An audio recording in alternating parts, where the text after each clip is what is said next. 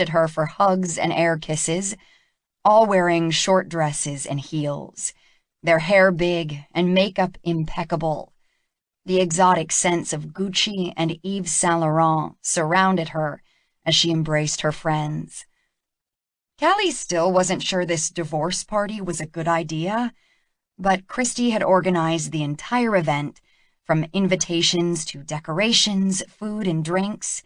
She'd booked this private room, where they would eat and drink before going out to dance on the club's multi-level dance floors to the music of some of the hottest DJs in the state of Texas. Callie studied the tiered cake iced with white fondant and black polka dots sitting on the buffet table. The black letters WTF adorned the front of it, and on top, a bride and groom were feet up, their heads buried in the cake. She gave Christy a wry smile. "Yay." Christy bumped her shoulder into Callie's. "Come on, this will be fun. Now that your divorce is final, it's time to celebrate." "I don't think a divorce is something you're supposed to celebrate." Callie accepted the glass Emma handed her and took a gulp of a potent green apple martini. The burn traced down her esophagus, but the sour apple taste was yummy. "Okay, maybe celebrate isn't the right word. It's more a rite of passage. It's a marker in your life to say that you're moving on." "I moved on when I kicked Beau out last year." She and Beau had been separated for over a year now. "And when I quit my job and left for Europe." "Yes," Christy pursed her lips. "You did sort of blow up your old life." Much to my parents' dismay. "So, are you going back to work for Manon?" Emma asked, picking up a cracker topped with goat cheese and a blackberry. "I don't think so." Callie gave a rueful smile. "Manon called me a couple of weeks ago and offered me my job back, but I'm not sure that's what I want." "Manon is fabulous." Tess leaned forward. "I love her clothes." Callie had worked at Manon's eponymous boutique after college, after marrying Beau, and up until she'd left for Europe. It was the kind of place her mother liked to shop, exclusive and expensive. It had been something to do to fill her time, and she'd enjoyed it, although a sales clerk job wasn't that challenging. She didn't need to work, at least not for the money, either when she'd been married or now.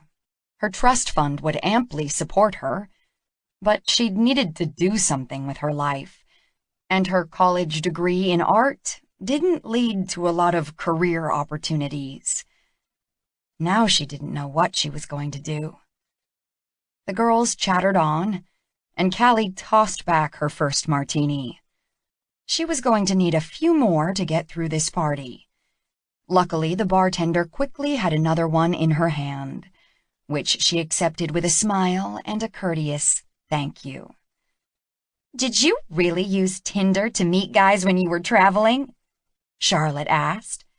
Callie blinked, then grinned. "I sure did." "That's crazy." "It was fun," she shrugged.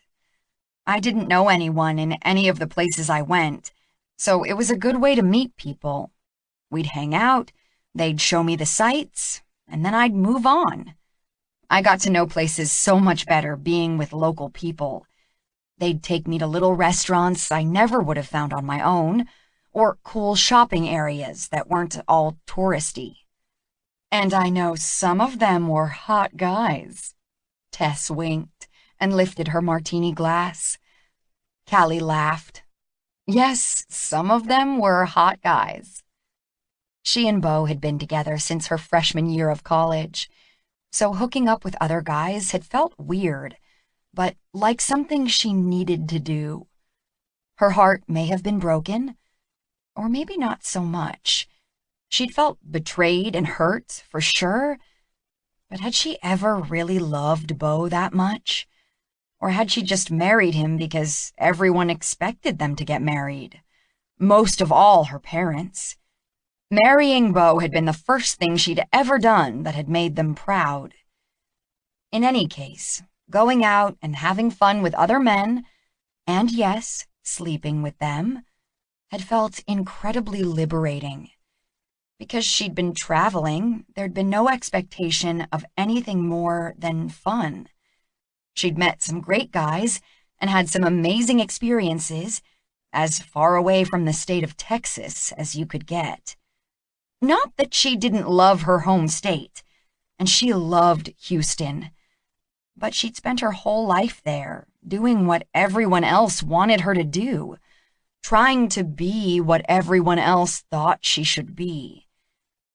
She was grateful for what she had.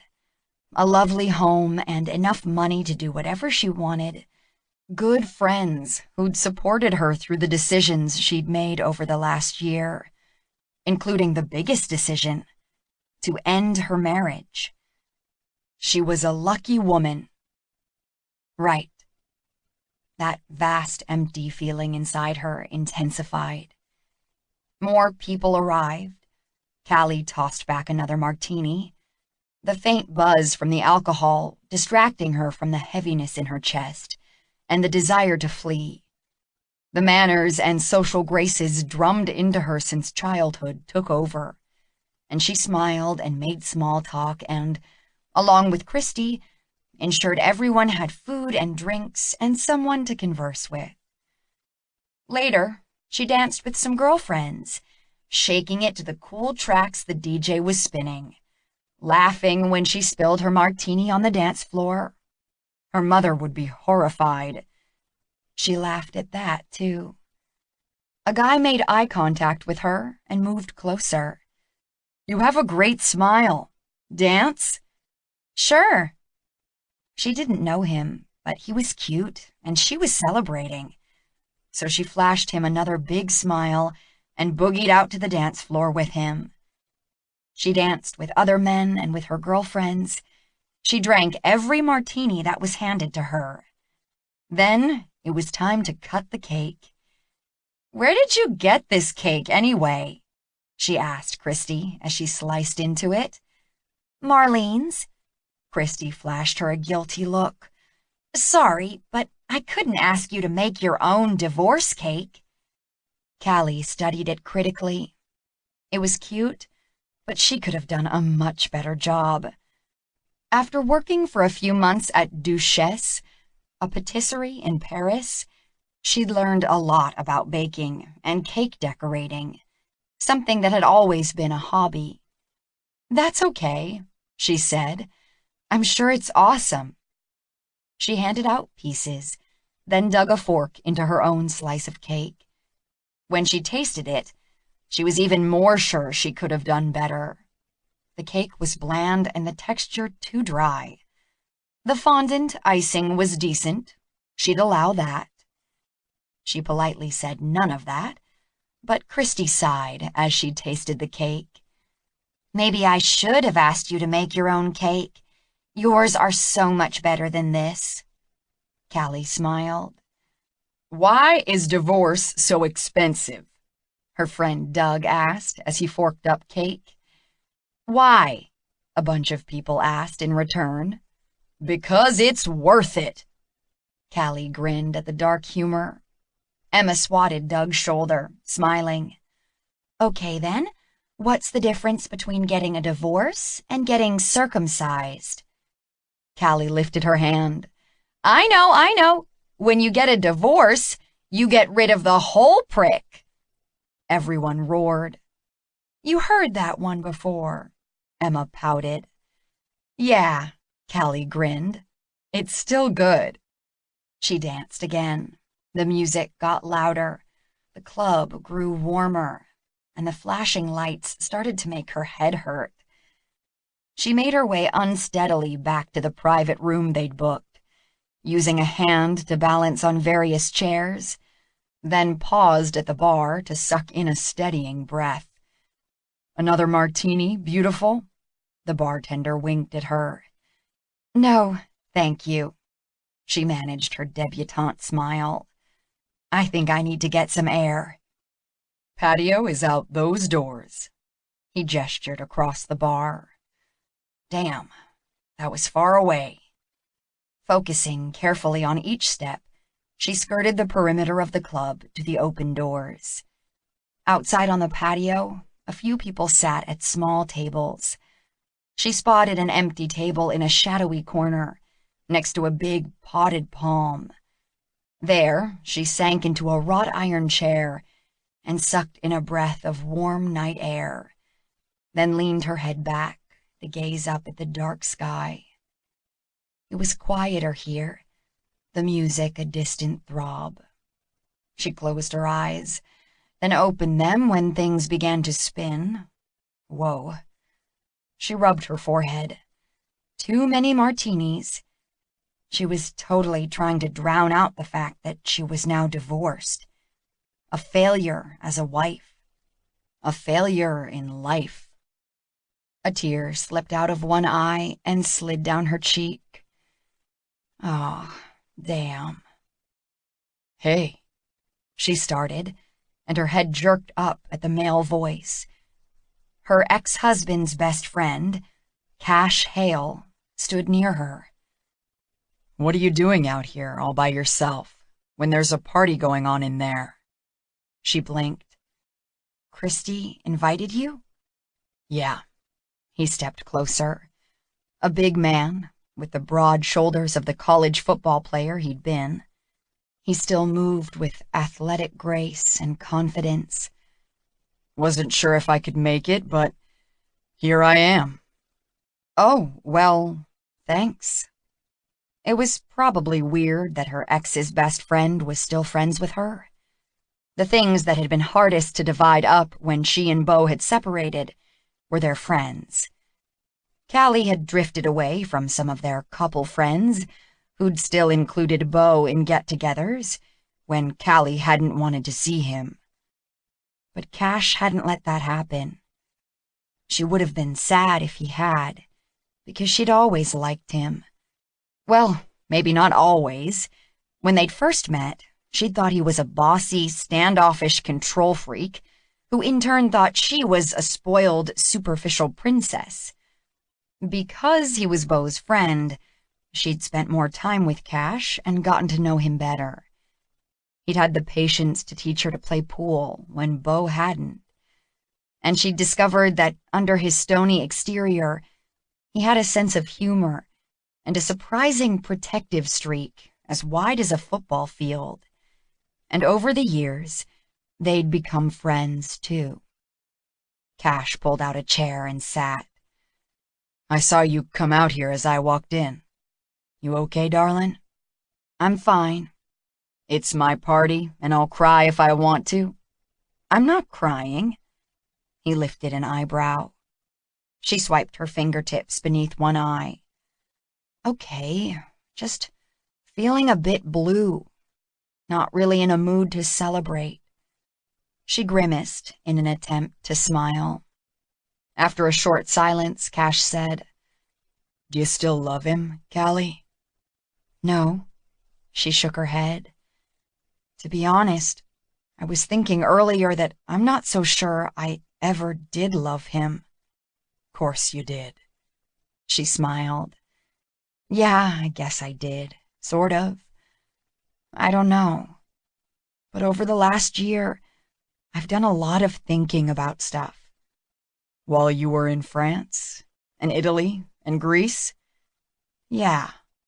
She traced her index finger over the wrought iron arm of the chair. And since I've been back, too. I think I'm going to get a tattoo. Jesus, Cash frowned. Are you drunk? Yeah.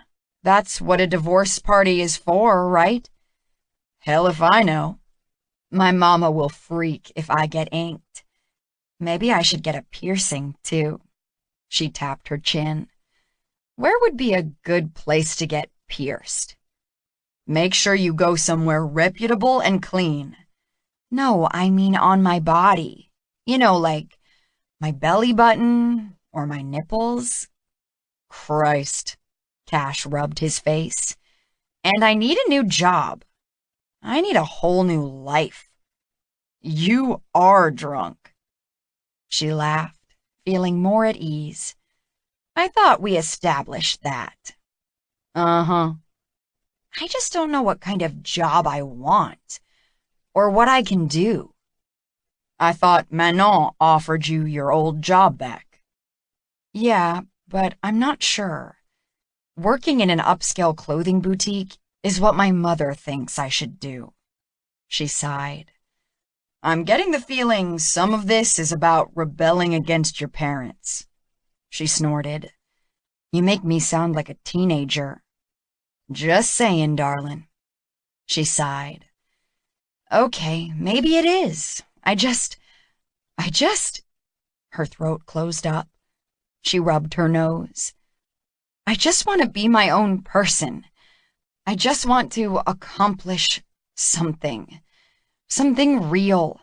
Something I can be proud of. Oh, fuck. I do sound like a teenager. Callie, what's going on? I don't know. This party just made me feel like a big failure. You are not a failure.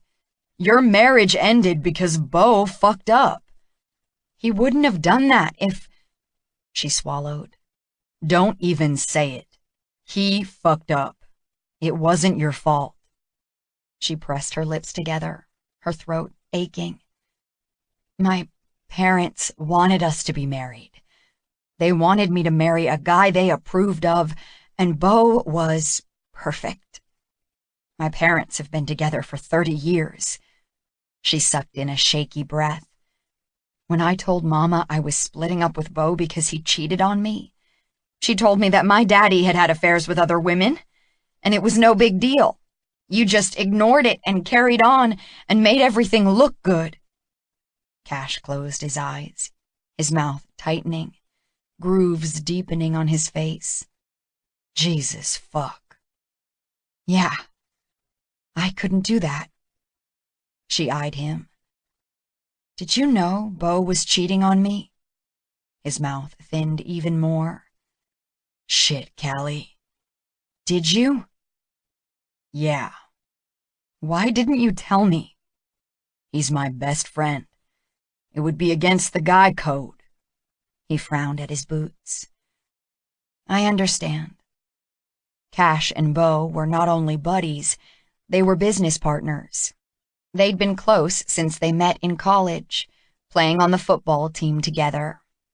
Much as she despised Beau for what he'd done, Cash had to work with him, and she understood why he wouldn't have wanted to jeopardize that, let alone their friendship. She'd found out about her husband's infidelity completely by accident. He'd been away on a business trip and had been emailing on his iPhone. Callie had picked up his iPad at home one night to download a new fashion magazine, and when the email had pinged, she'd absently swiped over to look at it. He was emailing the woman he'd been having an affair with, and all the emails were also showing up on his iPad, there for her to see. Beau was a very smart man, but the iCloud had tripped him up.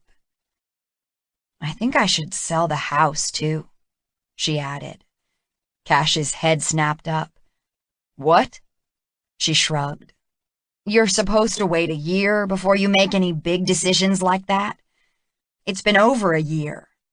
I loved our house when we moved in, but it's crazy to be living in that big place by myself, and I can't look after it. You know you just have to call, and I'll come fix whatever you need. I know, she smiled, and I appreciate that, but I can't keep bothering you. Cash sounded like he was being strangled when he said, You're not a bother. She smiled and reached out to pat his hand. Sure I am, but you're too much of a gentleman to say so. To her surprise, he turned his hand and caught her fingers in his. She stared at his big, tanned fingers, holding her smaller ones. His hand was warm and strong. A little shiver worked over her arm, then down her spine. She lifted her gaze to meet his. "A gentleman," he repeated. "Yeah." Mesmerized by his deep, dark eyes, her head spun even more. "I think maybe I should go home. I'm not feeling so well." "You didn't drive here, did you?" "No, Christy brought me. I should find her." "I'll take you home." "But you just got here." She tried to stand. Cash rose at the same time, and when one of her skinny heels slipped on the rough stone patio, she started to go down. With a little squeak, she grabbed for the chair and missed. Strong arms caught her waist and kept her from hitting the ground. Cash pulled her up against him. "Damn, darling. You're right. We better get you home." "Shit." She closed her eyes. "I am so embarrassed." "Hey, I got you. It's all good." He was big and muscled and warm. "You've kept in shape since you played football in college." Oh, sweet baby Jesus in the lap of Mary. She was totally schnockered. She shouldn't be saying things like that to Cash. She shouldn't be noticing things like that about Cash. "We're friends, right?" He loosened his grip on her, and she caught the twitch of his lips as she turned to face him, still close enough to smell his cologne, a scent already familiar to her, though tonight it smelled especially enticing. "You smell good," he muttered something under his breath. "Come on, do you have a purse or something?" He began to lead her across the patio, and she held on to his arm, grateful to have that because her feet weren't cooperating. "I think so." She frowned. Inside, Cash paused to survey the club. "There's Christy. Stay right here. I'll tell her we're leaving." "No, I want to talk to her. I have to—" "What?" She rubbed her forehead. "Thank you. Thank her. I have to thank her." She grabbed hold of his arm again and maintained her balance as they walked. She could hold her liquor, and she could do it in 4-inch heels. "You know what the problem is?" Cash asked. "Other than you're as drunk as Cooter Brown on the 4th of July?" She giggled. "What's the problem?" "Those shoes." He nodded at her Christian Louboutin pumps. "Look at those heels. They're so skinny, it's a wonder you can walk at all." "I learned how to do that in Miss Lily's classes for young ladies." "Valuable life skills." "I know," she sighed. "I tried." "Hey, Christy." Cash tapped Christy's shoulder, where she stood talking to some people. Christy swung around and beamed at him. "Cash, you came." She gave him air kisses. "I'm leaving, though. Taking Callie home." Christy blinked and looked between them. "I beg your pardon?" "I'm not feeling so great." Callie tried to smile reassuringly at her friend, although her stomach was heaving, and she was getting a little concerned about losing the contents of it on the dance floor. That would not be decorous. "You sure?" Christy looked at Cash and bit her lower lip. "Yeah, it's all good." "Thank you, Cash. I do need to stick around and pay the bill." "I'll pay you back," Callie said. "Oh, no, honey. We did this for you." Christy's eyes squinted with concern. "You do look a little tipsy, hun."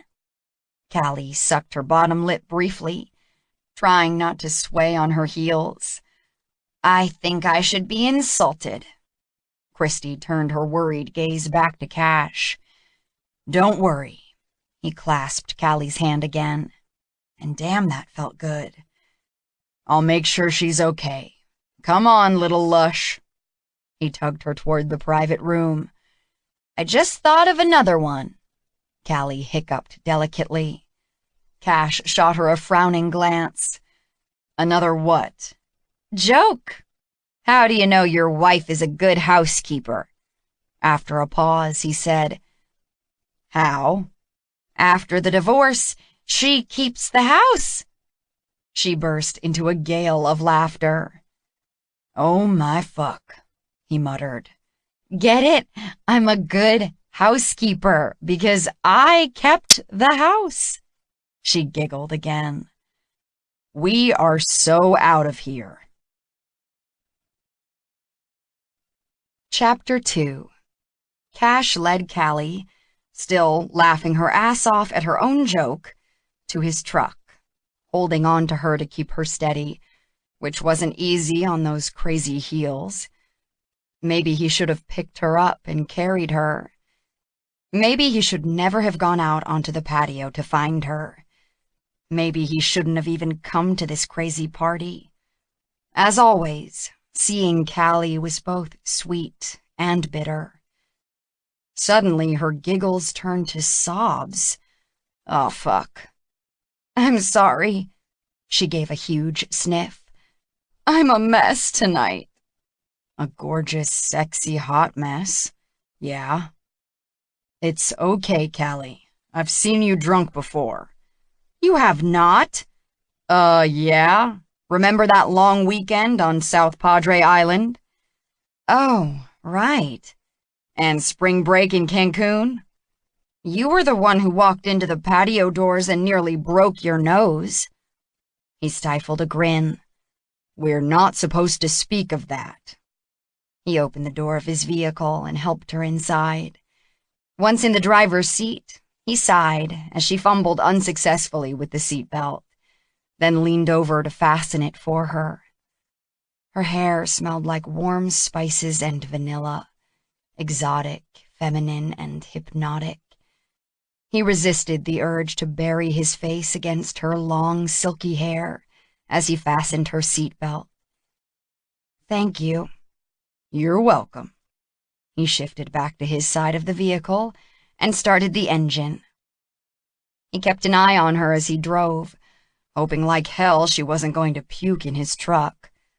He wasn't squeamish about much, but vomit was one thing that got to him. That time in college when one of his frat buddies had hurled all over the living room floor? Yeah, he'd had to run to the bathroom and upchuck too. Callie went quiet, and moments later, a sideways glance told him she'd dozed off. As he drove, he took advantage of her slumber to study her, narrowly avoiding a rear-end collision at one point. Her softly parted lips, her long eyelashes, the skirt of her dress riding up on her smooth thighs. Luckily, they made it to her house in the Memorial neighborhood without crashing his truck. He pulled into the driveway and parked in front of the big two-story house with bay windows, high steps leading to an arched front door, topped with a circular window. The fixture over the front door shed warm light onto the landing. Hey, darling, we're home. He reached over and set his hand on her slender shoulder to give her a gentle shake. She lifted her head and blinked at him, hair hanging in her face. Home? Yeah. He jumped out and rounded the vehicle to open her door. As she slid out, her dress, short enough to begin with, rode even higher on her legs. She slipped her arm through his, and he led her up the steps, where she dug around in her little purse, found her house key, and handed it to him to open the door. She slumped against the wall and closed her eyes. God, I just want to go to bed. Nearly there. He pushed open the door and followed her in. Once more she stumbled, bumping against the table in the foyer, setting a big vase of flowers wobbling. Jesus. Damn, she heaved a sigh. I'm such an idiot. No, you're not. Come on, I'll help you upstairs. Wait, sit down. He gently pushed her to sit on the second step from the bottom and crouched in front of her. He eased her shoes off and tossed them aside. There. Climbing the polished hardwood of the stairs in those heels, in that state, was going to get her neck broken. He lifted her back to her feet and steadied her, then turned her and held her as she slowly climbed the steps. He followed her into the big master bedroom, the room where she used to sleep with Beau. "You okay?" "Of course I'm okay," she yawned. "Thank you for bringing me home." She walked over to the bed and did a faceplant. The dress was high enough that he could just see the bottom curve of her ass cheeks. He swallowed and looked away. "Hang on, darling." He jogged back downstairs to her kitchen. He knew which cupboard the glasses were in after years of helping himself to beers or tea from the fridge. He also knew where the ibuprofen was. He carried 2 tablets and a big glass of water upstairs. He set the glass down and nudged her, still prone on the bed. "Hey, Callie, take these before you pass out." She lifted her head. "What?" "Sit up." She groaned, rolled over, and pushed up. She swallowed the pills and handed the glass back to him. "Drink it all." She huffed, then drank. "There." "Okay." He took the empty glass and eyed her. You gonna sleep in your clothes?" "I'll change in a few minutes." "Okay." He still hesitated. "You sure you're okay?" "The room's spinning a little." He sighed. "Okay, get some sleep." He paused at the door and looked back at her in the dark room. Heat filled his belly, and his forehead furrowed. She was out again, in her black lace dress, all her shiny brown hair spread around her head, arms up and under her pillow. Well, sleeping in your clothes wasn't the worst thing you could do. He just hoped she wasn't going to be sick. He left the door ajar and headed back downstairs, fighting the unreasonable urge to stay and make sure she was okay. She was an adult, 26 years old, a divorced woman who'd just spent months traveling the world alone. She was perfectly capable of taking care of herself. Except when she found a cockroach in her mudroom, or when her garage door opener broke and she couldn't get her car out of her garage, or when her toilet wouldn't stop running. He had to leave her alone. He had to stay the fuck away from her. He let himself out of her house, locking the door behind him. As he drove to his condo, not far away, he reflected on the tears he'd seen when he'd spotted her out on the patio, looking lower than a gopher hole. She'd tried to deny it, but her sadness yanked at something inside him. He gripped the steering wheel. He was still so fucking pissed off at Beau for what he'd done to Callie. Yes, he and Beau were friends. Yes, they were business partners. Cash had been able to bury that anger in order to keep going with their lives, but things had changed between him and Beau.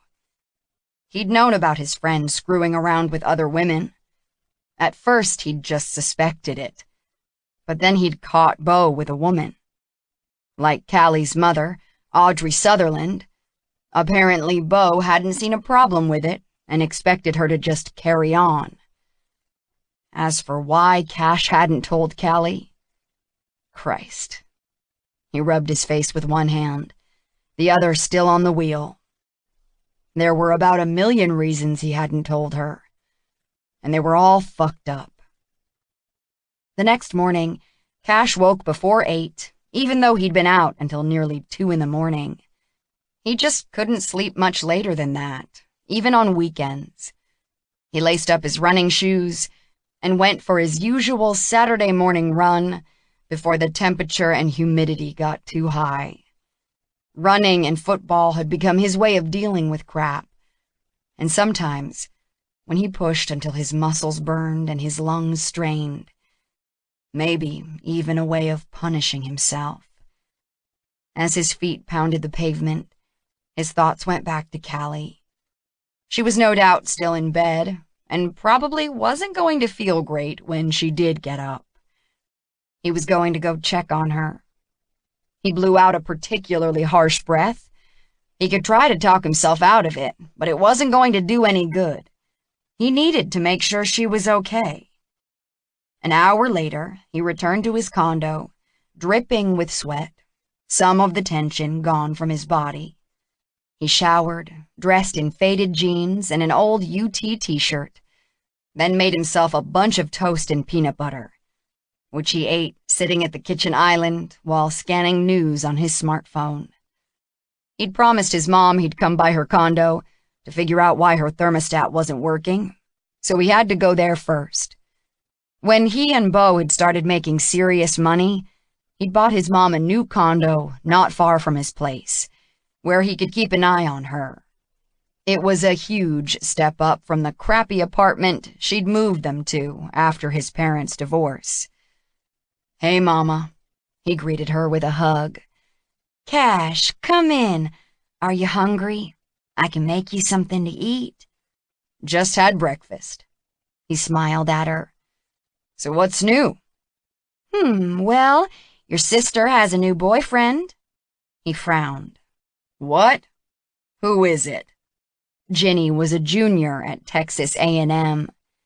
Mama smiled. "I only know his name. Kevin." "She's graduating next year. She needs to focus on schoolwork." "Uh-huh. She's also nearly 22 years old. Old enough to have a boyfriend." "I guess."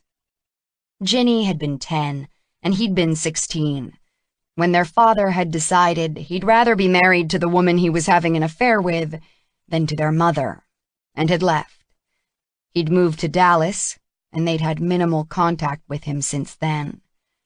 At 16, Cash had been left with his broken-hearted, somewhat helpless mother, and a younger sister who needed a father, so he was used to looking after both of them. And he was used to ignoring his own pain. He'd learned a hard lesson from his father leaving. "What's new with you?" Mama asked. He talked about work, the bid they were putting together for a big project for Sutherland Industries to build a new substation at one of their oil refineries. He knew Mama didn't really understand a lot about what he did, but nonetheless, pride beamed in her eyes as he talked and had a look at her thermostat. "New batteries," he muttered. "Oh, I didn't know it used batteries." He repressed his smile.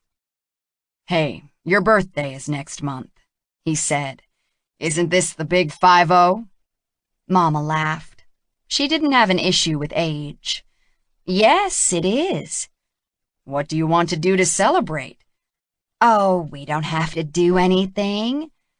"Sure we do. This is a milestone birthday. We should have a party."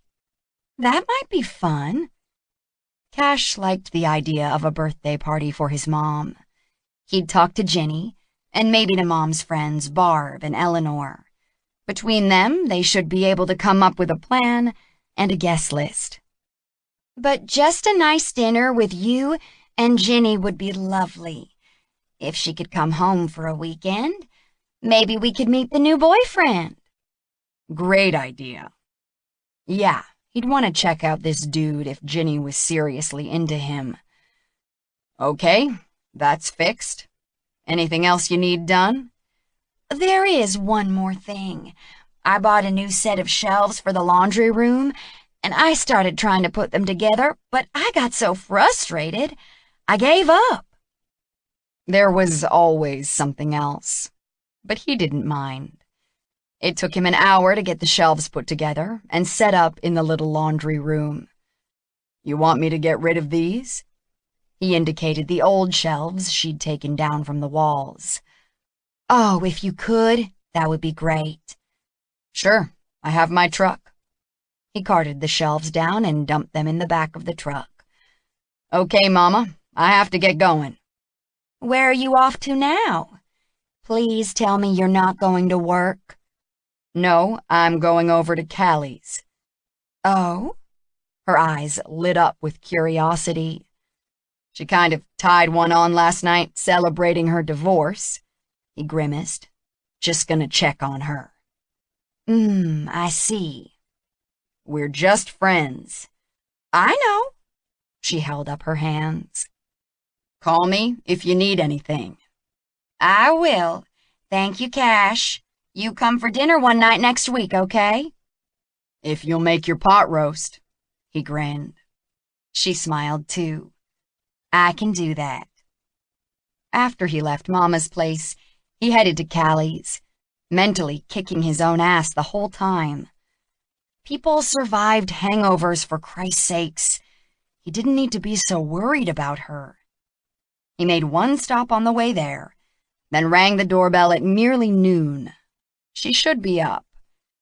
She answered the door moments later. Yep, looking a little pale. Still gorgeous, of course. She couldn't be anything but. Even with her damp hair pulled up into a messy bun, with pieces hanging out of it around her face, shadows hugging her lower eyelids, and a smudge of something white on one high cheekbone. She was beautiful. Cash, what are you doing here? Then she shook her head. I'm sorry, that was rude of me. Please come in. He held out the bag. Here, I picked up chicken and biscuits and sweet tea from Mama Mabel's. Everyone knows that's the best hangover cure there is. Oh, bless your heart. She reached eagerly for the bag. I need this so bad. I figured. He gave her a wry smile as he walked in. Thought I should check on you. You were pretty blasted last night. Not only had she been drunk, she'd been crying. He fucking hated Callie crying. She touched a hand to her temple and let out a sigh. I hope I didn't do anything too embarrassing. Memory's a little fuzzy. He followed her into the big, bright kitchen, his eyes dropping to her ass in snug black yoga pants as she rounded the big island. The kitchen was huge and white, with a mile-long counter along one wall, big windows overlooking the ravine and bayou across the back wall, and a large white marble-topped island in the middle. He took in all the clutter on the island, not one but two huge KitchenAid mixers, big bowls, bags of flour and sugar, some of it dusted across the marble, an open carton of eggs and bricks of butter. Callie loved to bake, although why she was whipping up what appeared to be a dozen cakes when she lived alone was a puzzle. Yeah. She set the paper bag on the island and peered at him. Did you bring me home last night? I sure did. Thank you. She opened the bag. Did you buy enough for two? Yep. He grinned and slid onto a stool. You think I'd let you eat chicken and biscuits from Mama Mabel's without me? She smiled and passed him a container of food. Let me get you a plate and a knife and fork. Nah, he waved a hand. She'd probably be setting the table with fine china and fresh flowers if you let her. This is good. Sit, eat. How's the head? Not bad, actually. I can handle my liquor. He burst out laughing. Yeah, right. She narrowed her eyes at him as she popped a piece of biscuit into her mouth. What? You were hammered last night. You can't hold your liquor. You don't know how much I had to drink. True, he grinned. The ibuprofen I made you take last night might have something to do with how you're feeling this morning. Her slender eyebrows drew together. You made me take ibuprofen? And my point is made. Her pretty lips pursed. Shut up. He laughed and toasted her with his own cup of sweet tea. Anyway, I'm sorry you weren't having more fun last night. Her gaze dropped to the food in front of her. I was having fun. Sort of. Do you remember talking about getting a tattoo? Of course I do. She lifted her head. I'm going to do that this afternoon. He choked on his tea. Oh, no, you're not. I was serious. I did the design myself. I just don't know where to go. She sank her teeth briefly into her bottom lip. What design? She reached for her phone, which was plugged in, charging on the counter behind her. After a few swipes of her finger, she held up the phone, screen toward him. He couldn't see the picture from across the island, so he moved around closer and peered at the phone. Huh.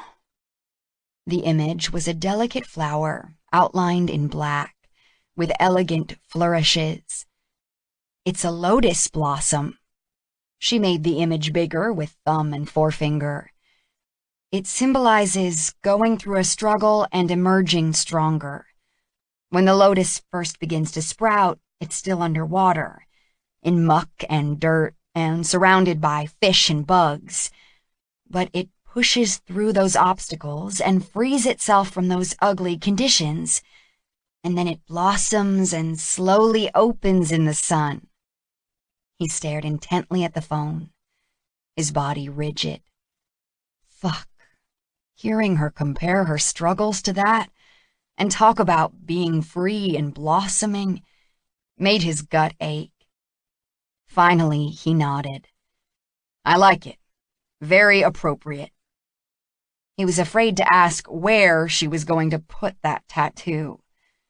I'm thinking of getting it under my left boob. His esophagus constricted. He tried to swallow and wheeze in a breath. Ugh. Or maybe on my ribs. You're serious? That's what I said. I saw a tattoo place downtown. Fuck no. He sighed heavily. Much as he hated the idea of someone inflicting pain on her soft skin, he knew he couldn't stop her. Okay, if you're really going to do this, I'll call the place I go and make an appointment for you. I'll take you there, but you won't be able to get in today. She smiled. Okay. He swallowed a groan. Jesus, he was supposed to be staying away from her. Callie touched a paper napkin daintily to her lips, then dropped it to the empty counter, having devoured the chicken and biscuits. Okay, I have cookies and cakes to bake. What are you making them for? She tossed her takeout container into the trash. Mama's birthday party tomorrow. Ah, is it a big party? How many cakes do you need? Well, just one, but I felt like baking. You always feel like baking. A smile touched her lips. True. It's a wonder you don't weigh 300 pounds. Her slight curves were perfect. But even if she did put on weight from her baking, she'd still be gorgeous. One corner of her mouth lifted. Everything in moderation, as Grandma Sutherland always says. That's not what you were saying last night. Quit teasing me about getting drunk. I'm fine now. She lifted her chin and moved toward the big mixer. Need any help? Christ, why was he even asking that?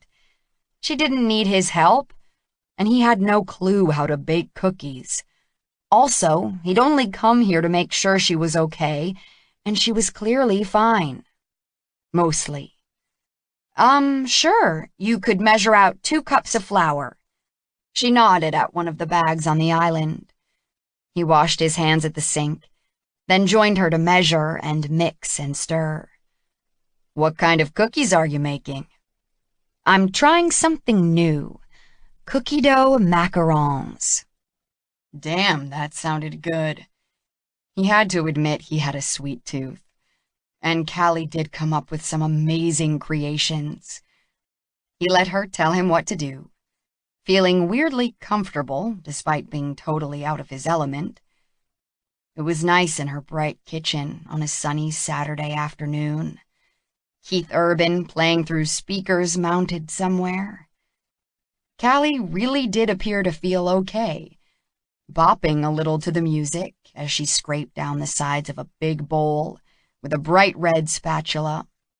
Her eyes still drooped a bit, but damn, she was as sweet as the cookie dough. "Hey," she fixed her eyes on him. "No snitching the dough." "Come on, it's the best part." She smirked. "Just you wait until these are done. We'll see about that." He snuck a little more of the delectable batter and let it melt on his tongue. She glared at him again. Jesus, he was like a little kid. Even negative attention from her was better than none. He swallowed a sigh. She focused on another bowl she was mixing. Macarons are supposedly French, but I learned the Italian meringue method of making them. My first couple of tries were disasters. I find that hard to believe. Everything you make is awesome. Thank you. She flashed him a white smile. But so not true. I just don't share the failures. These little beauties are very temperamental. What's in that bowl? Almond meal and confectioner's sugar. She gave it a stir with a whisk. What else can I do? Would you mind washing out that mixer bowl? Sure. He carried the heavy bowl to the sink and ran hot water into it. I never thought I'd say this, but you need a bigger kitchen. He glanced over his shoulder at her when she didn't reply and saw her staring into the bowl of almond flour and sugar. The expression on her face, the soft pout of her lips and droop of her eyes, made his chest ache. Damn. She'd been talking last night about selling this house because it was too big for one person. He'd stuck his boot in his mouth. He dried the bowl, watching her cracking eggs and separating the whites from the yolks, impressed with her skill. When he tried to do that, he ended up with pieces of shell and broken yolks. Then she added some of the egg whites to the big bowl and stirred it all up into a paste. Do you really want to sell the house? He asked. She didn't look at him, focusing on stirring. I'd miss this kitchen, that's for sure. But it's crazy for me to be here all alone. For a brief moment, Beau's absence loomed like a hulking, proverbial elephant in the big kitchen. She set down the spatula. Okay, now I have to make the syrup. This is complicated. She smiled. A little, but so worth it. Does that batter taste good too? Her lips twitched. She measured sugar and water into a saucepan and attached a thermometer to the side. You shouldn't eat raw eggs. Aren't there eggs in the cookie dough? No, I use a special eggless recipe because we're going to eat it raw. Ah, well, I like to live dangerously. He shrugged and dipped a small spoon into the bowl. Interesting. Very almondy. Callie laughed. That would be right. You could put the other egg whites into that clean bowl and start the mixer. This machine is dangerous looking. But he did as she asked, the evil-looking beaters whipping the egg whites into a froth. For a moment, they were both silent as the machine buzzed away. Then she moved to peek into the bowl, stopping the beaters to check the egg whites. Soft peaks, she confirmed. Oh man, he had a dirty mind, because that made him think of other soft peaks. His gaze dropped to Callie's chest, her high, firm breasts outlined by the tight pink tank top she wore. He swallowed. Okay, keep the mixer going on low while I get this syrup to the right temperature. Moments later, she was satisfied and began to drizzle the syrup into the egg whites. She revved up the motor on the mixer and soon had a bowl full of glossy white meringue. That I need to taste, he said. Seriously. Callie shook her head, but didn't smack his hand when he dipped into it. She added a few drops of food coloring and continued mixing until it was all a uniform, pale gold color. Okay. She hefted the bowl, muscles in her slender arms flexing. Damn, that was hot. That shouldn't be hot, but it was. She began mixing meringue into the other bowl of sugar and almond flour, bit by bit, until she judged it was right. Ribbons of batter ran off the spatula when she lifted it out of the bowl. Perfect. She gave a nod. It was also hot that she was such an expert at this. Hell, it was only making cookies, albeit fancy ones. But she was so focused and intent on what she was doing. His body flooded with an intense longing to jump her. Damn. He closed his eyes. That could never happen. Chapter 3. Callie licked some batter off her finger. That is good. Then she looked up at Cash and found his eyes on her. His very hot, interested eyes. She paused with her finger in her mouth, staring back at him. Whoa. Her heart gave a kick in her chest. Cash could not be looking at her that way, as if he wanted to spread batter all over her naked body and lick it off.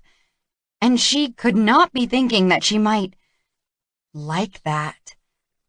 She gulped and grabbed a towel to wipe her hands. Okay, she said a little breathlessly. Time to pipe the batter onto the baking sheets. She'd already lined them with parchment. Maybe you could hold the pastry bag for me? Her skin tingled all over. While I get the batter in it? She handed him the flexible cone, and he held it as she scraped in the pale batter. She was standing close enough to smell his aftershave again, the spicy, sexy scent she knew as Cash. Close enough to feel his body heat, close enough to admire his biceps in a snug t-shirt. She pulled in a deep breath and focused on piping the meringue into perfect rounds on the parchment. How many of these are you making? Looks like enough for a football team. If football teams liked macarons, which I doubt. I play football. I like macarons. Have you ever had one? No. He grinned a sexy, dimpled grin. But your batter tastes damn good. And I like anything sweet. True. Well, you can taste them when we're done, and you can take some home and serve them to your football buddies. Cash still played football on weekends with a bunch of guys. Not the college level he'd played at UT Austin, but still a way for him to have fun with the sport he loved. She pictured him arriving at the football field with a box of fancy little cookies and laughed out loud. Yeah, very funny, he agreed. As if I'd share. She slid the pans into one of the double wall-mounted ovens, closed the doors, turned the temperature down to 325, and set the timer. Then she leaned against the counter. These only take about 10 minutes, but they have to cool before I can sandwich them. She surveyed her messy kitchen and the cakes cooling over on the other counter. I could probably ice those now. Jesus, are you trying to put yourself in a diabetic coma? She pushed away from the counter. I was experimenting with making sugar flowers yesterday. That was another thing I learned in France. But it's one of those things where you have more failures than successes at first. Sugar flowers? She got to work rolling out fondant icing. Yes, I'll show you in a few minutes. The timer dinged, and she hurried back to the oven to check her precious macarons. She did a quick exhale. They look perfect. She pulled the trays out and set them aside to cool and returned to her fondant. Cash started putting bowls and utensils into the sink. "You should sell this stuff, Callie." She bit her lip and gave him a quick look through her eyelashes. I've actually been thinking about that." "Really?" He ran hot water into the sink and squeezed in detergent. "It's a crazy idea." "I don't know. This stuff looks pretty professional." She nodded, focusing on her task. She'd spent the last 2 days either working on the flowers or doing online research into what it took to open a bakery. She'd learned a lot working at Duchesse in France, but opening your own business was a whole other story. The creative part of it was what really drew her in. Building the beautiful flowers was painstaking, and some might think it tedious, but she loved it. All the attention to detail appealed to her, and she'd been practicing making the gum paste really thin and adding color with edible paints to make the flowers look realistic.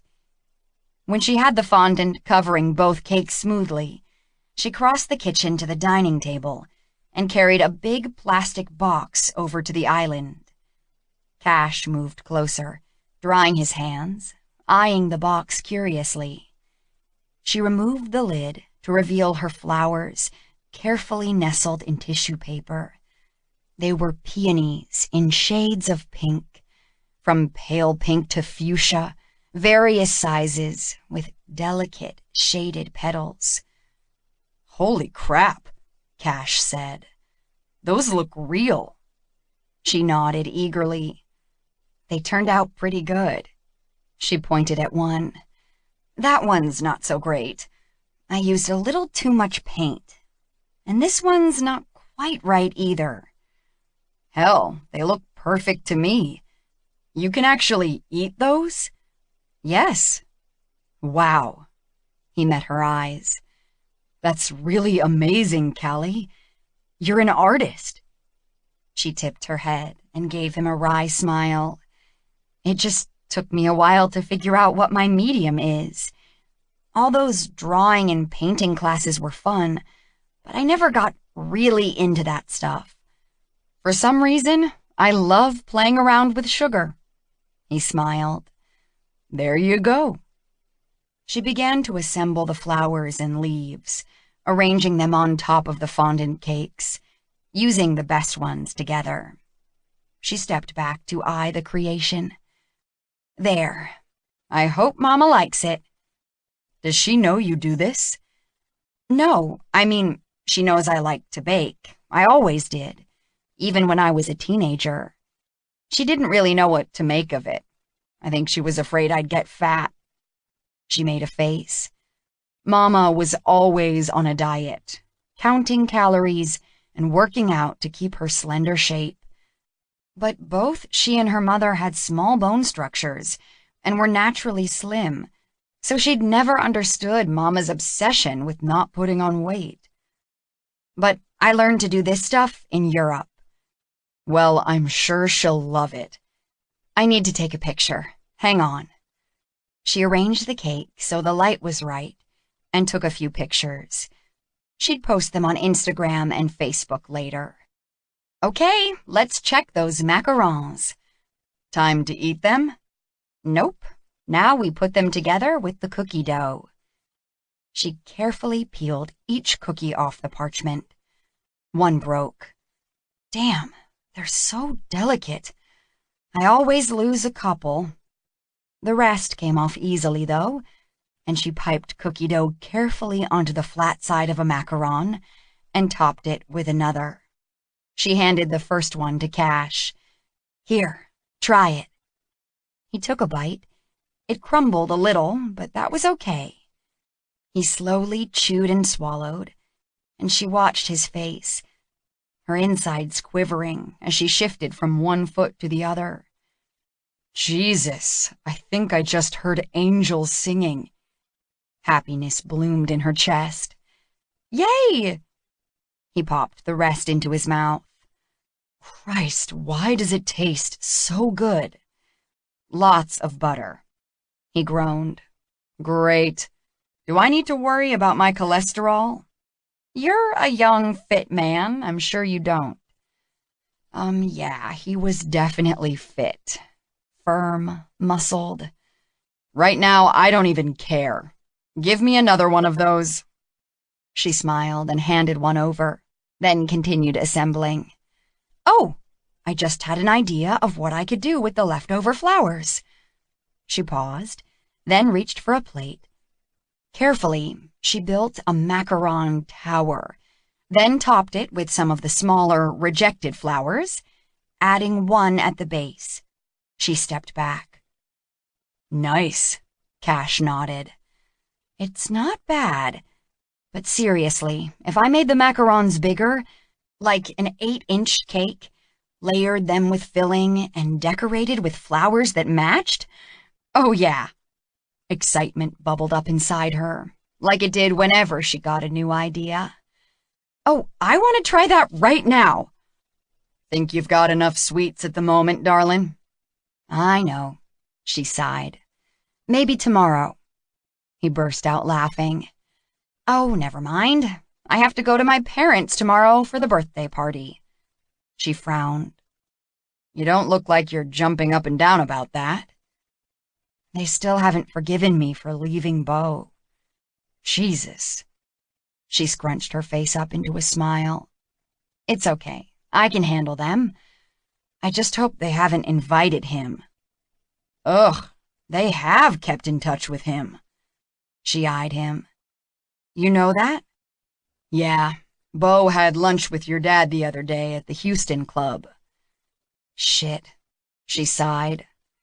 Eat that macaron tower. I was just playing around with it. Don't want it to go to waste. He wolfed down the cookies, then patted his flat abs. Good thing I went for a run this morning. Well, I guess I'd better clean up after I do a few more pictures. She moved a plate and snapped some more images. I'll help. You don't have to. I mean, thank you, but... She met his eyes. I'm fine. He nodded slowly. I know you are, darling. They shared a slow smile, and Callie tried to ignore the sparks that heated her bloodstream. Damn. Last night she'd blamed that tug of attraction on all the booze. Today, she couldn't blame it on anything. But it was wrong. Cash was a friend. In fact, he wasn't even her friend. He was Beau's. When they had restored order to her kitchen, save for the boxes of goodies, she said, Thank you for Mama Mabel's, and the help, and for looking after me last night. She was still embarrassed that her memories of coming home were so murky, though parts of it had come back to her through the morning. Hopefully she hadn't said or done anything that would be mortifying, like act on the attraction she'd felt. Act. No problem. Glad you're okay today. He paused. You ever need anything, you call me. Right, Callie? Sure, but I'm good. She'd called on him too many times for help. She needed to learn to stand on her own 2 feet. Having married Beau right after college, this was the first time she'd ever lived alone, and she had to prove she could do this. Macarons went into a glossy white cardboard box she'd bought at the Baker supply store, and she handed it to Cash. Here you go. Hey, my mom's birthday is next month. You think you could make a fancy cake like that for her? Oh, I'd love to. That'd be awesome. We're still not sure what we're going to do. Maybe a small party. I'll let you know. Okay, great. You still set on getting inked? Yes.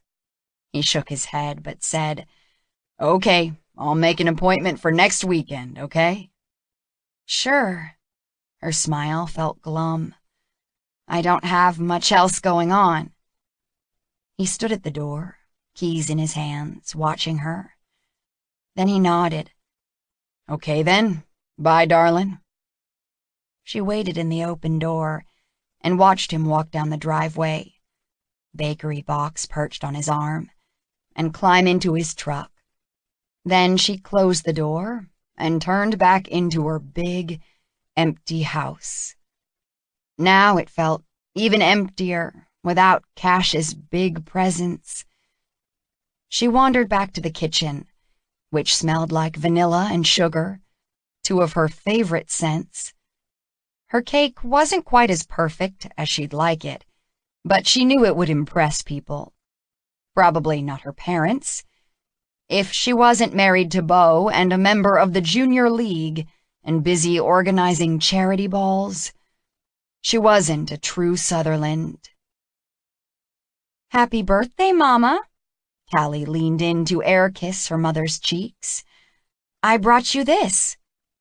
The cake was packed in a big white box, and she'd tied a pretty pink and purple ribbon around the box and into a big bow.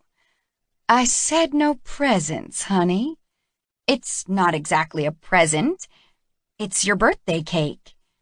"Oh, Callie, that's so sweet."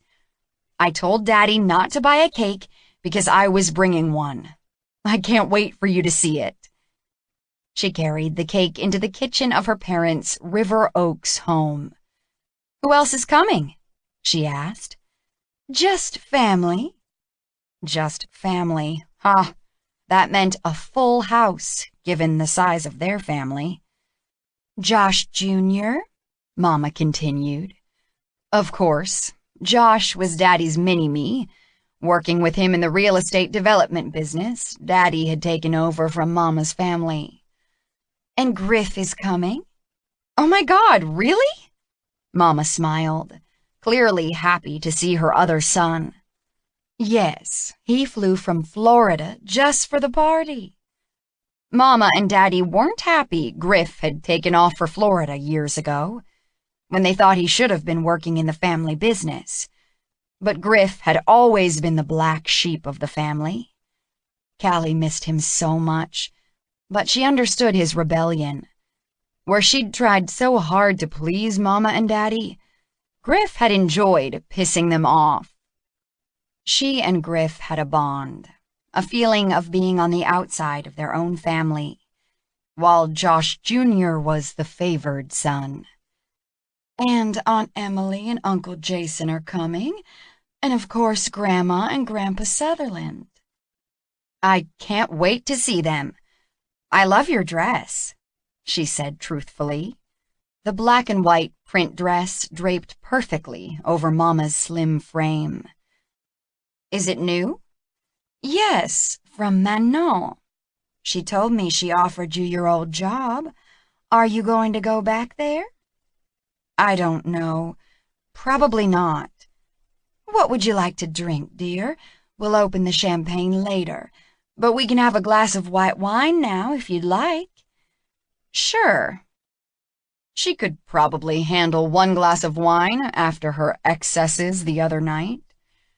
Mama poured wine and handed her a glass.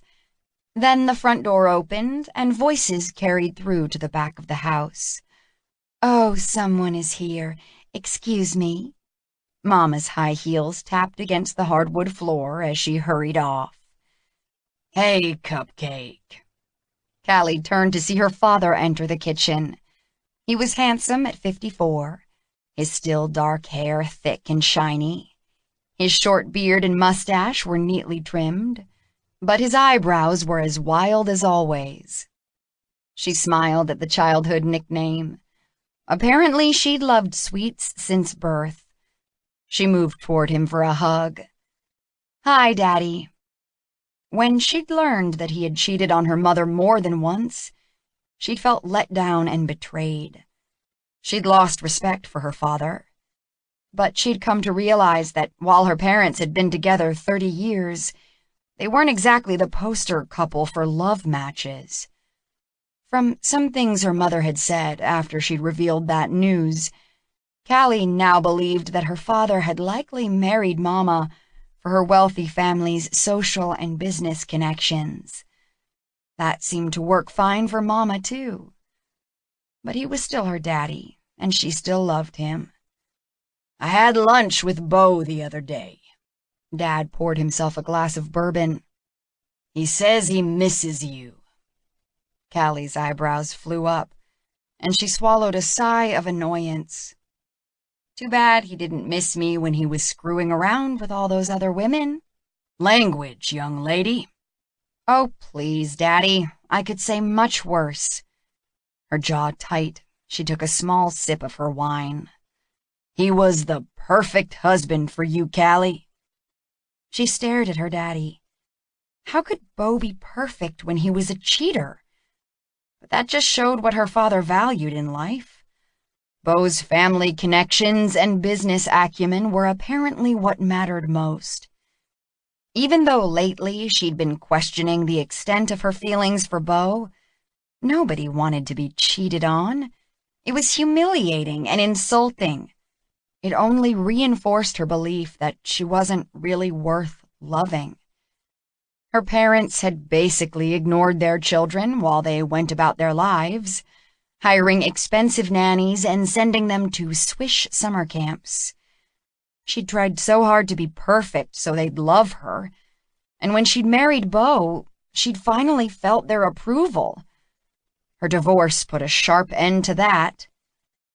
Let's go see who's here, she said quietly, moving past her father.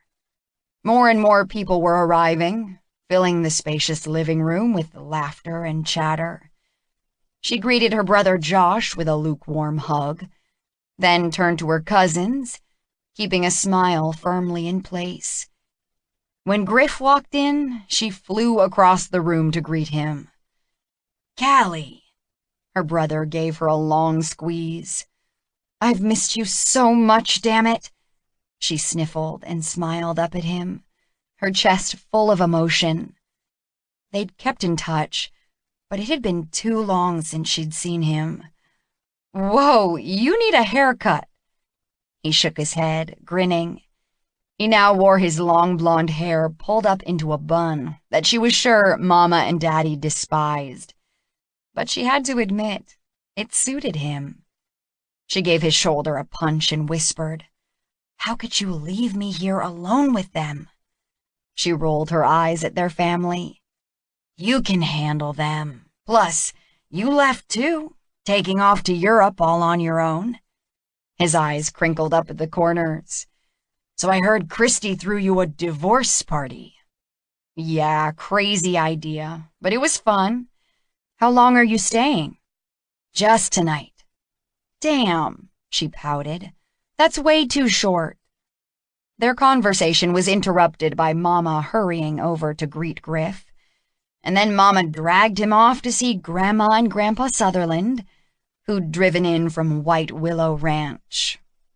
Callie studied Daddy and Josh Jr. as they watched Griff with identical narrowed eyes from across the room. Yep, neither of them was rushing over to see Griff. Callie's shoulders tensed. She answered questions from her extended family about her European trip, as she hadn't seen most of these people since she'd gotten back a month ago. She told them about the little flat she'd rented in Paris while working at the patisserie, the things she'd learned, the sights she'd seen. Much discussion at the party centered around worries about the oil industry. The crash in the price of oil had definitely caused some turmoil in the Sutherland family. Although the price of oil had revived briefly last spring, it had recently plunged to a new low. The Sutherland fortunes weren't at risk, as the family had diversified, but the economy in Texas as a whole was affected. And even Daddy was concerned about his real estate development business, as other companies scaled back on expansion plans. The doorbell rang again. Mama was busy talking to Uncle Aaron and his son, Callie's cousin Nash, so Callie moved to answer it. Her ex-husband stood in the doorway, with a small wrapped gift in his hands. Beau. Callie. He gave her an up-and-down look. Hi. She wanted to close her eyes and drop her chin to her chest. She hadn't really thought her parents would invite Beau. But Jesus tap-dancing Christ, here he was. She couldn't even make herself smile as she stepped back. Come in. She could do this. She was over him. It had been more than a year since they'd split up, and longer than that since he'd broken her heart. She'd been gone much of the last year, so she hadn't seen him a lot. But she was over him. You look beautiful, Callie, Beau said in a low voice. Thank you. She kept her tone light. He looked good, too. He always had. His dark gold hair swept across his forehead. His square chin, firm lips, and high cheekbones gave him an elegant look, and his body was big and fit in his tailored suit. Like Cash, he'd played college football, which was how they'd met, and he'd stayed in shape since then. I was hoping I'd see you tonight. He kept his tone quiet. We should talk. She frowned. About what? The divorce was final. Everything had been sorted out by their attorneys without animosity or fighting, and there was nothing left to talk about. Us. He met her eyes. I miss you. Oh, right. She'd already heard that from Daddy, so her jaw didn't hit the hardwood floor. I think you're just confused. His forehead creased. What? She waved a hand, smiling. You don't miss me, Beau. If anything, you miss being married. But you'll find some other sucker, some other woman to settle down with. Now come on in and say happy birthday to Mama. She breezed past him and into the living room, heading for the bar at the far end, where she poured herself another glass of wine and gulped half of it down. Eek, she'd better control herself. She had to drive home. There was no Cash here to rescue her tonight. She turned to see that Beau had followed her. He was walking toward Mama, but his eyes were on her, his expression somber and thoughtful. Shit, what the hell was that? With an ache in her chest and heaviness in her limbs, she watched as Mama greeted him with a hug and a big smile. Shoot, they probably loved him more than they loved her. She let out a long breath and turned to her cousins to gossip about some mutual friends. After they'd eaten from the lavish buffet catered by Vittorio's, one of Houston's most popular restaurants, Callie carried out her cake. She bit her lip as she carefully set it on the dining table and looked up at her mother. Happy birthday, Mama. Other guests crowded around, exclaiming about the cake. It's gorgeous, Callie. I can't believe you made that. Mama smiled and said, How pretty, Callie. It's more than pretty, Griff said, and Callie shot him a smile at his support. It's amazing. He bumped her shoulder. Seriously. It's a shame to eat it, Aunt Emily said. Well, it's made for eating, Callie said. I love to make things pretty, but in the end, they have to taste good. Mama, would you like to cut it? You go ahead, honey. Callie paused, her vision blurring, her chest tightening. She blinked a few times, then picked up a big knife, cut a piece and plated it. She handed it to her mother with a forced, toothy smile. Birthday girl gets the first piece. Thank you. But Callie was aware by the time everyone else was done, again exclaiming about how good the cake was. Mama had taken only one small bite. She watched Mama set her plate on one end of the buffet, along with other dishes from dinner. Callie bent her head and looked at the cake on her own plate, her throat painfully constricted. Finally, she'd found something she was good at, that she loved doing. And once again, Mama didn't even care enough to pretend to be proud of her. Chapter 4. I need a date. Cash sighed and leaned back in his office chair, cell phone at his ear. I heard you were an expert at Tinder. Maybe you need to try another dating site? Yeah, that just made him want to punch something. He'd missed her so damn much when she'd been away, worried about her constantly. And when he'd heard about her Tinder exploits, he'd had to stop himself from jumping on a plane to go do bodily harm to some French dude. But fuck. One day, Callie was going to find someone again, and he was going to have to be ready. Christ only knew he'd had enough practice at that. He'd called to tell her about the tattoo appointment he'd made for her for Saturday, not to hear about her dating life. No, not like a relationship. I just need someone to go with me to this big charity ball tonight. Tonight? Might be kind of hard to find someone on short notice like that. I know, but I really don't want to go alone. I'll go with you. The words were out of his mouth before he could stop them. After a short pause, she said, Really? You'd do that for me? I'd do any fucking thing for you. He swallowed those words and managed a casual, Sure. It's black tie. Forget it then. Oh, kidding. That's fine. I still own a tux. Thank you. Like I said, I so don't want to go to this thing alone. Why are you even going? It's for a good cause. She sighed. Also, Manon is heavily involved in it. As a breast cancer survivor and as a fashion businesswoman, so I bought tickets and I have to show up. Plus, I've spent the last week in my kitchen baking. I need to get out. Jesus, she was going crazy with the baked goods. Okay, yeah, too much time in your kitchen bonding with that KitchenAid appliance is probably not healthy. Her laugh was soft and sexy. Probably not. I'll pay you back in cookies for going to the charity event with me. I made these freaking awesome salted caramel shortbread ones.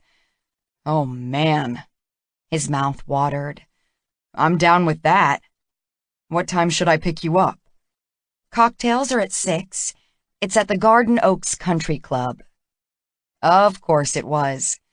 Cash was still on the waiting list for a membership, but golfed there with Beau, whose family had been members of the club for years.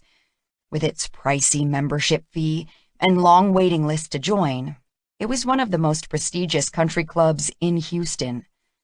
He didn't give two fucks about prestige, but he had to admit that knowing the right people was important in business. You sure you don't already have plans for tonight? Callie asked. Nah, I'll pick you up. These swanky galas weren't his favorite thing to do, but he'd gotten used to them, thanks largely to Beau. Cash hadn't grown up in the same kind of affluence Beau and Callie had, but since he and Beau had become friends as freshmen at UT, he'd been introduced to that world. Now, as partners in a company that was successful, in no small part due to all those connections in the business world, Cash had accepted that schmoozing was a necessary evil. He ended the call and dropped his cell phone to the desk in his office, gazing out the window overlooking the busy West Loop. Traffic flowed by this sunny Friday morning, and he knew it was already hotter than hell's basement on the day of reckoning, outside the cool air conditioning of the office building. Talmadge Hale Consulting specialized in electric transmission and distribution, which was Cash's area, and oil and gas processing plants, which was Beau's. They'd recently been awarded a project to design the replacement of about 1.5 miles of 26.4 kilovolts overhead conductor along Kirby Drive.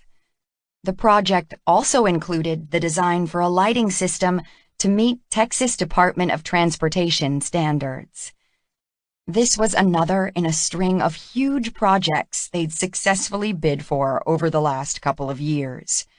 They'd worked their asses off, both of them driven and competitive, and their company had grown rapidly. They'd increased their staff to keep up with the workload, but still put in a lot of late nights, working hard to meet deadlines. Lately, though, business had slowed down due to the depressed oil price, and he and Bo had been increasingly concerned that they might have to actually lay off staff. Their business would survive, but their rapid growth had slowed. Cash knew Bo was stressed about that. Hell, he was too. He had his own reasons for wanting the business to succeed. He'd come into this partnership with so much less than his friend. No money, no connections, and without Bo's easy charm and charisma. From the start, he'd worked hard to bring in new contracts to prove he was Bo's equal. He wasn't sure anymore what Bo's reasons were. He didn't have to work for money, given his parents' wealth, and he had the Sutherland family connections behind him due to his marriage to Callie. At times he wondered if Bo was more interested in status and the appearance of success than in actually building something that mattered. But despite their separate reasons, they each wanted Talmadge Hale Consulting to succeed. They were also working on a bid for the big project he'd been telling his mom about, to build a new substation at one of the Sutherland Industries oil refineries. This was the largest project they'd ever bid on, and Cash was painfully aware that it was Callie's family they'd be dealing with. He was also painfully aware that they really needed this job. He still had 2 meetings and a shit ton of work to do, hence the plan to be working on a Friday night. Now he was escorting Callie to the gala and then taking her tomorrow to get her tattoo. Christ. He rubbed his tight forehead. He was supposed to be staying away from her. What the hell had he been thinking, offering to go to this event with her? They were just friends, nothing more.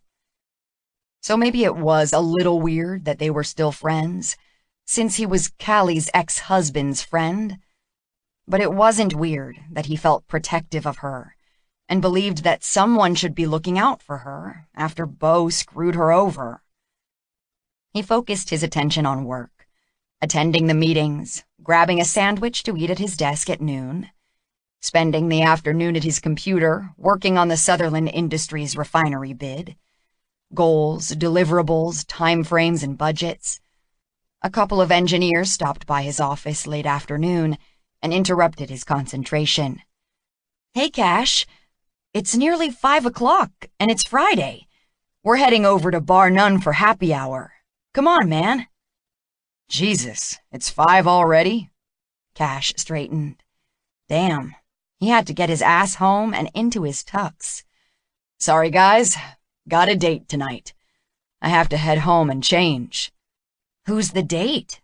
Brent asked. "Is she hot?" Jose grinned. "That last chick you dated was hotter than a freshly fucked fox in a forest fire." Jesus. He rolled his lips in to keep from laughing at his employee's inappropriate comment. Damned if he could even remember who his last date was. "Okay, it's not really a date. I'm going to some charity thing with Callie." They both stared at him. Callie Talmadge? Callie Sutherland. She'd gone back to her maiden name. "But yeah." He shrugged as he ejected the USB drive and popped it into his briefcase with a bunch of files. "She needed an escort, so I offered to go with her." "Oh, okay." "We're still friends," he explained, keeping his tone light. Cash grabbed his suit jacket from the back of his chair and made a face. "I gotta go dust off my tux." He walked to the elevator and rode down with them. Brent and Jose got out on the main floor. "You guys have a good weekend." "Yeah, you too, Cash." The elevator continued to the underground parking garage, where he'd left his truck. He zoomed out onto the West Loop moments later. Traffic on Memorial was insane and had him smacking his steering wheel more than once. Finally, he was at his condo. It wasn't that far from Callie's house, and the country club wasn't far either, as long as traffic cooperated. But they were never going to make it there by 6. He stripped off his clothes, pausing to rub his jaw in front of the mirror, debating a clean-shaven look for tonight. Nah, no time. The stubble would have to do. With an eye on the alarm clock next to the bed, he quickly dressed in the tux he pulled from the back of the walk-in closet, fiddling with his goddamn cufflinks. He shoved his feet into his best black Lucchese boots, grabbed his wallet and keys, and headed to the door. Soon he was at Callie's, ringing the bell. The door swung open right away, as if she'd been watching for him, which she probably had since he was late. "Hi," she eyed him. "You look great." "Thanks, you too." That was an understatement. She looked fucking edible in a short, purple beaded dress, her long dark hair in loose waves around her face. His hands itched to reach for her, and he curled his fingers around his keys until they dug into his skin painfully, clamping down on a hot surge of need. "Sorry I'm late. We should get going." "Oh, come in for a minute." She stepped back. "We can be fashionably late." Yeah, he had never fully understood the rules about punctuality and fashionable lateness. In his mind, when you were supposed to be there at 6, you were there at 6. Sometimes that was required, like at a theater event, and sometimes showing up right on time made you look like a dork. But he trusted Callie's judgment when it came to things like that. He followed her into the kitchen, his gaze dropping to the back of her dress, where the neckline curved down low on her spine, and the tight skirt hugged her ass, then lower to her bare legs in strappy, high-heeled sandals. He swallowed and tugged at his tie. She sauntered over to unplug her cell phone. The island was covered with boxes and a couple of cake stands holding layer cakes covered with glass domes. "You've been busy." Callie grimaced and shoved her phone into a black satin purse. "Yes." She tucked the purse under her arm and picked up a big box. "Here, these are for you." Seriously, she was trying to give him a heart attack. "Will they be okay in the truck while we're inside?" Her forehead creased. "No, you're right.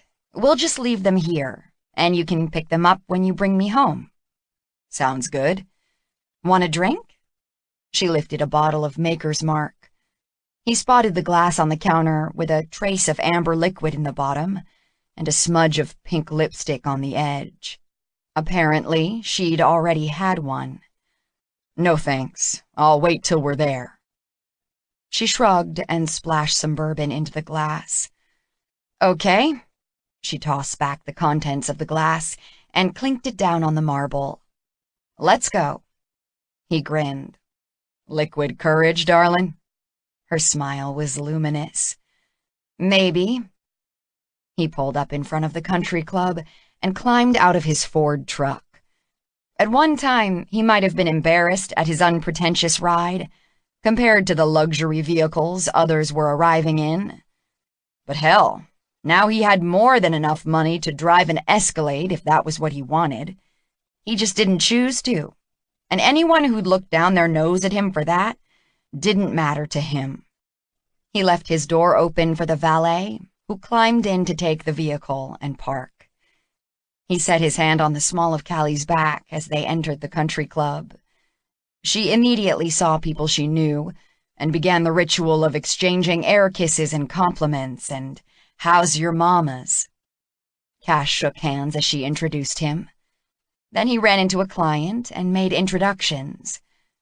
As he gave Callie's name, it occurred to him how bizarre it was that he was introducing his business partner's ex-wife, and this client had no idea who she was. They made their way toward an area where wine glasses hung from the ceiling, sparkling glass flutes suspended with multicolored ribbons. For a donation, they got to choose a glass and have it filled with champagne. Callie started to open her purse, but he waved her away and handed over some bills. Callie gazed up at the various glasses before finally selecting one. Cash just motioned to the nearest one. With full glasses in their hands, they turned to each other, alone in the crowd for a moment. He lifted his glass and touched the rim gently to hers. Cheers. She met his eyes as she sipped. Thanks for doing this, Cash. We don't have to stay long. Well, we're not leaving before we've had food, and it better be good. Her lips twitched at his teasing. Okay, then. They followed a saxophone player who led the guests to a bourbon bar, where they switched from champagne to spirits. There, Callie ran into Manon, who greeted her with more hugs and kisses. Cash watched Callie as they chatted, Manon trying to persuade her to come work at the boutique again. Callie smiled sweetly as she vaguely said she wasn't sure what she was going to do now.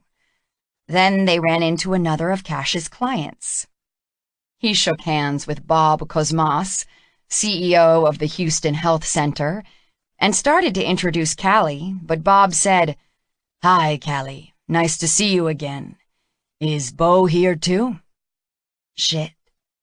They'd finished up that project just before Callie and Bo had separated, and apparently Bob hadn't heard the news of their divorce.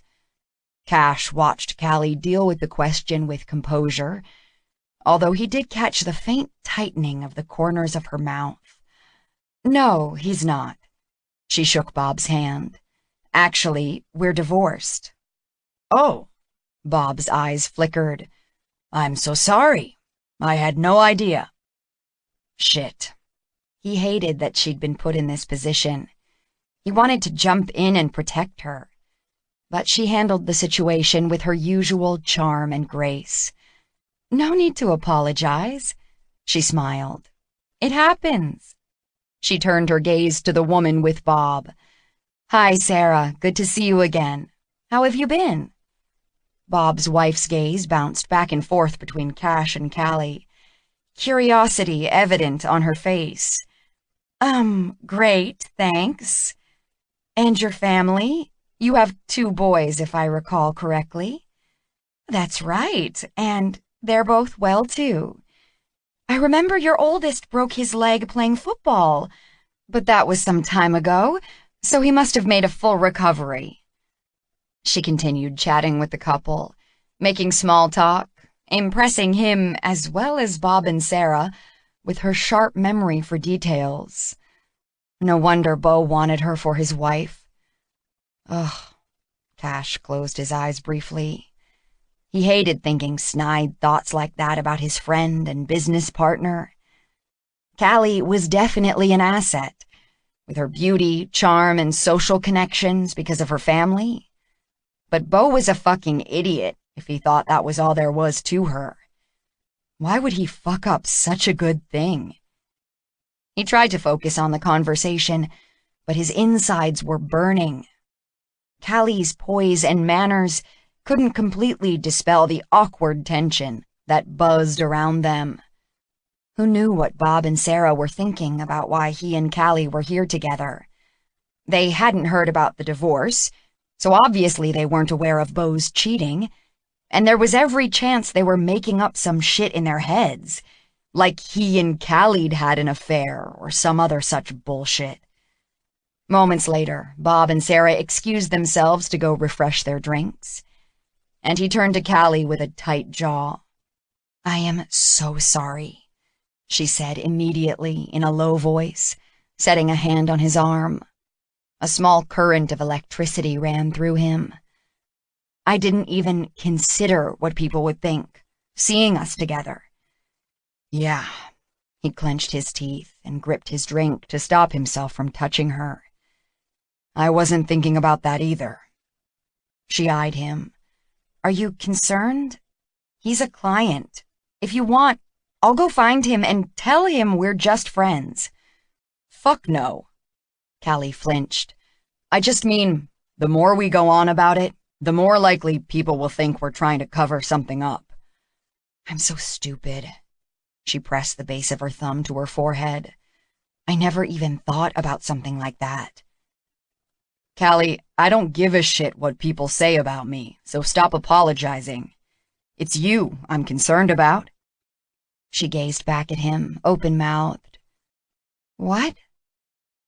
Christ, had nobody ever said that to her? He knew her parents were all about the image, and to a certain extent, so was Beau. I don't want rumors going around that you cheated on him. You know how people talk? She blinked. Oh, geez. Yeah, I need another drink. Be right back. He paused. You want one? Sure. He took her glass and made his way through the growing crowd to one of the bars. He sipped his bourbon while the bartender refilled Callie's champagne glass, needing a few minutes away from her to strengthen his resolve to keep his distance. Once again, he cursed himself. He could see how arriving at an event like this solo wouldn't be much fun, but he was way too soft-hearted when it came to Callie. She was all apologetic, but he should never have offered to accompany her here. In fact, he had to stay the hell away from her. The last thing they needed was people gossiping about them and word getting back to Beau that Cash was screwing around with his ex-wife. Not that that was happening, but gossip in this social crowd had a tendency to run as wild as a peach orchard hog. He carried Callie's drink back to her. The guests soon moved outside to the tent for dinner and entertainment. Of course, dinner was fabulous, and the song and dance numbers were amusing. He loved the smiles of delight Callie flashed him, and the amused looks they shared. After dinner, a video presentation highlighted the charity's accomplishments, followed by entertainers singing and dancing. The last singer blew away the crowd with a rendition of Let's Misbehave. Ha! There was more partying with a late-night speakeasy theme back in the country club after dinner, but Callie felt she'd done her duty and they could leave. Well, at least I'm not carrying you in this weekend, Cash smirked, as he followed her into her house a short time later. You didn't carry me last weekend. How do you know? When she turned to frown at him, he grinned and touched her nose with the tip of his finger. Do you remember dancing on the bar at Nebula? Her eyes flickered, but her frown intensified. No, because it never happened. You sure, darling? You're pulling my leg. She turned and marched into the kitchen, flicking on lights as she went. He followed her. Your memories Saturday morning were fuzzy. You admitted it yourself. She shook her head. Not that fuzzy. Okay, I admit. I didn't have to carry you in, though I did wonder if I should. I overdid it one night, and I'll never hear the end of it now. She picked up the box she'd tried to give him earlier and turned back to him. Maybe I shouldn't give you these after all. Hey now, no crazy talk. He accepted the box and smiled down at her. I've been waiting all day for these. Actually, he'd been waiting all day to see her, but he couldn't say that. So what time is my tattoo appointment tomorrow? Shit, he'd forgotten about that. All evening he'd been telling himself he wouldn't see her again, but he'd completely fucking blanked out on that appointment.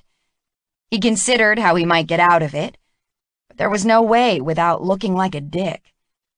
He swallowed a sigh. 4 o'clock. I'll pick you up about 3:30. Chapter 5. 6 years ago. Tonight was the big game against Kansas State. The game everyone would be at. The game the team was all pumped up for. and Cash was lying in a hospital bed doped up on painkillers because he'd just had his fucking appendix removed. Why now? Jesus.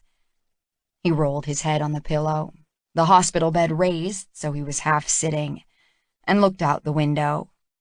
The late afternoon sun slanted into the room, highlighting the bare starkness of pale yellow walls, linoleum floors, and the ugly vinyl chair in the corner. His mom had hurried to Austin when he'd had the appendicitis attack, freaking out that he had to be rushed into surgery. She'd stayed with him yesterday and today, but had to get back to Houston for work, and he'd assured her he'd be fine. He picked up the remote for the TV and glumly flicked through channels. Zilch. Nothing interested him. "Hey," a soft, feminine voice spoke from the door. He turned his head and blinked, his forehead tightening. What the... He had to be hallucinating from the drugs. A princess stood in the doorway of his hospital room. A beautiful, elegant princess with long, dark curls, wearing a bright golden ball gown, tight on top, with a full skirt billowing out from her tiny waist.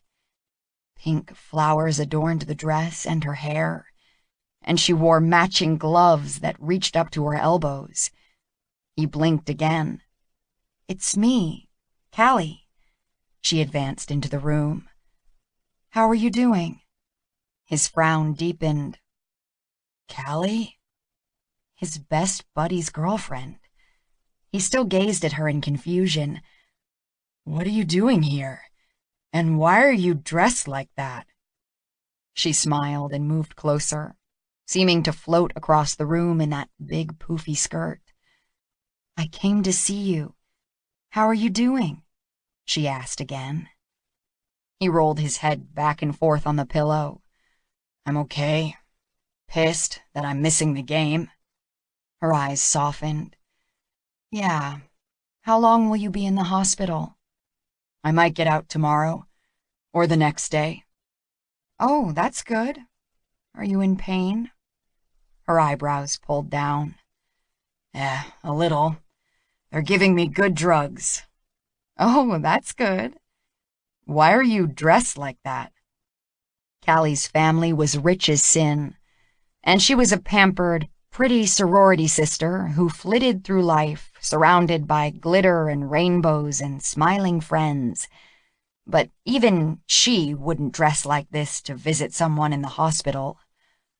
"Oh," she glanced down at herself.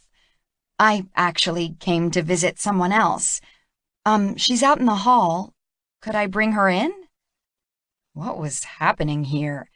These drugs were really messing with his mind. Sure." She glided out of the room and returned pushing a small wheelchair.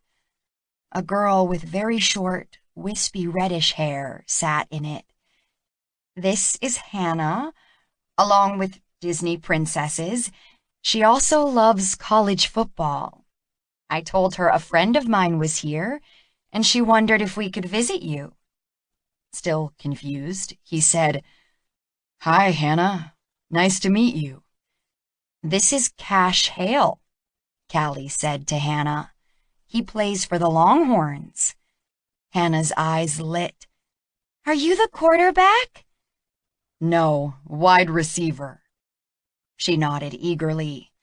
"I hope you win tonight. I hope the team wins, even without you." "Yeah, I hope so too. Wish I was playing." This was kind of bizarre. They talked a little football, then about his appendectomy, and then he asked, "And why are you here in this hospital, Hannah?" "I have leukemia," she said matter-of-factly. "I've had it for a long time. It went away, but it came back, and so I'm having more chemotherapy." She sighed. "I thought I was done with all the needles and stuff." "Oh. Well, that put his freaking appendectomy right into perspective." "Hannah's been through a lot," Callie set a gentle hand on Hannah's wispy hair. She's a warrior princess. Hannah's smile was radiant in her pale face. I am. Wow. I better get you back to your room, Miss Hannah. Callie rose from the chair. Okay. Hannah tipped her head. You look so pretty. Doesn't she look pretty? She turned to Cash. She does, he said roughly. She looked gorgeous. Belle is my favorite princess because she loves books. You like to read? Callie asked with a sweet smile. I do too. Thank you for bringing me here. Hannah turned to him. Thanks for letting me visit. Thank you. It's been a fun day, hasn't it? Callie asked. Oh, yes. I'm going to Disney World. Thanks for letting us visit, Cash, Callie said as she pushed the wheelchair out, Hannah waving at him. He looked up at the ceiling. What had just happened? He got more answers moments later when Callie reappeared. Hi again. Hey. Thanks for talking to her. Her eyes were pink and her lips trembled. His gut pinched. Are you okay? Yes. She blew out a breath and pulled the chair closer to the bed. Her skirt spread out all over it. She swiped her gloved fingertips under one eye and firmed her lips. I mean, maybe. I volunteer with the Make-A-Wish Foundation. You know what they do, right? Yeah. Make wishes come true for sick kids. She nodded. Hannah loves Disney princesses. Today we came to tell her that she's going to Disney World, and I dressed up as her favorite princess to help deliver the news. He stared at her, speechless. Hannah's dying, she continued, her voice low. She's been through so much. She had a bone marrow transplant about 3 months ago, but she relapsed again. They're not sure how much time she has. She drew in a shaky breath and attempted a smile. But she's going to Disney World. His heart constricted, watching the emotions cross Callie's face as she talked. She plucked at her satin skirt. I had this dress from last year.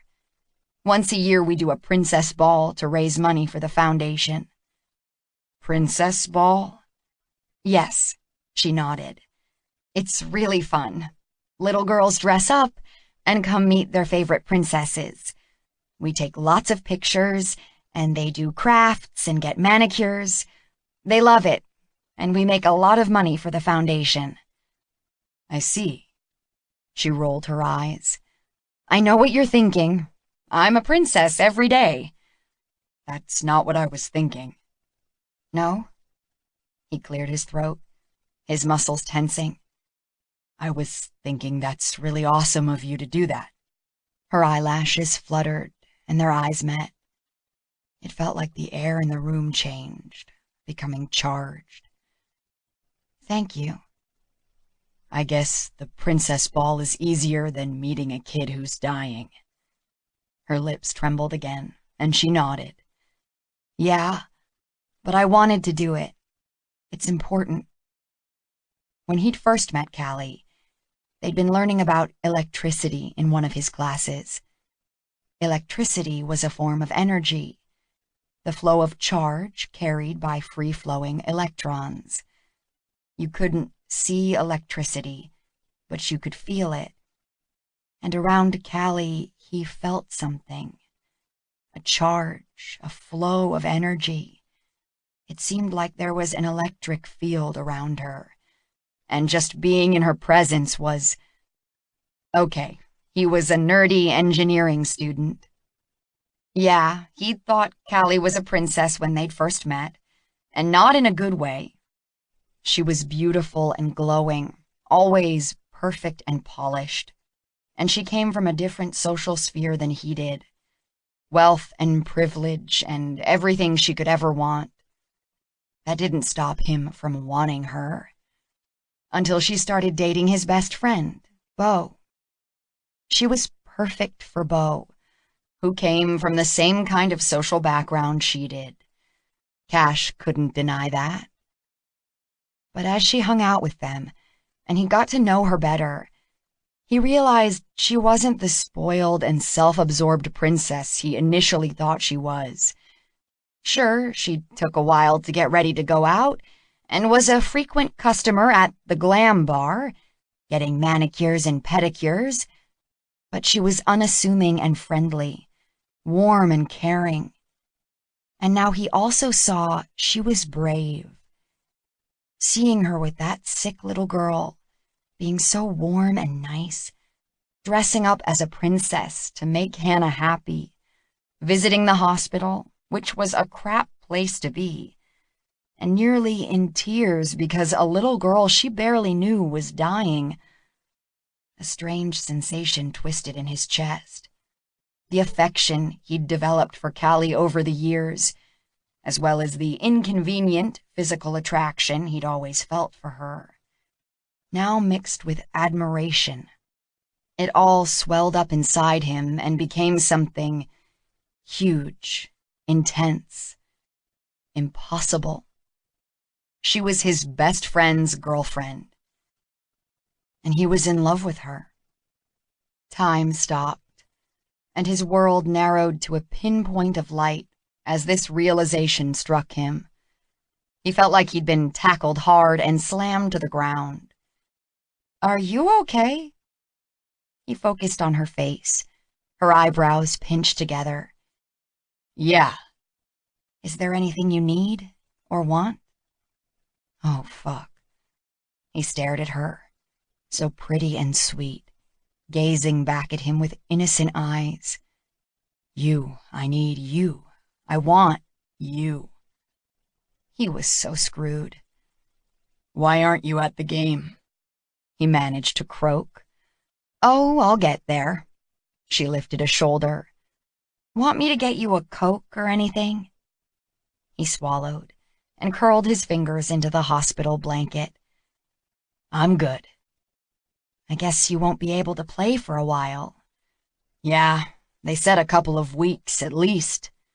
"That sucks." "Yeah." He cleared his throat. "But I won't miss many classes." "That's good. I'm sure Beau will help you catch up with anything you miss." They were both engineering students. "Yeah. And if you need anything when you get home, let us know." She paused. "When you get discharged, call us. We can come pick you up." "What makes you do that?" "Do what?" "Volunteer." "Oh, well, the sorority does a lot of charity work. I'm the one who got involved with Make-A-Wish, and then I roped some of the other girls into doing the princess ball with me. I like making kids happy. It puts my own problems into perspective." A faint shadow passed over her features that made him wonder what kind of problems Callie Sutherland could have. "Yeah," he agreed with a wry smile. "I was lying here feeling sorry for myself until Hannah came in and told me her story. So thanks for that." Their eyes met, and she smiled. These kids are amazing. So strong and brave. Inspiring. Again, why did she need to be inspired? She led the perfect, charmed life. He longed to know, because if there was anything he could do to make Callie happy, he'd do it. He'd do anything. Even if that meant staying away from her. Chapter 6. Present Day. Callie opened the door to Cash the next afternoon. It was only 3 o'clock, and he was early. Her heart quivered as she saw him on her doorstep, looking gorgeous in a pair of boots, faded jeans, and a soft t-shirt. Why was she suddenly noticing how good-looking he was every time she saw him? "Hi, come in. I'm not quite ready to go."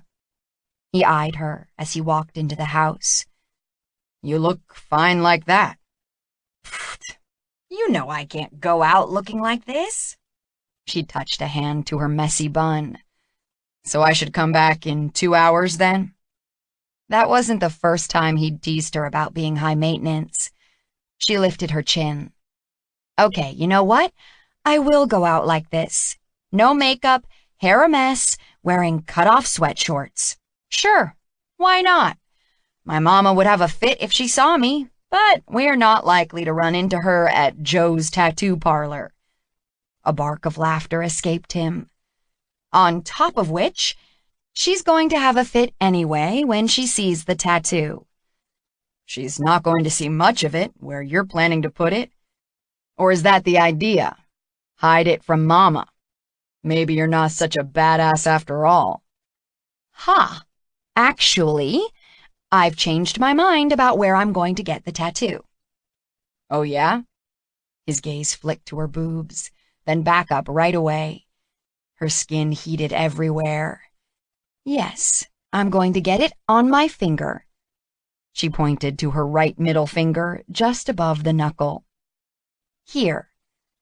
He nodded and reached for her hand.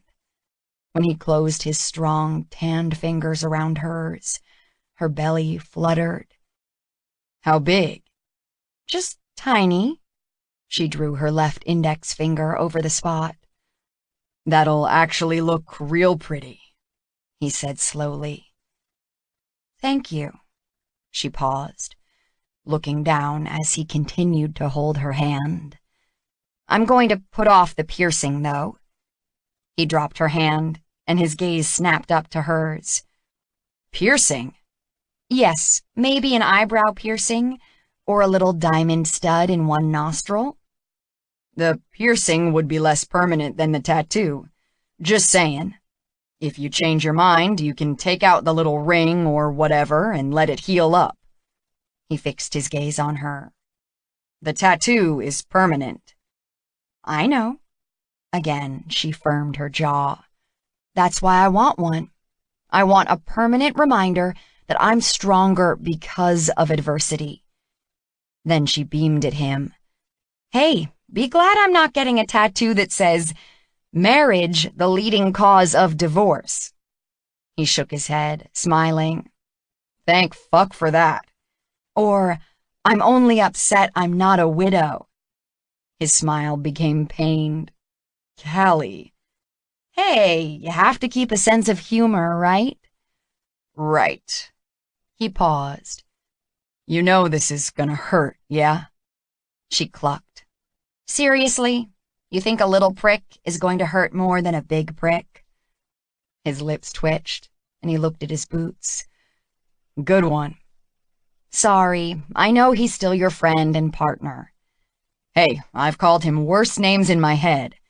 Actually, to his face, too." Her eyes widened. "You have?" "Hell yeah." He met her eyes and held her gaze steadily. Her belly muscles tightened. Finally, she said, "You don't have to take me to get this done." Her smile faded. "Especially if you don't approve."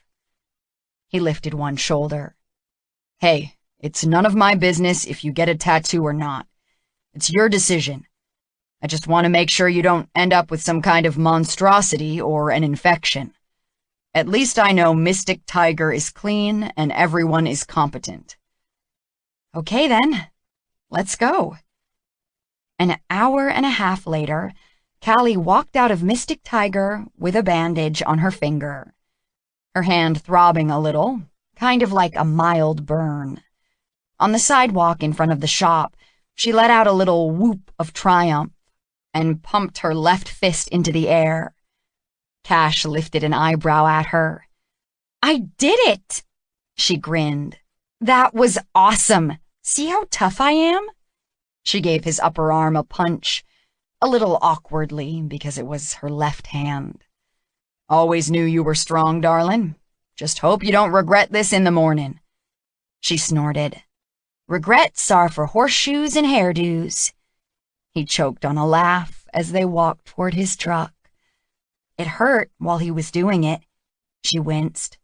But it got to be kind of fun to see how much pain I could stand. Weirdly, she'd gotten almost high, like she was floating.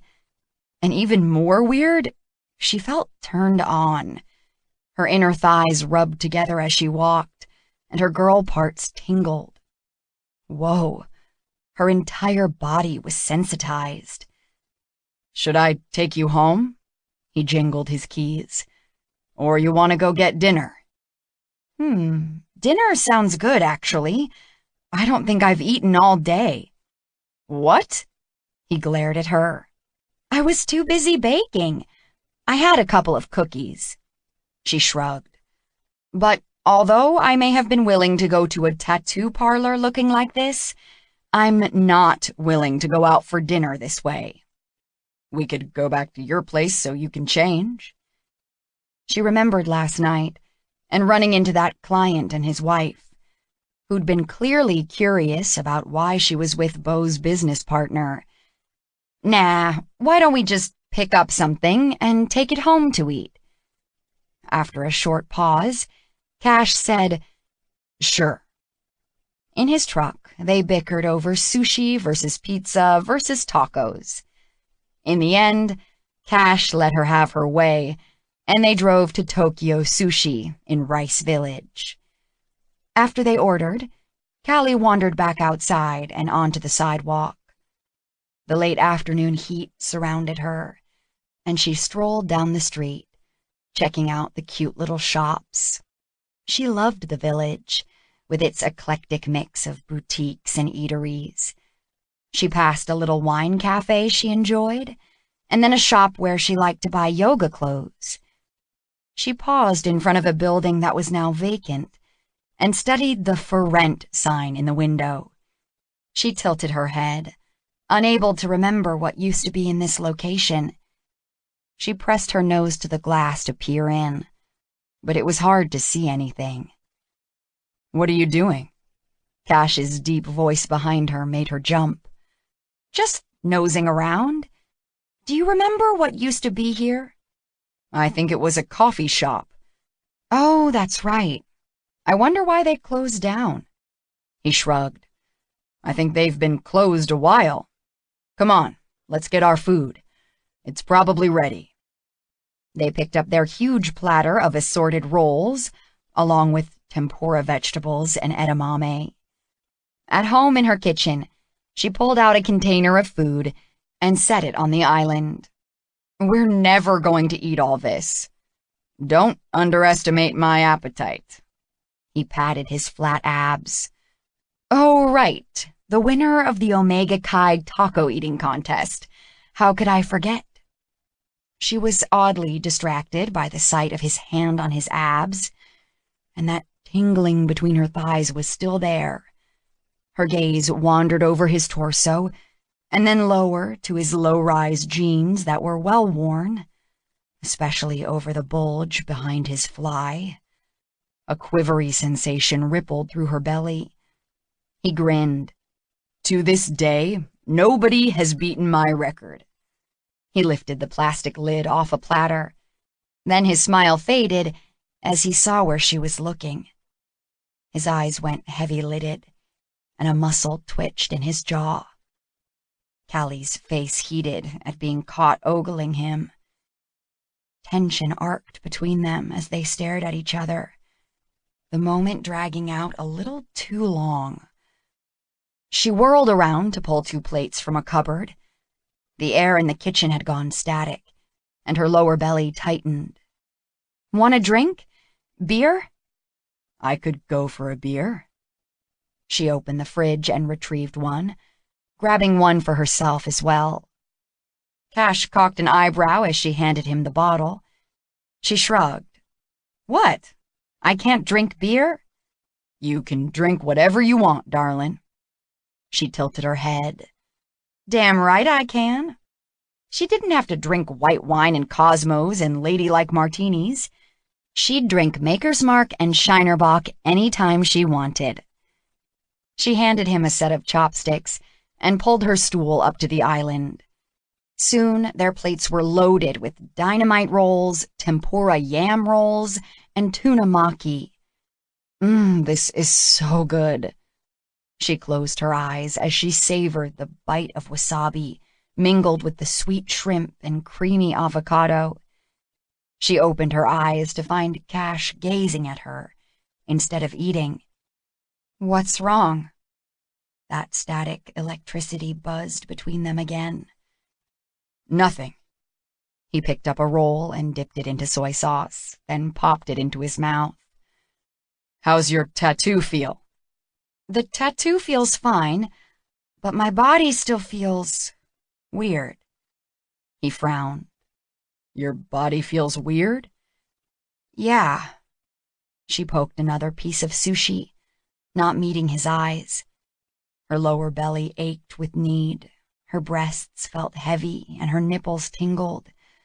She was so freaking horny, she was starting to worry she might jump him. And that would be a disaster of epic proportions. The idea almost made her shudder, and yet it also turned her on even more. Because Cash was hot. Lord have mercy. She shoveled in more sushi. Then her sinuses started burning and her eyes watered. She choked. "Damn!" She coughed again. Cash rose from his seat. "Okay, darling?" He moved behind her and patted her back. "Need a Heimlich?" "No," she wheezed, coughing more. "Too much wasabi." "I'll get you some water." He strode over to the fridge and returned with a bottle of water he'd already removed the lid from. She accepted it and gulped the icy liquid. "Whew!" She blinked her wet eyes. "I'm okay." "Good." He patted her back, and she sucked in a long, slow breath, easing into his touch. She turned her head just slightly to look up at him. His dark beard stubble looked so good on him. His eyes were crinkled at the corners with concern, and she wanted to touch her tongue to the small mole right in front of his left earlobe. She swallowed. Her body tingled everywhere, and she still had that lovely, floaty feeling. "I think I'm drunk," she murmured. Cash's eyebrows pulled together. "What? You've barely touched your beer." "I feel weird, spacey, high." She paused. "Turned on." He choked. I think it's the endorphins, from the pain of the tattoo." "Oh." She cocked her head, still looking at him, her body thrumming. "I like it, but I need—" Their eyes locked. Cash went very still, his hand on her back, warm and strong. "What?" Callie slid off the stool, her body brushing against his, went onto tiptoes, and touched her lips to his. "Sex," she whispered. "I need sex." She gripped his t-shirt in both hands and pulled herself closer, pressing against him. He inhaled sharply, and his hands went to her hips. "Callie." Her eyes drifted closed, and she pressed her mouth to his. A groan rumbled in his chest as she licked his bottom lip, then kissed him again, and he kissed her back, his mouth opening. He took control of the kiss immediately, and her knees went weak. She clung tighter to him as her head spun, exploring the inside of his mouth with her tongue, electricity zipping through her body when he slid his tongue into her mouth. He tasted delicious, and his lips moved on hers, firm and warm and perfect. His hands gripped her hips, fingers digging into her buttocks, and he pulled her against him. He was hard. Oh, sweet hopscotching Jesus, he was so hard. She whimpered and tipped her pelvis against him, then slid her arms around his neck, fingers slipping into his thick hair. "Callie," he groaned. She nipped his full bottom lip, stroked it with her tongue, then kissed his stubbled jaw. "Cash, kiss me." Fuck. But he did it, arms now going right around her, crushing her against his big, hard body. She wanted to climb up him and get even closer.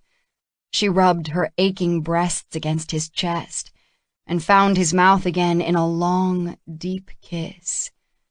Need zoomed low in her belly, a hot pressure coiling inside her.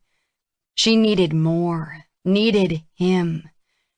"This is crazy," she whispered against his jaw. "I'm dying for you." "Callie," he tried to pull back. "We can't do this." She gazed up at him, her heart thudding, her inner muscles quivering. "Why not?" "You know why not." His voice sounded like he'd swallowed crushed glass. He closed his eyes as if he couldn't look at her. "You kissed me." "Fuck." He leaned his forehead against hers. "Callie." His body trembled under her hands. "Don't do this to me." She moved against him, rubbing against his erection. "Cash, please." He drew in a sharp breath. "Jesus." With a groan of surrender, he clasped her waist, turned and lifted her onto the kitchen island. Then he shoved her plate of sushi aside and stepped between her thighs. She wrapped her legs around him to bring him close against her throbbing center and grabbed his shoulders again. His hands slid into her hair and twisted in the long strands, tugging deliciously at her sensitive scalp. Sensation slid down her spine, tension aching in the small of her back. "Jesus, you're hot," Cash muttered as he nipped at her lips. "Please, oh God, please." She'd never felt like this before, like she needed an orgasm so badly she was hurting, a deep, pulsing, biting desire. She rubbed against the hard bulge behind his jeans, and he made a noise that sounded wild and hungry. "Careful, darling." He sucked briefly on her bottom lip. "You need it too." She moved against him again. "We both do. Please." He groaned and rubbed his nose alongside hers. "Callie." "Do you have a condom?" "Christ." He took a deep breath. "Are you sure?" "I'm dying here, Cash." "Ah, fuck." He reached for his wallet, pulled out a small package, and tossed the wallet aside. She reached for his belt buckle and got it undone, then lowered the zipper of his fly. Spreading the sides of his jeans, she sucked in a shaky breath as she saw his erection outlined behind cotton boxer briefs. The loose, low-rise jeans sagged on his hips, and she curled her fingers into the top of his briefs and tugged them down, too. His cock sprang up, enormous, flushed, and beautiful. She stared at it, her entire body pulsing. She swallowed as she watched him suit up with the latex. Her inner muscles tightened, and heat spread from her core through her body in waves. A craving like she'd never experienced made her tremble with want. "Now you, babe." He reached for her hips. She pushed her hands against the marble to lift her butt off the counter as he pulled her shorts and panties down her thighs. She kicked them off when they were at her ankles, the stone cold against her heated flesh as she lowered herself back down. When he repositioned himself between her thighs, his gaze dropped there, and her insides quivered at his heated study. His large hands eased her thighs farther apart, and liquid fire flashed through her veins.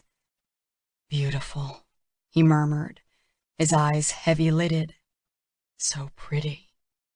His thumbs brushed her outer lips, and she let out another soft cry of need. Then he slid his hands up her abdomen, under the tank top. He found her breasts and gave them a gentle squeeze through her bra. Pleasure rippled through her. Fuck yeah, more beauty. He pushed the tank top up, and she helped him get it off over her head. Her racerback t-shirt bra wasn't sexy, but he seemed to like what he saw as he studied the curves of her breasts in the low-cut opening. He cupped them again, almost reverently, and she took in the taut lines of his face, the wet fullness of his bottom lip, his flushed cheeks and dark eyes, and a thrill ran through her that he was as affected as she was. Her skin tingled everywhere, and now she was naked and he was gloved up, and she wanted him inside her. She wanted to feel his skin against hers, so she shoved his t-shirt up over his chest and wriggled closer. Hang on, baby. He unfastened the front opening of her bra and pushed it off. Once more he cupped her breasts, rubbing the heels of his hands up over her hard nipples. She pulled her shoulders back to push into his palms and moaned. His hand dropped to between her thighs, and her body jolted at his touch. Just making sure you're ready. He drew his fingertips through her folds, and she knew she was slick. Truth? She murmured, curling her fingers around the back of his neck. I was wet when we were driving home. Fuck, Callie. Yes, please. His lips twitched as he reached for his cock and directed the head of it to her softness. She scooted her butt closer still to help him. And then he was pushing inside her. Her head fell back at the intrusion, a swift burn flashing through her. Big, she gasped. You're really big. You're really tight. His jaw tensed, and he slowly eased in deeper. Holy hell. A rumble rose in his chest. This is gonna be fast. That's okay. Now they were plastered against each other, skin to skin. Her arms and legs twined around him, and she found his mouth again in a hot, yearning kiss. Pleasure expanded inside her from the pressure of his cock filling her. His hands slid under her butt and tilted her pelvis, and she found the right position where her clit was rubbing against him. Oh yeah, she gasped. Right there. Oh Jesus, yes. Yes, fuck me, Cash. Their lips barely touched, other than the whisper of short, panting breaths, and they gazed into each other's eyes in a shockingly intimate connection. This man, oh God, this man.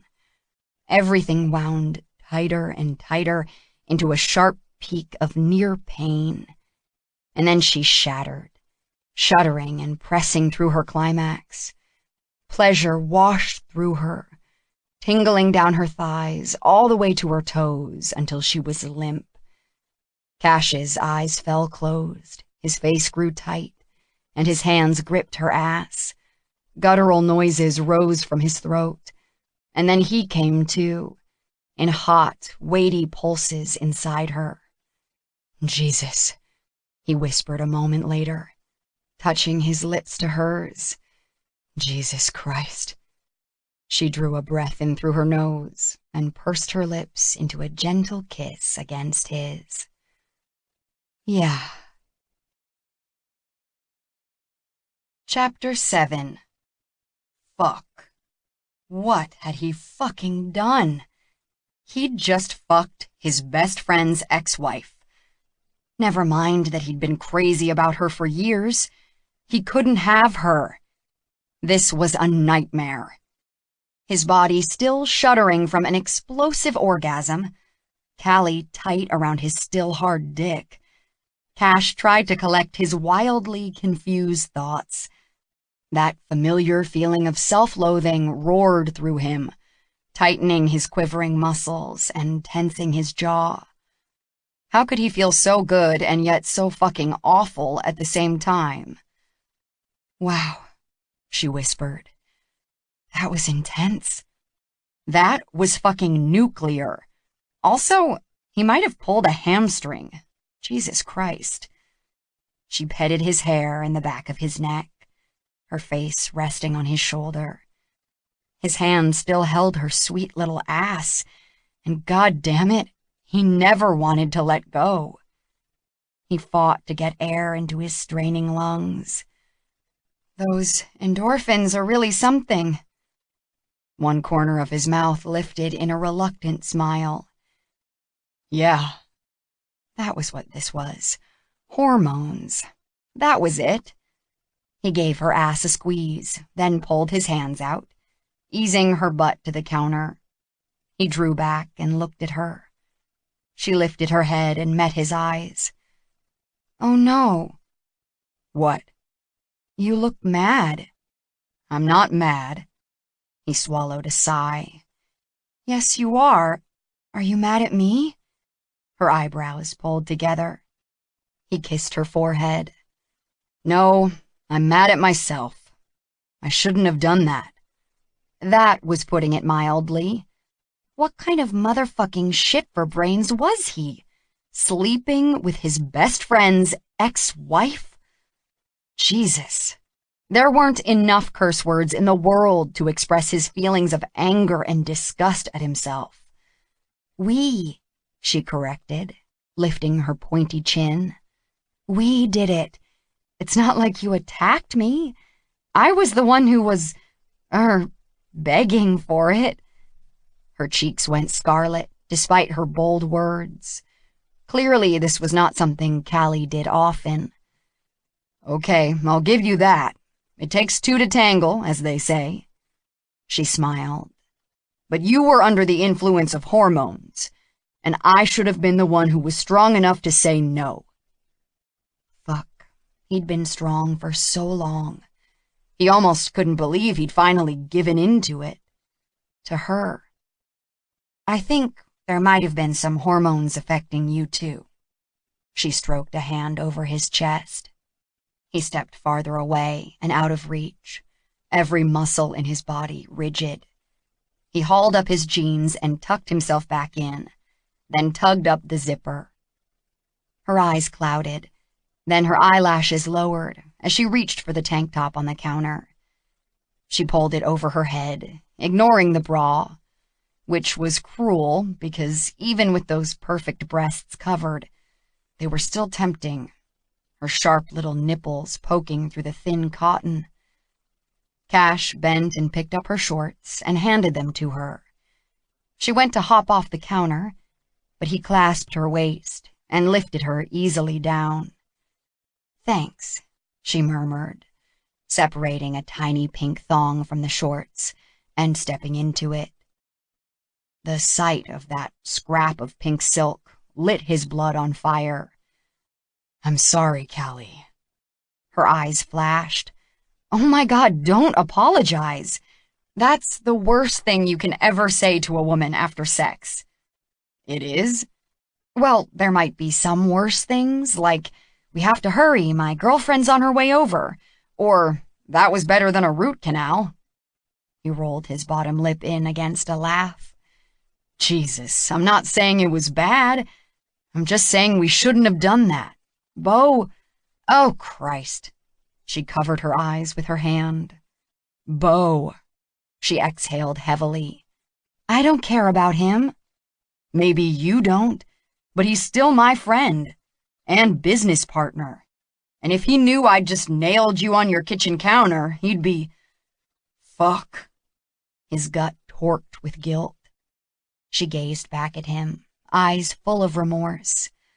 "Oh, Cash." She sank her teeth into her bottom lip. "He'll never know about this." "Damn right he won't." "It's none of his business." He rubbed his forehead. "Yeah, I agree, but still." That didn't stop the shame from twisting his insides. Okay, now I'm the one who's sorry. It just happened. It won't happen again. Unless I get another tattoo. His eyes flew wide open. Kidding, she grimaced. I mean, I might get another tattoo, but I'll do it on my own. How is your tattoo? He picked up her bandaged hand. It's fine, barely even a throb. He held her hand for a moment, staring at it. A complex and confusing mix of regret, anger, longing, and satisfaction brewed inside him. He'd wanted Callie for so long. Fucking her on her kitchen counter hadn't been one of his fantasies, but holy hell, it had been hot. Better than any of his fantasies. And a huge fucking mistake. Both horrified and, yes, overjoyed that this had happened. He drew air into his burning lungs. I better go. We didn't even finish eating. This was true. He looked at the sushi spread out, his appetite completely gone. He couldn't stay, knowing that now he'd been inside Callie. He was only going to want that again, and again, and that couldn't happen. You finished, darling? He managed a smile. Look after that tattoo. You remember the instructions, right? Yes. Her dark eyes drooped, and her bottom lip quivered. Don't cry. Please don't cry. He'd be a dead man if tears showed up. Okay, Callie. Take care. She trudged behind him as he walked to her front door, ever the polite hostess. Bye, Cash, and thank you for taking me. He closed his eyes and tipped his head back. To get the tattoo. Welcome, darling. Cash couldn't stop beating himself up for what had happened. Sunday morning he awoke after a few hours of restless sleep, irritable and with a strange urge to punch something. All night long he dreamed of Callie, which was fucking torture. How could he have let something like that happen? And he and Beau were going golfing this afternoon, so he had to face him. And not only did he have to face Beau, they were golfing with Aaron Sutherland, Callie's uncle, and Jed Crenshaw, who'd married into the Sutherland family, and who would be making the decision on the Sutherland Industries refinery substation construction project. He rubbed his face, briefly considering calling Beau to tell him he was sick. Nah, he couldn't bail on him. Christ, the guilt was eating away at his guts, though. Why? Why had he let that happen? He hadn't stood a chance. He sighed, heaving his golf clubs into the back of his truck. He'd wanted her for so long. Years ago, he'd resigned himself to the fact that she would never be his. Beau had claimed her, they'd fallen in love, and Cash had shut down his feelings.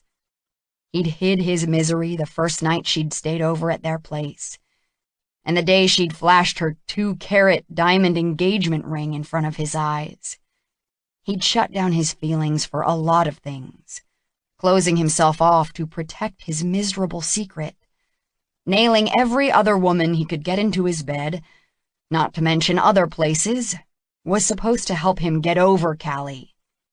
But he'd never gotten involved with any of those women, never found anyone else he could care about that way. He'd managed to convince himself he was over her, until Beau screwed around and broke her heart.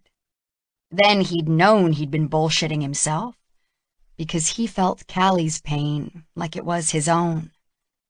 As he drove to the country club, he remembered the day he'd caught Beau cheating on Callie. They'd actually come to blows that night, when Cash had exploded with fury after catching Beau with that blonde. A burn hit his chest even now, remembering the red-hot blaze of rage he'd felt on her behalf. Beau'd been shocked when Cash had laid into him, since he was the guy who was always poker-faced and in control. Apparently the emotions he'd been bottling up over the years had spilled over, and Cash had been ashamed of losing control like that.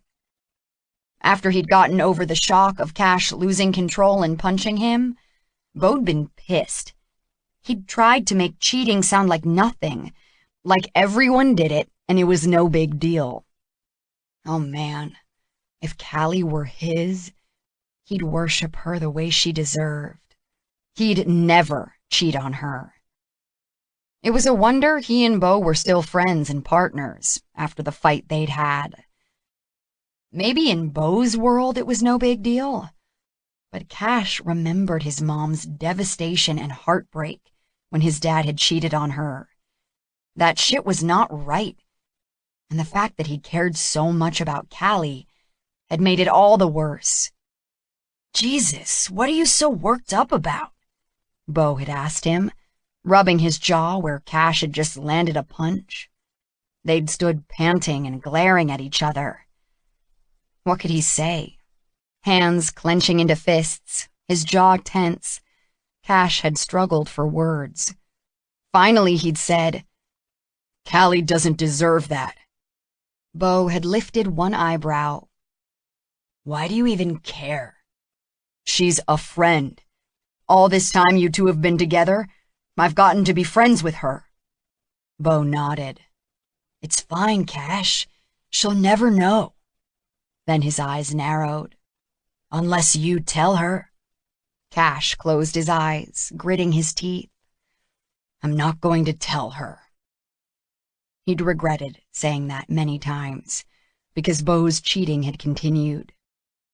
Callie needed to know, but it was hard to sort out his own tortured feelings. Did he want her to know so she and Bo would break up? Because even if they did, he could never have her. She'd always be his best friend's ex. And maybe he was a bit of a coward, because he sure as shit didn't want to be the one to deliver that blow to her. So he'd kept silent while the knowledge ate away at him, and his friendship with Bo deteriorated. "We good, man?" Bo'd asked him later that night. "No, I'm pissed at you." But once again he'd swallowed his anger and frustration, hiding his true feelings. "Yeah, we're good." But it wasn't that simple. They'd been friends a long time. Cash would always be grateful to Bo for how he'd accepted him and brought him into his circle of friends when they'd met in college. Cash had grown up in a whole different stratosphere than Bo had. Bo's family was almost as wealthy as the Sutherlands. Raised by a single mom without his football scholarship, there was no way Cash would have been able to attend UT, and he definitely felt out of place and different at first. But he and Bo had become partners on the football field and friends off it. Now they were business partners with a successful company that had changed his life and was on the verge of making them millions of dollars. As angry as he'd been with Bo, the two of them were a good business combination. With Bo's big picture thinking and business connections, and Cash's take-charge nature and attention to detail. They couldn't throw that kind of money out the window, not to mention the livelihoods of the people who worked for them. And Cash couldn't throw away the opportunity to help his family, to make his mother's life easier, and repay her for everything she'd sacrificed for him.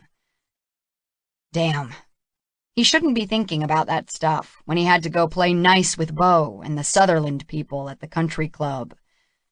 But pulling into the parking lot, the very one he'd been at Friday night with Callie, only made his stomach ache even worse.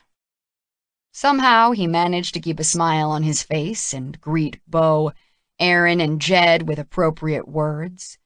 Focusing on hitting the ball and some business discussion took his mind off Callie, at least for a while. "We pride ourselves on finding unique, innovative, and cost-effective solutions to our clients' requirements," Bo told Aaron. "One of our biggest advantages is that we give our employees an exceptional toolbox for professional success: technology, training, and resources." "That's true," Cash added. You probably heard that we were awarded the Engineering Excellence Gold Medal in Industrial and Manufacturing Facilities by the American Council of Engineering Companies of Texas for our fractionation project.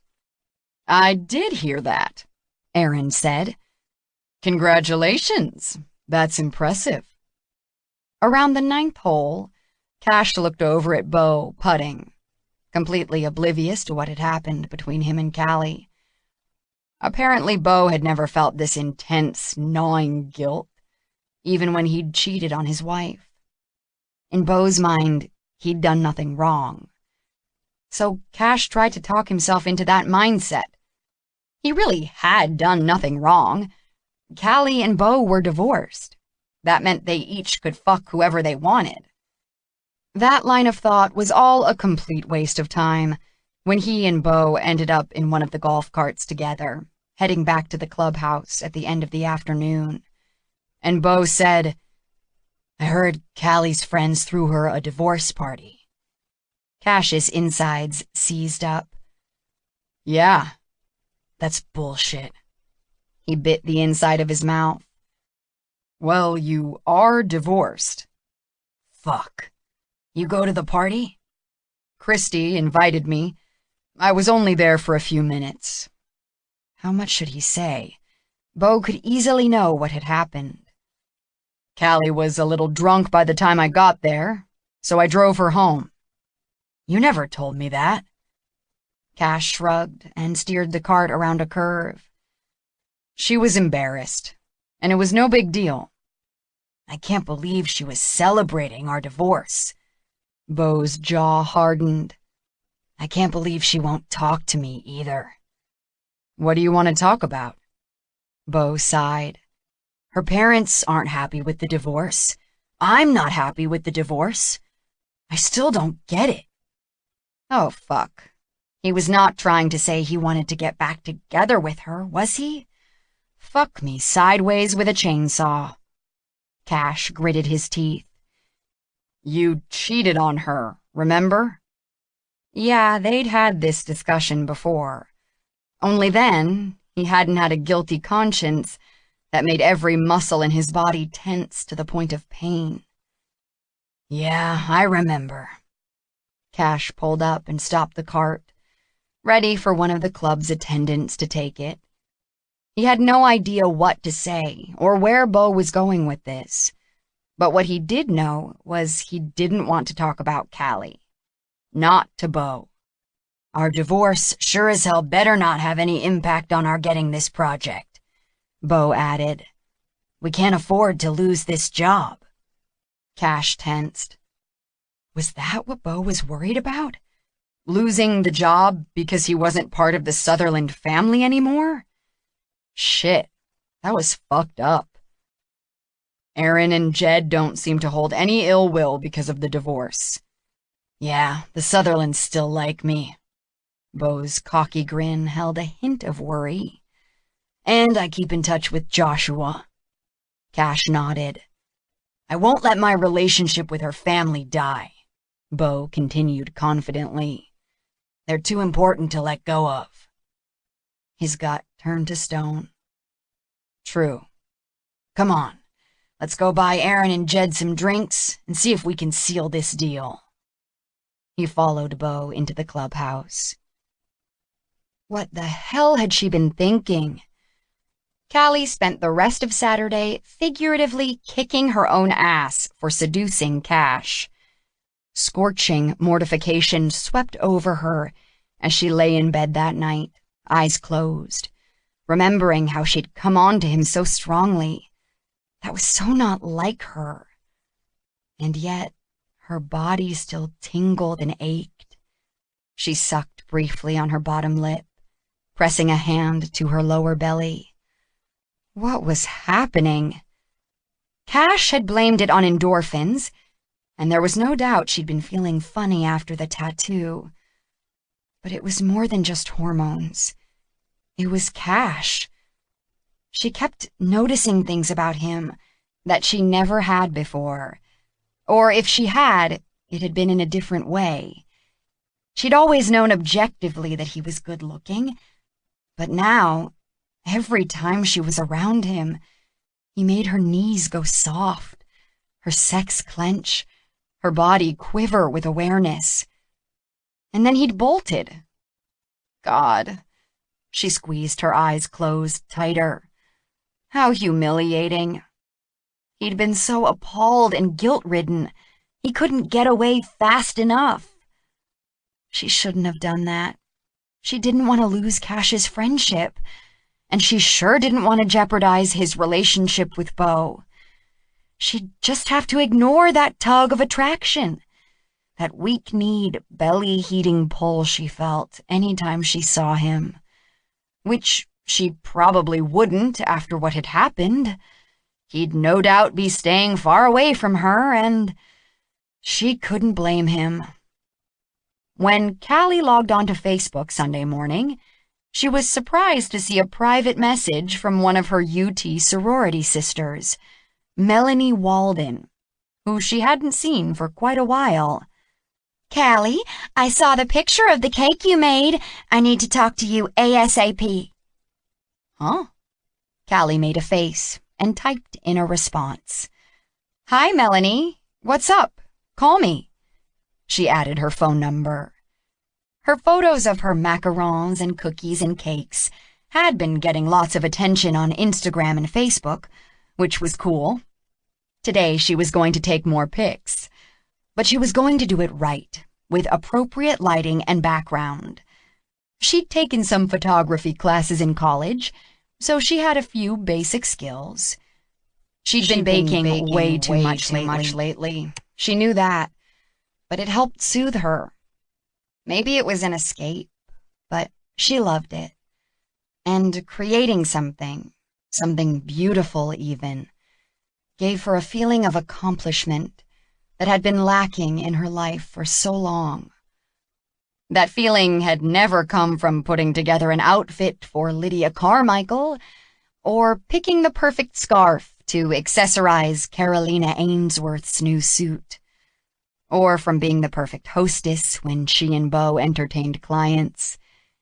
She wasn't even sure if she could articulate why this was different, but it was. Her cell phone chirped with an incoming call, and she picked it up. No caller was identified, but she tapped the screen and answered, Hello? Callie? Yes. It's Melanie Walden. Hi, Melanie, how are you? They made some polite small talk, even though Callie was curious about why Melanie was calling, and she sensed Melanie's impatience, too. Finally, Melanie got to the point. I'm getting married next week. You may have heard? Callie searched back through her memory. Yes, I did see that on Facebook. The engagement had happened when she was in Paris.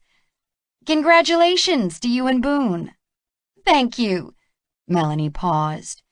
We have a tiny little problem. The person who was doing our wedding cake had an unfortunate accident. Oh, dear. Callie touched her fingertips to her lips.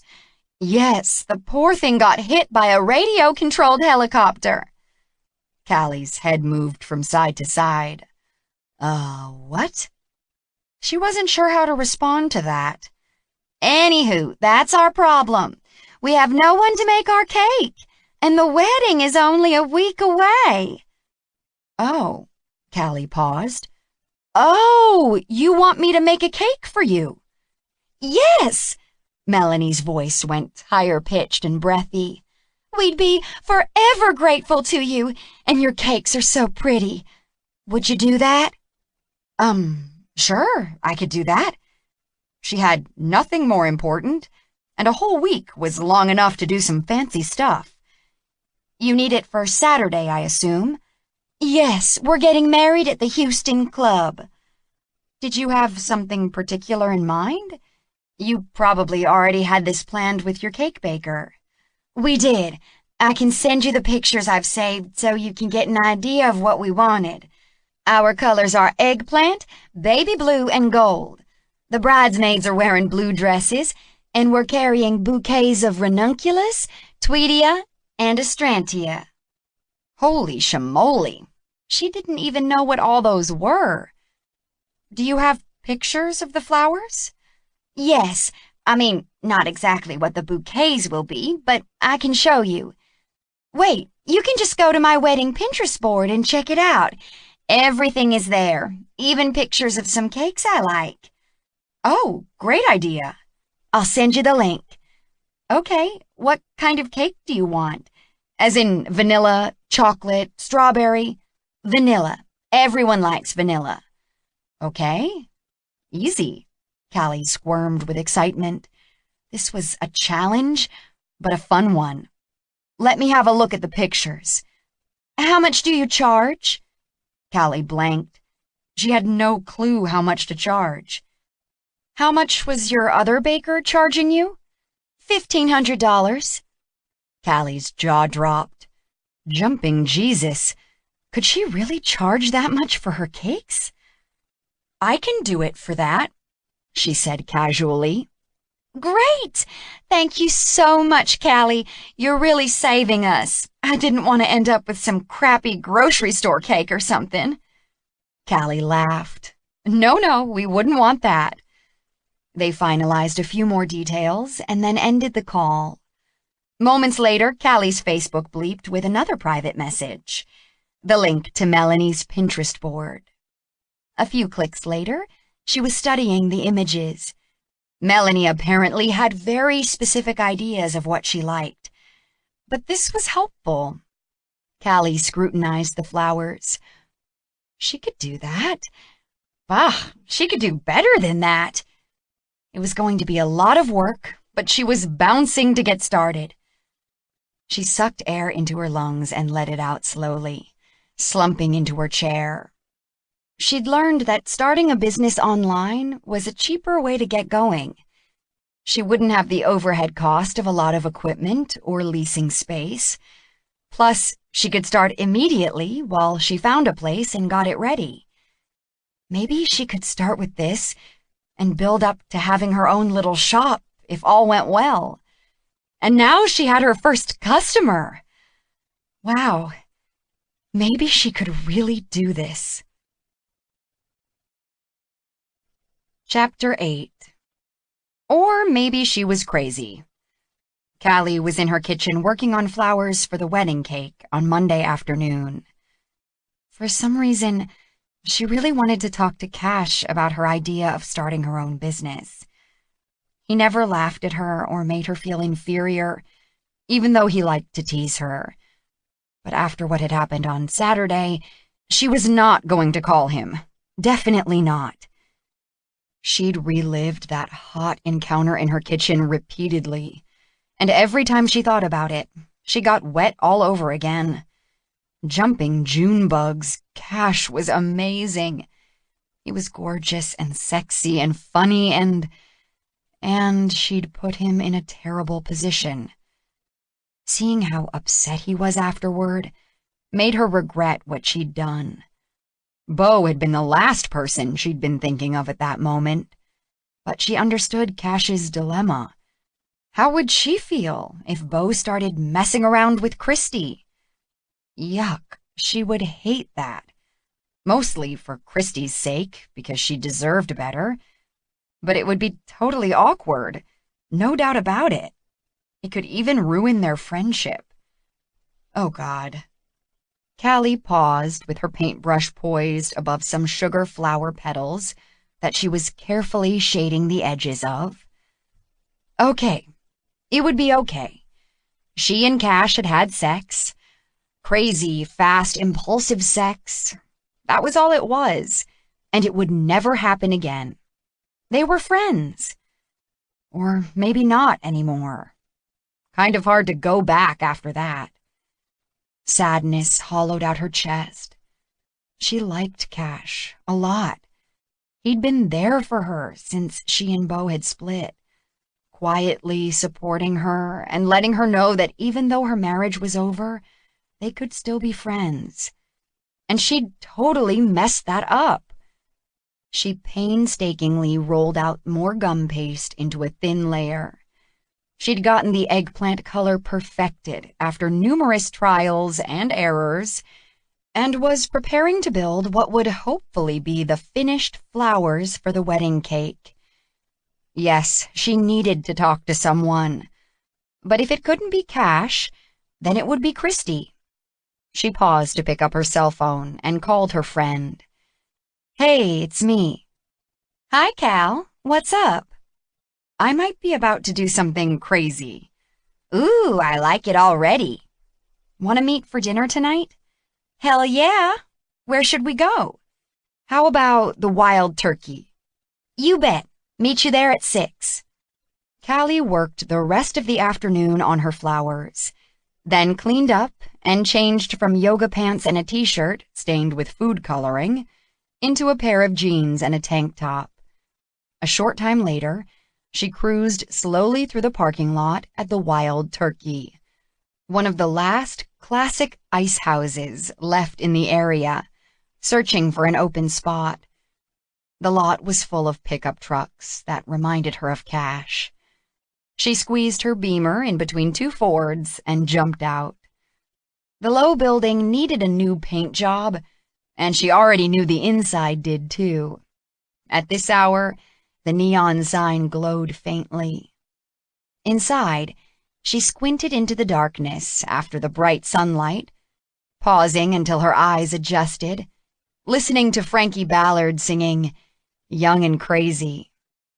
Most of the tables appeared to be full, but many of them were long picnic table style, so she made her way to one that was only half full. "Okay if I sit here?" she asked them. "Damn straight." One of the men tipped his hat. "Hello, beautiful," another said. "You here alone?" Callie smiled. "I'm meeting my girlfriend." "You are prettier than a beer truck pulling into my driveway." She laughed. These guys didn't bother her. They might be giving her the eye, and they'd probably flirt like crazy, but she felt safe in this place. And if she'd learned nothing else over the last year, she now knew she could take care of herself. Unless she was high on endorphins, then she apparently became a sex fiend. And that was just a tiny tattoo. What would happen if she got a bigger one? Whoa. She spread her hand flat on the wooden table and inspected her tattoo. She'd been taking care of it as instructed, and it looked awesome. The redness had gone away, and the fine black swirls curved gracefully over her finger, looking exactly as she'd hoped. Strength out of adversity. What can I get you, hun? The waitress appeared with a round tray propped on her hip. Shiner Bock, please. You bet. Mama would die if she saw her here. A grin spread over Callie's face. She pulled out her phone to busy herself while she waited for Christy. Her cake photos were getting a lot more likes on Instagram. She scrolled through some other images, then switched to Facebook. I'm here. Callie lifted her head and saw Christy coming toward her. She jumped up to hug her friend. Hi! Christy dropped onto the bench on the other side of the table and clunked her purse down. I need a beer. She lifted a hand and caught the waitress's attention, pointed at Callie's beer, then beamed a smile and a thumbs up. Look! Callie slapped her hand on the table in front of Christy. Christy peered down, then her eyes shot open and her lips parted. Holy shit! She grabbed Callie's hand, then dropped it. Sorry, does it hurt? It's still a bit tender. It's fine, though. What do you think? It's beautiful. I can't believe you went through with it. Cash took me to get it done. It didn't even take long, and... She coughed. It hardly hurt at all. I love it.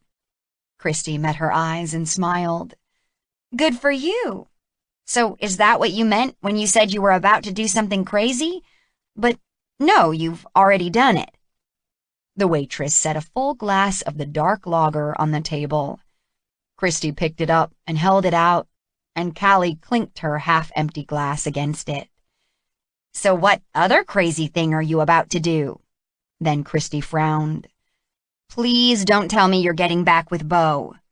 God, no, Kaylee burst out laughing. Although he was at Mama's birthday party last weekend, and he said he wanted to talk. What the fuck? Talk about what? Callie shrugged. I didn't want to find out. I blew him off and avoided him the rest of the evening. Okay, well, that's a relief. Okay, here it is. I'm thinking of starting my own business. Christy sipped her beer. That's not crazy. Like what? A clothing boutique like Manon? No, a bakery. Christy choked. Seriously? Callie resisted the impulse to pout at her friend's reaction. You think it's a bad idea? Christy coughed once more, then tipped her head. You do like to bake. I love it. It makes me happy. Here's what I'm thinking. She described her vision of the little boutique bakery she had in mind, the kinds of things she'd make. Christy nodded, eyes wide. You know, that's totally cool. Really? Yeah, hell yeah. So, before I get myself into buying or leasing space, I thought I'd try starting my business online and see how it goes. I've been doing a bunch of research, and I'm getting things together. It'll be a sole proprietorship. I need to file the business name with the state and get a business license, and I need to get an employer identification number from the IRS. Wow, you have been busy. What can I do to help? Well, there is something you can help with. She turned her cold beer in her fingertips. I need a website, and you're a graphic designer. Christy grinned and lifted a hand. They high-fived across the table. Done. Thank you. It'll just be me at first. I'll see if I need to hire help if I get busy enough. She scrunched up her face. I hope I get busy enough. You can also help spread the word once I'm up and running. She paused. I want to do as much as I can by myself, as in without Beau or my parents helping me. You have your own money. Yes, but starting a business is risky. I don't want to throw it all away, so I'm going to be very frugal. Christy looked doubtful. You? Yes. You think I can't stick to a budget? No idea, 'cause you've never done it. Well, I can. Callie lifted her chin. Christy leaned forward. Honey, you have more money than you know what to do with. I don't think there are any worries about you throwing it all away. I know, but still. I'm trying not to become my parents. I hear you, Christy nodded. I mean, I love your parents, but they're not my parents, and I didn't grow up with them ignoring me while they made money and did philanthropic good deeds for everyone but their children. Exactly. How are your brothers, by the way? They're good. Christy had always maintained that Griff and Josh Jr. were hot, which she supposed was true, even though they were her brothers. Griff was just home for Mama's birthday party. It was so good to see him, but we barely got a chance to talk because he was only here for one night. She pushed her bottom lip out. You miss him, don't you? Yeah. Tell me more about your bakery. Callie needed no more invitation to share all the ideas that had been bouncing around in her brain, and Christy was quickly on board, even throwing out some suggestions for ways to get customers. Callie showed her the Instagram picture of her mother's birthday cake. Look how many likes it has. It's gorgeous, Callie. I mean, I know you make pretty cakes, but wow, that's amazing. She sat back. I think you can do this. Aw, thank you. I love you. Christy grinned. Love you too. One of the men seated near them spoke up. Aw, damn, you two are carpet munchers. He shook his head in disappointment. Christy turned, wide-eyed, and looked back at Callie, who pressed her lips together.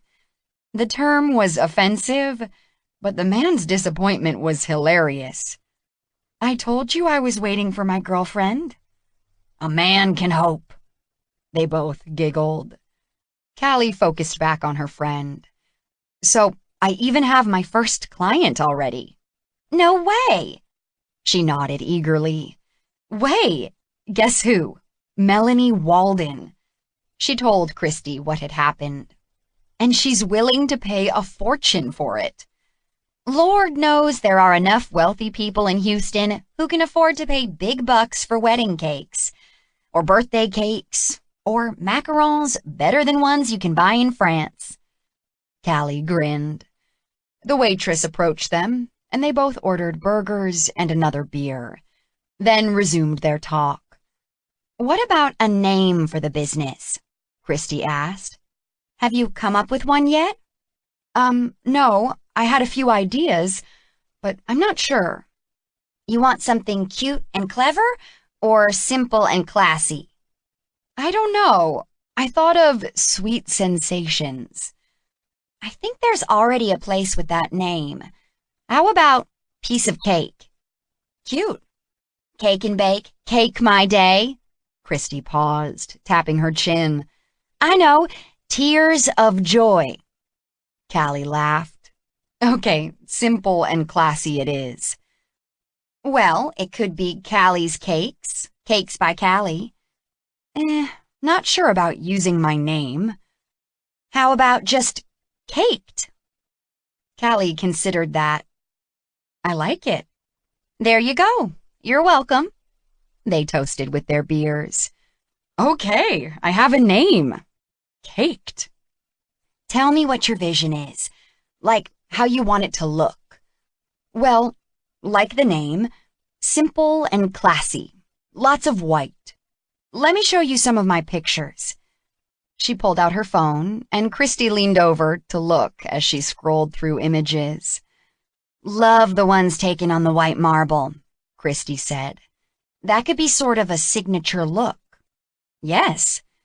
They talked all through their dinner, and Christy promised to get to work on the website right away. Thank you so much. You're the best. They hugged in the now dark parking lot. I guess you haven't told your parents about this? No, not yet, Callie grimaced. Not sure what they'll think about me being a baker, but what the hey? They're already disappointed in me for not being a junior league volunteering trophy wife. Bah, F them, Callie laughed. Love you, hun. Back at ya. See you soon. Cash was determined to stay away from Callie, and he was successful in that goal until the next Saturday. He'd just finished having lunch with a client at the Houston Club and was waiting for an elevator so he could leave when the doors opened and Callie was standing there with a cart holding an enormous cake. His heart fibrillated as if he'd been hit with high-voltage electricity. Callie. Her eyes shot wide, and her smile was instant, then dimmed as she no doubt recalled the last time they'd been together, fucking on her kitchen island. Cash, hi. Time slowed as they gazed at each other, every nerve ending in his body electrified at the sight of her.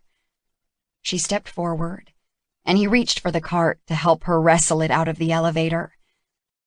What are you doing here? Careful, she nibbled her lip as he moved the cart. I made a cake for Melanie Walden's wedding tonight. He peered into the open box. It's amazing. She gave him an anxious smile. Thanks, I worked all week on it. Where are we going? The ballroom. She led the way into the ballroom, where club staff was just finishing the room setup. Sunlight streamed through floor-to-ceiling windows overlooking downtown Houston. White fabric draped all the chairs and tables, and the florist had already been there to deliver flowers. Centerpieces adorned the tables, and huge arrangements stood on tall stands near the head table. A woman looked up as they walked in and hurried over, her phone clutched in her hand. Are you Callie? Yes, I am. Hi, so nice to meet you. I'm Heather White, Melanie's wedding planner. She held out a hand, and they shook. Nice to meet you too, Heather. Let's see the cake. Oh my God, it is gorgeous. This is my, friend, Cash Hale. Pleasure to meet you, Cash. Heather cast him a look that was as appreciative as the one she'd given the cake. Let's put the cake on this table over here. Cash pushed the cart over the carpet and stopped next to the small table. He looked back and forth between the cake and one of the floral arrangements. Wow, your flowers look just about as real as those.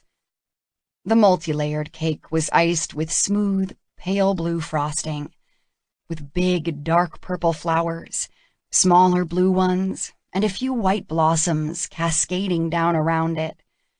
Some kind of gold sprinkles were scattered among the flowers. It was a fucking work of art. They do, Heather beamed and clapped her hands together. I've been in this business a while, and this is one of the most beautiful cakes I've ever seen. Callie smiled and twisted her hands together. Thank you. She sucked in a big breath and let it out, glancing at Cash. Maybe you could help me get it onto the table? It weighs a ton. Sure.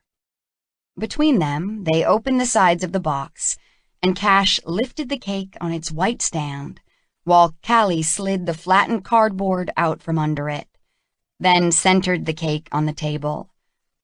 There. She met his eyes and gave another tight smile. I guess my job is done. Thank you so much, Callie. Heather adjusted the position of an ornate knife with a big sheer bow tied to it. Do you have a business card? No. Callie's dismay showed on her face. I'm afraid I don't. Well, I'm sure I can contact you through Melanie, right? Yes, of course. She twisted her fingers together again. Can I get one more picture of the cake here? Of course. She dug in her purse for her phone. I took some at home, but I'd like one of it here in the ballroom. Cash watched her take a couple of steps back and hold up her phone. She was so damn adorable, dressed in a bright pink sundress that hugged her slender torso and flared out around her knees, eyes focused intently on her phone screen. Her flash flared a couple of times, and she swiped the screen to peer at the image. There. She hesitated. I almost hate to leave it here, but I guess it'll be okay. You sound like you're abandoning a baby, he teased. She laughed, and some of the tension in her face eased. It feels kind of like that. She dropped her phone into her purse. The cake will be fine, Heather assured her. It's my job to make sure everything is looked after and perfect for the happy couple. I'll get someone to take this cart back down. Thank you. Callie smiled at the wedding planner, and she and Cash turned toward the door. He set his hand lightly on the small of her back. How did you end up making a wedding cake? Melanie saw pictures of Mama's birthday cake on Facebook and contacted me.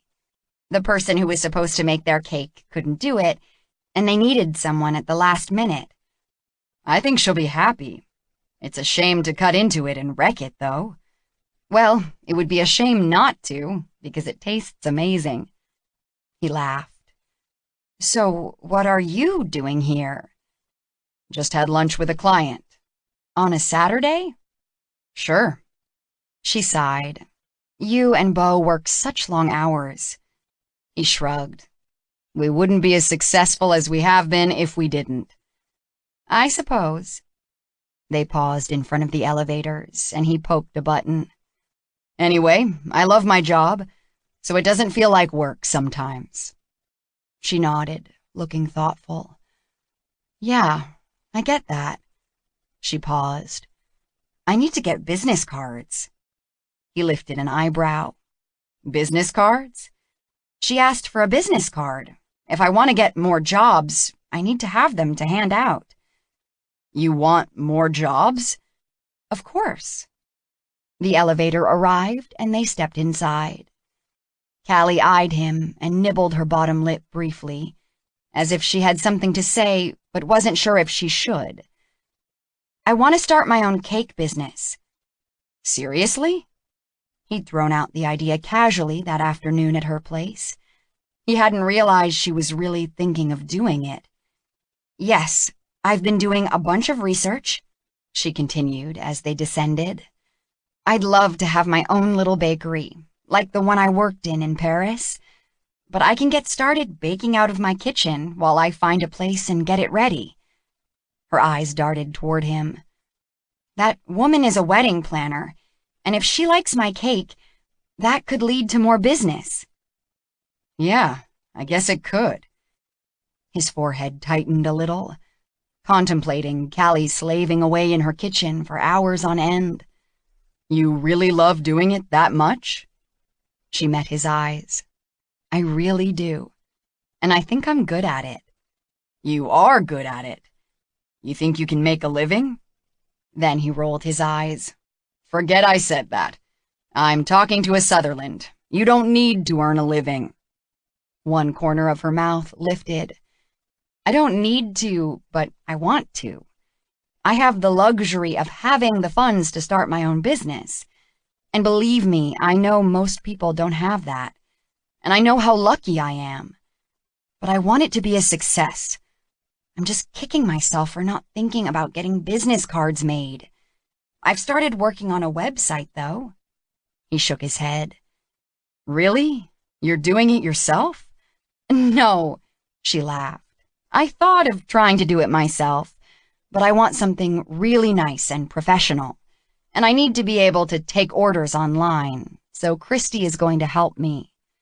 "Oh, right, she's a graphic designer." "Yes, she helped me come up with a name for the business, too." She peeked at him through her eyelashes. "It's going to be called Caked." He grinned. "I like it." "Thank you." They stepped out of the elevator and exited the building into the afternoon heat. Cash stopped on the sidewalk to face her, to say goodbye. At least that was his intent. But he was curious about her ideas and wanted to know more about what she was planning. Was she being unrealistic and naive? She'd been an art major in college, not a business major. What did she know about starting a business? She liked to bake cookies, for fuck's sake. So he found himself saying, "What are you doing now?" She shrugged. "Nothing. Now that the cake is done, I don't really have anything else to work on." Then she smiled. "Other than sending Melanie a big old invoice." "I hope you're charging her a fortune." "I am." Her smile was luminous. "I want to know more about your bakery." "Really?" She hesitated. "Do you think I'm crazy?" "Of course not." Well, he hoped not. She blew out a breath. "Thank you." He didn't move for a moment, studying her beautiful face, her long dark hair shining in the bright sun. Spending time with her was a bad idea. A very bad idea. But he said, "Let's go get a drink, and you can tell me more."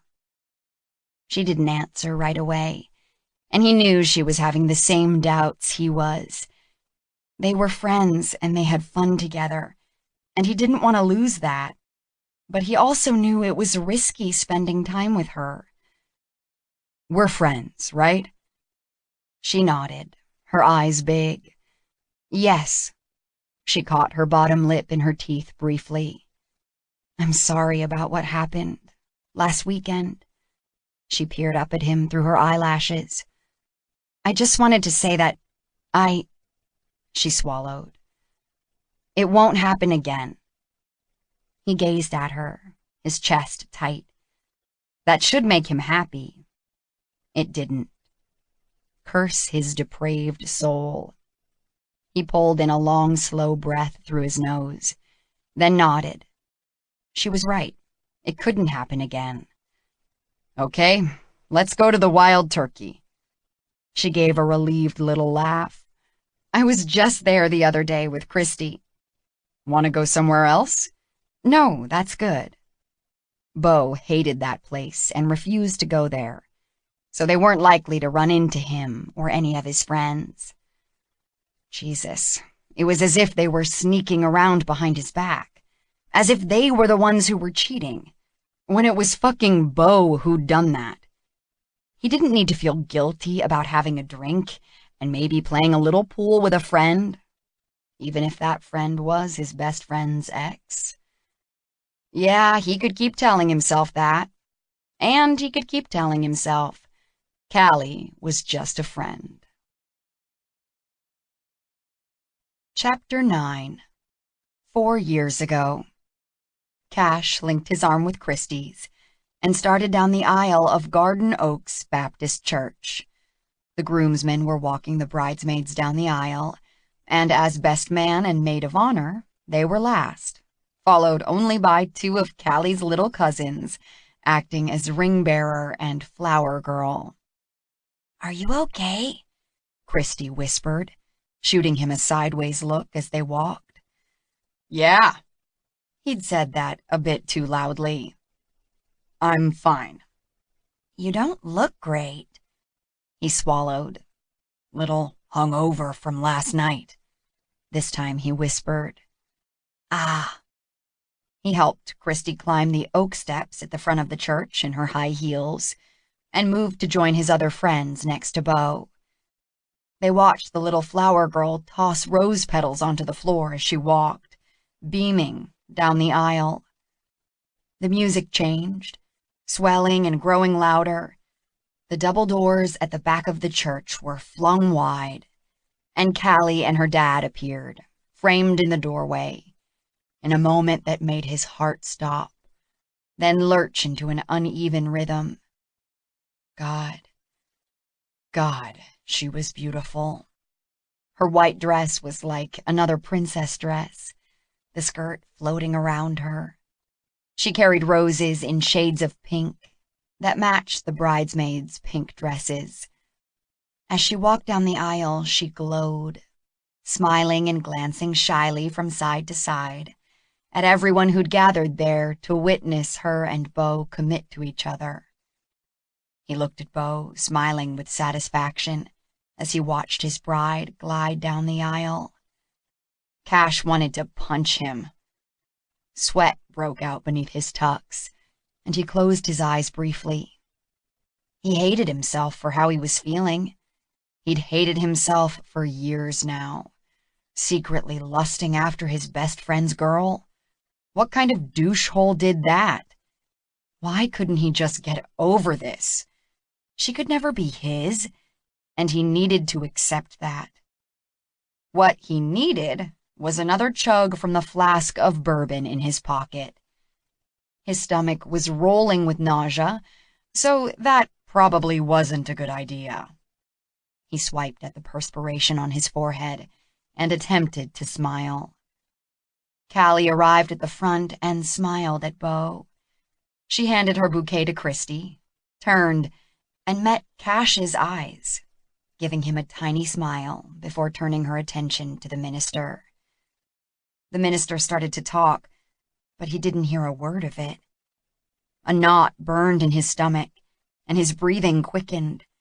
There was a roaring in his ears as he fought for composure. How could this happen? How could she marry him?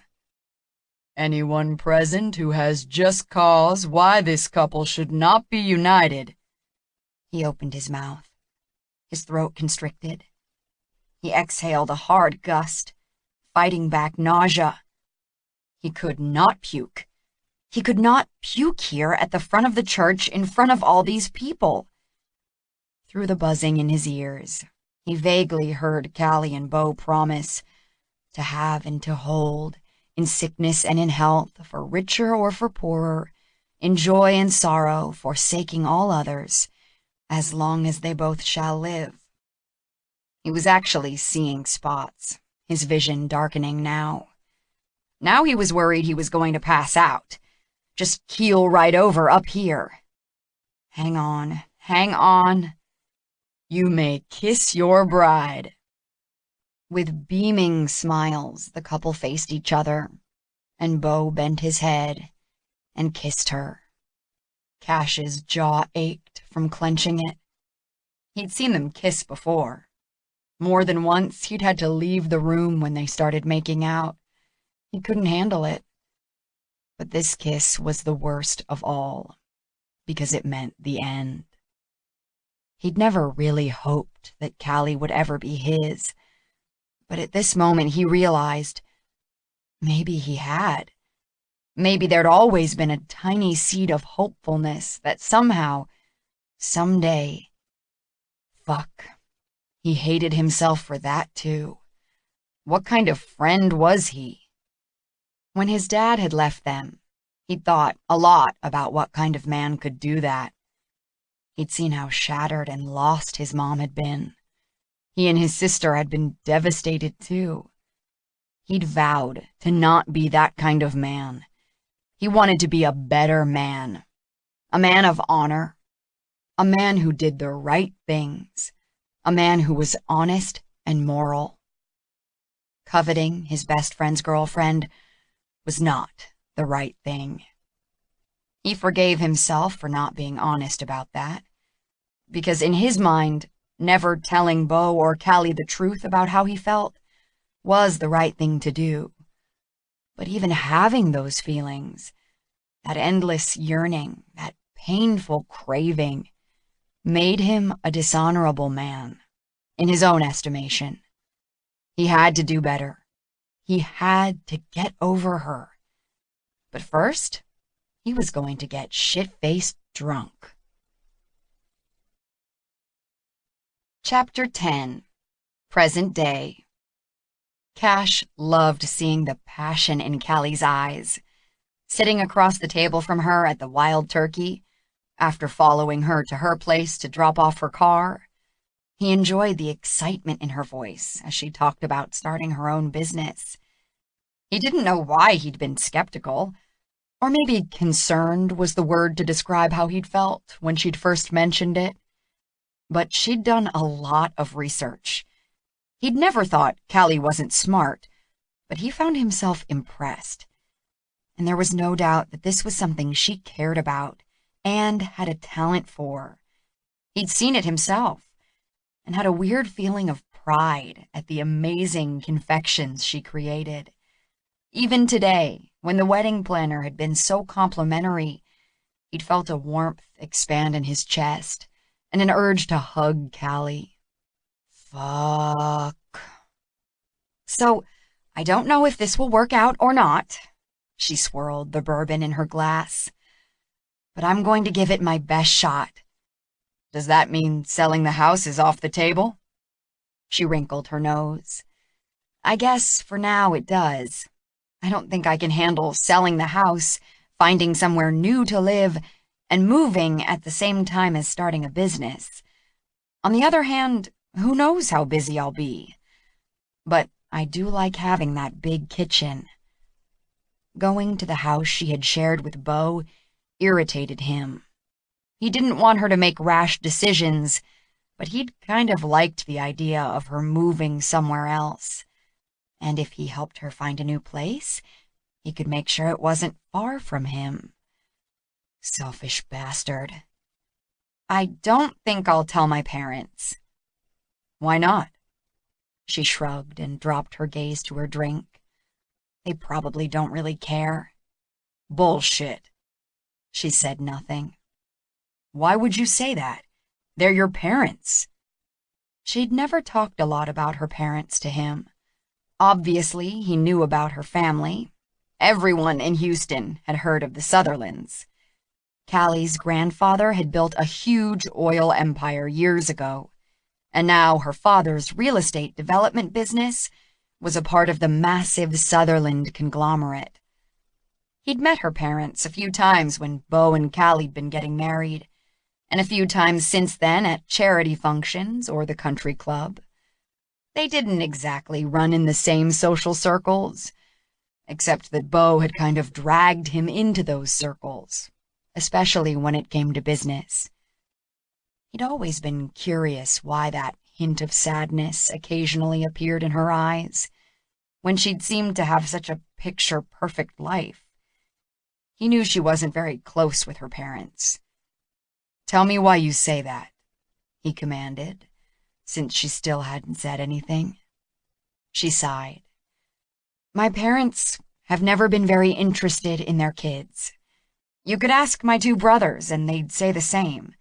Well, maybe not Josh. He'd probably defend Daddy. They're so much alike. But Griff and I always felt like they were too busy with their own shit. Daddy's all involved with the company and making money and trying to prove to his daddy that he's a good businessman. Mama's into spending the money or donating it.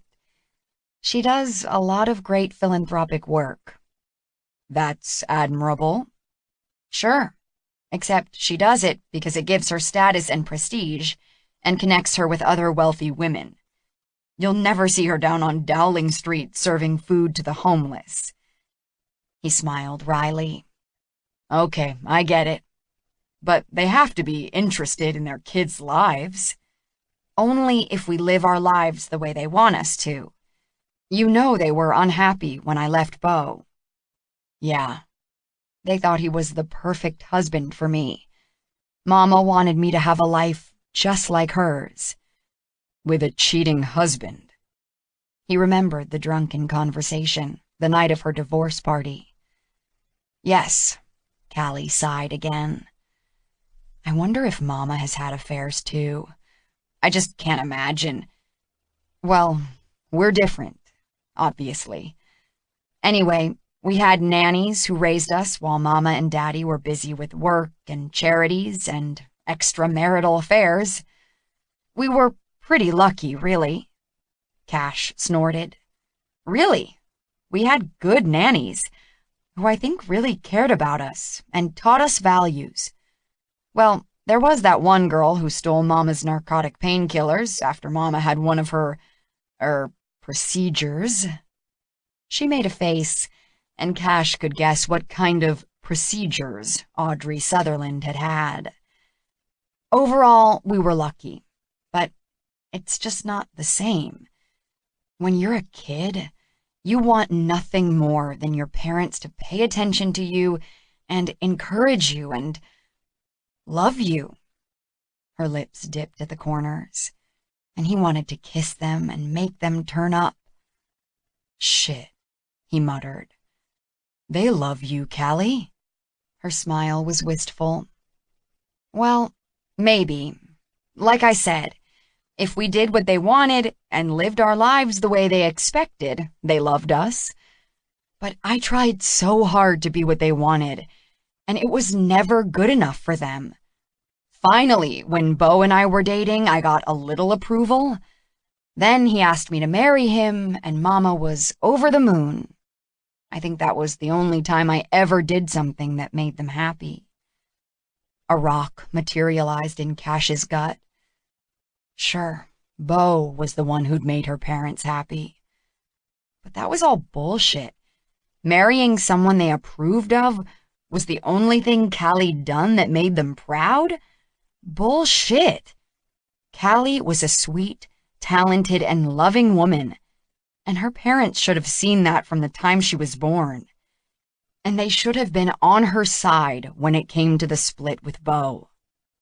A burn rose inside him, remembering that Joshua Sutherland was still friends with Beau.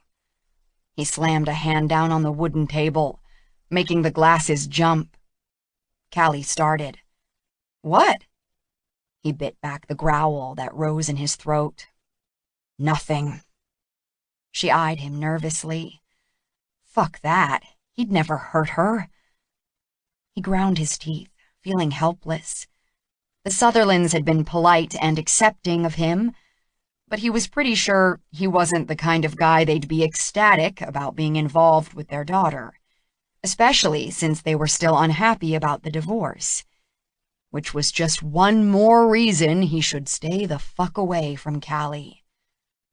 But that was easier said than done, because when it came to her, he was weak and foolish, Somehow he lost all his common sense when he was around her, as evidenced by their little kitchen sex adventure last weekend. God damn it. Well, he said roughly, eyes on his beer, I'm proud of you. Sounds like you've got things figured out. I think you can do it, darling. Thank you. Her voice was soft and warm. He risked a look at her face and found her eyes downcast too. Fuck. They were both afraid to even look at each other. That means a lot, Cash. He cleared his throat. How about a game of pool? We haven't played for a while, but I'm pretty sure I can still kick your butt. Ha! Are you kidding me?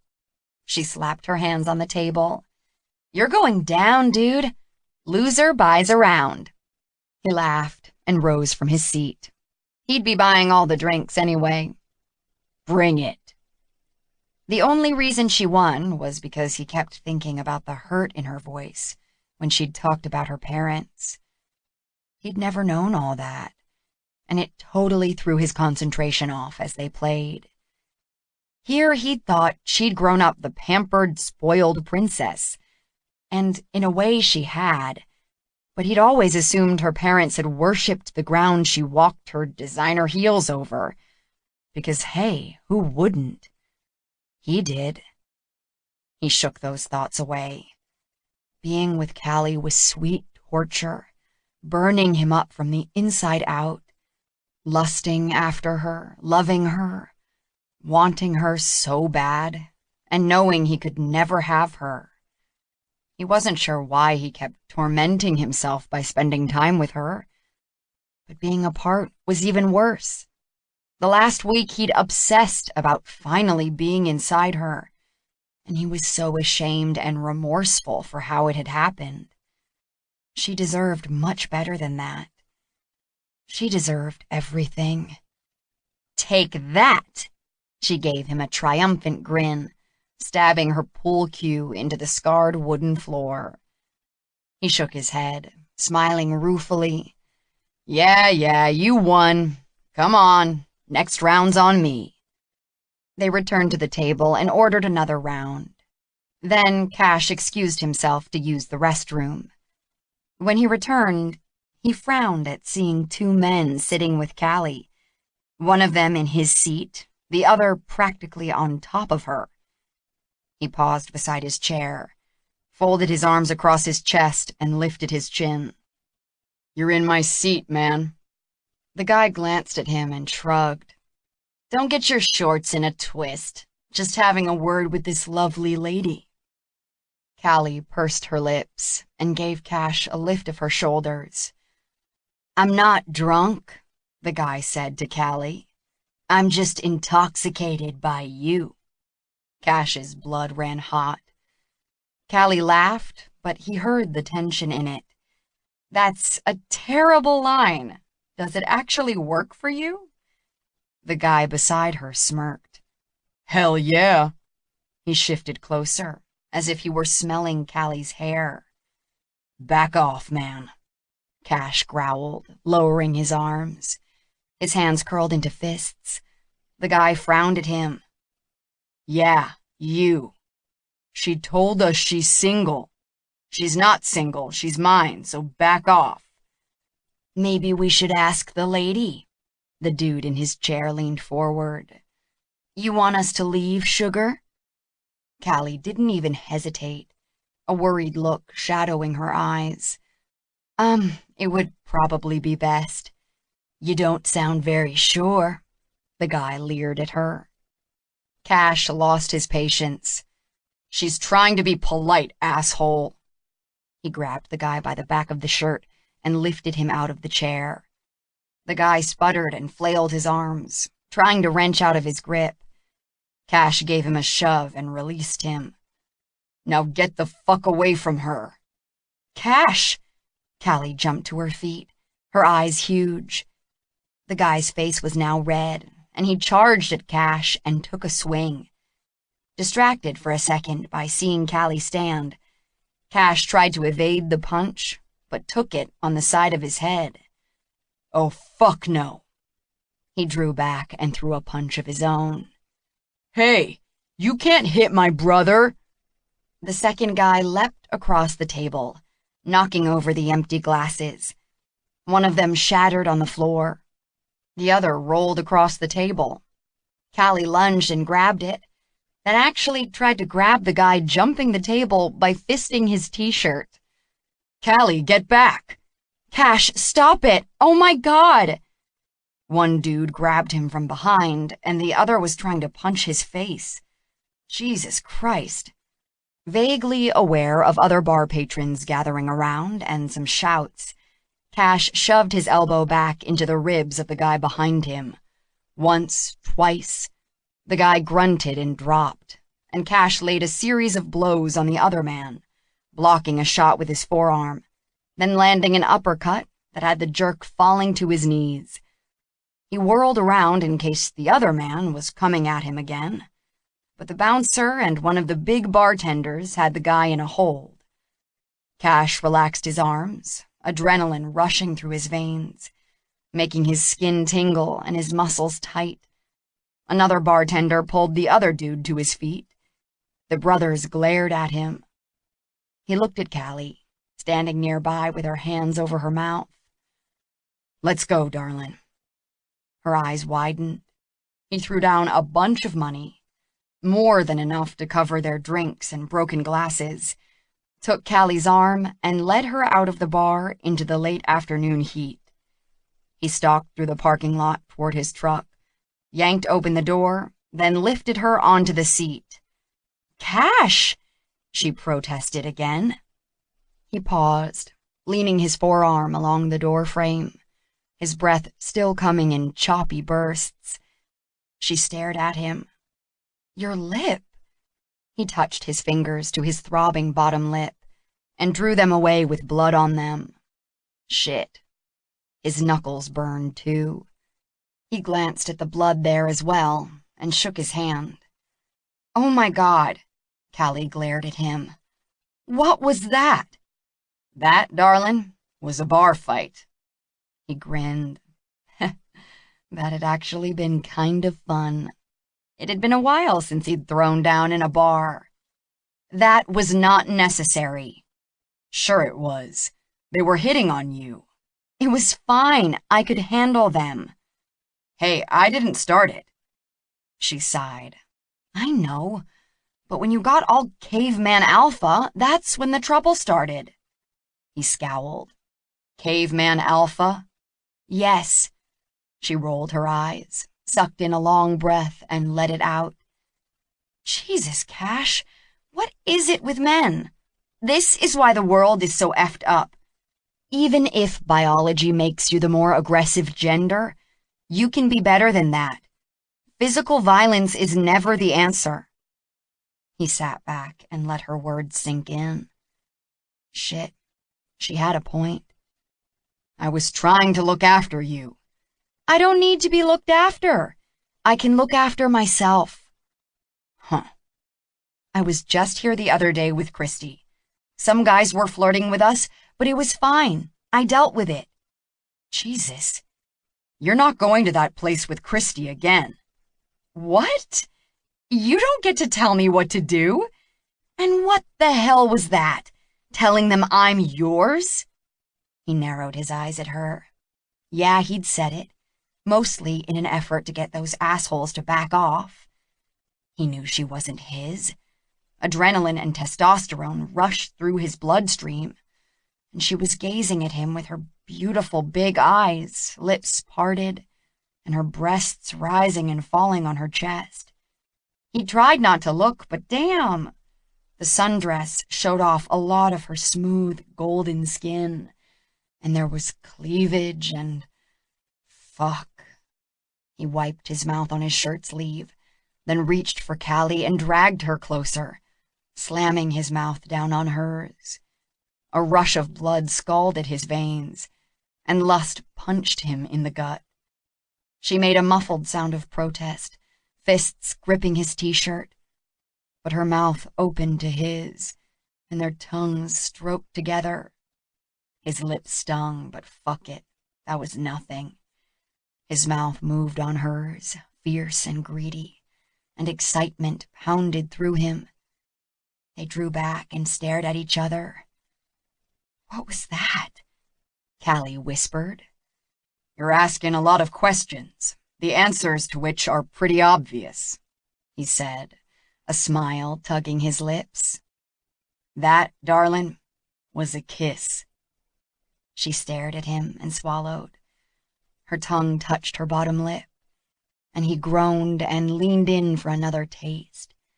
Her hands slid up and curled over his shoulders, hanging on as he kissed her again, hot and deep and wet. One hand went to her breast, covering one soft curve and gently squeezing. She moaned into his mouth. His other hand curled around the side of her neck, just below her ear, his thumb brushing her jaw, then her throat. Her skin was so damn soft. Desire tore through his blood. "We probably shouldn't be making out in the parking lot in broad daylight," he finally said, releasing her and stepping back. She held his gaze with dazed eyes as she shifted her legs into the cab, and he closed the passenger door.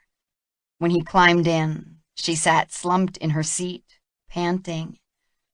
Without a word, he started the truck and put it in gear, backed out of the parking spot, and exited the lot.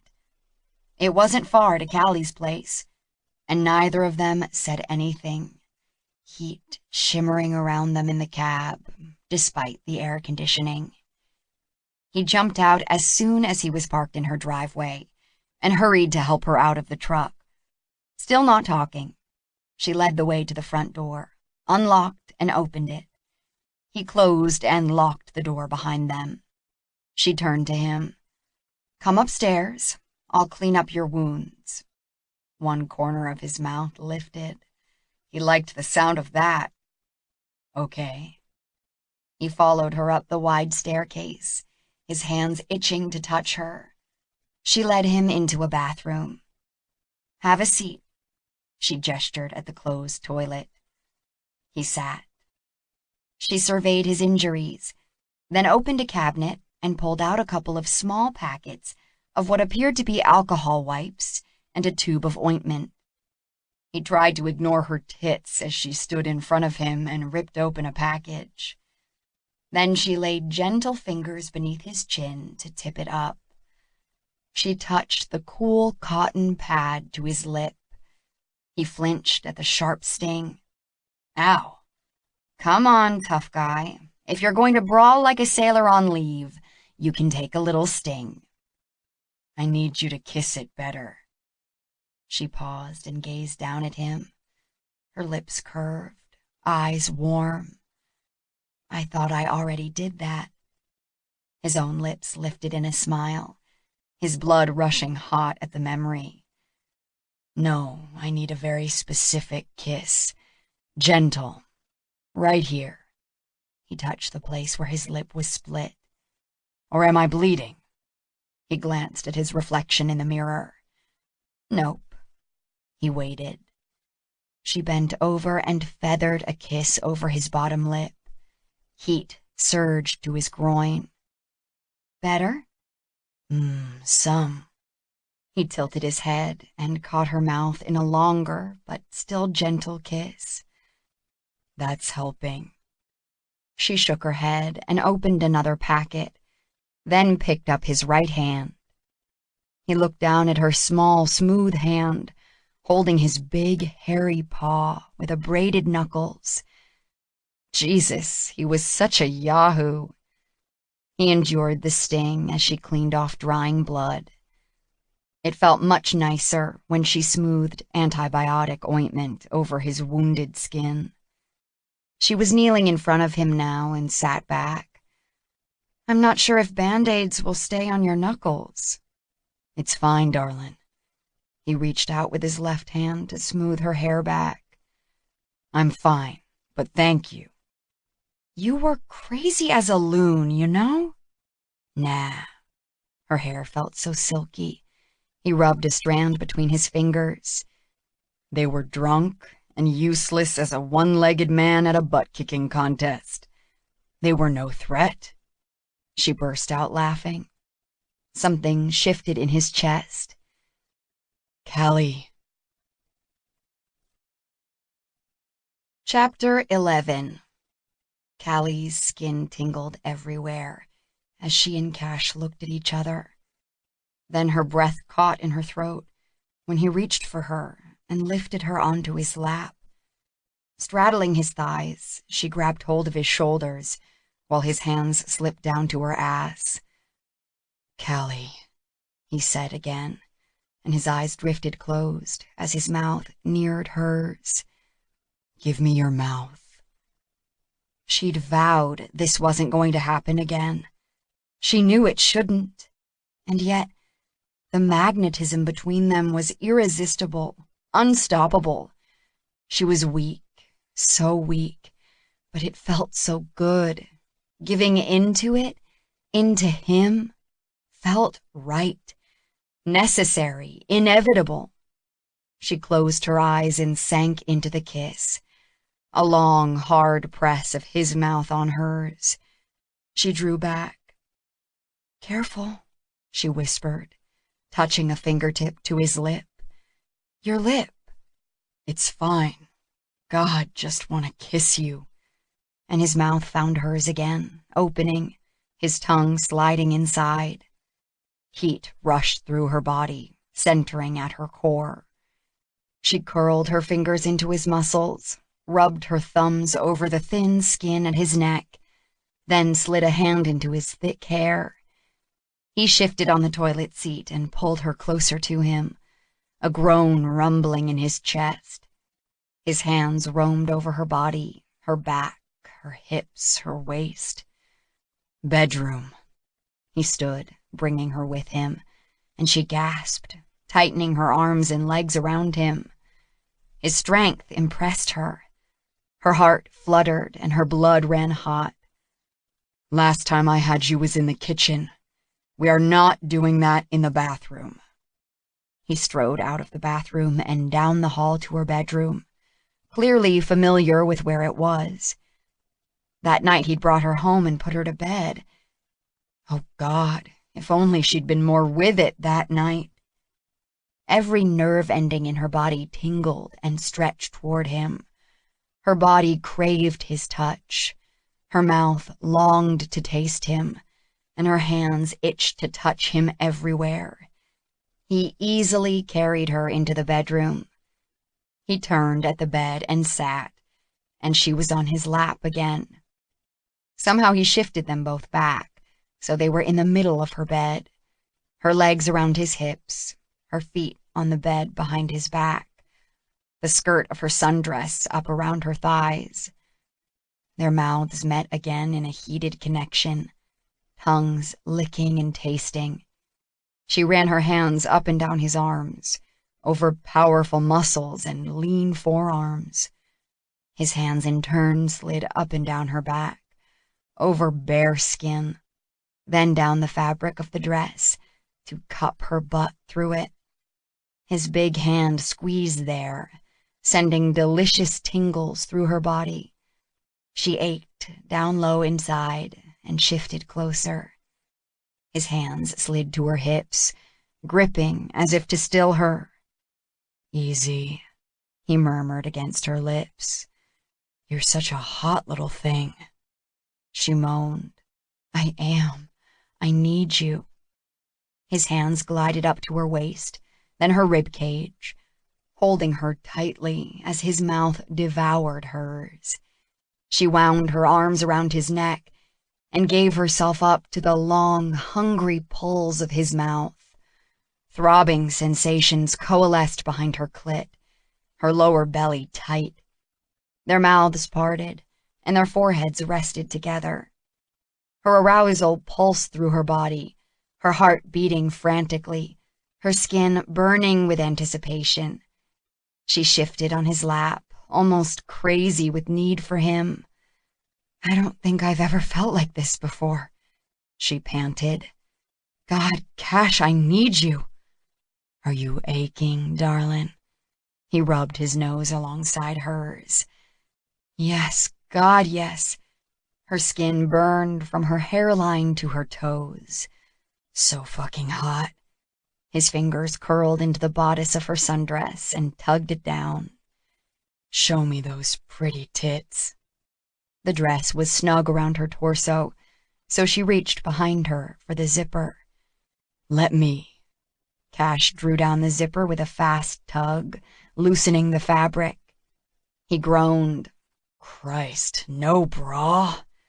His voice had deepened to a heavy rasp. Don't need one with this dress. She rubbed her cheek against his stubbled jaw and drew in a sharp breath as his palms covered her bare breasts. She pushed into his hands, a fever racing over her skin, heating her blood. God damn, look at your naked breasts. He rubbed over her nipples, which tightened into hard points. And I fucking love how you respond. It feels so good. She pushed deeper into his palms, coiling tension rising inside her. So good. She curved her hands around the back of his neck, and his hands glided up over her chest to cup her face. Their eyes met. Beautiful, Callie. Thank you. Her heart did a little flip, and then he kissed her again, softly. Want to see those perfect tits bouncing when I fuck you. A moan rose in her throat, heat darting low in her belly at his dirty words. Again, she ran her hands down his arms and back up over his shoulders, then started working open the buttons of his shirt. He sucked her bottom lip, kissed her jaw, then her throat. Her head arched back as he sucked gently there. His shirt had come untucked at the Wild Turkey when he'd been fighting, and he hadn't bothered to tuck it back into his dress pants.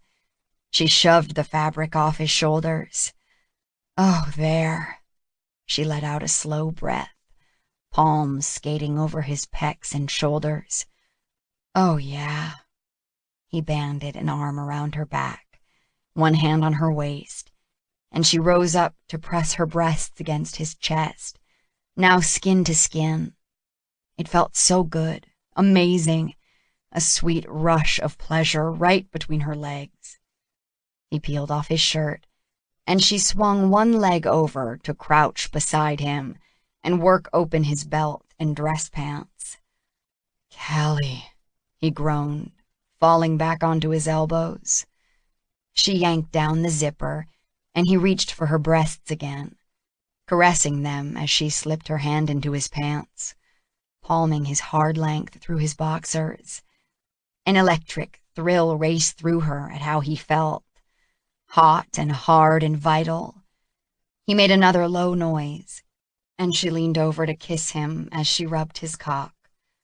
He touched her face, his body quivering. Darling, his voice came out rough. Feel what you do to me. My cock is hard and hot for you. Her inner muscles squeezed, and she pressed her thighs together, trying not to whimper. She dragged her tongue over his bottom lip, then rose onto her knees and hiked up her dress. She pulled it over her head and tossed it aside, leaving her in nothing more than a pink thong. Christ, Callie. He watched her with hot, avid eyes. She reached into his pants again, but he moved, flipping her onto her back and kneeling beside her. Air whooshed out of her lungs, and her belly did a cartwheel of excitement as he bent to kiss her lips, his hand slipping between her thighs. She parted them for him, and her body gave a lurch of pleasure as he touched her through her panties, gently petting her, squeezing. He rubbed over the silky fabric, and sensation sparked to life. Jesus, she could almost come from this alone. He tugged down her panties, and his fingers slid into her folds. You're wet, darling. He licked her bottom lip, then shifted to kiss her neck, her collarbone, the top curve of her breast, then her nipple. Hot, jolting desire speared through her. I know I'm wet. She lifted a hand to his face as he sucked on her nipple. Oh, God, I know. Tell me it's me who gets you wet like that. It's you, Cash. It's really you. His fingers slid through slick flesh, his mouth on her nipple, sending streamers of pleasure straight to her womb. Her hips lifted into his hand, and when he brushed over her clit, she jerked hard. Oh yeah, I'm gonna make you feel so good, baby. He continued to finger her there, finding her clit, pinching the skin around it, making her crazy with need. A primal, powerful feeling, fire streaking through her senses. He moved to the other nipple and tugged it into his mouth. That feels so good. Her head tossed on the bed. He grazed one super-sensitive nipple with his teeth, and her body jolted with electricity. Sweet little nipples. He kissed his way down her belly until he arrived where his hand still played. He leaned over and licked her. Oh, God! Her hips jerked, and every nerve ending in her body jumped. He pushed a finger inside her and bent it while he licked her again and again, stroking over her outer lips with his tongue, then deeper, and then right over her clit. The pressure of his finger inside her, along with his tongue on her clit, made heat spiral through her. Hot prickles of sensation swirled in her bloodstream. The flames licked higher and hotter, and a cry fell from her lips as pleasure exploded, sweeping through her from head to heels. Oh yeah, good girl. Love making you come so hard. Her thighs quivered, and she panted for breath as Cash rolled to the side to shove off his pants. Then he was back, kneeling between her thighs, and she studied him with heavy eyes. Lord have mercy, he was beautiful. Wide at the shoulders, narrow at waist and hips, lean enough to see every gorgeous muscle beneath his tanned skin. She watched him roll on a condom, and then he edged closer. Their eyes met, his dark and beautiful and intense. Her lips parted. He lifted one of her thighs and pushed it back, his other hand guiding the head of his cock to her center. He rubbed it up and down. Nice and wet, he murmured, his gaze dropping to where he was about to enter her. So pretty, Callie. I'm dying to fuck you. I'm dying too, please. I need you inside me. Her hips lifted to him. He was broad and hard, her body slowly yielding as he impaled her. A cry rose to her lips at the incredible sensation. Okay, darling? Yes, I'm okay. It's good. He eased in deeper, and then deeper still, a delicate pain stretching her tender tissues. She cupped her own breasts and moaned as he moved inside her, then lifted her hands to reach for him. He caressed her legs, her hips, scratched her fingernails over the sensitive skin of her inner thighs, making her body clench around him, and he groaned. I can feel that, squeezing me. Christ. Gripping her hips, he pumped harder, faster, lifting her hips to him. She pushed up on straight arms to watch their joining, the sight so erotic and beautiful. His thick cock shiny with the latex stretched thin over his girth, wet with her arousal, sliding in and out of her body, and it felt so good. Her body hadn't stopped pulsing from the last orgasm, and he was building another inside her with every stroke, tingles swirling and spreading. His hand slid to her waist and held on as he bent over to lay a hard kiss on her mouth, their hips still pumping together. He fondled one breast with a squeeze, just hard enough to make pleasure sizzle through her veins.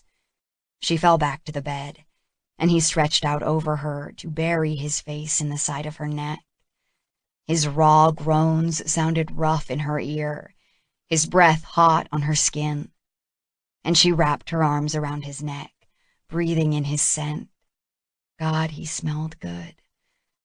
She ran her hands down his back and up his sides, over the ridges of his ribs, then onto the bulky muscles of his shoulders, tightening her legs around his waist as he rolled his hips against her, his cock so deep inside her it almost hurt. Her inner muscles trembled, and yet she craved more of it, of him. He pushed back up onto his knees, reaching for her hips again, lifting them to him so she was right off the bed. She dug her feet into the mattress as he slammed into her, slipping a hand down to her clit. She could come again, if she just touched herself there. All the air left her lungs. Her eyes fell closed as fire raged inside her, and then she burst into flaming pieces, shuddering, contracting around him. Cash roared as he came, his hands gripping her hips with bruising strength as he held their bodies together, pulsing inside her in hard jerks. Oh God, it was amazing that he was so affected by her, that it was good for him, too. A sigh leaked from her parted lips as she floated in a haze of languor. Cash maneuvered them onto their sides, still joined, and she opened her eyes to find herself looking into his coffee-dark ones. "Okay, darling," he whispered, reaching to sweep her hair back off her face. "I am so okay. I mean, better than okay. Oh my God, Cash." Her heart swelled. So much better than okay. It had been raw and intense and shockingly intimate. She'd felt things she'd never felt before. A connection of not just their bodies, which had been dirty and hot, but of their spirits. Something rare and precious and... oh no. No. She could not get all emotional about this. She'd vowed it wouldn't happen again, but it had, so she had to reassure him that it wasn't a big deal. She had to keep this light. She searched for something to say. "You have a magic dick." His eyes popped wide and his chin dropped. Then he burst out laughing, pulling her to him and tucking her face against his shoulder. "Christ, a magic dick." She smiled, relieved that she'd shifted the mood from deep and warm to humor. "Seriously?" His body shook with laughter. "Nobody's ever told me that before." "I find that hard to believe. I mean, it's pretty obvious." He squeezed her tighter, then released her. "Callie." The warmth in his eyes heated her face as he stared at her. Oh, hell. Making him laugh was supposed to lighten things up. But now he was looking at her with so much affection. Her heart was bouncing around in her chest again. She still smiled, though. "I better get the magic wrap off the magic dick." She giggled, which had the unfortunate effect of pushing him out of her body. "Ah, sorry." He withdrew the rest of the way and rolled off the side of the bed. "You have a bathroom here, right?"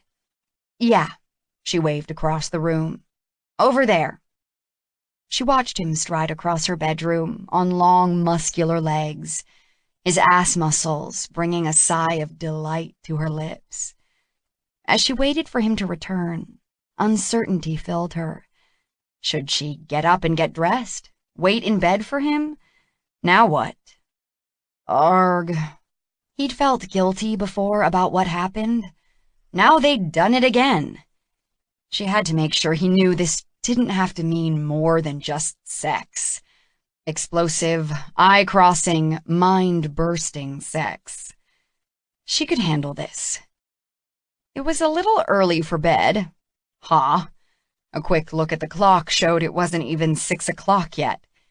She glanced around. Her clothes were somewhere on the floor. Maybe she could quickly find them. Too late. Cash emerged from the bathroom and sauntered toward her. Sweet hopscotching Jesus! She couldn't stop her jaw from going slack with admiration. Even though he wasn't fully erect, his cock was beautiful, plump, round, and long. She swallowed and lifted her gaze to his face. He smirked as he sat on the side of the bed next to her. Magic Dick is relaxing. She laughed so hard she snorted and fell back on the pillows. Oh my God, I never should have said that. He laughed too and leaned over to smooch her lips. Don't worry, I won't bring it up at every opportunity. Nor will I start talking to him and calling him Magic Dick. Thank God for that.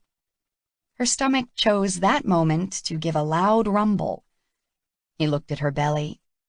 Hungry, darling? She patted her stomach. Apparently. Don't tell me you forgot to eat again. She squinted, thinking back. Well, I was busy getting the wedding cake ready and then delivering it. Christ, Callie, you need to eat. What are you saying? She drew her chin down and frowned at him. Are you saying I'm too skinny? Christ, no, you're perfect. Okay. I wasn't commenting on your weight. I mean, you're not overweight or underweight. Jesus, there's no good way to talk about a woman's weight, is there? She pursed her lips. It's definitely a sensitive subject. Like I said, you're perfect. What I mean is, you need to eat to stay healthy. So let's get some food into you, woman. Warmth unfurled inside her. I'm good with that. Then her bottom lip pushed out. Although I'm not sure how much food I have in the house. You must have some cookies. She laughed. Yes, but in terms of a meal, I haven't exactly been cooking gourmet meals for one lately. There's always pizza delivery. I could go for tacos, actually. Hell yeah. He rubbed his flat abs. Hot tamales delivers. Yes! She rose to her knees, forgetting she was naked. I love their shrimp tacos. Okay, where's my phone? Where are my pants? He stood and turned in a circle. There. A moment later, he had found the number and was ordering her tacos and a fiesta platter for himself, which she knew included a chalupa, 2 cheese enchiladas, a beef taco, and chips with chile con queso and guacamole. That's a lot of food. You know you're going to steal some of my chips. She grinned. I totally am. Suddenly, she had a weird sensation of unreality, like she and Cash were naked in her bedroom, ordering Tex-Mex and laughing after sex. This wasn't really happening. Chapter 12. Cash grabbed his pants and stepped into them so he was decent when the food arrived, while Callie pulled on a tiny pair of shorts and a thin t-shirt.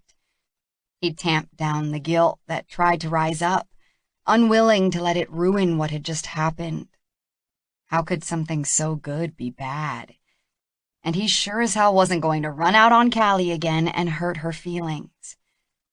They ate in the family room off the kitchen, a room that should have been cozy, but wasn't. The huge size and high ceiling made the space feel empty and cool, despite the leather sectional and the fireplace in the corner. Big windows on one wall overlooking the gorge and bayou let in a lot of light, even at this time of day, and a ceiling fan circled slowly above them. Callie turned on the flat-screen television, then handed him the remote with a raised eyebrow. He shrugged and channel surfed, while she set out food on the big square coffee table in front of them. After checking every available channel, he concluded, "There's nothing to watch." She smiled. "We could watch something on Netflix. There are a bunch of shows I missed when I was in Europe." Huh. He explored further. "Ooh, Daredevil. Let's watch that." He'd heard of the show, but had never seen it. Okay. Oh God, this is good. She held her shrimp taco over the styrofoam container after taking a bite. He took a chip and scooped up some guac. Have to agree. I was starving. They ate in comfortable silence, watching TV, quickly becoming engrossed in the show. Callie snitched several chips from him, which he didn't mind since he had more than enough, and he loved watching her enjoy food. Well, somehow they'd done it again. He was just going to put that thought aside while he enjoyed his Tex-Mex and Netflix, and Callie beside him. His cell phone warbled, and he reached for it with a frown. Who's calling me on a Saturday night? Uh-oh, hopefully you don't have a hot date you forgot about. Callie picked up the remote and paused the show. He rolled his eyes. My sister. He swiped the screen. Hey, Ginny, what's up? I'm calling about Mama's birthday party. Oh, yeah, right. They'd decided on a date, the Saturday closest to Mama's birthday, 2 weeks away. Ginny would come home for the weekend. I talked to Barb, and she's making a guest list. I think she's already told a bunch of people to hold the date. Good. We need to figure out where it's going to be. Any ideas? The Houston Club? Ginny laughed. Mama would die if you had the party there. Hey, why not? I'm a member. She'd be totally intimidated. So would I. Cash grinned and watched Callie steal another chip from his dinner. Okay, not there. The country club? Just as bad. Come on. There has to be a nice restaurant she would like. Cash lowered the phone to speak to Callie. Any suggestions for a restaurant for my mom's birthday party? Callie tilted her head. Interlude is nice. Or Baudelaire? Who's there with you? Ginny demanded. Cash spoke into the phone. Callie? Silence. Oh. A pause. Are she and Beau back together? Nope. More silence. Okay. What did she say? He named the restaurants. Oh, Interlude is nice. I think Mama would like that. Can you see if they have a private room? Cash relayed the question to Callie. Sure she'd know. Should I talk to your sister? She asked with a smirk. Maybe we could plan the party. I wish, he muttered. Yes, they do have a private room. It holds about 20, I think. That sounds good. We were figuring on about a dozen people. He spoke to Ginny again. I'll make the reservation. What about food? Jesus, can't we just order when we get there? Callie spoke up with a smile. They have fixed-price family-style menus. You can plan it ahead of time. Okay. Maybe he should hand the phone over to Callie. What are you getting her for a present? Ginny asked. It's her 50th birthday. Yeah, I know. I haven't thought about it. You'll be buying something that day, Ginny laughed. I know you. She was probably right. Diamond earrings. Ooh, show off. You know I can't compete with that. It's not a competition. Hey, what's up with the guy you're seeing? His name is Kevin. We're just going out to a movie. Cash could tell Kevin was there with her. He's a good guy? Yes, he is. He heard the smile in her voice. He's coming home with me for the party, so you can meet him then. Huh. This is serious? Who knows? Ginny's tone was light, but he sensed that she really liked this guy. His gut tightened. Okay, good that I'll get to meet him. You be nice to him. Not if he's an asshole. Cash! He grinned. Just saying. Okay, so we're on track for the party. Callie's making Mama a birthday cake. Oh, okay. Another pause. You and Callie? Gotta go. Take care, Jen. He ended the call. Callie smiled. I can help you plan the menu if you want. He exhaled with relief. Yeah, that would be good. What the fuck do I know? He could have asked Barb or Eleanor to help, probably, but he liked the idea of Callie doing it. I never hear you talk about your dad, Callie said cautiously. Cash picked up his taco. He lives in Dallas. I don't ever see him. Ever? Not since he left when I was 16. Oh, she nibbled her bottom lip. That sucks. It is what it is. He knocked up some other woman and decided he'd rather be with them than with us. Why would we want such a dickhead around? His casual tone belied the anger and hurt he'd felt at the time. Wow, that is pretty dickish. Does he have more than one kid now? I have no idea. Geez, Cash, that's awful. He hated pity. He shrugged. Nah, it's fine. He'd gone through a bunch of phases after his dad had bailed on them. Denial, hurt, hope, and anger. Now, like he'd said, it was what it was. My pathetic story about my parents ignoring us doesn't seem so shitty now. Not to mention my daddy's cheating. She grimaced. At least my parents are still together. Yeah, I guess it works for them. But it's never easy when our parents aren't there for us. So yours were around physically and they supported you financially. Doesn't make it easier that they weren't there for you emotionally. I didn't really get it at the time, but if my old man wasn't prepared to be there emotionally for us, it was probably better that he left. She eyed him. I guess that's true. She paused. Your dad didn't help support you or your sister financially? Yeah, he did. He wasn't a total asshole. But those monthly checks didn't nearly help pay for everything. Mama was a stay-at-home mom who had to go find a job. It wasn't easy for her. I tried to help out as much as I could. And you still are. Her smile made his chest go soft and warm. Helping your mom. He shrugged. I do what I can. You're a good guy, Cash. His chest tightened. The praise made him uncomfortable, and yet, coming from Callie, also made him happy. He met her eyes. Callie, why aren't you out on a hot date tonight? The question took him aback. You haven't talked about dating other women since I've been back. You used to be such a player, I could never keep track of who you were dating, or not dating. In fact, before Beau and I split up, we hardly ever saw you because you were always busy with someone. That was a question he'd rather not ponder. It was true, he hadn't had a date for a while. In fact, it did coincide with Callie's return from Europe. Not that it had been a conscious decision. I don't really know, he said honestly. He shrugged. Just haven't met anyone interesting lately, I guess. Their eyes met again, and understanding flickered between them.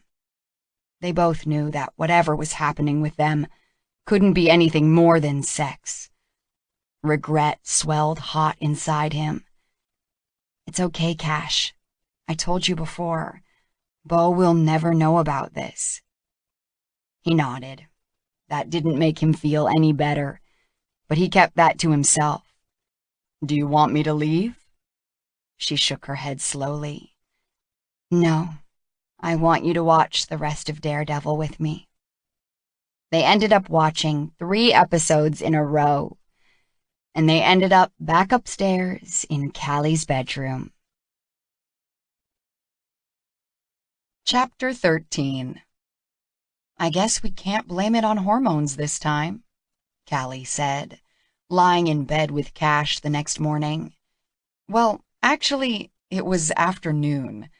They'd spent most of the night having sex and had slept late. Very late. And had sex again. Well, not entirely.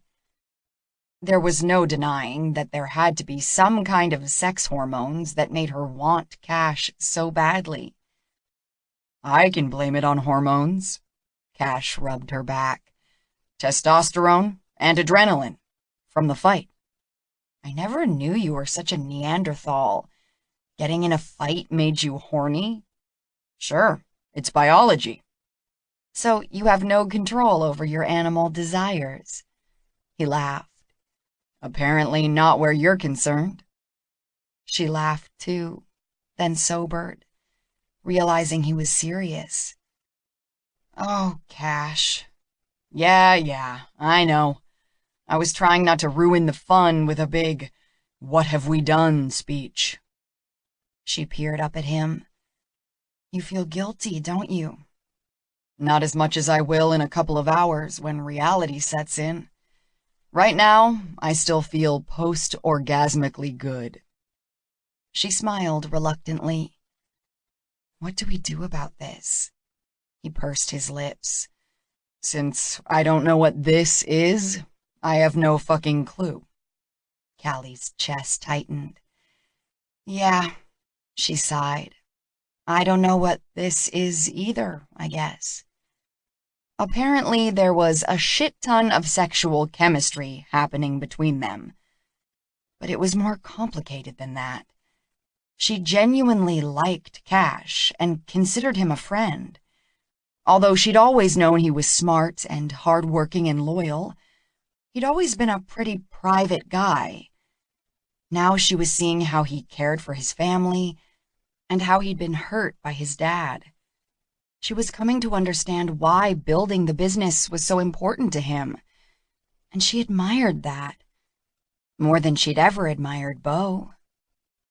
Beau, damn it. Just when she was having faint little hopes that there could really be something between her and Cash, there was Beau. It annoyed her that they had to think of him, because he sure as hell hadn't thought about her feelings when he'd cheated on her. What kind of loyalty did he deserve, whether from her or from Cash? And yet, she couldn't fault Cash for his loyalty to his friend. The doorbell rang. Who the hell is that? Cash mumbled. No idea. She gritted her teeth. I guess I can't get away with ignoring them, since your truck is parked in my driveway. After a beat, she and Cash both said, "Oh, shit," at exactly the same time, their eyes meeting. A knot of dread tightened in her stomach. Who could it be? A list of possibilities ran through her head, and none of them were good. Want me to go down? God, no! I'll go. You stay here. And hide? Yes. Callie. I know. She threw back the covers and hopped out of bed. Okay, don't hide. Get dressed as fast as you can. Maybe we can bullshit our way through this. Cash laughed softly and followed her out of bed. He gave her ass a light slap as she reached for a pair of panties in her dresser drawer. Damn, she liked that. The doorbell rang again as she dragged on a pair of shorts and a t-shirt. Hair and makeup was out of the question. She jogged down the stairs, her heart beating in fast pumps, her breathing quick and shallow. She peeked through the side light and saw her mother standing on the doorstep. Sweet, hopscotching Jesus. She thunked her head against the wall. Mama knocked on the door. Callie! Callie heard Cash's heavy steps on the staircase as she reached for the deadbolt and slowly opened the door.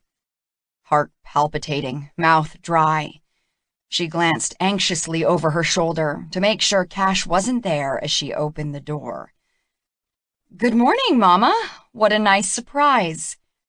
Her mother stepped into the foyer, looking cool and elegant in a silk dress, pearls, and heels.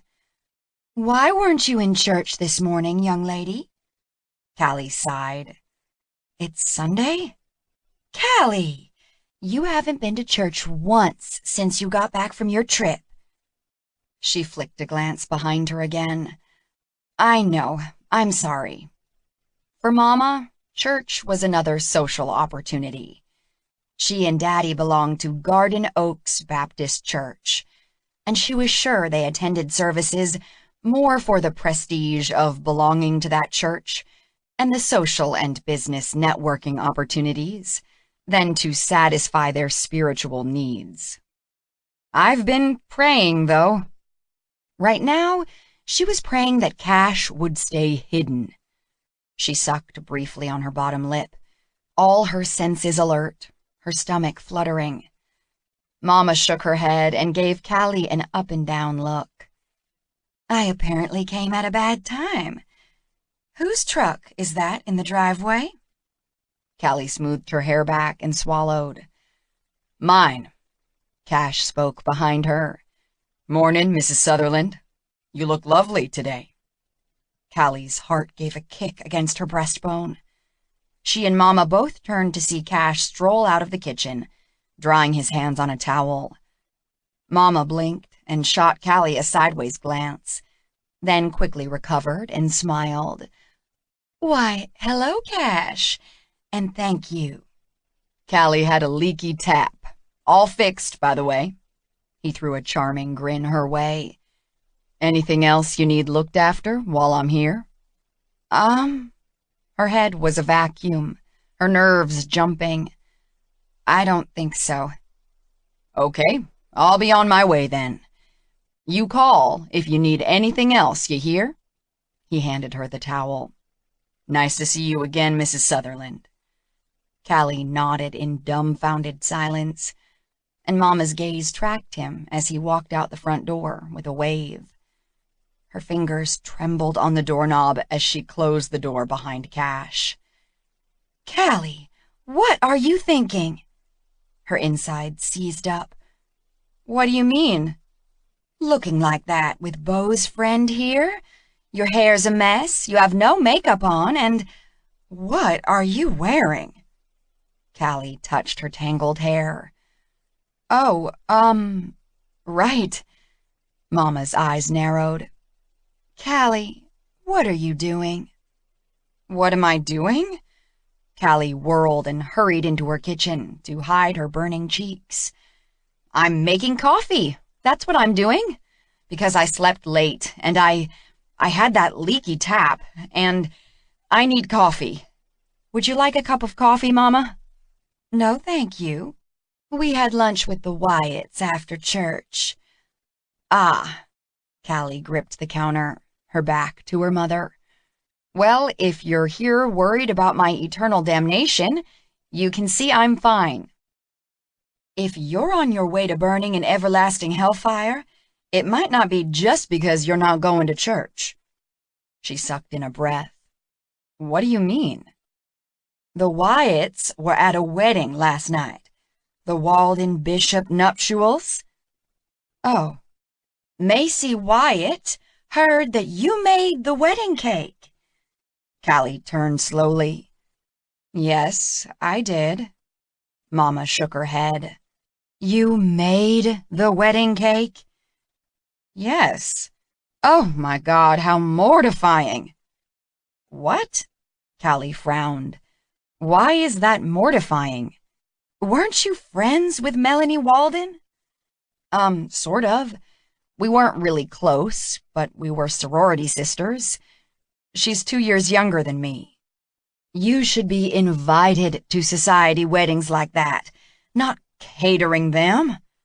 Mama's lip curled, and she touched her fingertips to the pearls at her throat. Callie couldn't stop the laugh that burst out of her. I wasn't catering it, Mama. I made a cake, a very expensive cake. Mama paused, then shook her head. Still, Macy was so surprised to hear that a Sutherland had made the cake. Did she like it? I don't know. I didn't ask. Callie's breath left her on a whoosh of disappointment. Of course you didn't. Why had she even had a breath of hope that Mama might have been proud of her?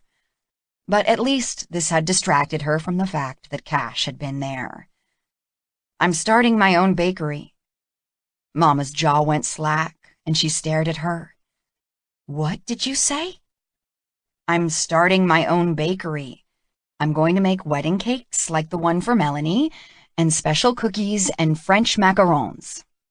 "That's the most ridiculous thing I've ever heard." Callie's heart squeezed.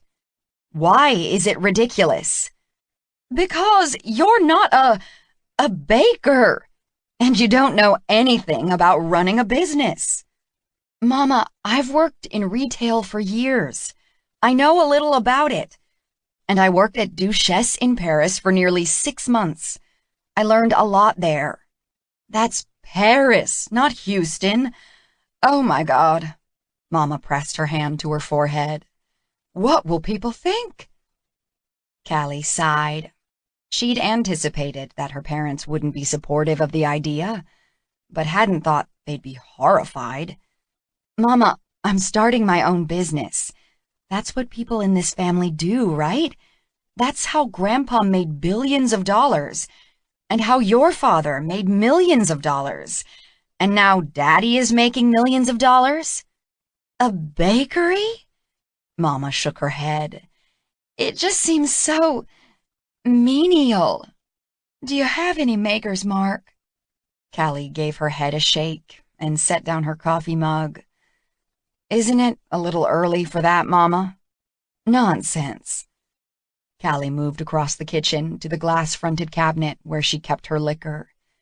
She splashed bourbon into a glass and handed it to her mother. Mama's gaze dropped to her hand, and she let out a screech. "What is that?" Callie almost spilled the bourbon. "What?" Mama grabbed the glass with one hand and Callie's fingers with the other, staring at them. "Oh, yeah, her tattoo." "What have you done to yourself?" "It's a tattoo, Mama, a very small one." "Oh my God, it's permanent?" "Yes." Callie paused. "I like it. It has meaning for me." "Meaning? Like what? What is it?" "Surely you can see it's a flower. Don't you sass me, young lady." Callie swallowed a sigh. "It's a lotus blossom. It symbolizes strength through adversity." Mama lifted her gaze and met her eyes. "Adversity?"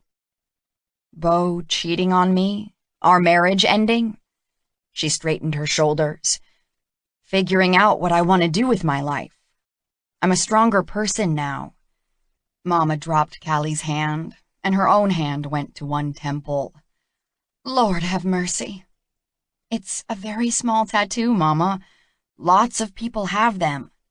"Sailors have tattoos." Callie laughed.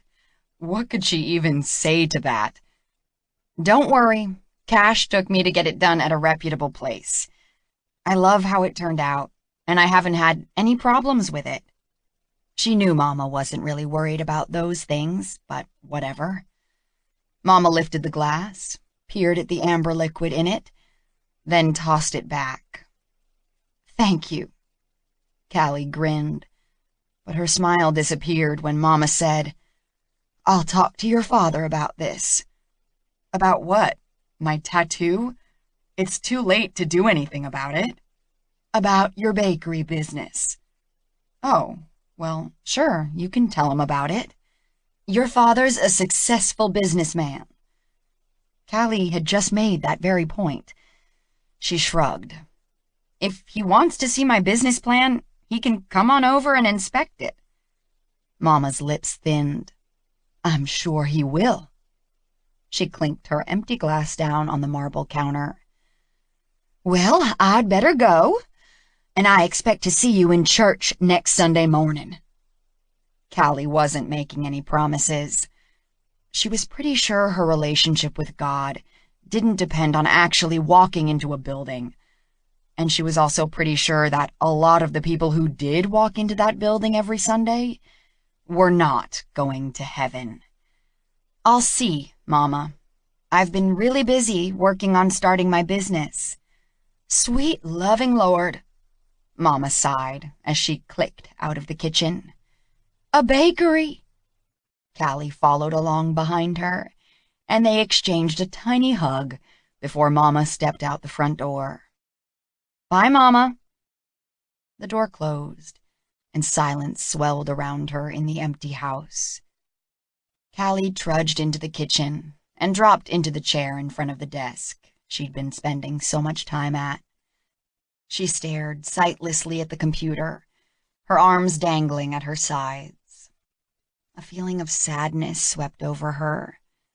Cash was gone, and they hadn't had a chance to finish the conversation they'd started in bed, and she missed him. Well, shit. This was no good. No. She was just feeling down because of the conversation she'd just had with Mama, which was the way she usually felt after a conversation with her mother. Damn. She bit her lip, then looked around for her cell phone. Crap, it was still in her purse, possibly dead. She hurried out to find her purse on the table, where she'd dropped it last night, when she and Cash had arrived home. Still had a sliver of power left. She typed in a text message to Cash. "Mama is gone. I'm going back to bed. Want to join me?" She stared at it for a long moment, her insides tight, her heart fluttering. Then she deleted it. She couldn't do that. Sure, she wanted to be with him, but she knew it made him feel guilty. Mama showing up like that had been a stark reminder of the dangerous game they were playing. It was better if they just stayed friends. Plus, he'd said he had things to do today. She turned on her computer and opened Facebook. Her eyes popped open wide as she took in all the notifications. What the duck fuck was going on?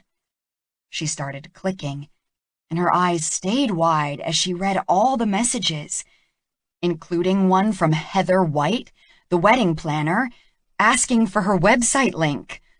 Ack! She grabbed for her cell phone again and quickly tapped it to call Christy. "Hey, how's that website coming along?" Working on it right now, as a matter of fact. I have some things to show you. I'll send you a link. I'm getting all kinds of questions about making more cakes, and a wedding planner wants my website link.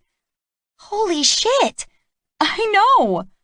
She told Christy about the encounter yesterday when she dropped off the cake.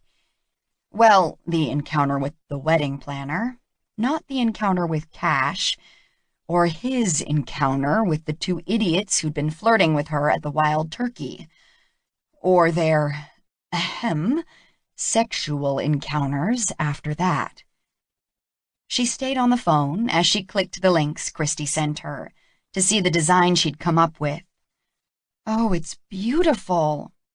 It was perfect, elegant, classy, and simple, with a lot of white and a simple font. A series of photographs of one of her cakes, some pink macarons, and sugar flowers rotated across the home page. "We can change those photos," Christy said, "or add more. I just got those off your Facebook page." "Those are good. We could add a few more. I'll do some on the white marble."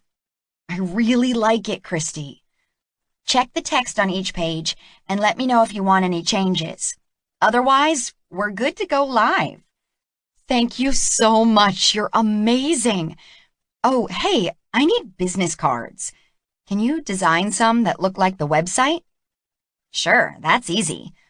Oh, wait, do you want to use a photograph? Because then we need a high-res image." No, I don't need a photo on my cards. Just that fancy, scrolly, caked, and my name and email address and website. And phone number." "Yes. Oh, my God. I should have a different phone number for the business." She groaned. This is all happening too fast.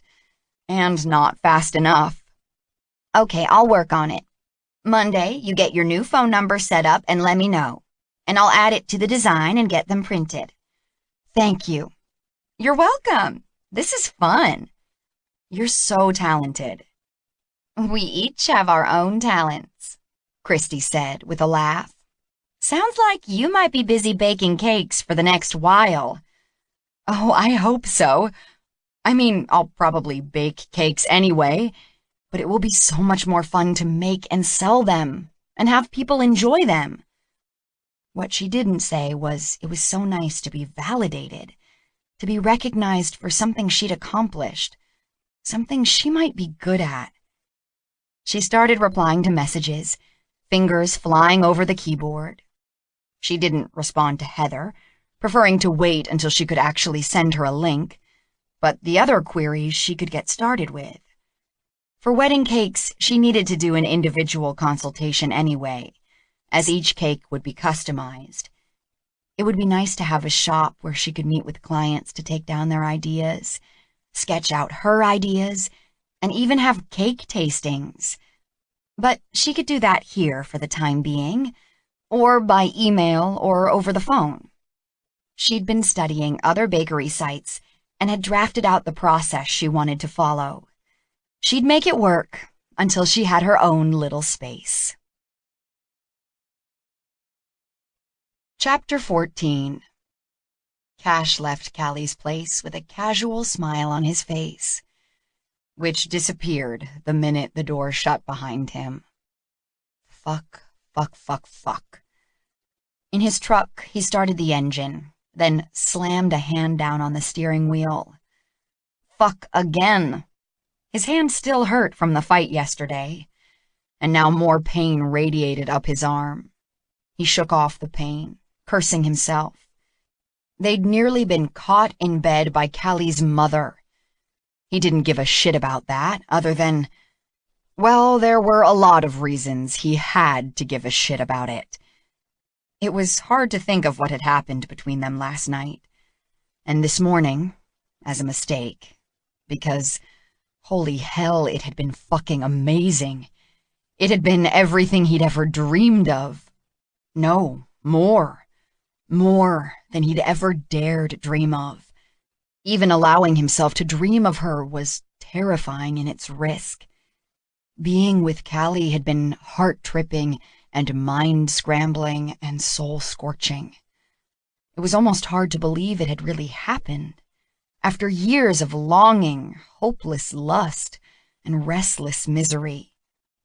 He backed out of Callie's driveway, careful to avoid Mrs. Sutherland's Mercedes parked on the street, and started for home. Last time, they'd blamed the hormones after Callie's tattoo. This time, okay, he'd admit to being pretty hopped up on testosterone and adrenaline after that fight yesterday. Not to mention that crazy surge of protectiveness that had led to the fight. Hell, he'd been enraged that those douche canoes had been coming on to her when he'd left her alone for a few minutes. He shouldn't have left her alone. Ever. Fuck. Okay, maybe he'd overreacted a bit, but she'd clearly been trying to get rid of them, and they were drunk and not listening to her. And there was no way in fucking hell that he'd ever leave Callie unprotected. He sucked in a breath and let it out, then rolled his head to loosen the tension in his neck. What was done was done. He had shit to do today, so maybe it was just as well that her mother stopped by and propelled his ass out of Callie's bed. Glancing at the clock on the dash, he saw it was nearly 2 in the afternoon. He'd promised his mom he'd come by and help her with some computer problems she was having. Plus, he had a bunch of work he'd planned to get done yesterday after that client lunch. That hadn't happened. At home, he'd changed out of the dress pants and shirt he'd had on yesterday for his client lunch, rolling his eyes at the blood on his shirt. He showered and dressed in a loose pair of cargo shorts and a t-shirt, and called his mom to make sure she still wanted him to come over. She sounded a little weird, but said she still needed help, so he jumped back into his truck and drove to her place. He gratefully accepted the big glass of sweet tea she offered him and sat in front of her computer. So, what's the problem?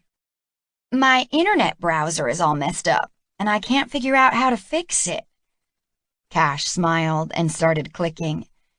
In a few minutes, he had the settings back to the way she preferred them. You want this as your homepage? He asked. I guess so. While he was there, he ran her antivirus software, installed about 50 updates that were waiting, Okay, maybe 5, and did a cleanup. As he was working on these things, his mom perched on the desk near him. Cash? Yeah? I heard from your father the other day. His head jerked back. Seriously? Why? Is he dying? Mama grimaced. No, he's fine. At least, if he's not fine, he didn't say that. He, wants to get in touch with you and Ginny. What the fuck? He shook his head. Sorry. That was pretty much my reaction, too. Why? Why now? He wants his son to meet you. Your brother. Half-brother? Jesus. Brandon is 12 now, and your father wants you all to know one another. That's bullshit. Mama winced. I don't know. Your father seems pretty convinced it's a good idea. He studied Mama's monitor as the cleaning program scanned her hard drive. What do you think? I don't know. I guess a 12-year-old boy is a pretty innocent party in this mess. He wasn't responsible for your father cheating. He can't help what happened. And wanting to know his brother and sister is a reasonable wish. Cash didn't know what to think. Fuck, he muttered.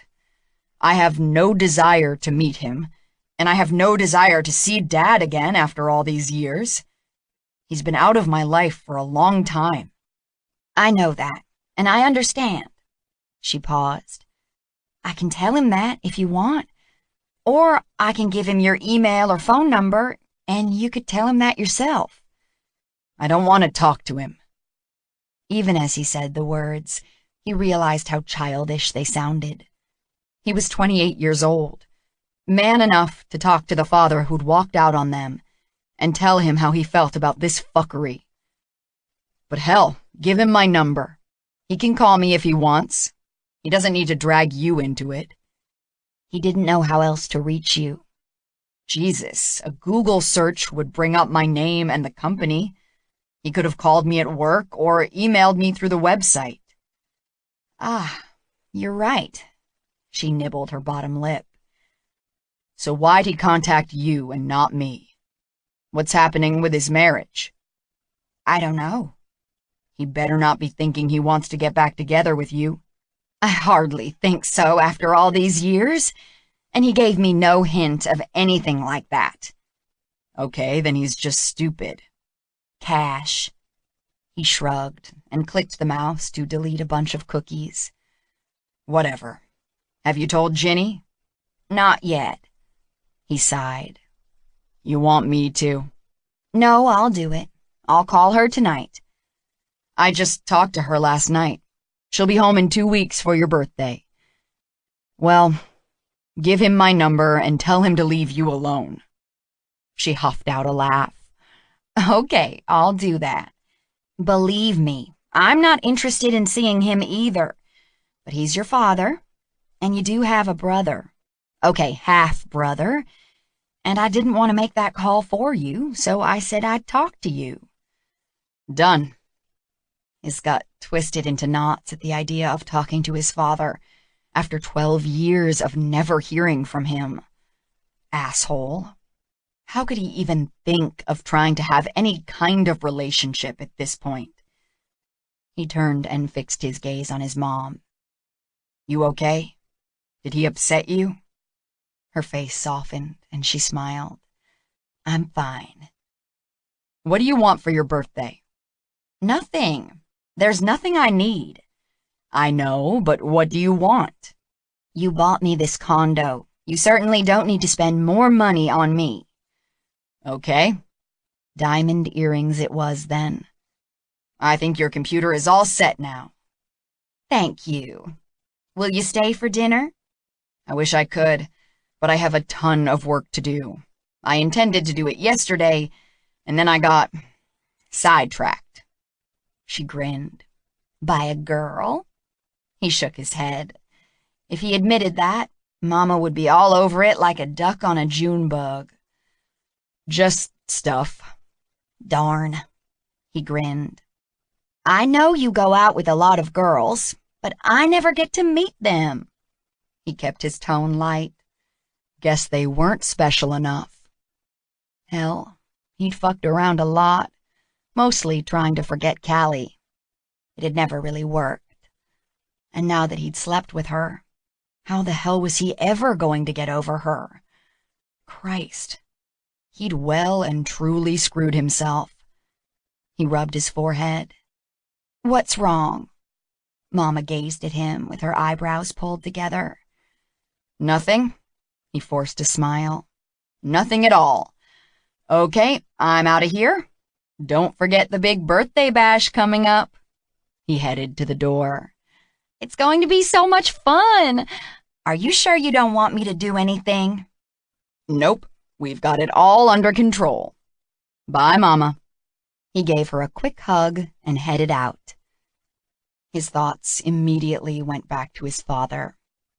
Jesus fucking Christ. 12 years later, he wanted to connect. And although Cash's first reaction was to say hell no, he had to admit to some curiosity about the man. He had memories of his father, of course, and mostly good ones, even though he wanted to hate the guy.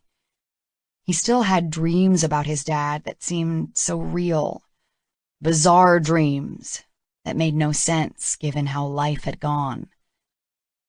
He also had to admit curiosity about his brother, which led him to his own computer when he got home, and a Facebook search. While he might have thought once or twice about looking up his father, he'd deliberately refrained from doing so. Now he found him on Facebook and found his kid, Brandon Hale. He couldn't see much of his info since his privacy settings were all locked down, which was a good thing. He stared at the picture of his father. Some might say there was a family resemblance. He had the same chin, same eyes behind a pair of rectangular glasses, maybe same nose. It was hard to tell. Short, graying hair that had probably been dark brown, like his own. He had no intention of having any kind of relationship with his father, and he'd tell him that clearly if the asshole ever called, which he had his doubts about, considering the past. As for his brother, his gaze lingered on the small profile picture of the boy. He didn't know what to think about that. Since he was on Facebook, he found Callie's profile and brought it up. A picture of the wedding cake she'd dropped off yesterday greeted him. He smiled. Then he sent her a private message. Hey, how are you? You make out okay with your mom? He didn't know if she'd answer right away, but she must have been online. Well, she freaked out about my tattoo, and then she freaked out about my business. But yeah, okay. She asked more questions about why I was there? No, she gave me shit for looking like a mess with you here. Smiley face. He smiled. Little did she know I'm the one who messed you up. She'd freak out about that, too. No doubt. Hey, I got some weird news today. About my dad. What? He wants to see me. Shut up. No shit. He wants his kid to meet me and Ginny. Whoa. I know, right? Are you going to do it? I don't know. His cell phone rang and he picked it up. Callie. He smiled as he answered the call. Hey, are you freaked out? About my dad? Sort of. I mean, I don't give a shit about him, but... Your brother? Yeah, half-brother. I'm kinda curious. I get that. Wow, Cash. Mama says the kid isn't to blame for what happened. That's true. She paused. Having a brother is kind of cool. I miss mine. Aw. He knew how much she missed Griff. He rubbed his face. I know, darling. I'm just confused about it all. That is totally understandable. It's so funny. You just told me about all that yesterday, and then this happens. Huh, funny. He'd never really talked to many people about his family. Bo knew the story from back in college, but had apparently never talked to Callie about it. Cash liked that she knew it. It gave him a weird fizzy feeling in his chest that she was so supportive and understanding. Not judging him, just caring. It was one more thing they shared, a dysfunctional family. Although she'd made light of her own family issues, he wasn't sure who had the better or worse deal. A father who'd cheated on his wife and left, abandoning his kids, or a father who'd cheated on his wife and stayed, but ignored his kids. Parents who were there but not there, or one parent who was painfully absent, but a mother who'd been there for him and Ginny no matter what. Well, I'm not holding my breath that he'll actually call. It took him 12 years to make this move. Who knows? How did you hear this? From my mom. Went over there to help her with some computer stuff, and she told me. She's going to give him my number. He couldn't track you down himself? That's what I said. Maybe he's an idiot. Somehow I doubt it, considering you're pretty much a genius. Ha, again. You okay? Her voice went gentle. Hell yeah. Maybe, sort of. He'd wanted to talk to her, and it felt good doing that. Thanks for listening. Anytime, you know that. You were there for me when my marriage fell apart. I'm here for you anytime. He cleared his throat. Thanks. He liked the sound of that way too much. Chapter 15. Over the next weeks, Callie received a couple more orders for cakes, a small wedding cake and a birthday cake. Also, she had to make Cash's mom's birthday cake. She had no idea what he was looking for, so she'd have to give him a call. No, she was not making up reasons to call him again. This was legit. It was business. He'd asked her to do it. Also, to plan the menu with the people at Interlude for the party. And she wanted to see if he'd heard from his dad. He'd obviously been rattled by the news. After 12 years of not hearing a word from the jerk, it was understandable. She could tell how painful it had been for him to be abandoned by his father, although he was pretty good at hiding it. Enough time had passed that he was cool about things, but she supposed no kid would ever really get over that. So it was pretty freaky that the very next day he'd heard that shocker. Intense curiosity burned inside her at the reasons for his father's contact. He said his son wanted to meet his older brother and sister. That could easily be true, but why now? Was Cash's dad just trying to appease his younger son? And what about Ginny? How would she feel about this? Now Callie was curious about Cash's little sister. Ginny was quite a bit younger than him. That was probably why she'd never met her. When Callie had graduated from college and moved back to Houston, Ginny'd been away at Texas A&M. It sounded like they had a good relationship when he'd talked to her on the phone on Saturday. She'd seen that protective streak of Cash's in evidence when he'd asked about Ginny's new boyfriend. That protective streak that had ended in a bar brawl at the Wild Turkey.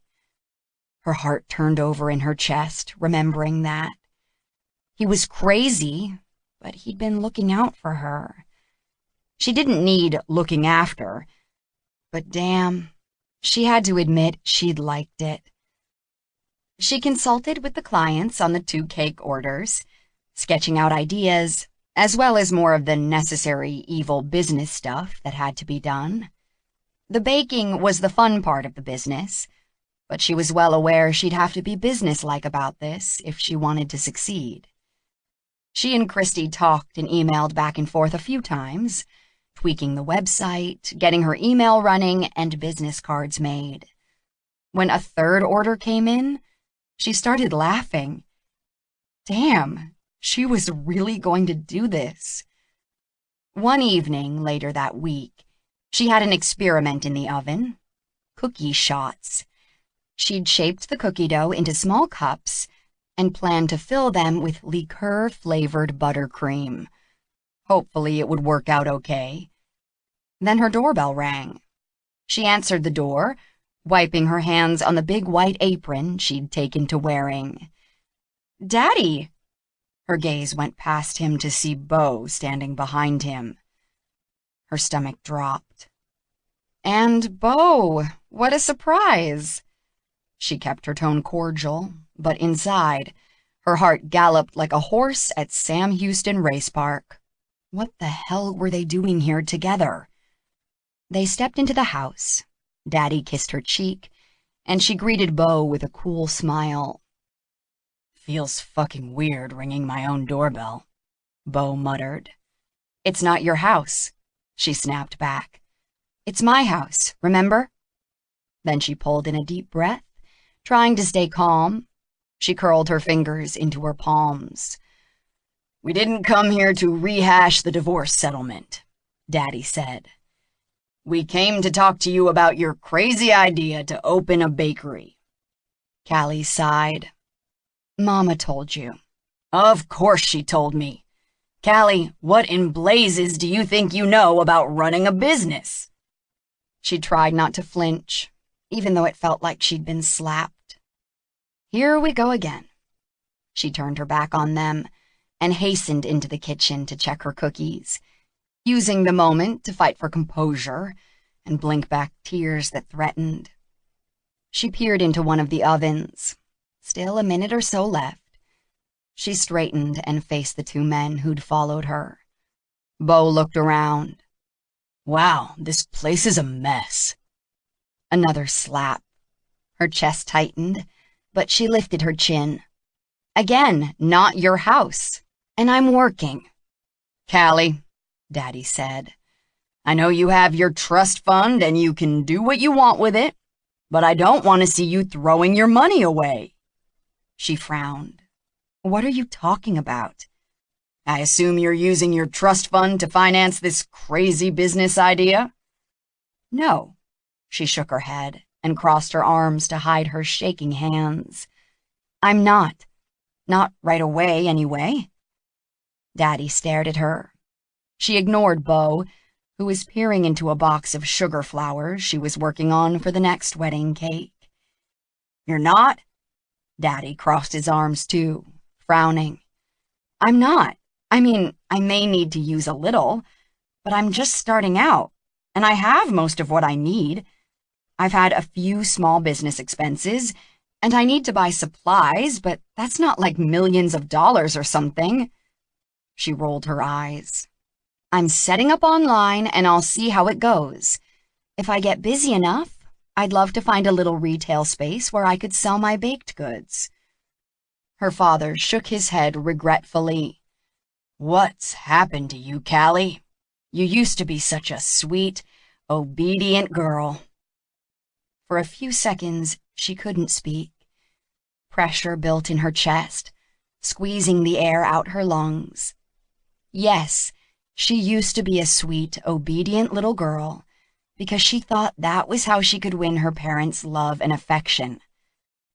Now she wanted to cry for the girl she'd been, trying so hard to be good, just wanting to be loved for more than her good manners and social standing and suitable husband.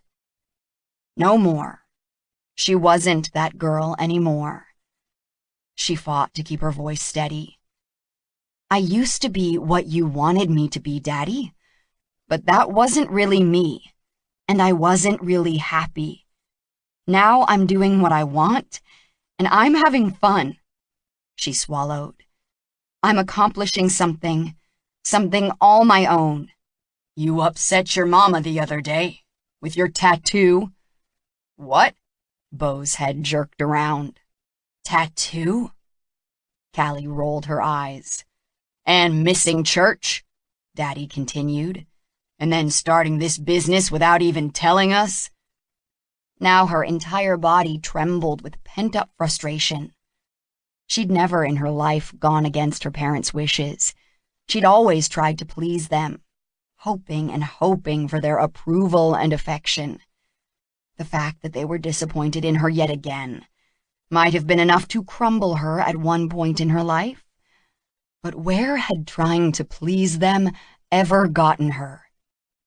She thought she loved Beau, but looking back, she'd never been truly happy in their marriage.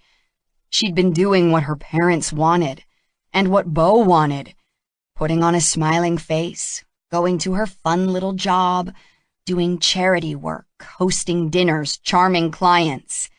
It had felt empty and meaningless. Well, other than the charity work. She enjoyed the work she did with the Make-A-Wish Foundation. And when Beau had cheated on her, it had nearly destroyed what little self-esteem she had. She wasn't going to let them continue to do that to her. "You got a tattoo?" Beau asked. "Yes, but never mind that," Beau huffed. "You're going to run the business out of here?" "Yes," she gave a firm nod. "That's the plan." "You can't do that." Callie crossed over to the corner where she'd set up a small office area, hoping her unsteady legs would support her. She picked up her business license, strode back to Beau, and slapped it into his hand. "Oh yes, I can." He glanced at the paper, then stared at her. "You're serious about this?" Daddy moved to Beau's side and took the license to study it. "Of course I am." She shook her head. "Would you like to see my business plan, Daddy? I told Mama you could review it if you wanted." She picked up a folder and handed it to her father. She crossed her arms and leaned against the counter, trying to appear confident as he flipped through the pages. After a moment, Daddy lifted his gaze. His thick eyebrows rose, and he nodded slowly. "I'm impressed." Callie's breath stuck in her throat for a moment. She'd never heard that from her father. But this wasn't about impressing him. This was about doing what she loved to do. "And apparently surprised," she said. "Thanks for thinking so highly of me." "Callie." Daddy actually looked chagrined. She sighed. "Thank you, Daddy." Her timer dinged. "If you'll excuse me, I have work to do." She moved to the oven to remove the cookie cups, giving them her back, biting down hard on her bottom lip, her eyes stinging. When she turned to set the tray on a cooling rack, they were still standing there, watching her. "I have clients already, and I'm getting a lot of positive feedback about my work," she said. "I'm proud of what I'm doing, and if you aren't, then please just go and leave me alone." "Callie, don't be so dramatic," Beau said. "Dramatic? What the hell?" Spots flashed in front of her vision, and she opened her mouth. Before she could say anything, Daddy surprisingly spoke up. "Those cookies smell amazing." She closed her eyes briefly, then started lifting her cookie cups from the baking tray to another rack. "Thanks, Daddy." She had to focus on being gentle, as they were still warm and soft. "Okay." Daddy glanced at Beau. "I'm leaving. See you this weekend at the country club, Beau." "Yeah. Good night, Joshua." "You can leave, too." Callie focused on her cookies. "Callie." Beau moved closer. "I hate seeing you doing this." She squinted at him. "Doing what?" "Working like this. Running a business out of our home." "My home." She gritted her teeth. "It's ridiculous. Our divorce is ridiculous." "Oh my God, we are not doing this." "Callie, what if I told you I still love you?" Heat flashed through her veins. No, no, no. Don't even say that. You cheated on me. You don't love me. He made a frustrated sound. Why do you keep throwing that in my face? She stared at him in disbelief. What is even happening here? Our marriage ended over a year ago. This is ridiculous. Just leave, Beau, please. We have nothing more to say to each other. And what I do with my life is none of your business. Beau's face tightened. Then he turned and left. Callie slumped against the counter, her knees buckling. Tears welled up behind her eyelids, and she drew in a long, slow breath. Well, that had been unpleasant. She'd never be as good as Josh Jr. in her parents' eyes. Yet she wasn't as much of a rebel as Griff was. He'd given up caring long ago. She didn't like the bitterness he carried, but she knew it protected him from being hurt. Maybe she needed to be tougher, like him. She was working on that. She hadn't expected her parents to be excited about her plans. She hadn't expected them to really even notice. She definitely hadn't expected them to be so opposed to it. What was she hurting? Oh yeah, their image. She thought about their reactions, and how maybe, just maybe, Daddy would grudgingly admit she knew what she was doing. Beau? Not so much. She also hadn't expected Beau to try to tell her he still loved her. A string of curses ran through her head. What was that about? But at least she knew for sure that she was over him, because she hadn't even been tempted to take him seriously. She'd contrasted his reaction to her starting her own business to Cash's. Cash had been surprised at first, but interested, and then totally supportive. He hadn't tried to talk her out of it. She shouldn't be thinking about Cash, though it was hard not to after everything they'd shared last weekend. A longing to talk to him and hear his steady voice and encouraging words swept over her. She did need to talk to him about the party for his mom, so she picked up her cell phone and dialed his number. He answered with, "Hi, Callie." Obviously, she was programmed into his contacts. Warmth spread through her chest. "Hey, guess who was just here, trying to talk me out of this crazy bakery idea?" After a beat of silence, he said, "Your dad?" "Yep, and Beau. They're both horrified that I'm doing something so demeaning." "Demeaning? Bullshit. You're an artist." The warmth inside her spread wider. "Thank you." "Are you okay?" "Oh yeah, I stood up to them." "Good for you." Some of the tension eased out of her body. "Yeah, and I think my dad was kind of surprised by my business plan." She sat on a stool, feeling lighter and calmer. "Anyway, I need to ask you some questions about the party for your mom and the birthday cake. Do you have time right now?" "Sure." "Do you know how many people will be there?" "Yeah, I just checked with her friend Barb, and they've confirmed 8 friends. With Ginny, Kevin, me, and you, that will be 12. Her mouth fell open. "Me?" "Yeah, I want you to come. You're helping to plan it, and you're doing the cake." I don't even know your mom. Are you sure she'd be okay with that?" "Hell yeah, she'll be fine with it." Would she think there was something more to their relationship than there really was? How was Cash going to introduce her? She should probably decline the invitation so things didn't get more complicated. But it was nice of him to invite her, and they were friends, sort of. "Okay, so, the menu. I looked online, and you get 3 choices of salads, 3 main courses, and unlimited desserts.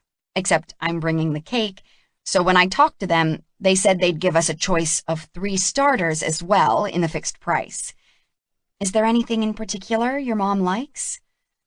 Hang on. Let me go on to the website. Callie opened her browser and found the site also. Together, they decided on selections. Now, what about the cake? What kind of cake does your mom like? And do you have a design in mind? I have no clue. All those flowers you make are cool, but it looks like a lot of work. She smiled. You're going to pay me for it, right? Of course I am. He sounded so horrified that she laughed. I was teasing. What's her favorite color? Christ, I think it's pink. Okay. What about a pink lemonade cake? Sure. She shook her head. Do you want me to sketch out a design and send it to you first? Nah, whatever you come up with will rock. You're not helping me much. I don't know anything about fancy cakes. Go to my new website and look at some of the pictures. Your website is up? Yep. She gave him the URL. Computer keys clicked as Cash typed it in. Oh, hey now. That looks really nice.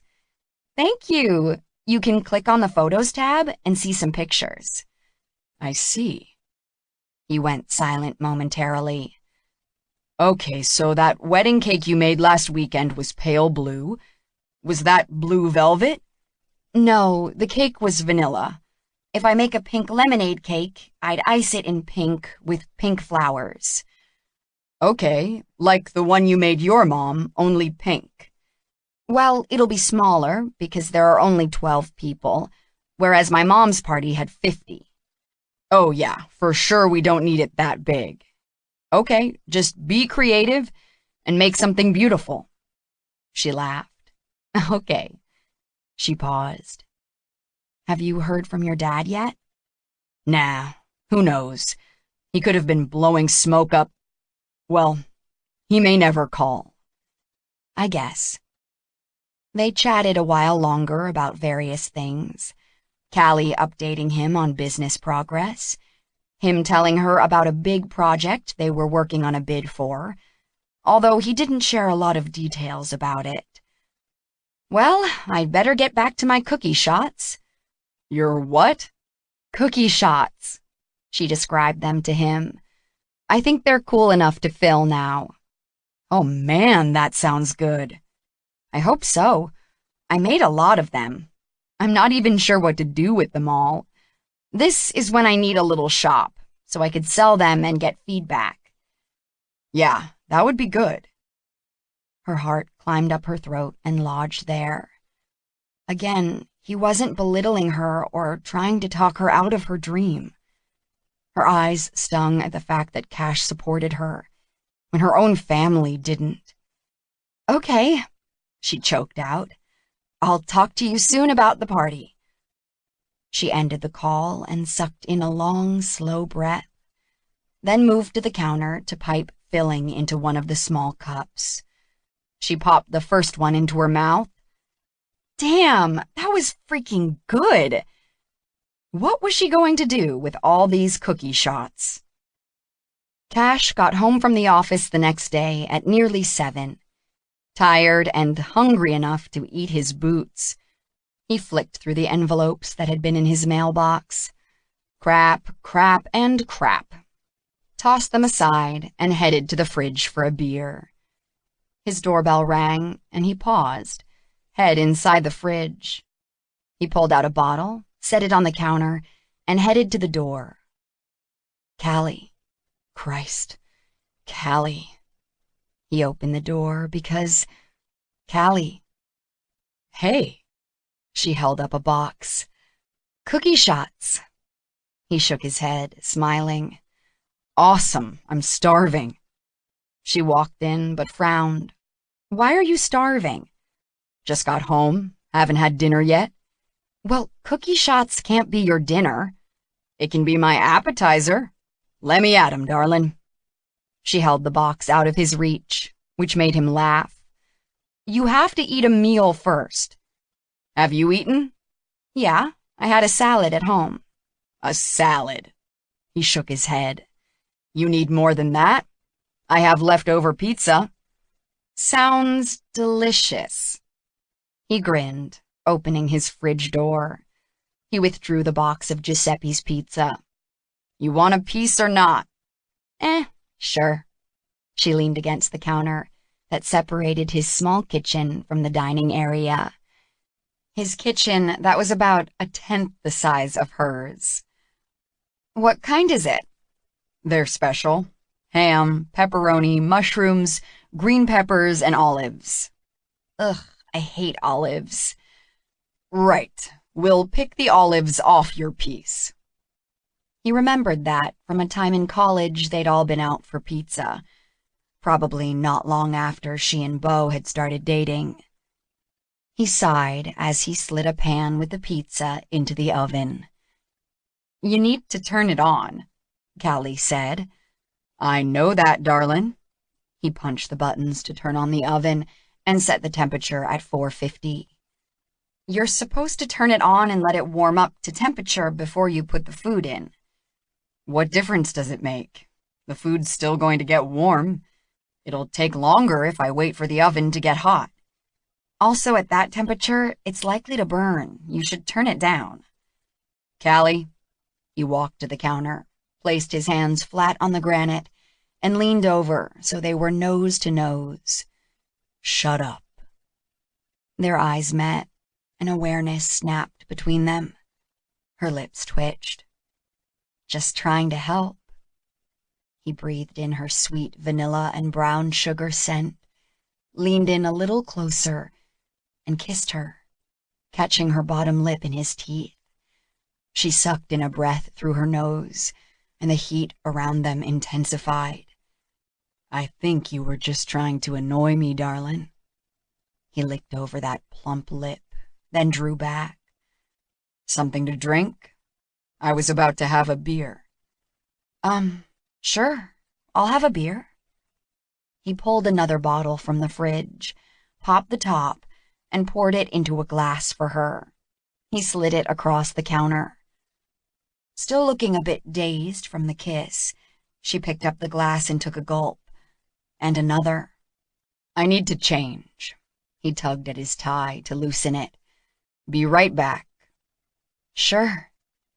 He shed his suit jacket as he jogged up to his bedroom and then into the walk-in closet. He hung it up, tossed his shirt into the bag he used to take his shirts to the cleaners every week, and hung the suit pants up as well. He pulled open a drawer to grab a pair of shorts and a t-shirt. Moments later, he was walking barefoot into the kitchen as Callie was climbing onto a stool at the counter. He glanced at the oven and saw the temperature was now 375. He shook his head. You had to do it, didn't you? She grinned. Is it burning? Well, no. She looked around. Have I ever told you that I like your place? Not sure. She'd been there before, of course. Lots of times with Beau, in the few years since he'd bought this townhouse. I love the feel of it, all the trees and shrubs outside, the big windows. It's cozy. It's pretty small and ordinary compared to your mansion. You could afford something bigger, with all the money you and Beau are raking in. He shrugged. I don't need anything bigger. This place has 3 bedrooms, more than I need. Ginny stays with Mama when she comes home. I don't need a mansion. Yeah, my house is way too huge, and your place feels comfortable. They ended up watching another episode of Daredevil as they ate pizza. Then Cash devoured a bunch of cookie shots. Damn, these are good. Do you ever have anything that doesn't turn out? No. Then she laughed. Okay, a few times. But usually for me, not turning out just means it doesn't look perfect and still tastes okay. I'll gladly take any of your rejects. One more episode? One more turned into 2. They sat next to each other on the couch, somehow ending up closer. When Callie's bare arm brushed his, Every hair on his body stood on end with the electricity of it. Her hip bumped his when she leaned forward to pick up her beer, and heat surged to his groin. He wanted to pull her onto his lap, slide his hands up under her shirt, and kiss her into next week. Distracted from the TV show, he studied her smooth legs, her bare feet propped on his coffee table, her toenails, now painted soft pink. He watched her toes curl and glanced sideways to see her eyes widen at a particularly dramatic moment in the show. "I can't believe he did that," she said. Yeah, whatever. He needed to focus on the show and not be aware of Callie's every breath and change of position. Fuck. Easier said than done. Now, distracted by her legs, he let his gaze roam over smooth thighs and calves, wishing he could touch them, wishing he could wrangle her out of those shorts and under him on the couch, with those slender ankles over his shoulders. His dick lengthened and thickened, and he shifted on the couch. She glanced at him, eyebrows raised as if she knew he was hurting for her, the corners of her mouth lifting. "You okay?" Tension snapped between them, and he knew without a doubt she was as aware of him as he was of her. "Yeah," he choked out. "Sure." Jesus.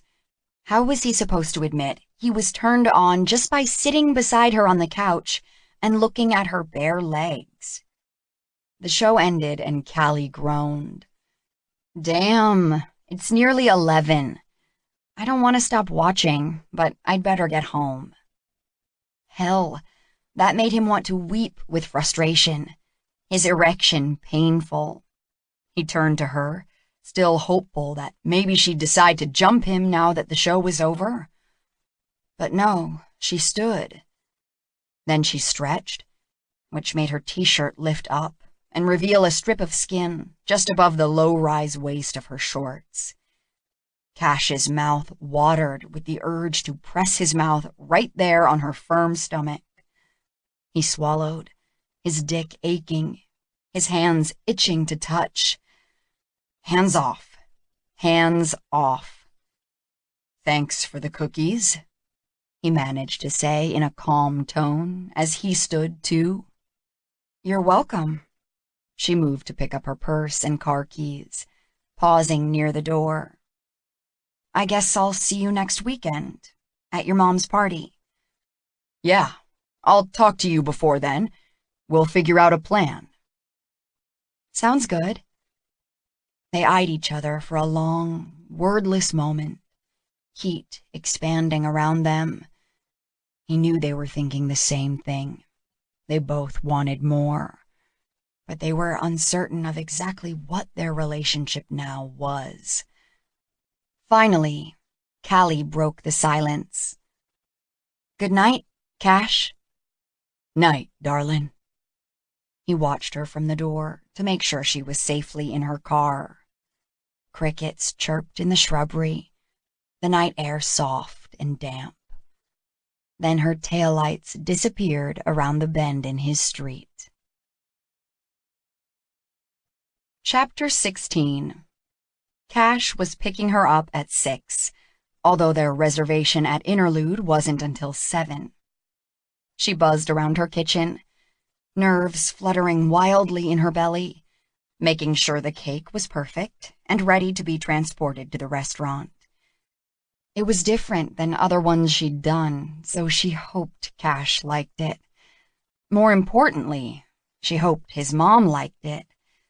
It was a tall cylinder of cake, frosted in shades of pink that started with a deep rose at the bottom, ending in a pale blush at the top, and adorned with 3 big pink flowers, a few smaller ones that cascaded down the side, and topped with a sugar butterfly in pastel shades of pink, blue, and mauve.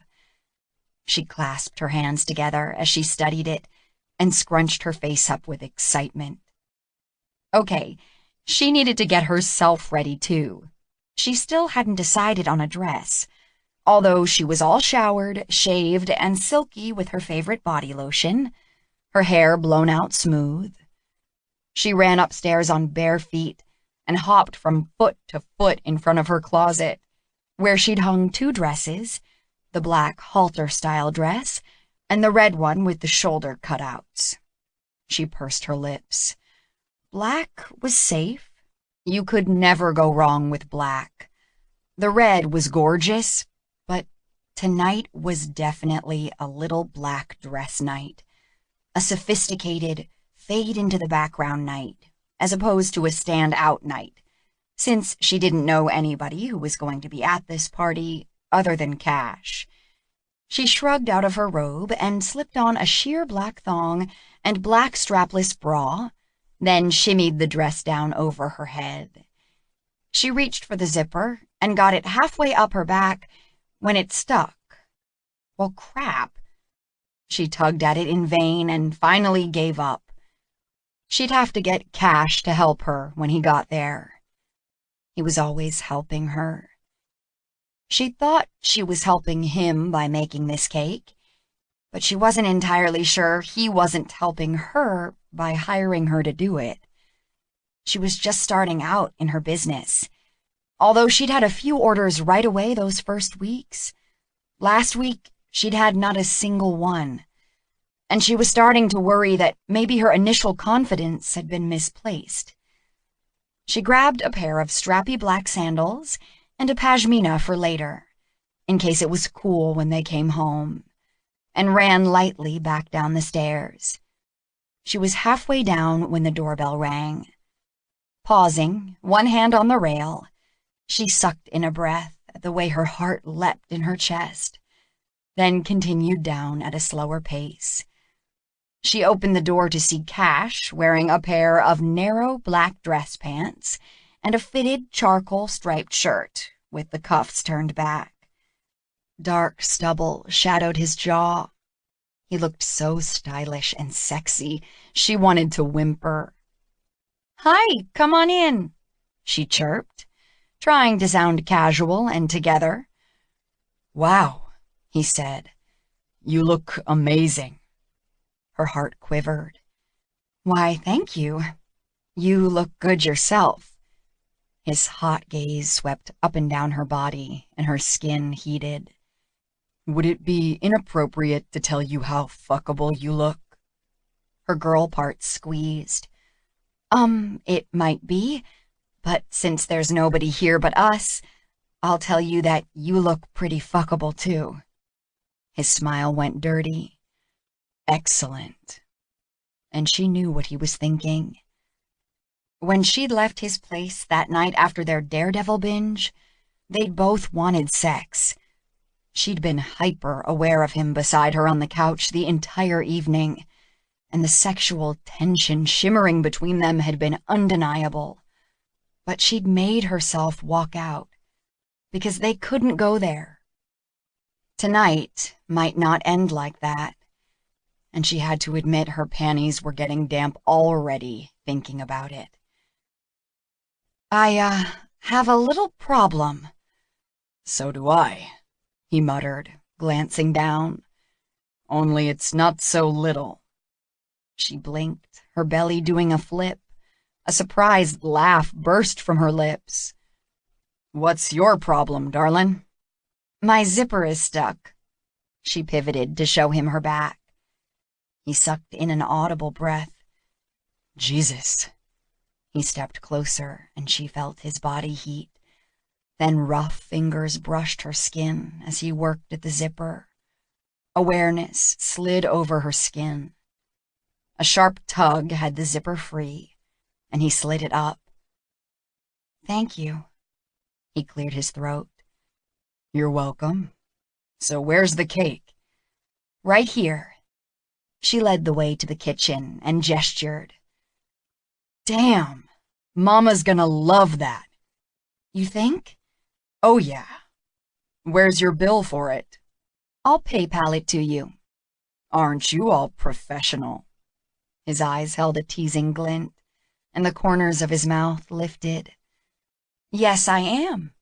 She tossed her hair back, not wanting to admit the doubts that had started to invade her psyche about what she was doing. They arrived at Interlude early, Cash carrying the cake. The hostess showed them to the private room on the second floor. A young man and woman were already there, the woman adjusting a floral arrangement on the long table for 12.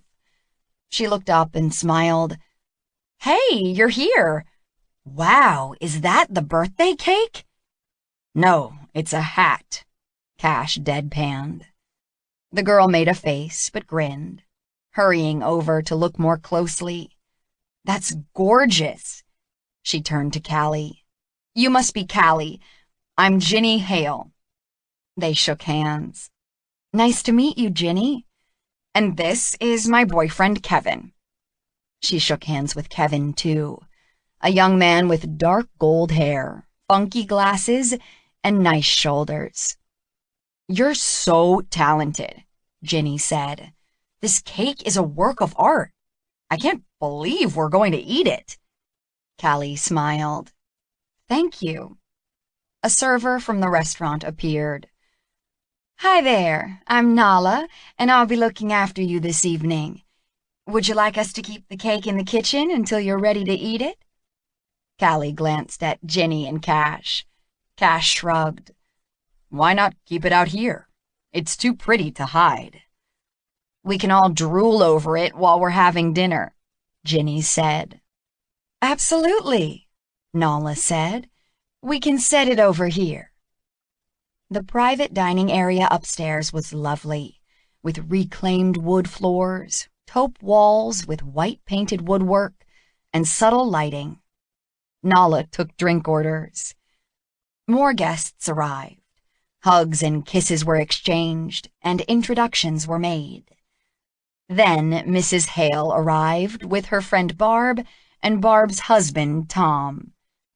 Callie wasn't sure why she was so nervous to meet Cash's mom, a pretty lady who didn't look 50, with soft brown hair in a layered shoulder-length style and subtle makeup.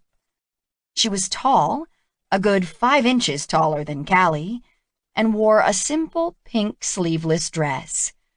"It's lovely to meet you, Callie," Mrs. Hale said. "I can't wait to see this cake Cash has been going on about." Cash rolled his eyes, but extended a hand. "Come have a look." Mrs. Hale exclaimed over the cake, along with the other guests, and pride warmed Callie's chest. She met Cash's eyes, and they shared a smile. "Thank you," he mouthed across the room.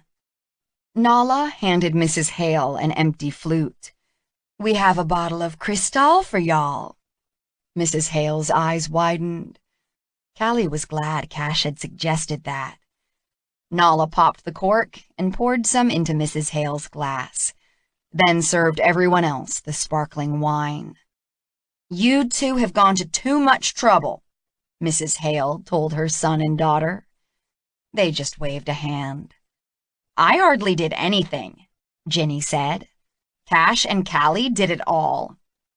Mrs. Hale shot Callie a smile that held a hint of curiosity. "Well, thank you. This is lovely." Guests mingled as they sipped their champagne. "So it's cool to finally meet you," Ginny said to Callie.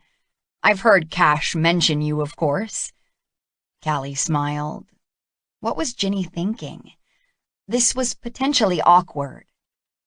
"Cash has been a good friend since my divorce," she said, putting it out there. "Other friends kind of disappeared." She made a face. "That sucks." "It does, but it's okay. Obviously, they're not going to invite me and my ex to parties and such. I suppose that could be uncomfortable. Well, Beau and I aren't screaming mad at each other, but yeah. And since I've been living in the house, Cash has been really helpful when I need something fixed, which happens way too often. He's used to looking after people." Ginny rolled her eyes. whether we want him to or not." Callie smiled and sipped some champagne. "Overprotective big brother?" "Oh, yeah." She made a face. "But he looks after Mama, which is good since I'm not around right now. And honestly, I can't really complain since he's putting me through school." Callie blinked. "He is? Oh, wow. I didn't know that." Mama wouldn't have been able to afford it. I mean, she's comfortable now with her admin assistant job, and since Cash bought her the new condo, she's okay. And she would have helped me, but Cash stepped up. Of course, I work summer jobs to help pay for things. She paused. I need to get on that for this year.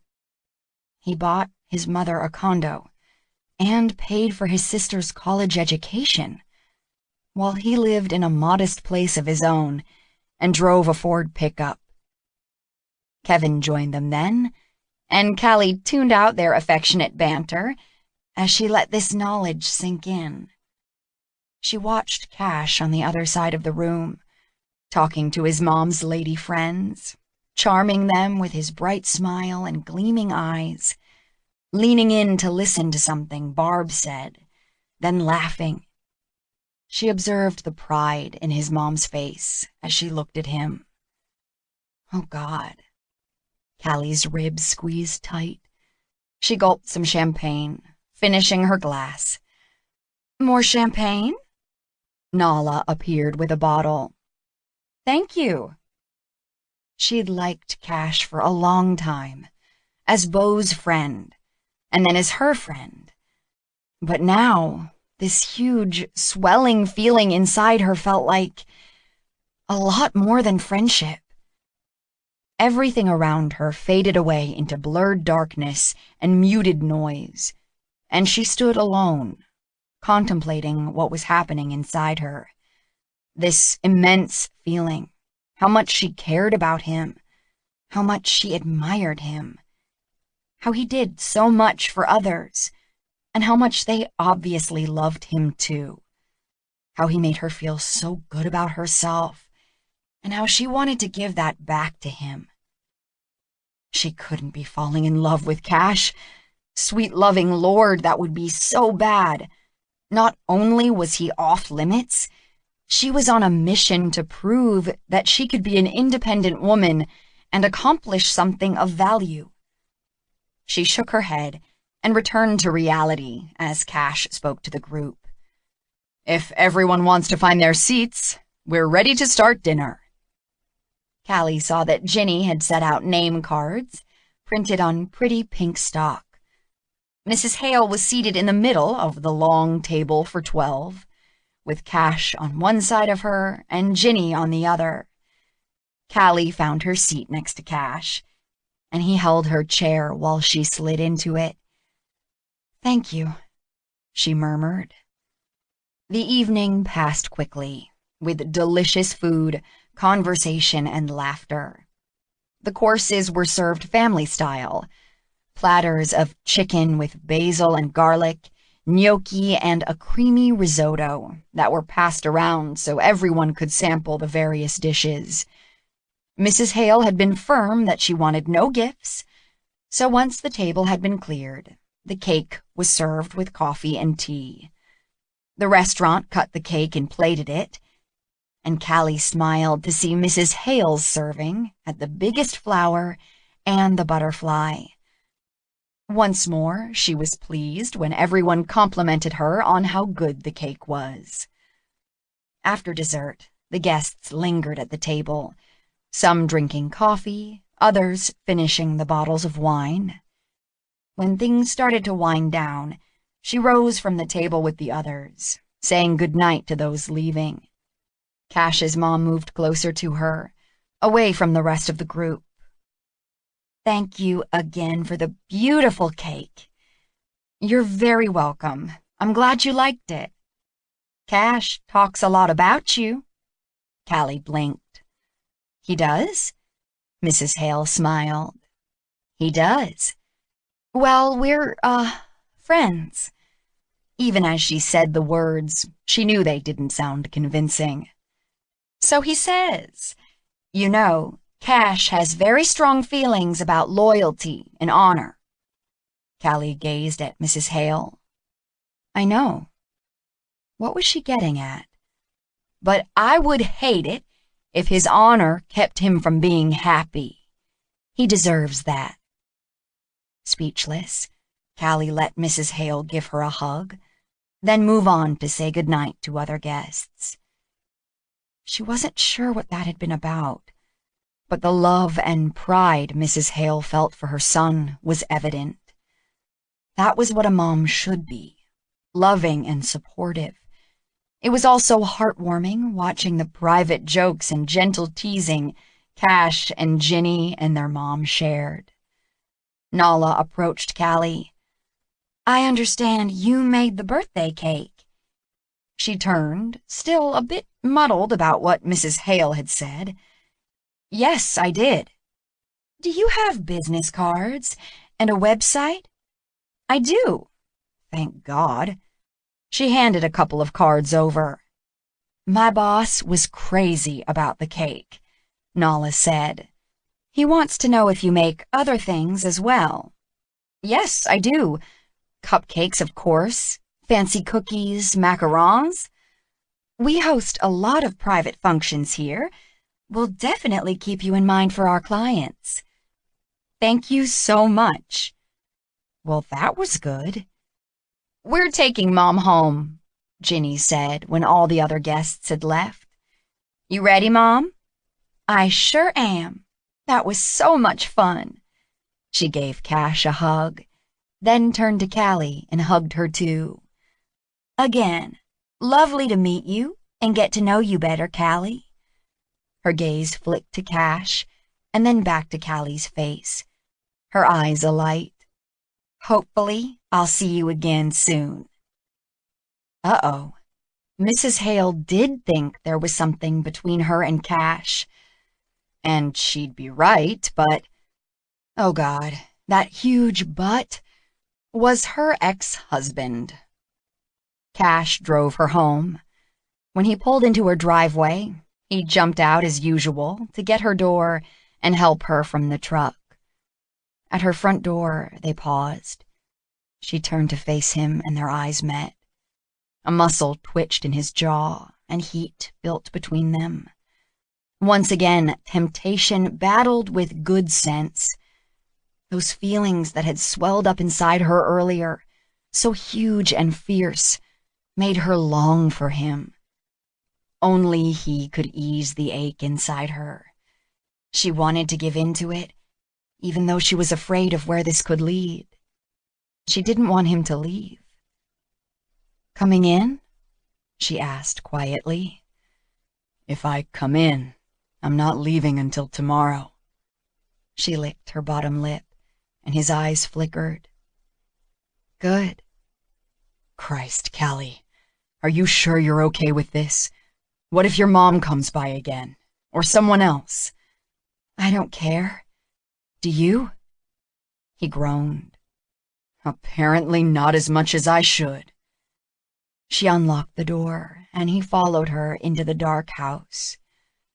She didn't bother pretending they were going to have coffee or a drink. She led the way upstairs, flicking the switch for the light at the top of the stairs, her body buzzing with need for him and her heart full.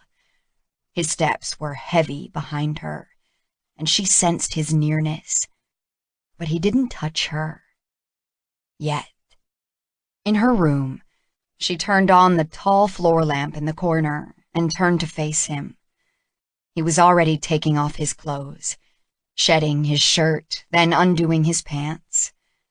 Her mouth went dry at seeing his bare chest, his pants hanging low on his hips. Take your clothes off, darling, he instructed in a low, husky voice that made her panties damp. I need help. She lifted her long hair and held it up as she pivoted to give him her back. Ah, yeah. He moved behind her, and his lips brushed the back of her neck, while his fingers slowly drew down the zipper. His lips followed the lowering zipper, trailing down the center of her back. She shivered. "This dress is sexy. I love how it shows off your shoulders."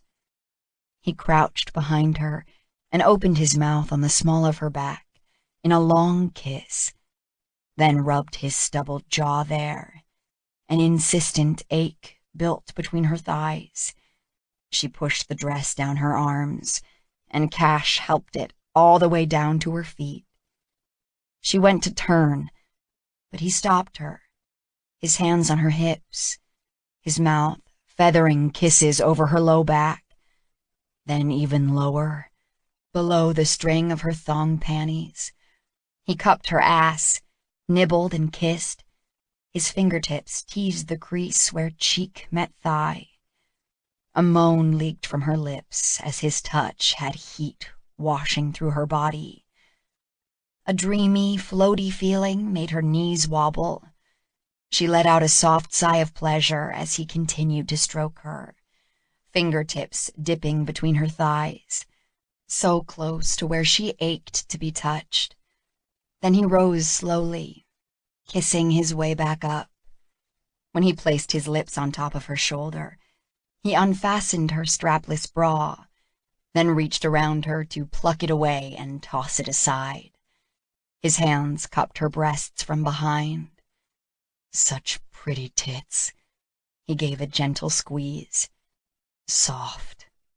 He massaged them. She leaned her head against him and arched her back, tingles spreading over her skin. He pinched her nipples, pulled them out, and gently rolled them. Liquid heat settled low inside her. His tongue ran up the side of her neck, and he caught her earlobe in his lips and tugged.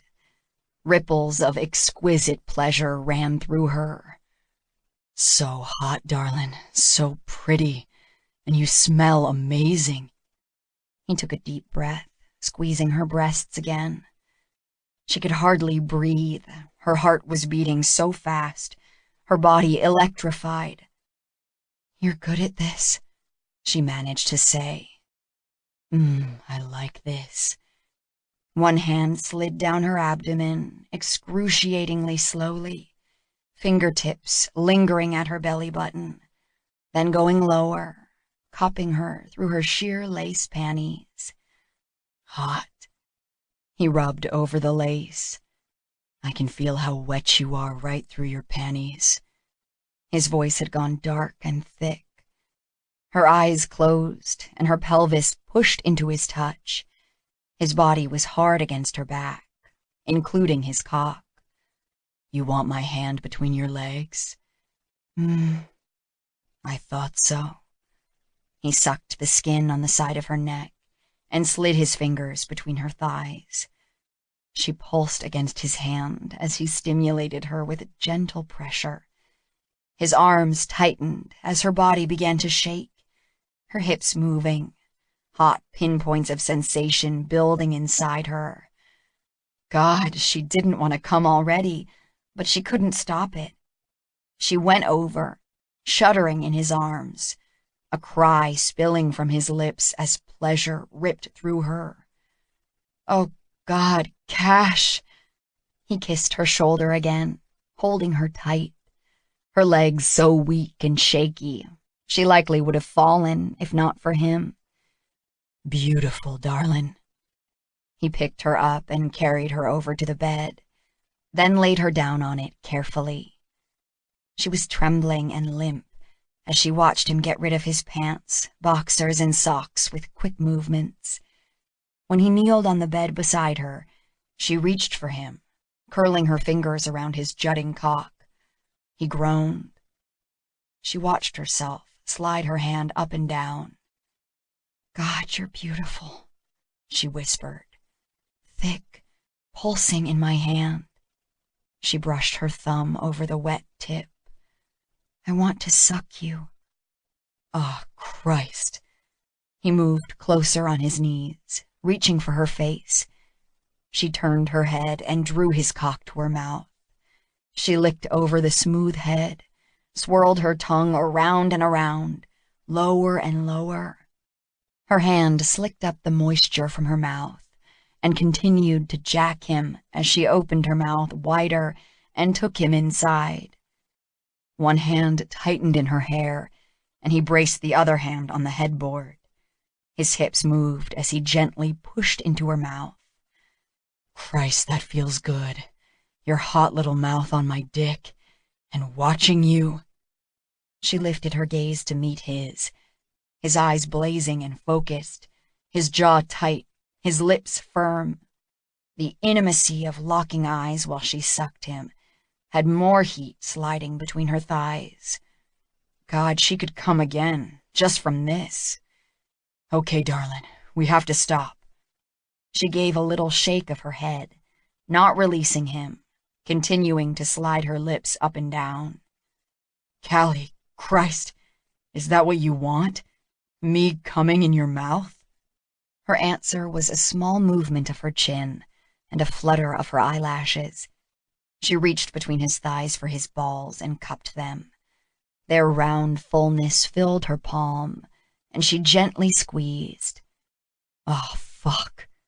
His balls contracted, his thighs shook, and he let out a long, low groan as he spilled liquid onto her tongue.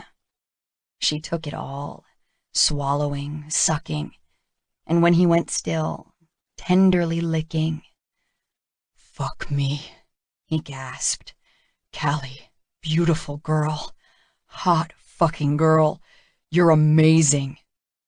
Still holding him in her hand, she pulled back and smiled, her lips tight and her jaw aching, but she loved it. Warmth spread from her chest through her body as Cash collapsed on the bed beside her and pulled her into his arms. She had no words. She'd never experienced things this intensely with any other man. This was something special. Yes, there were things keeping them apart. In her delicious languor and satisfaction, she started to hope that maybe there was some way they could be together, not just for a night or several of hot sex, but for more, because she was falling in love with Cash. Chapter 17. Business picked up again over the next couple of weeks. Callie'd actually gotten a few referrals from Interlude after the birthday party. So once again, she was thankful to Cash for giving her that chance. With her website now up and running and keeping active on Facebook and Instagram with pictures of her baked goods, she was attracting more and more clients. Now here she was, in Rice Village, in front of the empty building that used to be a coffee shop. It was crazy. She had no idea what she was doing, but the thought kept going around and around in her head. The realtor unlocked the door and opened it, and they went in. Callie looked around. The outside was adorable. The inside, well, it was okay, but definitely not what she wanted. She'd need to gut the place and completely redo. She knew what she wanted now. She'd been touring a lot of bakeries in the city, seeing how they set up their retail space. It wasn't that money was an issue. She had her trust fund after all. Though she did have this other crazy notion that she should try to do this as much on her own as possible, which she'd told Daddy. But she was impatient. She'd always been impatient. And now that she'd been thinking about opening her own little storefront, she wanted it to happen now. Sure, there was much to be said for starting off online, but she had this feeling that if there was a place somewhere people could just impulsively pop in and buy what she'd created that day, she'd do even better. The realtor babbled off some stuff about square feet and electricity and air conditioning, then showed her through to the back area. She didn't need that much retail space, but she needed a bigger kitchen area, so it would have to be reconfigured. It wouldn't be that hard, though.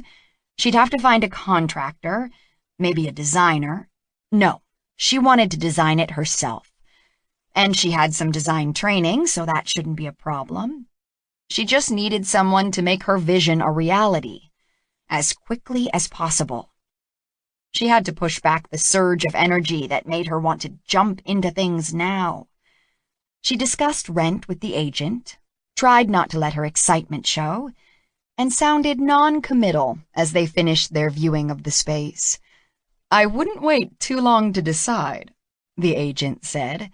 "This is a popular area." Yes, I realized that. She loved the area, and it was perfect for what she had in mind. But she still wasn't totally sure she wasn't crazy. "Let me think about it tonight, and I'll call you tomorrow." They parted ways, and Callie climbed into her BMW. She sat there for a few minutes, tapping the steering wheel. She was aware of how fortunate she was. She had choices in life that others didn't because she'd grown up in a privileged environment, which she acknowledged despite her feelings of never being able to live up to her parents' hopes for her. She didn't want to fall into a poor little rich girl pity party. She had enough money to make her own hopes and dreams come true, if she was smart about it, and if she had the guts to go for it. She signed the lease on the shop the next day. Her insides trembled as she did so. Hopefully, she wasn't making a huge mistake. Since it was vacant, they negotiated a deal where she could move in immediately. Then she took the keys, drove to the village, and walked into her new shop. Mine. She turned in a circle in the empty building and grinned hugely. Mine to make a success or to royally fuck up. Totally up to me. She sucked in a big breath. For a moment, overwhelmed. She didn't even know where to start with this crazy project. Cash would know. He was a big hotshot electrical engineer, project manager, consultant, or whatever. He knew lots about stuff like this. Okay, maybe not convection ovens and mixers, but still. She pulled out her cell phone and called him. "Okay, I just did something crazy." "Oh, Christ. Tell me you didn't get another tattoo." Laughter bubbled out of her. "No." "A piercing?" "Not that either." She paused. "I just signed a lease on a little shop in the village." Silence. "What? Seriously?" "Yeah, seriously." "Like where in the village?" She told him the address. "That empty place we saw when we were here getting sushi. I'm standing in it right now." Cash still said nothing. You think I've lost my mind, don't you?" "Possibly." She laughed softly. "I think it's going to be perfect. You know this area? It's exactly where I want to be. I can spend my days baking and selling my stuff." "Stay there. I'm on my way." "What? Why?" "I want to see this place." She shrugged. "Okay." She wandered around while she waited for him. She'd brought a notepad, and she started sketching out her ideas. She'd also visited a bakery supply store to cost out some of the things she'd need. The biggest expenses would be the ovens, refrigerator, and the glass display case she wanted. It would go right here, and she'd have built-in shelves on the wall. It would be all white. Cash knocked on the door, which she'd locked behind her. She hurried over to let him in. "So, what do you think?" He rubbed the back of his neck as he walked in and looked around. "I don't know what the hell to think." She clasped her hands together tightly. He'd been so supportive all along. "I know it's a big step, but I really think I can do this." He turned and met her eyes. "Are you sure you've thought this through?" "I know there are probably a lot of things I haven't even thought of, but I was wondering if maybe you could recommend a contractor for the renovations.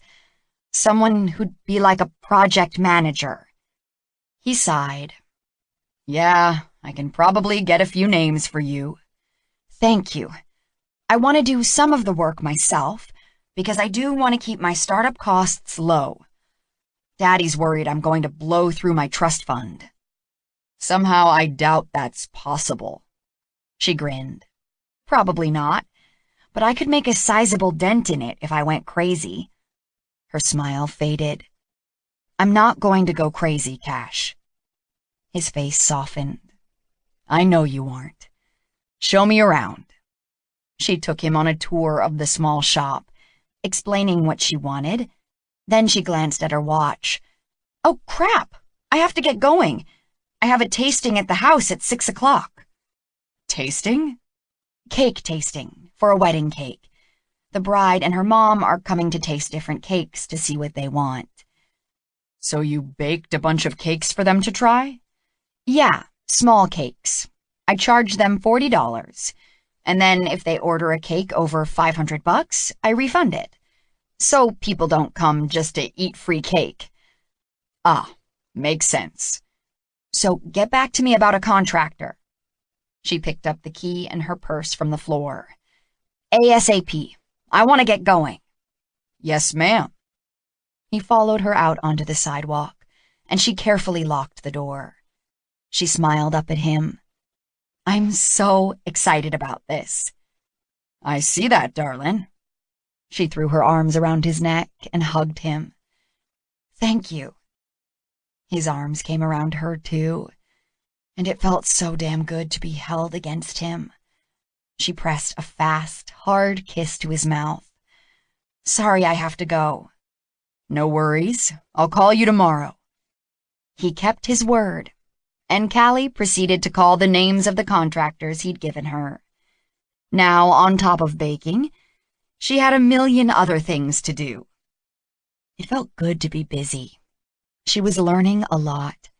She was in charge of her life, making it what she wanted it to be. Cash was at home on his laptop, working on specs for a switchgear with solid-state SEL relays and communications back to a central monitoring system via a fiber optic network, when he idly checked his personal email account and froze when he saw his father's name. Jesus Christ. He sucked in air and clicked on the email to open it. Hello, Cash. Your mother gave me your email address and said she's talked to you about us getting together. I'd love for you to meet Brandon. I haven't told him I'm contacting you in case you and Ginny don't want to do this. I'll understand if you don't, but I hope you will. I'm sure you have a lot of questions, so I'm going to suggest that you and I meet first and talk. I look forward to hearing from you and hope to see you. Dad. Cash stared at the email for a long time, feeling like he'd been punched in the gut. It had been a while since Mama had mentioned it, and he'd actually put it out of his mind. He'd never really decided what he was going to do if he heard from his dad. He found himself reaching for his cell phone and calling Callie. What's up? She answered. Hey, guess what? I just got an email from my dad. No, really? Really. He let out a short puff of air. He wants to get together, not with Brandon. He hasn't told him he's contacting us. Guess he doesn't want to get his hopes up. I'd say that's thoughtful. Yeah, surprisingly. Want me to come over? Are you busy? Just baking a cake, she said lightly, and he grinned. Kidding. Sketching out some design ideas. I can be there shortly. Thanks, darling. She didn't come empty-handed. She gave him a box of cupcakes. Chocolate? And peanut butter. Hell yeah. He crooked his elbow around her neck and pulled her in to kiss her forehead. He was so damn glad she was there. He let her read the email. She looked up at him. What are you going to do? I don't know. He rubbed his face. What do you think I should do? After a short pause, she said, You really want my opinion? Yeah. He really did. Well, I think you should do it. And I think you should do it with an open mind. What does that mean? I mean, people make mistakes. We hurt people we love. I have no idea what's changed with him, that he wants to see you, but maybe going into the meeting being curious about him and what's happened in his life and what his story is would be better than going in all judgy. Judgy. He cheated on his wife and abandoned his family. She said nothing, and he replayed her words. Okay, I get your point. I'll be curious. And if he gives you some kind of crap story and you hate his guts, well, at least you gave it a shot. Or maybe you could get to know your dad a little and even have a brother. I didn't ask for a brother, he muttered. Her laugh was a gentle brush of air over his cheek. I asked for a little sister. I never got that, she sighed. I didn't get a lot of love from my parents, even though they were there. I know your dad wasn't there, but maybe he still has some love to give. Even now. He nodded. Okay, yeah, I'll do it. Now I want one of those cupcakes. Cash and his dad set up the meeting for the weekend, agreeing to meet in Fairfield. He kept telling himself on the drive there that he didn't give a shit what happened. He'd lived most of his life without his father, and he could easily continue to do that. The hurt and longing he'd felt after his dad had left had been watered down over the years. There was no way to recapture something he'd never had, and there was no point in trying. So this was about moving forward from today on. But inside him there was a void, an emptiness caused by his father's rejection, by not having the relationship that was so important in any young man's life. And he hated to admit he wanted that. His stomach coiled with tension, and his shoulders had tightened into rocks by the time he pulled into the parking lot of the restaurant where they were meeting for lunch. He was almost regretting letting Callie convince him to do this. Damn, he should have brought her with him. That would have helped. Her usual cheeriness and everything will be all right attitude would totally help him right now. He tried to control his jumping nerves as he walked into the restaurant and looked around. Christ, would he even recognize his old man? His gaze passed over people, pausing, moving on. There he was. He was already seated and had seen Cash. He lifted a hand and stood. Cash made his feet move toward him. He sensed the other man's nerves in the faint tremor in his grip as they shook hands and smiled tightly at each other. He wasn't the only one worried about this. Cash pretended this man was a new client, someone to be polite and cordial to. And yeah, 100 questions churned in his brain. Why had he left? Why hadn't he ever contacted them before? Why now? How the hell were they supposed to make up for the last 12 years over an hour-and-a-half lunch? They took their seats, and the familiar routine of having lunch in a restaurant occupied some time. Letting the server fill water glasses, ordering coffee, perusing the menu, mulling over choices. Once that was done, they talked about mundane things like their drive there, the weather, the Astros and the Rangers. As they talked, Cash found himself examining his father, as if he were going to be asked to describe him to a police sketch artist. He studied his hands, large, strong, with prominent veins and neat fingernails. He took in the graying hair, the shape of his eyes and nose and mouth, similar to his own. And now that they were face to face, he found himself unable to ask any of those questions. His father was as polite and cordial as he was, with a wry sense of humor and a subtle charm that made him all too human. Not the asshole douchebag Cash had always thought him to be. To everyone else in the restaurant, they probably looked like they were having a casual, informal lunch. But beneath the surface, Cash felt like a brick had lodged in his stomach, and he was almost nauseous by the time their food arrived. He had a sudden vision of himself standing up and shouting, "Why did you ignore us for the last 12 years?" The unasked questions hung heavily in the air around them. "Tell me about your business," Dad said. Cash nodded and took a breath. "We're a consulting company. We specialize in electric transmission and distribution, oil and gas processing plants, and design-build construction. We've worked on wind power infrastructure. We've modernized oil and gas plants and worked on some renewable energy initiatives."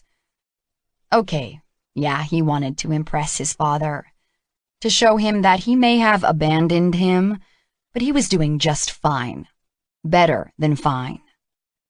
Dad asked some probing questions, reminding Cash that his dad was also an engineer. "You still work for Performance Group?" "Yeah," he shrugged. "I didn't make it high up the ladder, but I do okay." Cash remembered that as a kid, his dad had traveled to Dallas on business a lot, and that was where he'd met his new wife. They'd talked more about Cash's business, his dad seemingly interested in the details that would put some people to sleep. "Tell me about Ginny," Dad eventually asked. Cash had messaged her the day after he'd gotten the email from their dad, asking if she'd heard anything. She'd gotten a similar email, but it was harder for her to get away to meet him. After she was done with exams, she planned to make a weekend trip to Dallas to see him. So he'd told him about Ginny. Cash seemed to be doing most of the talking, which wasn't what he'd planned and wasn't what he'd been expecting. "She says you two are going to get together after she's done with exams." "Yeah." Dad's eyes lit up. "Now you tell me about Brandon." Dad smiled. "He's a fun kid. Bright and creative. Also stubborn. Very stubborn. That kind of determination may serve him well one day, but right now he makes us crazy sometimes." "Do you have a picture?" "Yeah."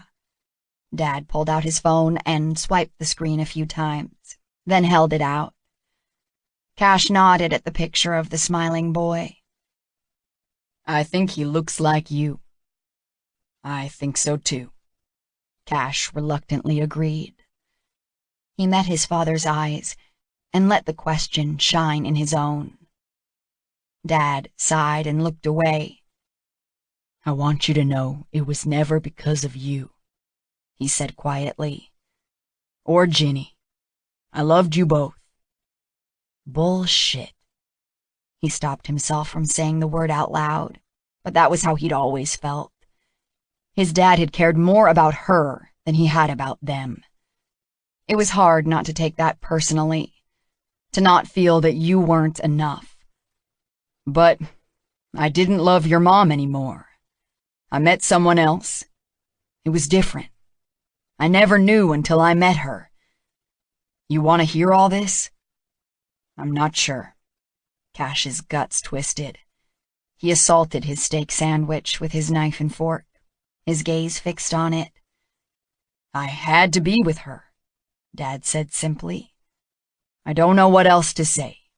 She's my life." Cash's throat ached as he said gruffly, "That really pisses me off." His father nodded. "I get that." He paused. "She became the most important thing to me. Have you ever been in love, Cash?" After a beat, Cash said, "I'm not sure. I mean, hell." He lowered his knife and fork. "Yeah, maybe." Dad chuckled. "Who is it? It's complicated." The conversation went back to light and impersonal. Later, outside the restaurant, they stood facing each other. Will you meet Brandon? Dad asked. He had a brother. He nodded. Yeah. Thank you. They didn't even shake hands, just parted with nods, and Cash climbed into his truck. He drove back to Houston on autopilot, replaying their conversation. Should he have asked more questions, demanded more answers? Back in Houston, he drove straight to Callie's place. It wasn't even dinner time yet, and he wasn't sure if she'd be at home or working at her shop. He just knew she was the one he had to see. She was the one he could talk to about this, the one he needed to talk to. He parked in the driveway, then rang the doorbell. She answered, wearing an anxious expression, and her relieved smile when she saw him grabbed him by the heart. "You're back," she said. "Come in. How was it?" "Fucking weird," she laughed. "Want a drink?" "Hell yeah. I would have tossed back a bunch of shots at lunch if I hadn't been driving." He followed her into the kitchen, which was surprisingly clean. She must be between projects. She pulled 2 beers from the fridge and handed him one. "Thanks. Come on, let's sit, and you can tell me about it, if you want." They sat, and at first he didn't say anything. She curled against him, and he slid an arm around her and rested his face against her silky hair. Her quiet patience as she waited for him to speak soothed the turmoil inside him. "He seems like a nice guy." He felt her smile against his chest. "I didn't want to like him," he admitted, stroking Callie's arm. "I wanted him to be an asshole so I could keep hating him." "Yes." "We probably have stuff in common." She nodded. "I still don't know how he could have left us. I don't think I could leave my children, if I had any. But I guess you never really know what you'll do in a particular situation until you're actually in it." "That's very non-judgmental of you." He smiled. "Yeah, thank you, darling." Her presence was such a comfort to him. It scared him a little, because things were getting deeper and deeper with Callie, and he had to be careful.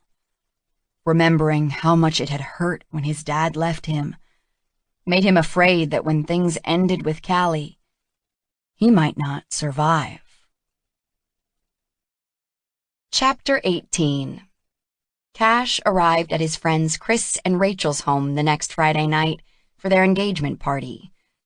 He and Chris had been friends since college, along with Beau and, of course, Callie. He'd gone on group dates with the 2 couples numerous times, although he was pretty sure he'd always been with a different girl each time.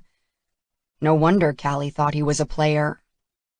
He and Chris still played football and hung out together, and Chris and Rachel included him in their parties and weekend outings. But everyone else had coupled up, and since he hadn't been interested in dating anyone for quite a while, he'd turned down a bunch of their invitations lately, but he felt obligated to celebrate their engagement with them. He'd rather be rolling around in a nest of fire ants than at this party, though, since both Beau and Callie were going to be here. Fuck. He and Callie had talked about this. He knew she didn't really want to go either. Chris and Rachel had stayed friends with Beau after the divorce, and Callie hadn't seen much of them, but she liked them, and it was nice they'd invited her. Their engagement was something to celebrate, and it had been over a year since she and Beau had split, so it was time to move on and be able to see each other in social settings from time to time. He got all that. He just didn't get his own reasons for not wanting to go to this party. The conflict inside him was eating him up, gnawing at his insides. On the one hand, it felt wrong to be arriving separately from Callie. She should be with him. And yet he knew only too well how crazy that idea was. How wrong. Maybe he'd been able to ignore the guilt that plagued him as he and Callie spent time alone together, but here tonight, with Beau present, the hopelessness of their situation was being shoved in his face. He was aiming for fashionably late, hopefully not passing into dickishly tardy, so the party was well underway when Rachel opened the door to greet him. "Cash!" she beamed. "Great to see you. Come on in." "You too, Rachel. Here." He handed over the expensive bottle of red wine he'd brought. "Thank you." "Let's see the ring. I hope Chris didn't embarrass himself." Rachel laughed and extended her left hand. "No, I love it." Cash dutifully admired the ring, although it kind of made him wince. Rows and rows of glittering small diamonds surrounded a massive center diamond, and more diamonds encrusted the band. Wow, Chris did okay. He followed Rachel to the great room, where music played and guests chatted in small groups. He immediately spotted Callie talking to her friends Christy, Charlotte, and Emma in the kitchen. Then he noticed Beau leaning against the long island separating the kitchen from the living space, laughing at something Chris said. Relief expanded inside him, a long breath escaping. Okay, Callie and Beau weren't together. Really? He'd actually been worried about that? Why? Callie was clearly over Beau. Whether Beau was over Callie... Hell. He rubbed the back of his neck. That was probably why he was worried. Only now could he admit he'd been dreading walking in and possibly seeing them together. Chris looked up and greeted him with a bro handshake. Cash clapped a hand on Beau's shoulder, since he'd just seen him a few hours ago at the office. Rachel offered him a drink, and he accepted the beer and gulped down half of it at once. Whoa. Better take it easy. He caught Callie's eye and her brief smile, and he smiled in return, turning his attention with difficulty to the conversation Chris and Beau were having about the Astros. He'd much rather watch Callie. She was so damn beautiful. Her hair hung dark and glossy around her shoulders, which were bare in a strappy little red dress, and her smile was big and luminous. He snuck another glance at her, just as she looked at him, and their eyes meeting felt like a voltage spike. His skin heated and his brain fried. He tried not to sound like an idiot as he made a comment about pitcher Frank Mohan. He shouldn't start tomorrow night against the Rangers. "Why not?" Christy popped into the conversation. "He played great in that last game." "It's not about how well he's playing," Cash replied. His gaze slid to Christy, and the three women shifted closer to participate in the conversation. "It's about giving him a rest." He didn't look right at Callie, but noticed that she maintained distance from Beau, sipping the glass of wine she held. His gut clenched, as he had so many times over the years. He despised himself for not being able to control his feelings for Callie. He was a shitty friend. He'd been disloyal to Beau and was risking their friendship and their business because he was helplessly in love with her. Surely he was strong enough to stay away from her for the next couple of hours, right? "They've got 6 starting pitchers now," Christy added, apparently quite the baseball fan. "But that's not fair to Mohan, Shep, and Gonzalez." "Sure it is," Chris put in, smiling. "They need to start the guy who's the best match for the other team." Cash's eyes met Callie's again, with another burst of heat. Her lips quirked at Christy's baseball passion. His groin tightened. More guests piled into the kitchen, because that always happened at parties, and soon the small space was packed with bodies arguing about the Astros and who their best players were. Somehow, Cash found himself next to Callie. His skin tingled at her nearness, aware of her sweet vanilla and sugar scent and her soft skin. The noise level in the room escalated, and he and Callie slanted each other glances again. She was close enough to touch, and he couldn't resist the urge that pulsed inside him. Daringly, he brushed his fingers over her hip. She bent her head, hair falling so he couldn't see her face. He leaned in closer. "Doing okay, darling?" She nodded and flashed a fake smile. "Sure." He wanted to slide his arm around her waist and pull her close. The longing to have her near ballooned inside him, pushing at his skin, making it hot and tight, his insides feeling hollow. His body tensed when her hand closed over his thigh and squeezed. He pulled in a long breath, but someone was pushing through the crowded kitchen to get to the food set out on the big dining table, and they were separated. Damn. He headed to the food as well, trying to put distance between himself and Callie, all the while ignoring the burning in his gut and the tightness in his throat. Jesus, all he wanted was to have her by his side, to be able to touch her and put his arm around her. Rachel and Chris had had the party catered, and the spread was amazing. Too bad his stomach was so tense, he wasn't sure if he could actually eat anything. He picked up a couple of wings, a chicken finger, and a few shrimp, eyeing the roasted Brussels sprouts doubtfully. When did Brussels sprouts become cool? Rachel set out another platter of veggies and dip. "Great food, Rach," he said. "Thanks, it's from Augustine's. They do a nice job." He and Rachel caught up on news. He tried to focus, but as she told him the story of how Chris had proposed, he looked over to where he'd left Callie. Restless, dangerous longing filled him as he stared, and hoped and cursed. "So that's why we're going to Greece for our honeymoon." He dragged his attention away from Callie and back to Rachel, barely aware of her words. "Nice."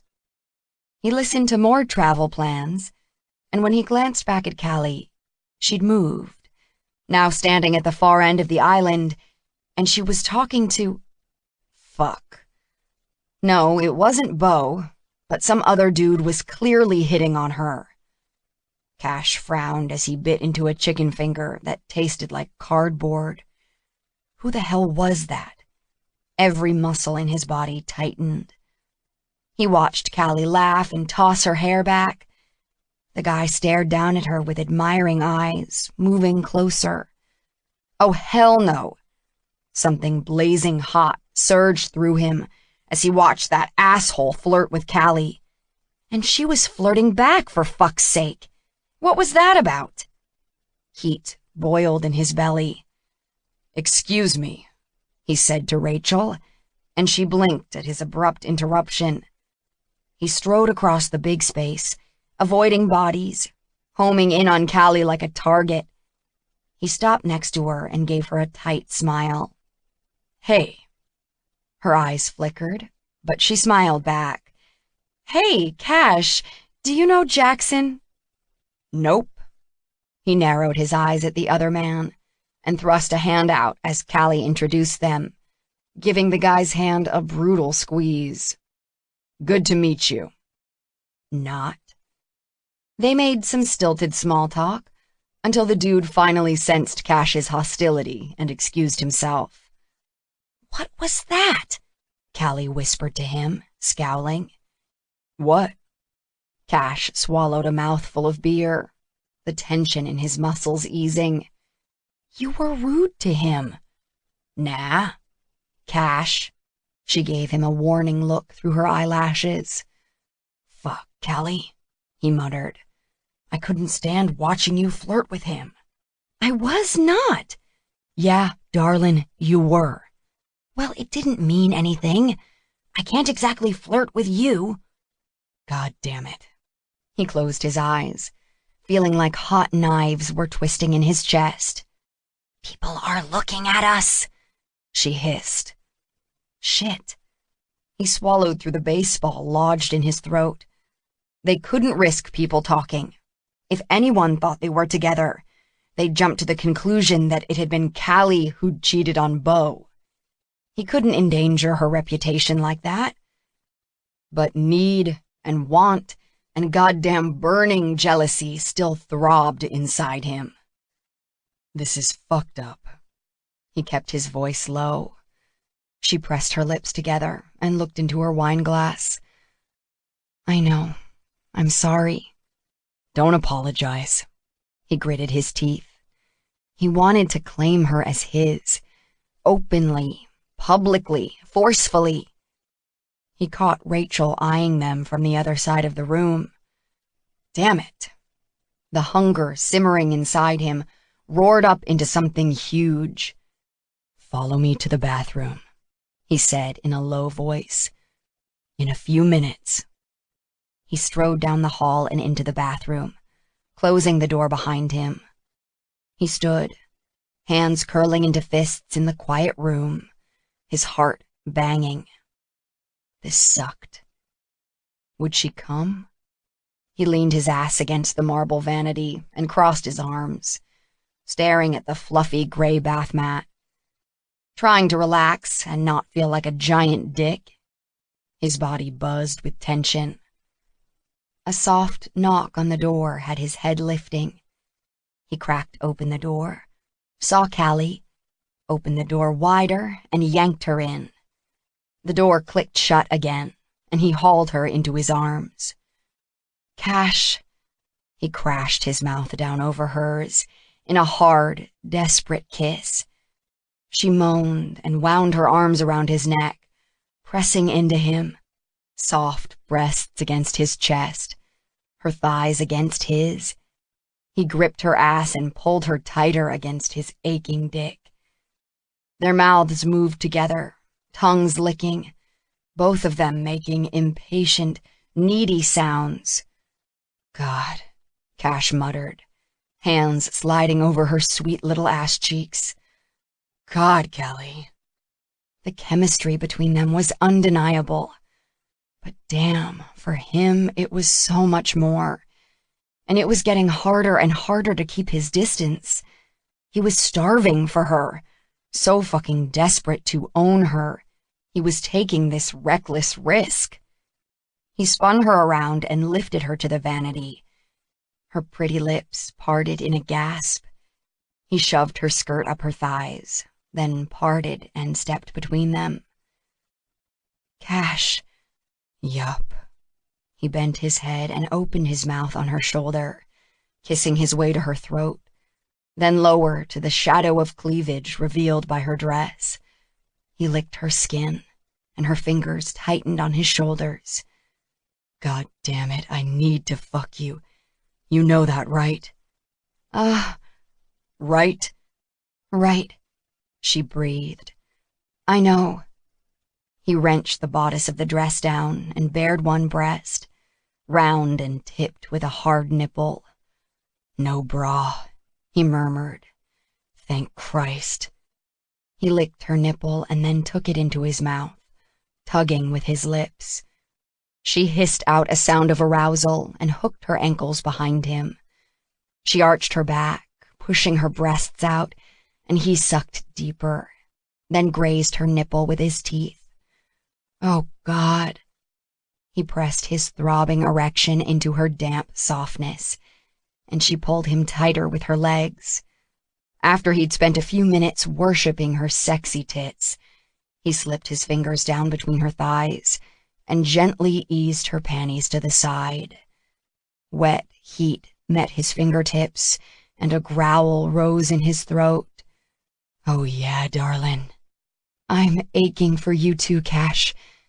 She kissed the side of his neck, and her fingers dropped from their grip on his shoulders to work at his belt buckle. I need you. God damn it.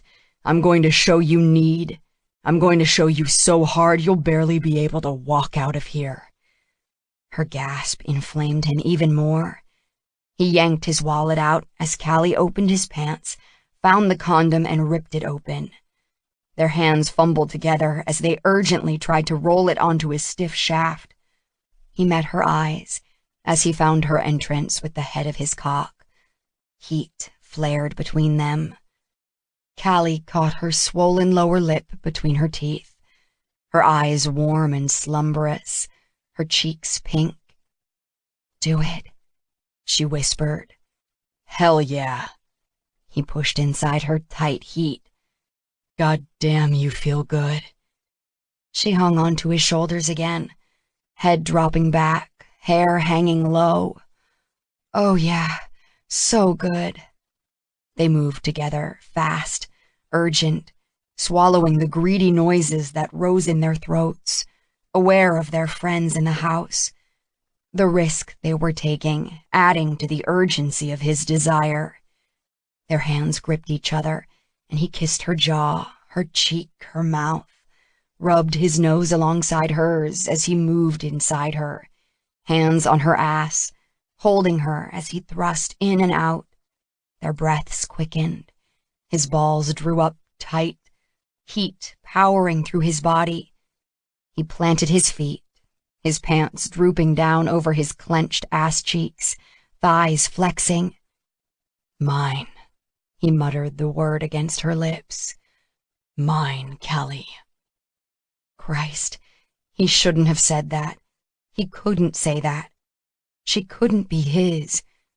But merely uttering the words made his chest tighten. An excitement ripped through him. "Sorry," he gasped, knowing she hadn't come yet. "Fuck, can't. Oh, fuck." But her shocked gasp and her body clamping around him made him vaguely aware she was there too, as pleasure exploded inside him and his cock jerked with wrenching spasms. He fisted her hair in one hand and covered her mouth with his, as they both shuddered through a fast, violent climax. "I can't believe we did this." Callie stroked his neck with her fingertips, still breathing fast. Cash's legs turned to foam rubber. "Jesus." He rubbed his stubble against her cheek. "Me either."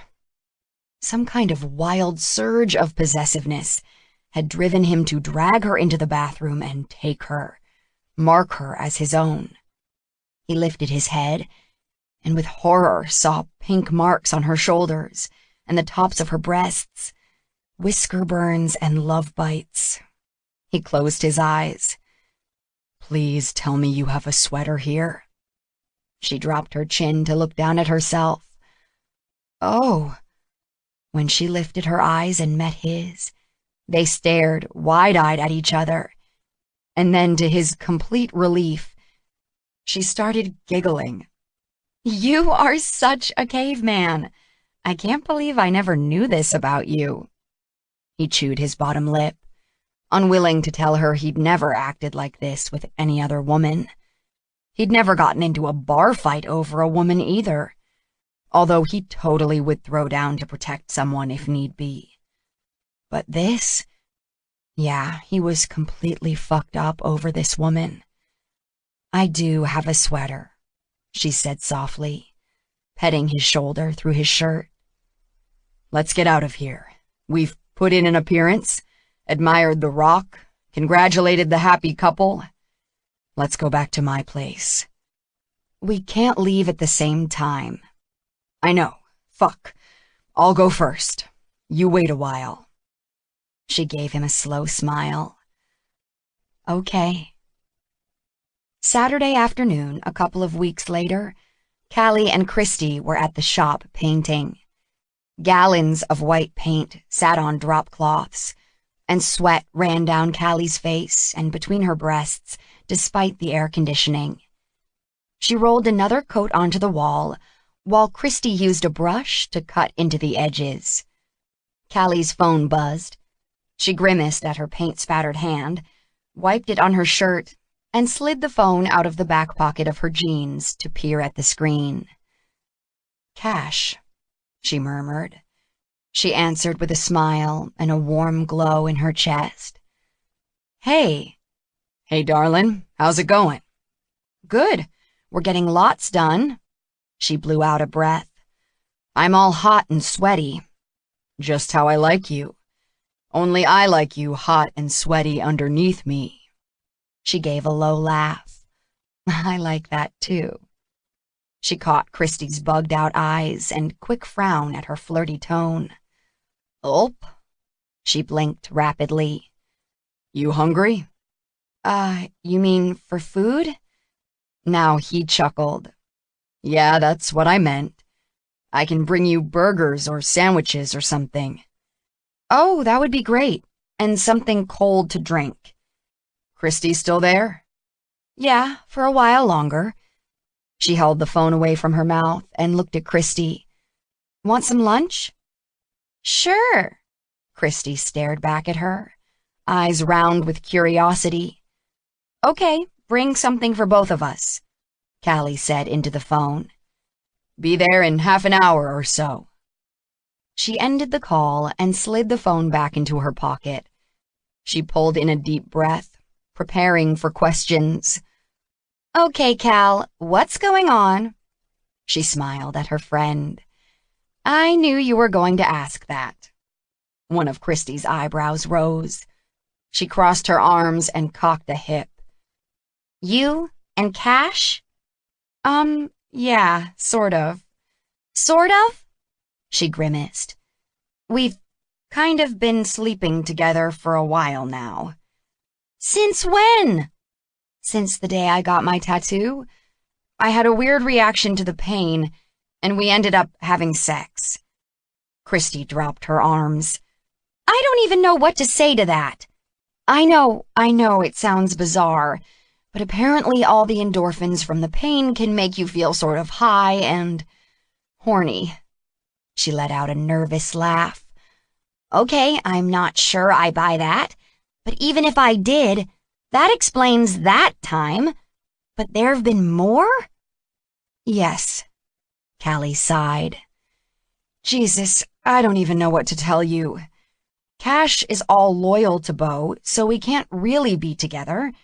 So I told him Beau will never find out about us, but he still feels guilty about it, but not enough to stop, apparently, and I think I might be falling in love with him." "Jesus!" "I know." She bowed her head. "I don't care about Beau, but I care about Cash, and his friendship with Beau, and their business partnership. I don't want to screw things up for them, but damn it." "Jesus!" Callie huffed out a laugh. "I know. What a mess, right?" Christy was silent. When Callie looked up at her, her eyes were squinted and her lips drooped. "Callie, honey, I have to say, this worries me." Callie's throat thickened. "Aw, thank you for caring. But I'm a big girl. I knew what I was getting into." "I don't know if you did. I don't think you expected to fall in love." "No, I sure didn't." She rubbed the back of her hand over her nose. "But I really think Cash has feelings for me too. And maybe, I don't know, maybe we can work things out. He hasn't put an end to it, and I think he would if... Hell, I don't even know." "What would really happen between him and Beau if you two were together?" "I don't know. But I did try to think how I'd feel if you and Beau started seeing each other." Christy choked. "Yeah, I know, but if you did, I wouldn't like it. At all. Because I'd feel like you were betraying me, and we couldn't be friends anymore. And that would be awful." Her voice cracked on the last word, and tears stung the corners of her eyes. Christy's eyes shone with sympathy. "Yeah, that's never going to happen, but I get what you're saying." "Well, hell, I'm just blown away by this." She narrowed her eyes. You could have told me. I know I could have, but we were keeping things on the down low, especially from my family since Bo still sees them. And one night we ran into one of their clients, and I could tell the guy's wife was wondering what Cash and I were doing together, and also I've been really busy. She eyed her friend. Are you mad at me? Christy considered this. Then she tossed her hair. Not mad, just hurt. Callie smiled. That was the line they always used with each other. I'm sorry. You are my best friend. This is just an odd situation. She resumed her painting. So, is he good? Christy asked. Good? In the sack. Ah! Callie set her fingertips to her mouth and slanted Christy a look. He's amazing. Christy smiled. This is making more sense now. Callie laughed. Cash arrived then, with bags of Cajun chicken sandwiches from Mama Mabel's and big cups of sweet tea. Here you go, ladies. He looked Callie up and down. I do believe there's more paint on you than the walls. Ha ha. I can stay and help this afternoon. Oh, you don't have to. I have to leave around 2, Christy said. Sorry. Hey, no problem. I appreciate you helping. You've done so much. They sat on a drop cloth on the black and white tiled floor. Callie eyed Cash's faded jeans and t-shirt, hoping he was okay with a little white paint on them, because she was the messiest painter in the history of paint. I'm having fun. Christy bit into her sandwich. Oh my God, Cash, you're a lifesaver. This is so good. You're welcome. What were you doing this morning? Callie asked him. I was at the office. Bo and I had some work to do on a bid. Oh. Callie was aware of Christy watching her and Cash, taking in the way he touched her, the way he looked at her, the looks and smiles they shared as they ate. What's left to do? We've pretty much finished this front area, so the kitchen and office still need to be done. I'm hoping to finish painting this weekend and then get the equipment moved in and shelves set up next week. What are you going to do about help? Christy asked. I mean, once you're open. You can't do everything yourself. I need to hire someone part-time to look after customers. She peeked at Cash. I actually asked Ginny if she'd like a job here for the summer. She said yes. Cash's slow smile made her belly flutter. That is very cool. When they'd finished lunch and Christy went to move the ladder into the back rooms, Cash stepped in and took it from her. I'll do this. Christy flashed Callie a thumbs up, and Callie grinned. Soon after, Christy had to leave, and Cash took over, painting way faster and more efficiently than Christy had. They worked together companionably, sharing stories and memories. Cash talked about some of his business worries because of the hit the economy was taking due to oil prices. They were standing side by side as he poured paint into Callie's tray, her hand resting on his back, when a male voice spoke behind them. They both whipped around, Cash nearly pouring paint all over the floor. Bo stood there gaping at them. What the hell is going on here? Chapter 19. Cash steadied himself with a hand on the wall and met Bo's eyes. Guilt smacked him in the face. Hey, Bo, what are you doing here? What am I doing here? What are you doing here? Painting, obviously. He kept his tone light, despite the emotion brewing in his stomach and his muscles twitching. You here to help? What are you doing here, Bo? Callie asked. Your parents told me about your shop. I had to see for myself. What the hell are you doing, Callie? Christ. Bo was still sucking up to Callie's family. She sighed. We've already had this conversation. This isn't your business. Your parents are concerned. Then they should come see the place themselves. And what are they concerned about? Oh, right. They're concerned I'm embarrassing them by catering for people. Bo cast his gaze around. Not denying that, asshole. You're not a business person. Cash's nostrils flared. He planted his feet wide, every muscle bunched as he gripped the paintbrush he held. She's got a solid plan. He despised the way Bo was talking to Callie. But what the fuck could he say about it without giving themselves away? Bo frowned at him. I still don't get why you're here. You never said anything about this when we were at the office this morning. Shit. Cash resumed painting, turning to the wall to hide his face, trying to calm the hot anger flaring inside him. Yeah, I just decided to stop by on my way home. Thought I'd offer my help. Tension hummed around them in the small room that would be Callie's new office. Your mama would be shocked seeing you like this, Bo told her. She looked down at her paint-smeared clothes, then smiled at him. I know. Cash grinned. Then Callie sighed. I'm getting tired of talking about this. Now either pick up a paintbrush and help, or you can just head on out. Tell Mama and Daddy I'll try not to embarrass them. Cash took in her faint frown of annoyance. This sucked. He should not have to stand by and let her be put down by anyone, even Bo.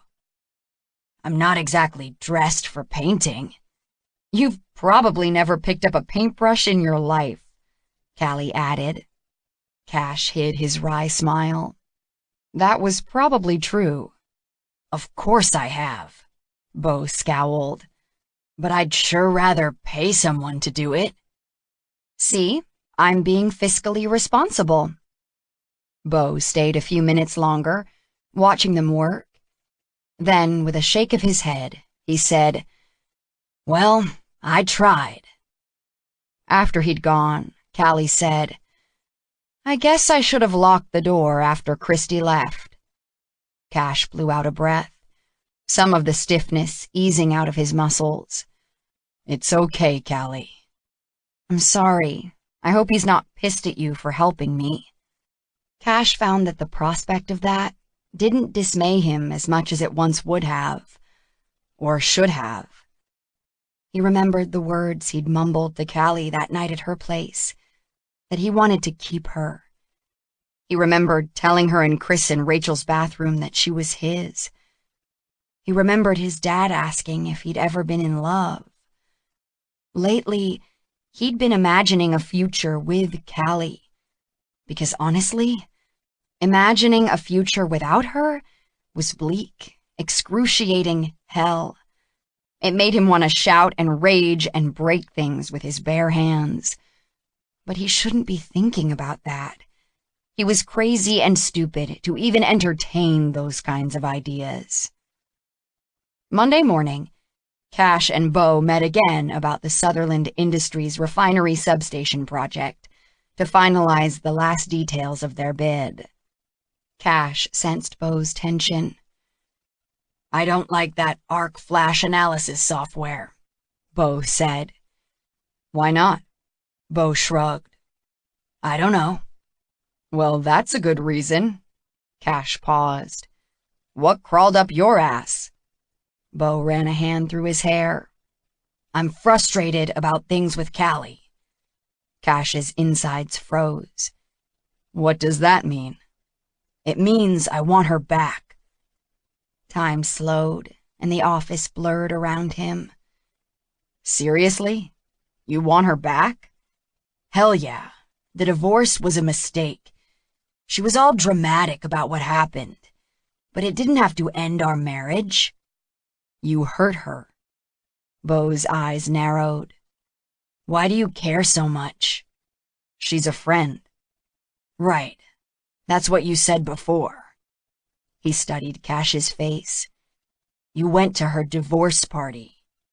Yeah. And I heard you were at the breast cancer fundraiser at the country club with her. Cash leaned back in his chair, his heart working in painful beats. Yeah, so what? She didn't want to go alone. Fuck. He hated lying. Hated it. It was true that he'd gone to that event with her because she didn't want to go alone. But hiding what was really happening between them from Beau, that was lying. He swallowed. Maybe you shouldn't be so friendly with her. What does that mean? People will talk. I ran into Sarah Cosmas. She mentioned seeing you and Callie at the fundraiser, and the way she was talking, I got the impression people were curious about why you were together and what happened with our marriage. Cash stared at Beau, his insides flash-frozen. Fuck no. Also, we need this project, and Callie's family owns the refinery. The family who wants Callie and me to be together. He lifted an eyebrow. What the fuck? Cash kept his face impassive, staring back at Beau. Was he implying what Cash thought he was implying? Was that actually a threat? Did Beau suspect that Cash's feelings for Callie were more than friendship? Or was he only worried about appearances? Beau slammed his hand down on their proposal, sitting on the table. Don't fuck this up for us. Then he rose and walked out. Cash closed his eyes. Jesus Christ. Adrenaline punched through his system. His hands curled into fists on the table, and he ground his teeth. Rage swelled inside him, but he wasn't even sure who he was angry at. Beau? At goddamn people gossiping about Callie? Himself? Or at Callie for being so goddamn sweet and tempting that he couldn't stay away from her when he knew he should? He'd told her they shouldn't be together. Hell, he couldn't blame her. This was on him. All on him. He opened his eyes and slowly shook his head.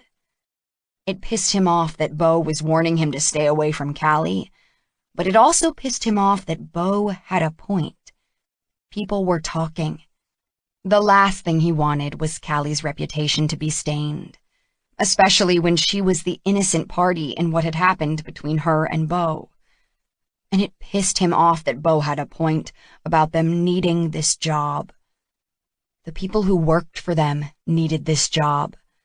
His mom and his sister needed them to get this job. Beau was apparently even more desperate for them to get this job. Why? Because he thought it was a way back to Callie? A way to stay connected to her family? The Sutherland family was not one to mess with. They hadn't built their huge empire by being nice guys. The entire family was smart, ruthless, and powerful. But even so, being smart in business meant making the best deal, regardless of personal feelings. Surely they wouldn't let Callie Sutherland's love life interfere with business. Would they actually give the job to someone else if they found out Cash and Callie had been sleeping together?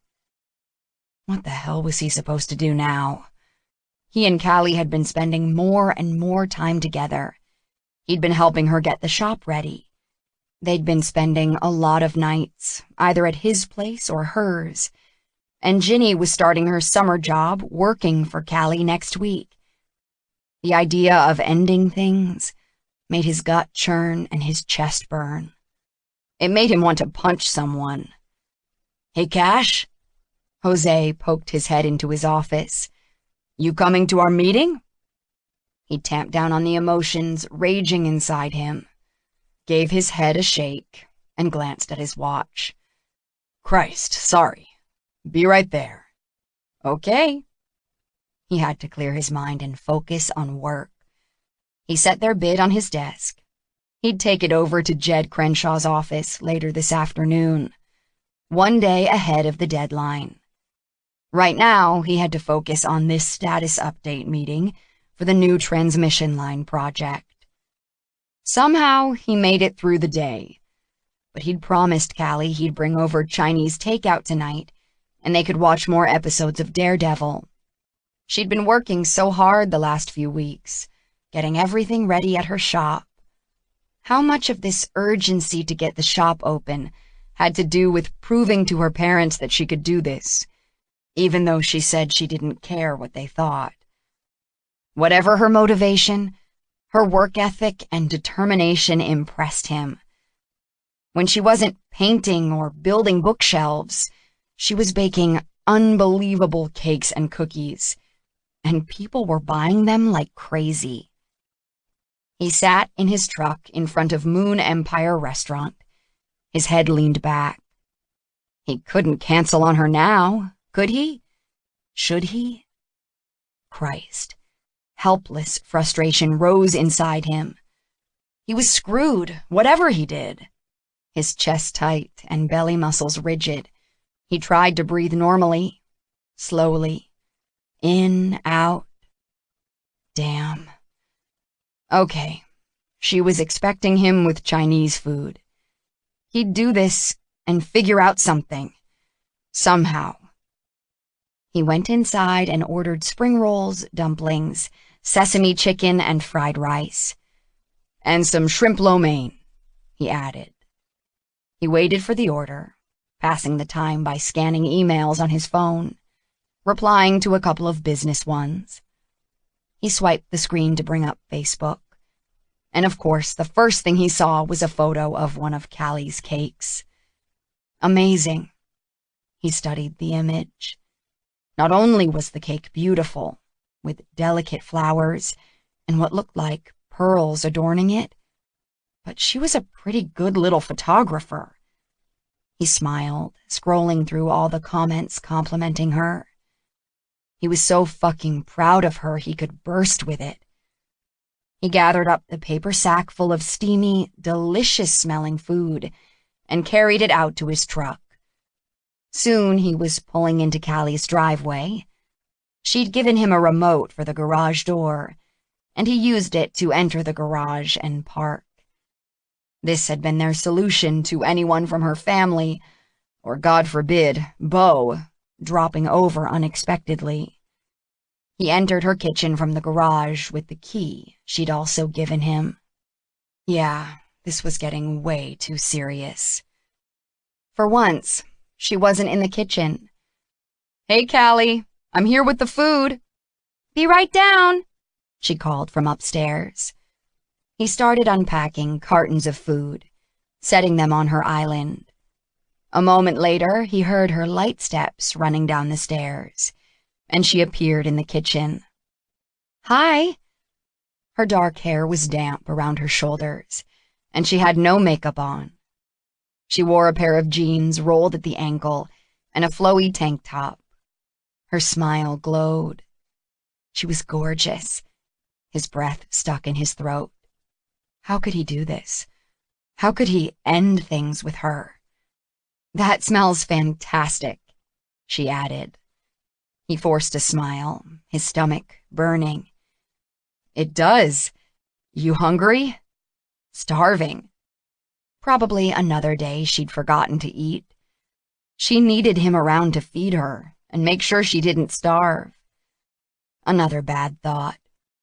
She grabbed plates out of a cupboard, and they loaded up with food. "Sorry, I was just getting out of the shower when you got here. But everything's looking good at the shop." "Good." She handed him a pair of chopsticks, and they carried their dinners into the family room. "Daredevil now?" she asked. "Or later?" "Let's watch the news first." "Sure." She clicked on the TV. "How was your day?" "Shitty. I had a weird, uncomfortable, annoying conversation with your ex-husband. People are gossiping about us. We could lose the project. I have to stop seeing you." But he couldn't bring himself to say any of this out loud. It was okay. 2 hours later, Callie was asleep, with her head on his shoulder. His chest filled with softness as he stroked her hair off her face. She was exhausted. She'd been killing herself to get the bakery ready. He'd done as much as he could to help her, but she was pretty determined to do it on her own. Plus, he had a business of his own to keep going, and his mom and sister to look after. He turned off the TV and shifted her so he could pick her up. She made a soft noise and snuggled into him as he carried her upstairs to her bed. "Hey, darling," he said softly. "Let's get you out of your jeans." He'd already discovered she had no bra on, so with the loose jeans off, he tucked her into bed. He paused, looking down at her, the smooth curve of her neck, with her face pressed to the pillow, her silky dark hair around her shoulders, her lips soft. Once more he stroked her hair. A fist squeezed his throat, and he straightened, devouring her with burning eyes. He clenched his fists and tried to breathe, his stomach threatening to rebel. She'd expect to wake up with him in the morning, but he knew he had to leave. Unable to stop himself, he bent down and pressed his lips to her hair, breathing in her scent, filling his lungs with it, as if trying to hold it there forever. "Goodbye, darling," he whispered, his throat thick. His heart cracked wide open, jagged and bloody, as he jogged down the stairs. He turned out lights, made sure the front door was locked, and let himself out the kitchen door into the garage. With aching, wrenching regret, he backed out of her garage and drove home. Alone. He got Callie's text the next morning. He was already at the office with a huge coffee from Starbucks to keep him going after the sleepless night he'd had, tossing and turning and thinking about Callie, dreaming about her when he did get to sleep, stomach-knotting dreams where she was jumping off a cliff and he was trying to get to her and couldn't. "Hey, where'd you go last night?" "Home. You were asleep." Her reply took 10 minutes to come through. "Sorry, didn't mean to conk out on you on the couch." Great, she thought he was annoyed about her crashing. "No worries, you were obviously tired." He sent the message, paused, then typed again. "Too tired for some action." Fuck, he was an asshole. He would have happily spent the night in her bed, snuggling her sleepy body and not having sex. Again, her response was slow. "I guess I was tired. Sorry again." "No worries." He tossed his phone onto his desk and scrubbed his hands over his face. Self-loathing rose up in his throat, nearly choking him. But they couldn't be together. This was how things had to be. Once again, he needed to put her out of his head and focus on business. He managed to do that for the morning, mostly, blocking out everything but work, although Callie was always there in the back of his mind. At noon, he headed out to meet one of his football buddies, Eric, for lunch. They caught up on professional and personal news, Cash resisting the impulse to say, "Hey, guess who I'm sleeping with?" Instead, he asked, "Have you seen Tyler lately?" "No, but we're getting together next weekend. A bunch of us are going out to some beach house a friend of his has. It's apparently pretty amazing. You should come with us. We're gonna go golfing and party a little. If you come, that'll make 8 of us. Perfect for 2 foursomes." "Yeah." Cash paused. "Sure, that sounds like fun." Getting away from Callie and away from temptation would probably be a good thing. Yeah, run away, you asshole. Chapter 20. Callie hadn't seen Cash in almost 2 weeks. Not since that Monday night she'd fallen asleep on her couch after he'd brought over Chinese food. He'd responded to her texts with terse messages, but hadn't initiated contact with her at all. She tried to tell herself it didn't matter, but the truth was, she was dying inside. Everything ached. She hadn't been sleeping, hadn't been eating much. She jumped at every little sound, cried at dog food commercials, and had bitten her lips raw. She missed him. She tried to focus on Kate. They were open and doing nicely, but it hurt that Cash hadn't stopped by to see the shop, or even texted a congratulations message. His silence and withdrawal had pulled her down into this heavy darkness, despite how well things were going at the bakery. Ginny had started her job with her and was proving invaluable dealing with customers. She'd apparently worked a number of different summer jobs, last year in a flower shop that did a lot of weddings, so she had a handle on the whole bridezilla thing.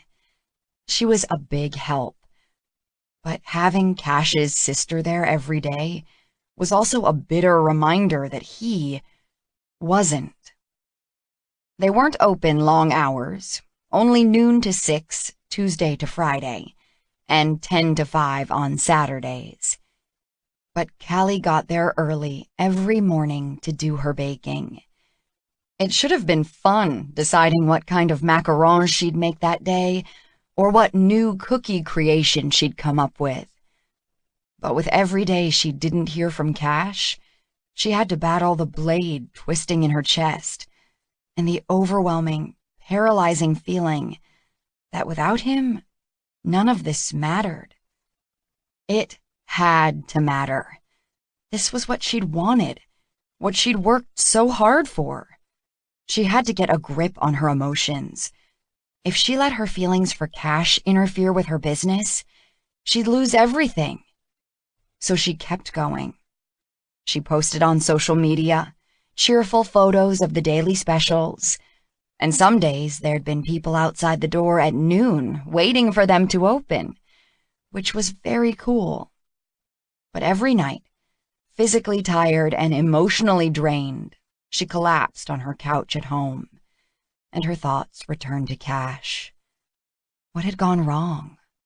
Should she press him to talk about what was going on, or just let things die, which appeared to be what he wanted? She was confused and bewildered. Had he been that annoyed that she'd fallen asleep and they didn't have sex? Her stomach grew tight, thinking that all he wanted from her was sex. And yet, she'd known all along that was all they could have.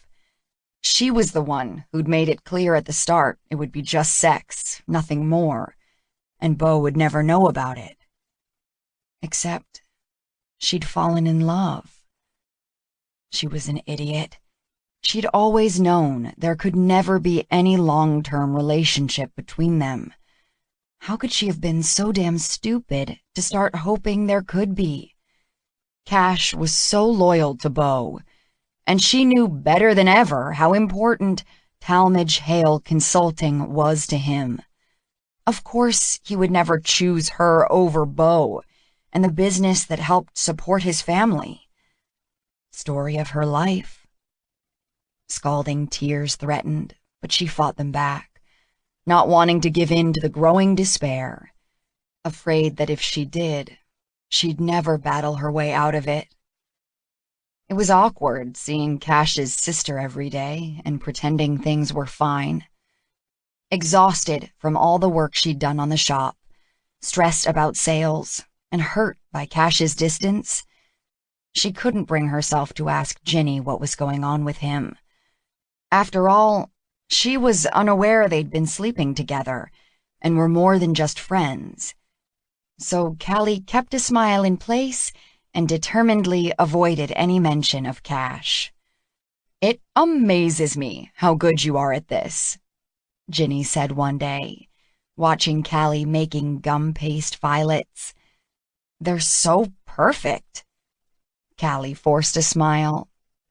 I don't think they're perfect, but then I'm super picky and hard on myself, but I enjoy it. I can help you with things back here, too, Ginny offered, when it's not busy. That would be awesome. I mean, don't give me anything too technical, Ginny grinned, but I can take things out of the oven. Good, because those cupcakes are about ready to come out. Ginny crossed over to one of the ovens to check the time. So it's Friday night. Got big plans for the weekend? Callie asked. Cash is taking Kevin, Mom, and me to the Astros game tonight. That should be fun. Callie's stomach cramped, and she steadied her hands. Yeah, should be a nice evening for baseball. I love baseball, Ginny said, and Kevin's crazy about it. So he's really jacked about this. I guess Cash's company has season tickets that they use for clients sometimes, but he invited us tonight. Jealousy seared through Callie. Not that she was a huge baseball fan. She'd rather watch football any day.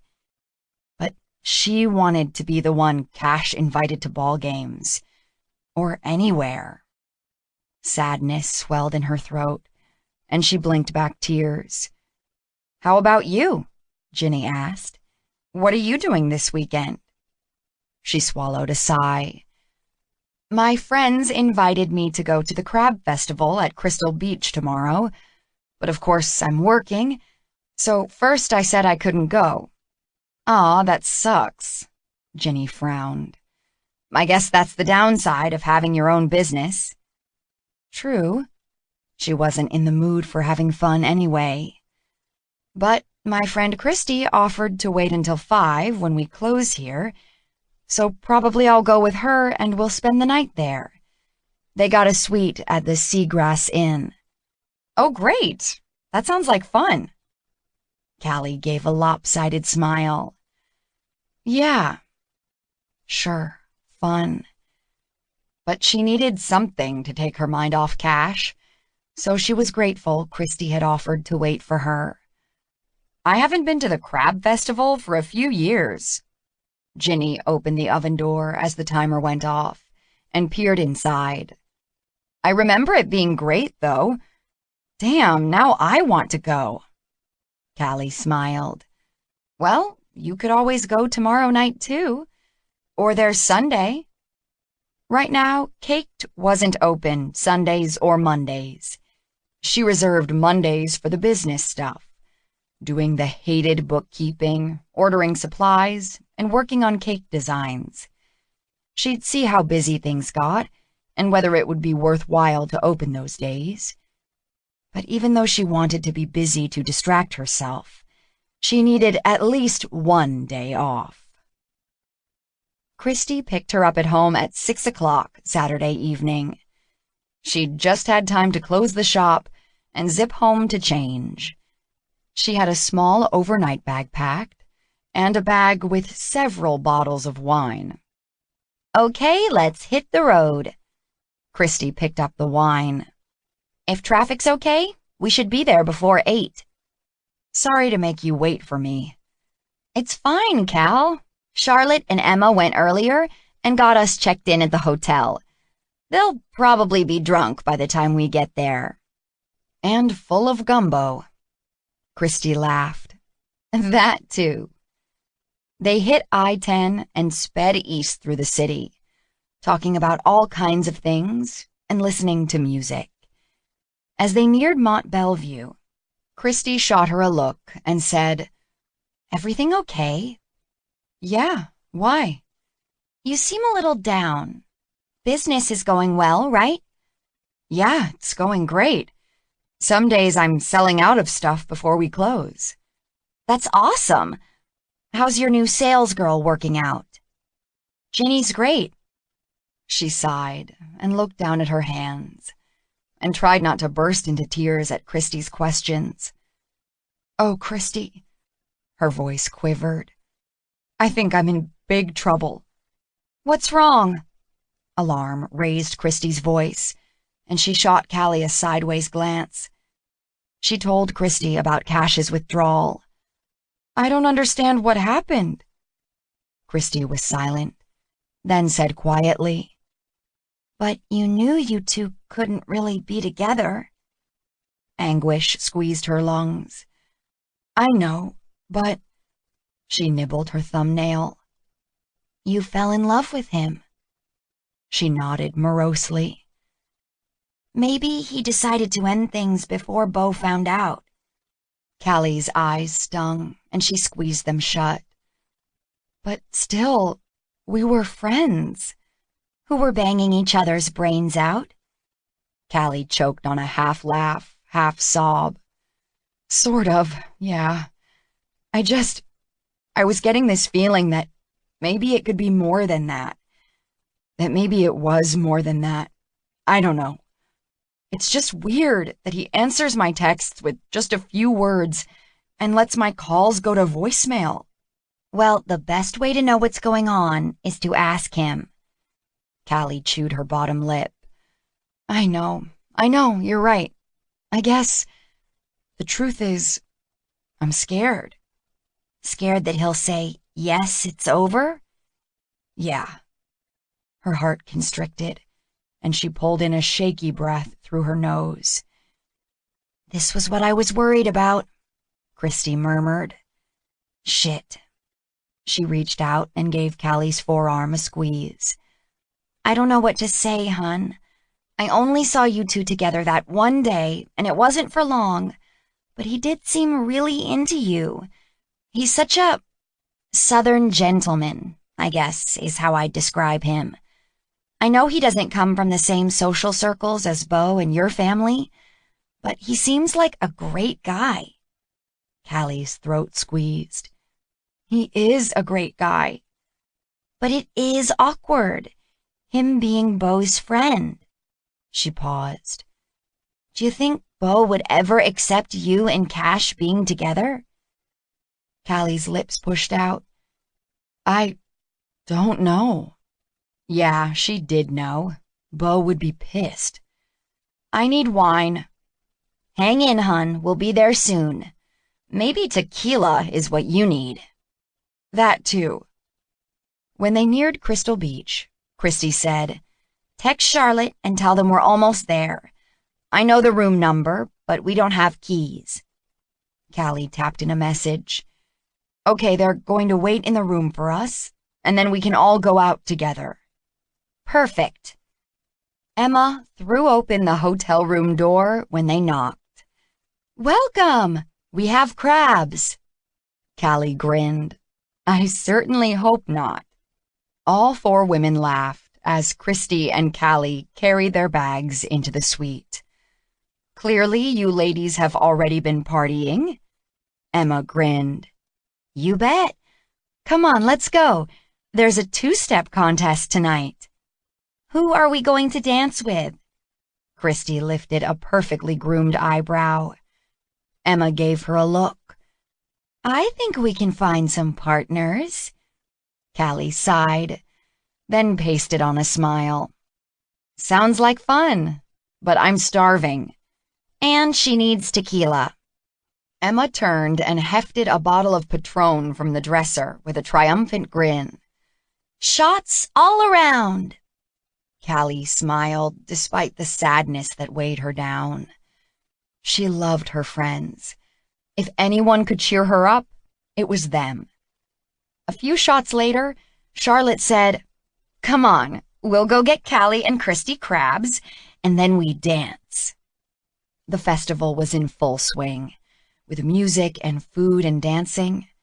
A Ferris wheel rotated slowly in the sky amid other carnival rides, and people tried their hands at various games of skill. The girls devoured a pile of delicious sweet crab claws before the vendors sold out. Callie laughed and drank margaritas out of plastic cups and threw herself into the event. They checked out the booths with local arts and crafts and tried their hand at the washerboard competition. Callie missed every shot, and Christy threw her arm around her. You're too drunk for this. I know. She leaned into her friend. Are you still sad? No, actually, now I'm pissed. She straightened and lifted her chin. She'd been mulling things over in the back of her mind all evening. I'm done wallowing over Cash. If he's enough of a jerk to blow me off because I was too tired to have sex one night, then he's not worth my time. I just want to forget about him and have a good time. Let's go listen to the music. Okay. In the falling darkness, they danced on the grass to the tunes of local entertainer Reefer Madness. Emma, Charlotte, and Christy started flirting with a bunch of guys as they listened to the music. Callie exchanged a tipsy smile with one of them. She wasn't interested in actually making something happen, but she laughed along with the others as they talked. Then a few more guys joined them, other friends of theirs. And Callie's jaw dropped when she saw one of them was Cash.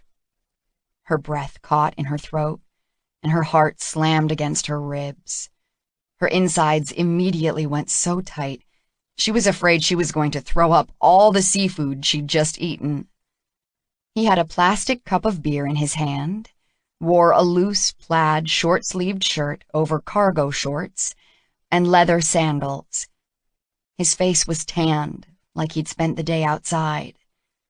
He looked amazing, handsome, captivating. Her mouth went dry, and she pressed a hand to her stomach. When his gaze landed on her, his expression changed, eyes widening, then narrowing, then shifting. Callie. Cash! Hey, what a surprise! She threw every particle of surprised happiness she could find into her words. The guys he was with all looked at her. She didn't know any of them. They weren't his and Beau's usual friends. She smiled at them, too. Interest sparked in one guy's eyes, and Cash scowled. Hi, Callie. Cash gave a tight smile to the others. Christy, Charlotte, Emma. He introduced Callie's friends to the guys he was with. Callie didn't even hear their names, her thoughts whirling at seeing Cash here. Hey, y'all, we want to enter the two-step contest in a while, but we need partners, Charlotte said with her charming smile. Any of you handsome fellows up for that? Some of them glanced at each other, grinned, and nodded. I'm up for anything if you're involved, one guy said. Charlotte giggled and fluttered her eyelashes at him.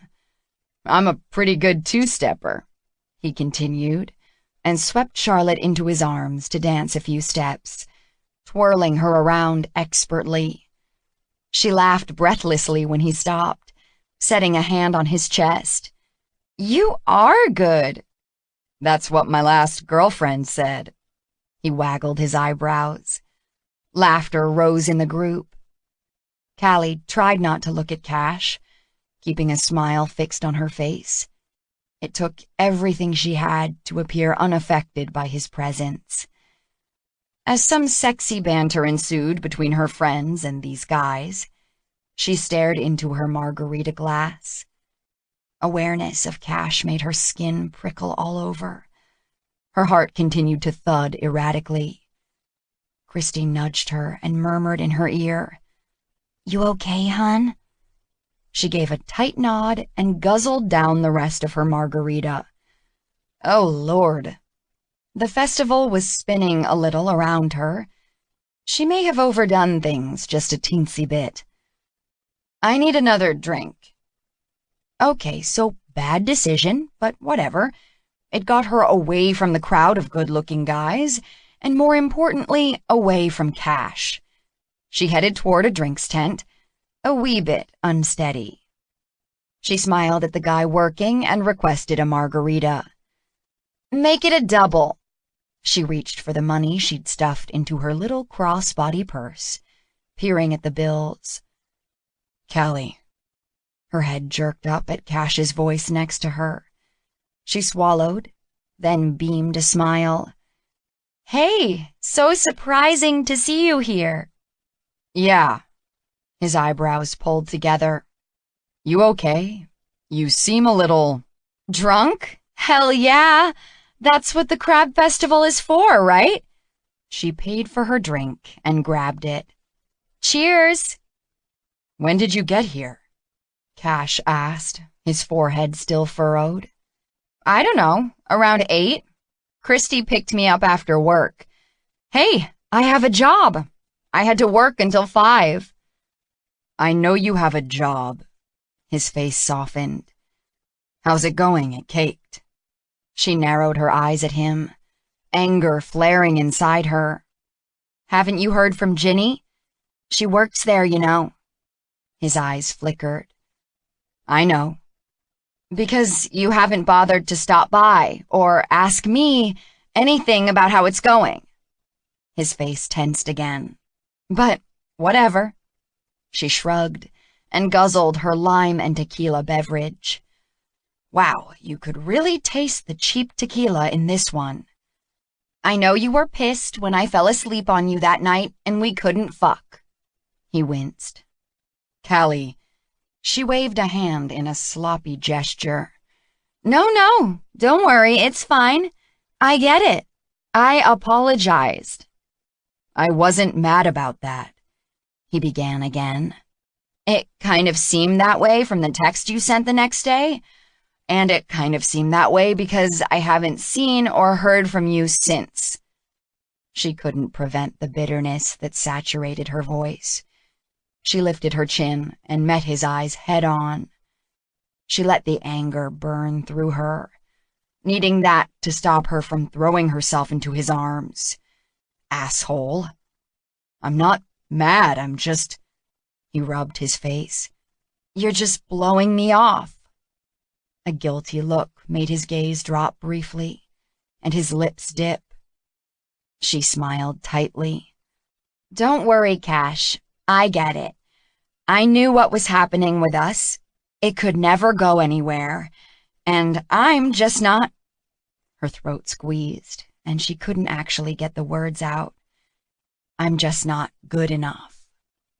She pressed a hand to her aching throat, her eyes stinging. All those raw, painful feelings she'd grown up with rushed back over her, nearly sending her to her knees. She'd never been good enough. Never good enough for her parents.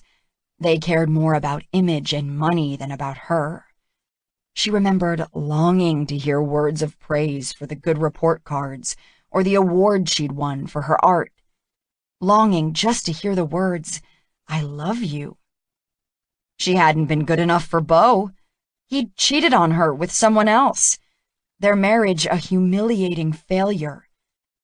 She remembered sobbing alone in her bed, asking herself why she wasn't enough for him.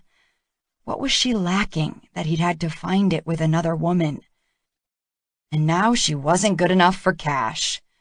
Well, maybe good enough for sneaking around having sex, but not good enough to mean more to him than Beau. She got it. She flipped her hair back and tried to relax her throat. She stretched her mouth into a smile, a desperation to save face surging inside her. Never mind. You know what they say. The corners of his eyes creased up, and he regarded her somberly. What? The best way to get back at a man who cheats on you is to fuck his best friend. Cash's eyes flew open and his lips parted.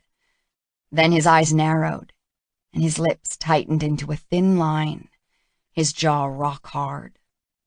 She whirled around, thankfully keeping her balance, and bolted across the field, back to her friends. Chapter 21. Revenge Fuck. Cash spent the next week in a fog, starting the week hungover, progressing to hurt, sadness, then anger. He'd been a revenge fuck. He'd gone for long runs in a pissed-off rage, running until he couldn't take another step, sweat stinging his eyes, his legs on fire, lungs heaving. It was an attempt to make the physical pain distract him from the heartbreak deep inside. It didn't work, but that was okay, because he deserved it. He deserved it because he'd been an asshole. He'd fallen for a woman he could never have, and he'd given in to the temptation to be with her, knowing it could never be long-term, knowing he was hurting his best friend, knowing he was risking their business and risking Callie's reputation. The worst thing was, if Callie'd been using him to get back at Beau for cheating on her, that meant she still cared about Beau. Because why would she bother trying to get back at him if she didn't care? Christ, that twisted the knife even deeper. That weekend at the beach should have been fun.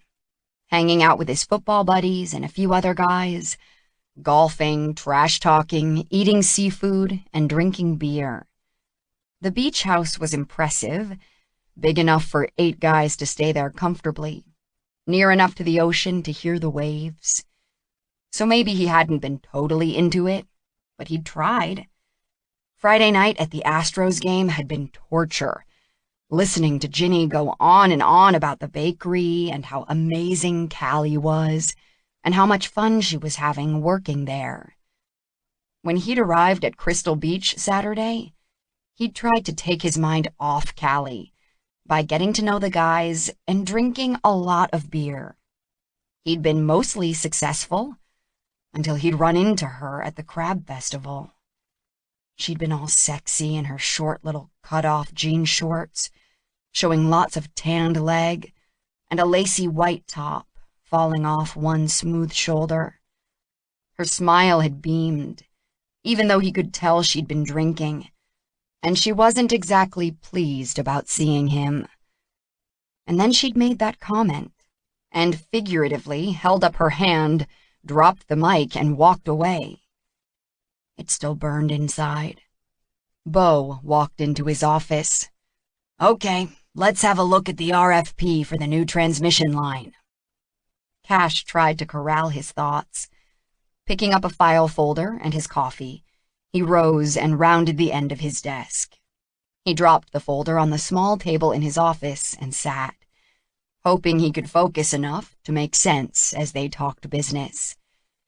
"We need to make sure we're managing right-of-way clearing and access road construction," Beau said. "That's covered." "Right. Okay. So we got our bid into Sutherland Industries. I mentioned it to Joshua on the weekend." Cash's gut tightened, remembering Beau's veiled threat. "I expect them to evaluate the bids fairly and make the best business decision." Beau laughed. "Come on. You know as well as I do that who you know in this business is just as important as what you know." Cash nodded reluctantly. Yeah, he'd learned the truth of that. One more reason to be grateful to Beau for the extensive family connections that had helped their consulting business take off rapidly. It was a battle inside him, the gratitude and the shared history he had with Beau versus the way he felt about Beau now, the ways he thought his friend had changed, or perhaps revealed his true nature, his obsession with success and making money to the point of using people, and a battle with the revulsion he felt at how Beau had treated Callie, the dismay that Beau wanted to get back with her versus the belief that she was better off without him. She would never do that, would she? Get back together with Beau? Then another thought struck him like a hammer blow. If she'd been using Cash for revenge, was she going to tell Beau about them? He rubbed the sharp ache in his chest. Christ, if that happened. He studied his friend and business partner, not even listening as he talked about conductor and fiber optic shield wire installation. No, he couldn't let Callie be the one. He had to sack up and come clean, I slept with Callie. Jesus Christ, did he really say that out loud? He waited, hoping Bo would keep talking about the RFP. But Bo gaped at him. What? Cash rubbed his forehead. I slept with Callie. What? When? My Callie? Your ex-wife. Heavy on the ex. Bo shook his head. I don't understand. What are you saying? You two have been having an affair? Yeah, basically that's it, I guess. Wait, Bo said slowly. You went to her divorce party. You took her home that night. You went to fundraisers with her.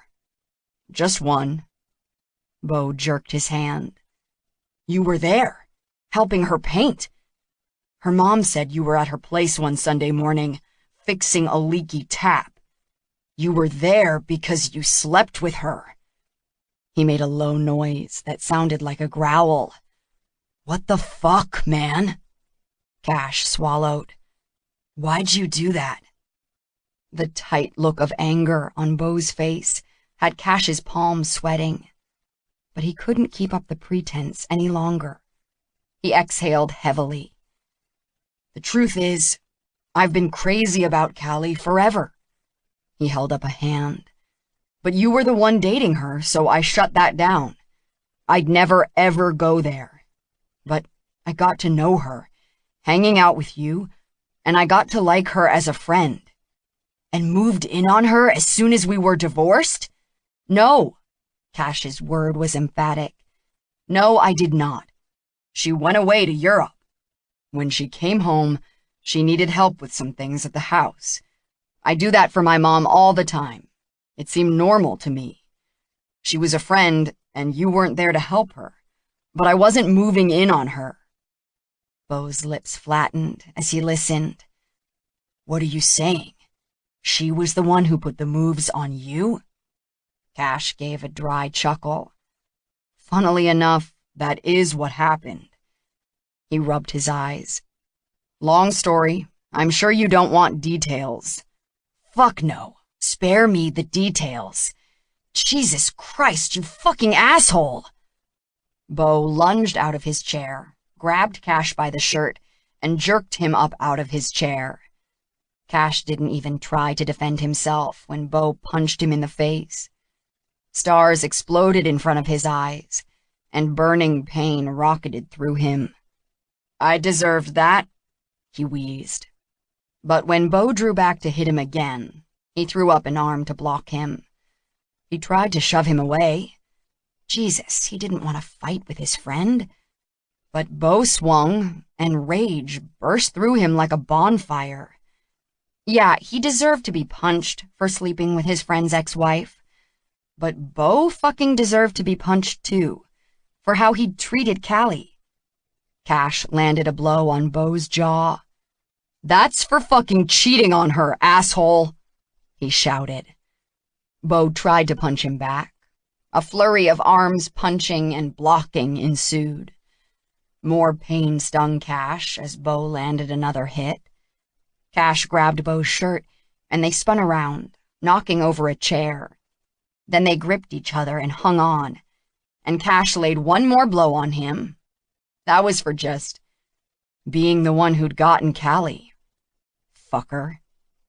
Cash shoved Bo away, and they stood glaring at each other, chests heaving, shirts wrinkled and half untucked, hands clenched into fists.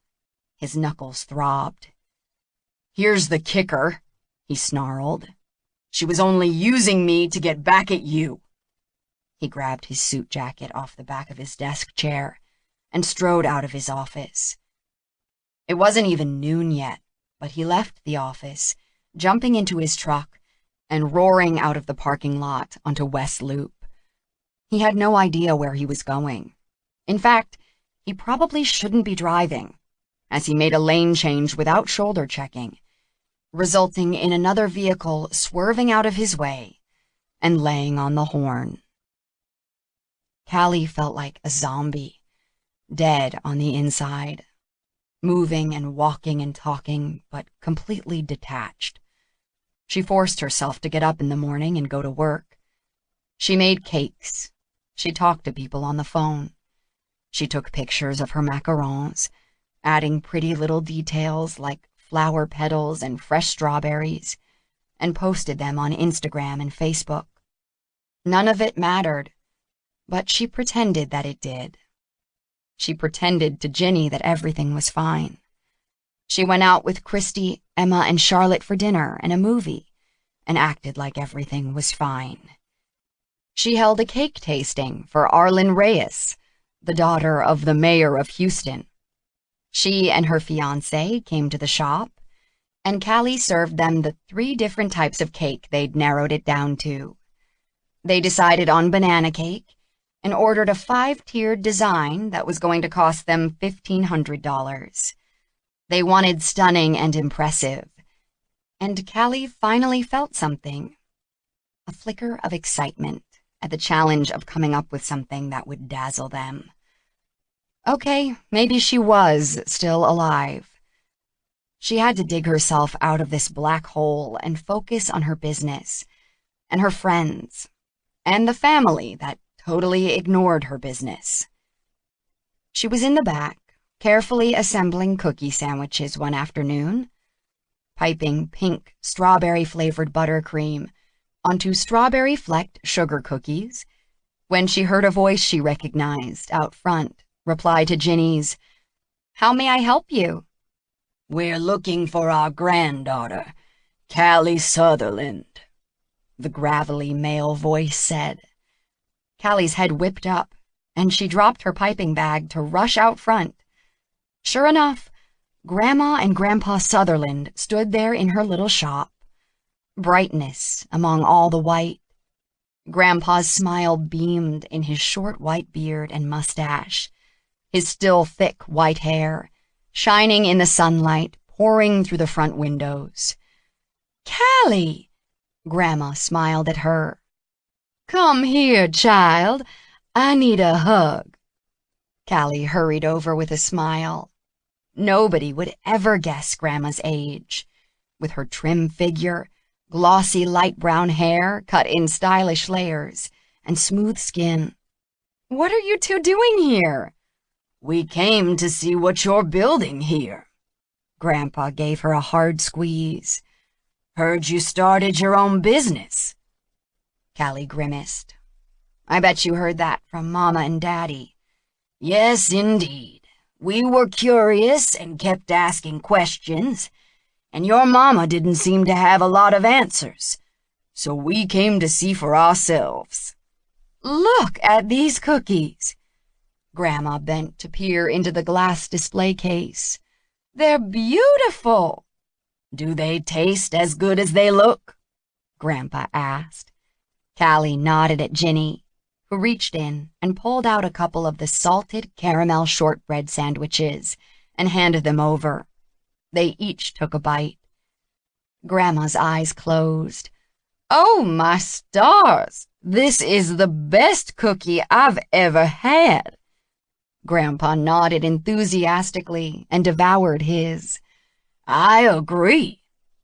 Happiness bubbled up in Callie, and she clasped her hands together. Others had complimented her baking, but hearing it from family was special. "I love your little shop." Grandma turned in a circle to survey it. "It's so classy and pretty, just like you." "Aw, thank you, Grandma."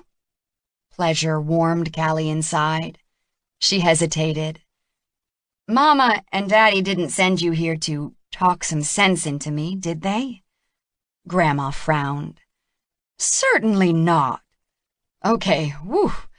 They're not very impressed with my little business venture." Grandpa scowled. "Yeah, that's what I thought. Partly why I wanted to see what you're up to." "Would you like a tour? It's not a big place, but you can come see where I do the baking and my office."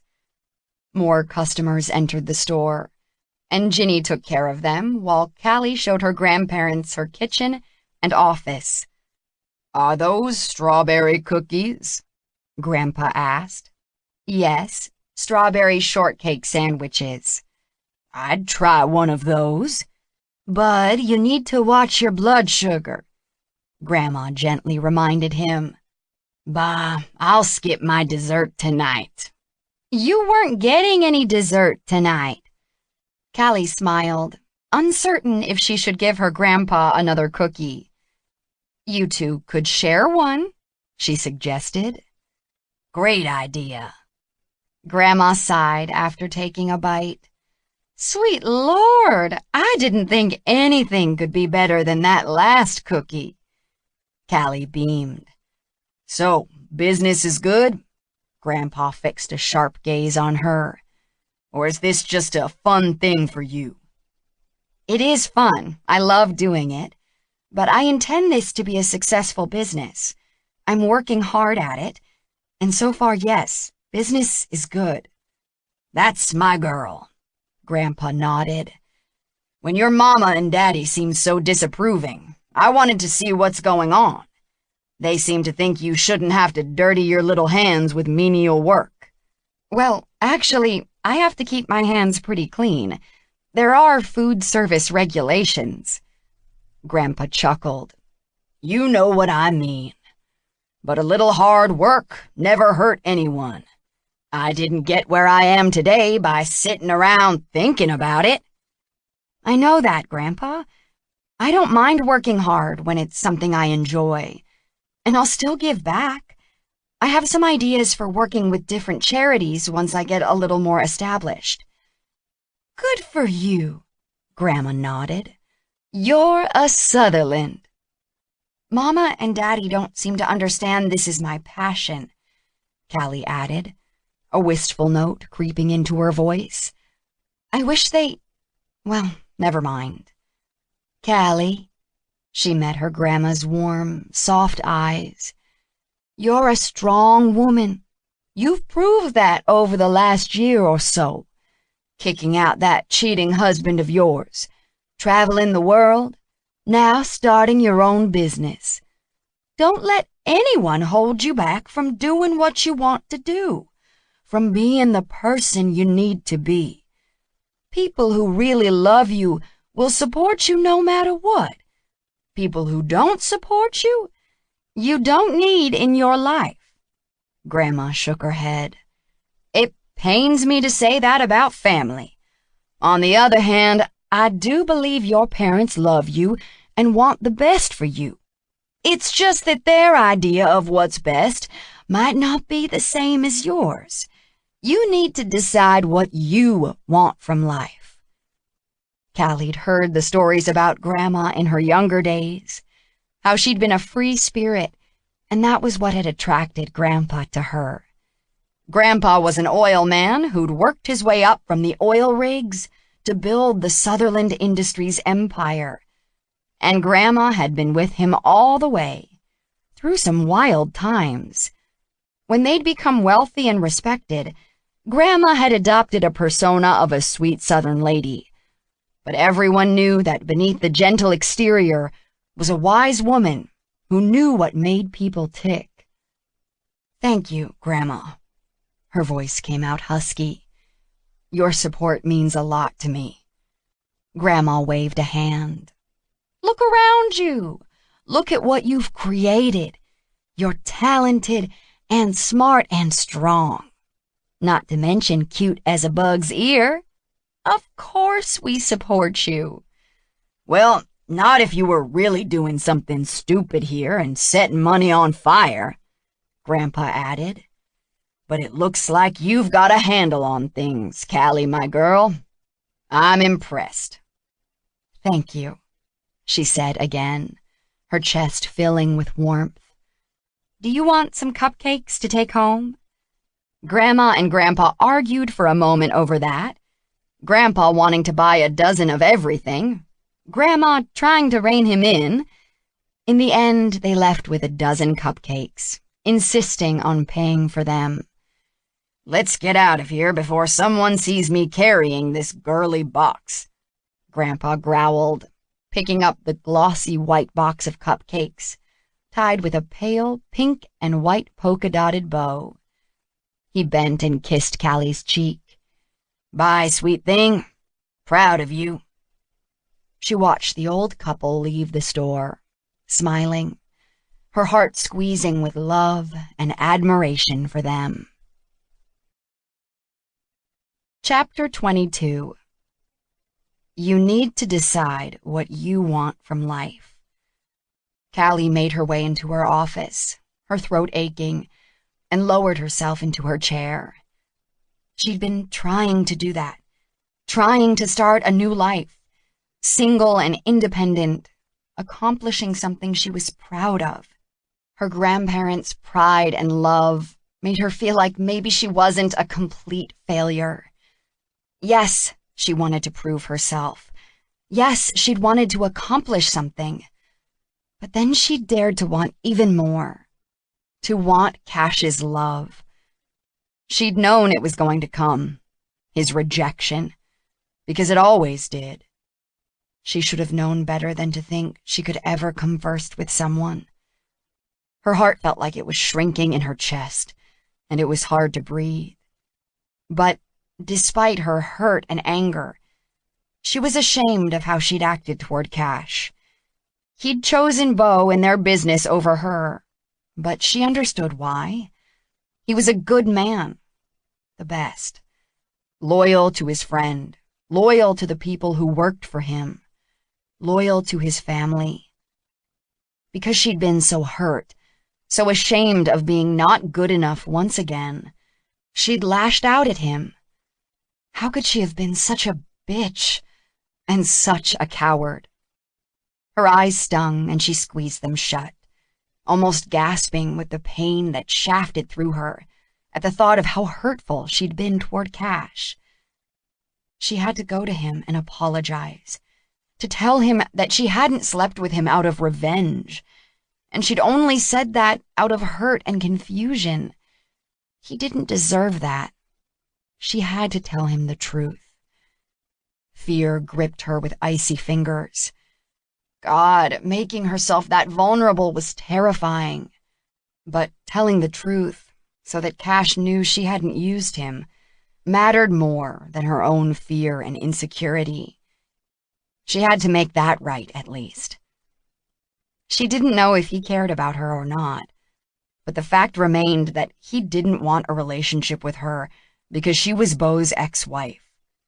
She hated that, but she had to accept it. And she also had to admire his loyalty and principles. She needed to do it now, while her courage was up. She rose to her feet and grabbed her purse from the desk drawer where she kept it. She glanced at her watch. It was late afternoon, but he was probably still at the office. Or he could be out with some other woman who wasn't so stupidly self-doubting. Someone confident, who knew she was good enough for him. She had to stop thinking like that. She was good enough for him. She had to stop letting her parents' disregard and Beau's cheating make her feel less. She had friends who cared about her, who she loved right back. And like Grandma had said, look what she'd accomplished with Cake. People admired her creations. Damn it, she was worthy of being loved. She'd screwed up, but she could be brave enough to apologize for that. She was either going to have to go hunting for him or call him and ask if he'd see her. Hunting it was. Ginny, can you handle things here for the next hour or so? I'll be back to close up. Sure. She left through the back door to the small lot where she'd parked her car and drove to the offices of Talmadge Hale Consulting.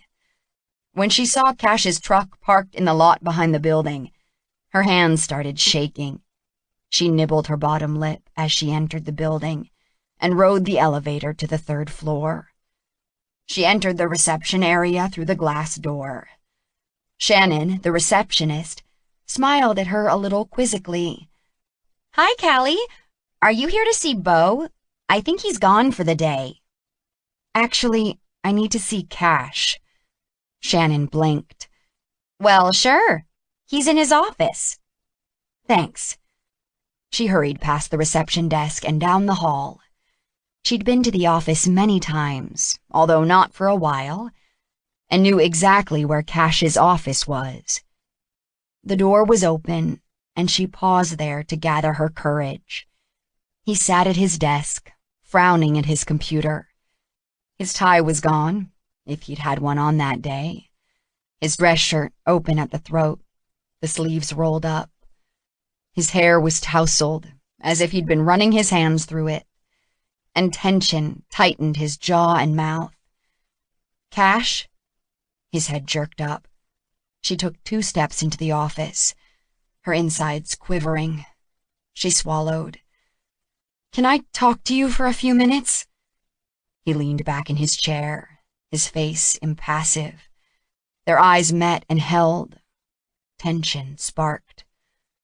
"About what?" Taking that as a yes, she closed the office door and approached his desk. She perched on the edge of a chair opposite him. Her fingers curled around the handles of her purse set on her lap. Then she frowned. "What happened to your eye?" He touched a finger to the bruise, darkening the skin beneath his left eye. "Nothing. What do you want to talk about?" She pressed her lips together briefly, then swallowed. "I came here to apologize."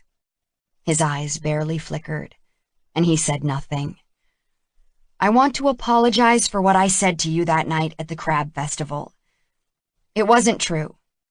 I didn't sleep with you to get revenge on Beau for cheating on me." She eyed him. She had no idea if he believed her. She closed her eyes briefly. "The truth is, I fell in love with you." His lips tightened. The air in the room thickened. "I've always liked you.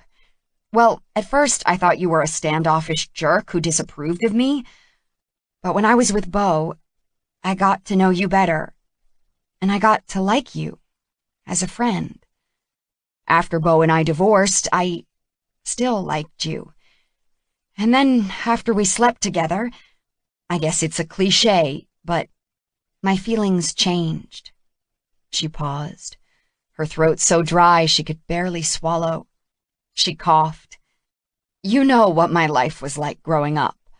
How I tried so hard to be what my parents wanted me to be, but it was never good enough. When Beau cheated on me, I felt like I wasn't good enough for him either." Cash made a rough noise, his eyes narrowing, tension lifting his shoulders. "Callie." "No, please let me finish. I figured I wasn't good enough for you to love either," she continued, painfully aware that her voice had gone high and shaky. "So I told you I slept with you for revenge because I was hurt. But it wasn't true. It was insulting to you. And I feel ashamed of that." She swiped her fingertips beneath one eye, where a tear had escaped, damn it. And then she stood and walked backwards to the door, seized with an urgent need to get the hell out of there, her words coming out faster and faster. "So that's all. I just wanted to tell you how sorry I am for what I said. And also, I'm sorry that I put you in that position to start with. I know you didn't want to go there and you felt guilty about it. I never meant to jeopardize your friendship with Beau." She sucked in a breath. Or your business. I know how much this business means to you, so I'm sorry about that too." She gave a tight nod, a grimace that was supposed to be a smile, and reached for the doorknob. "Callie." She held up a hand to stop him. "No, I had to get that out. Don't feel sorry for me. I don't want your pity." She turned on her heels and fled, sprinting out of the offices of Talmadge Hale, skidding to a stop as the elevator doors opened right in front of her. Tears blurred her vision, and she barely saw someone step out. She slipped in around him, smacking the button for the ground floor, then the button to close the doors. She ran to her car and jumped in, breathless and trembling. Her hands were shaking so much she almost couldn't get the key in the ignition. but she managed and hit the gas to reverse out of the spot, nearly sideswiping the car next to her. Then she peeled out of the parking lot with a squeal of rubber on pavement. Okay, she'd done it. She drew air slowly into her lungs, then let it out, even slower. It was done. Now she could go back to her life with a clear conscience and a broken heart. For surely that had to be what that stabbing heat was in her chest. A wrenching, engulfing pain. Her hands trembled on the steering wheel, and she curled them tighter, gripping it until her knuckles turned white. Wow, this hurt even more than when Beau had cheated on her. Then she'd felt betrayed and humiliated, yes, and that had been awful. But the love she felt for Cash was different from how she'd felt for Beau. She liked Cash so much, admired him for his loyalty and principles, his intelligence and talent, his dynamic energy, and that big protective streak that annoyed his sister. She admired him for looking after his mother, for putting his sister through school, for having the guts to meet his father after being abandoned by him. Knives twisted inside her. The pain of having hurt him, a good man, a man who'd supported her like nobody else ever had. And him not loving her in return, and knowing he never would. Or if he did, he wouldn't let himself because of their circumstances. The impotent rage and frustration of this whole mess burned through her. But like Grandma had said, she was strong. She'd run away to Europe last time she'd been hurt, but this time she had something to stay for. Her new business that she loved. Now she could throw herself into that and get on with her life, being her own person, like she'd always wanted to be. Stopped at a red light, she looked down at the tattoo on her finger, the lotus blossom that symbolized strength through adversity, growing up through muck to blossom in the sun. There'd always be a hollow emptiness where Cash should be, but she'd survived rejection before and was stronger because of it. She'd grow through this, too. Cash stared at the door Callie had just bolted out of. She was in love with him. Really? He leapt out of his seat and called her again. "Callie, wait!" He barreled after her, through the office, then smack into Jose, who'd just stepped out of the elevator. "Whoa, man!" Jose grabbed him by the shoulders. "Where's the fire?" "Fuck, get out of my way!" They did that dance where he moved one way and Jose followed, then the other. Finally, he shoved Jose aside, but the elevator doors were closed. "Shit!" He slapped a hand on the wall and dropped his head. "What's going on?"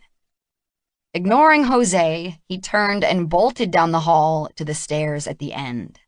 He shoved through the door and clattered down 3 flights of concrete stairs, emerging at the back of the building. He glanced wildly around. She must have parked out front in visitor parking. He set off at another run along the sidewalk, around the corner, past big pots of palms and bright flowers.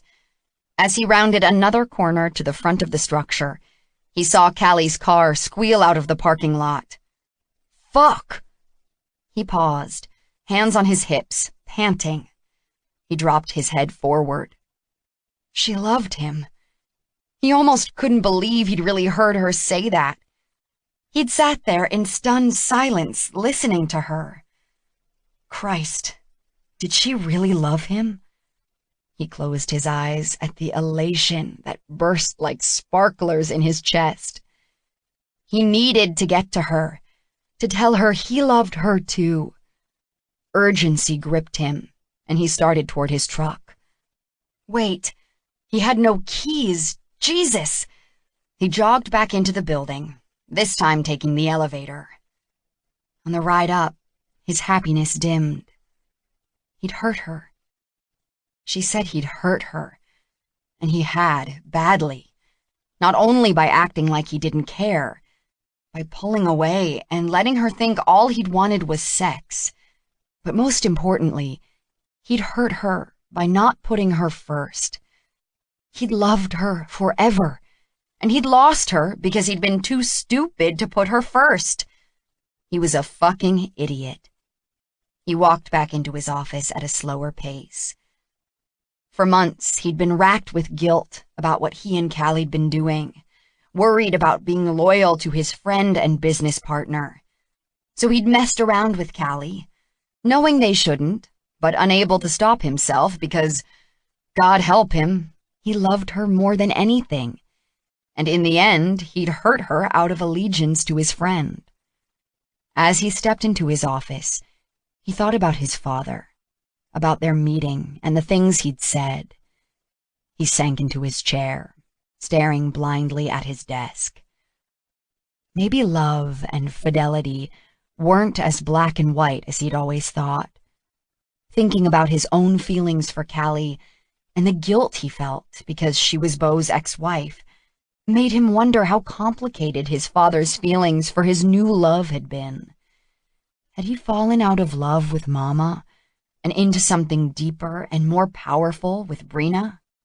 Had he found it as impossible to stay away from Brina as Cash had found it to stay away from Callie? Had he been as racked with misery and guilt about what he'd done as Cash had? Dad had still cheated. Maybe there were shades and layers to the story. Cash was only now mature enough and selfless enough to understand. Right or wrong, black or white, there was so much in between. Beau and Callie were divorced. Callie'd fallen in love with him. And he loved her too, beyond anything. He always had. He always would, even though she was his friend's ex-wife. Was loving Callie really so wrong? Didn't they deserve to be happy? After all, it was Beau who'd cheated. He'd been determined. He wasn't going to be like Beau or his dad. He wasn't going to betray people he cared about. But in his determination not to be that guy, he'd failed to see he wasn't. He'd been worried about losing Beau as a friend, but really their friendship had changed the day Cash had caught Beau cheating on Callie. They still got along as business partners. Until this morning, when he'd confessed his sins. Beau had been fucking pissed, and Cash didn't blame him. By the time he'd cooled down and returned to the office, Beau'd been gone, so they hadn't talked, and Cash had no idea what was going to happen with them. Friendship was important.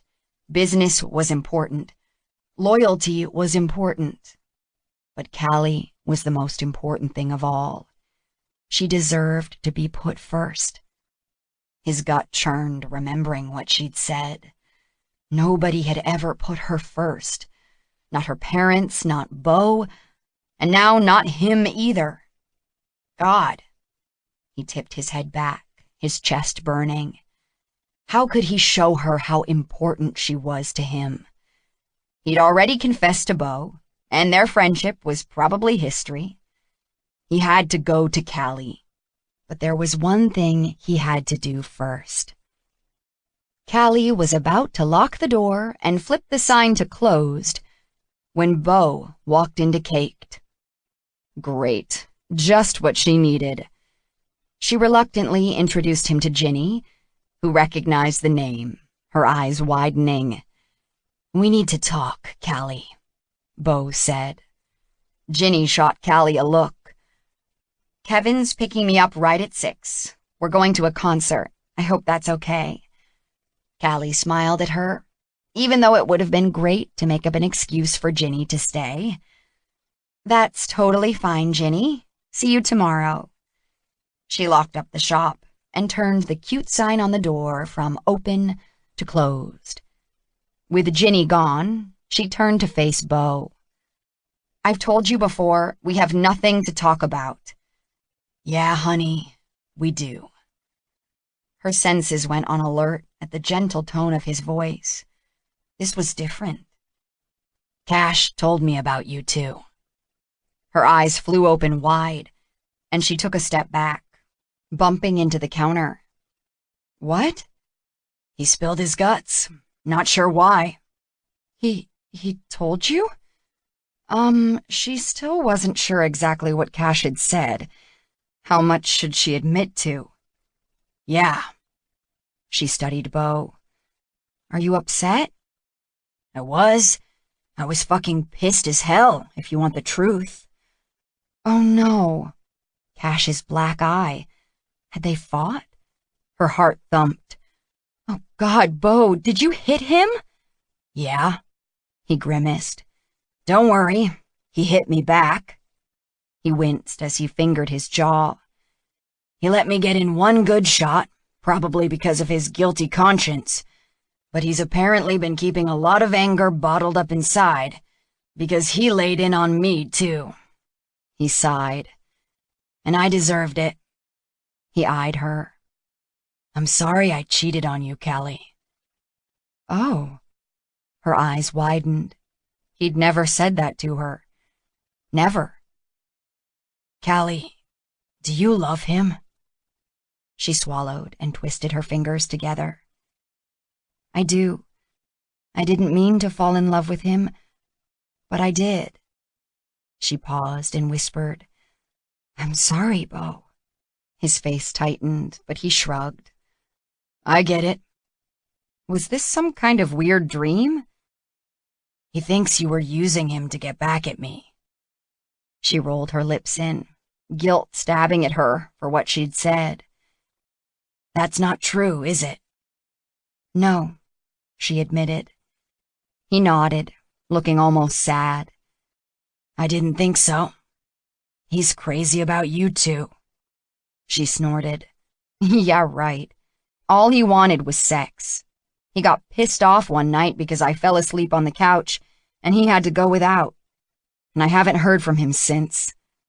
Ugh. Bo rubbed his forehead. That might have been my fault. She squinted at her ex. Huh? I told him we could lose a big job if he didn't stay away from you. Her forehead tightened. What big job? Bo hesitated. A big job for Sutherland Industries. We've been working on a bid for this job for months, and we really need the business. He paused. I kind of also told him that I wanted you back. Oh my God, Bo, you told him that? Yeah. Why? I told you before, we are never, ever getting back together. Bo sighed. I kind of suspected there was something going on between you two. I was worried about us not getting the job, and... He looked away from her. I didn't like the idea of him being with you. So I told him I wanted to get back together with you, and your family wanted us back together, and I kind of implied that we could lose the Sutherland Industries project if that didn't happen. You what? She stared at him. Oh my God, I have nothing to do with Sutherland Industries. But you are a Sutherland. Sweet loving Lord. That's the only reason you wanted to marry me, isn't it? No, Callie. Yes, it is. She'd known that for a long time. It used to sting, but now it didn't matter. I gradually realized after we got married what was more important to you. All the long hours you spent working, all the business functions you went to. Do you know how lonely I was? His face fell. I guess I never thought. Your career and your image and making money were more important to you than I was. When you cheated on me, at first it made me question myself. Why wasn't I enough for you? He made a rough sound. But now I see your cheating wasn't a reflection on me or on what I was lacking. It was a reflection on you. Ouch, he muttered. Things changed when you and Cash started your business. You changed. You disappeared. His eyebrows pulled together. Really? Yes. I wanted you to be successful, but you were different. It is important to me, he said quietly, to be successful. My parents expect it. Your parents expect it. I had to live up to that, and he hesitated. You're right. I liked being a Sutherland. Callie nodded slowly. I get that. I know how it feels to let your parents down. Believe me, I understand. But for me, there are other things more important than money. Family, friendship, love. She hesitated. Did you? She hated to ask, but she needed to know. Did you ever really love me? Or did you just marry me because of who I am? Her insides quivered as she awaited his answer. She didn't love Beau anymore, but it still hurt to think that she'd been used that way. I did love you, Callie. His voice was low and rough. I really did. And I really fucked up. Her heart expanded, and her throat thickened. She closed her eyes, then opened them and met his gaze. Even though she no longer loved him, regret for what they'd had and lost washed through her. Thank you. Maybe if I'd done something different, if I tried to talk to you about how I was feeling. But any time I complained about you working late or not being around much, I felt like I was pushing you further away. Maybe I should have tried harder. No, Callie, you were perfect, and I blew it. Beau swallowed. Wow, this was the most honest conversation they'd ever had. No wonder Cash felt so guilty. She sighed. I kept telling him you and I were done forever. Meanwhile, you were telling him you wanted to get back together. Beau actually winced. Yeah. And he was worried about jeopardizing your business. She pressed her fingertips to her temples, thinking about the pressure Cash must have felt. No wonder he'd stopped calling her. Her gaze moved behind Beau to a figure outside her shop door. Cash. Her heart skipped a beat, and she straightened. Her eyes locked with Cash's through the glass, and all the air left her lungs. Time seemed suspended. Then he frowned and shouted, Callie, let me in. Beau jerked around. What the hell? Callie licked her lips, then moved to the door. She unlocked and opened it with trembling hands. Cash blew in, all angry, gorgeous energy. What are you doing here? He demanded of Beau, looking as though he was ready to punch him. Callie went on alert, prepared to break up a fight if need be. Talking to Callie? Beau crossed his arms. What are you doing here? Cash's lips tightened. I came to talk to Callie, but it's actually good you're here too. He lifted his chin. I left you a memo back at the office, but now I can tell you in person. I'm leaving Talmadge Hale. Chapter 23. What the fuck? Beau scowled. You can't leave. Sure I can. We are no longer business partners. It hurt to say it, but it also felt good. Oh, for fuck's sake. Cash, what are you doing? Callie rushed to him and wrapped her hands around his biceps. You can't do that. He rolled his eyes. I'll say it again. Yes, I can. I'm doing it. Screw the business. I don't give a flying fuck about it anymore.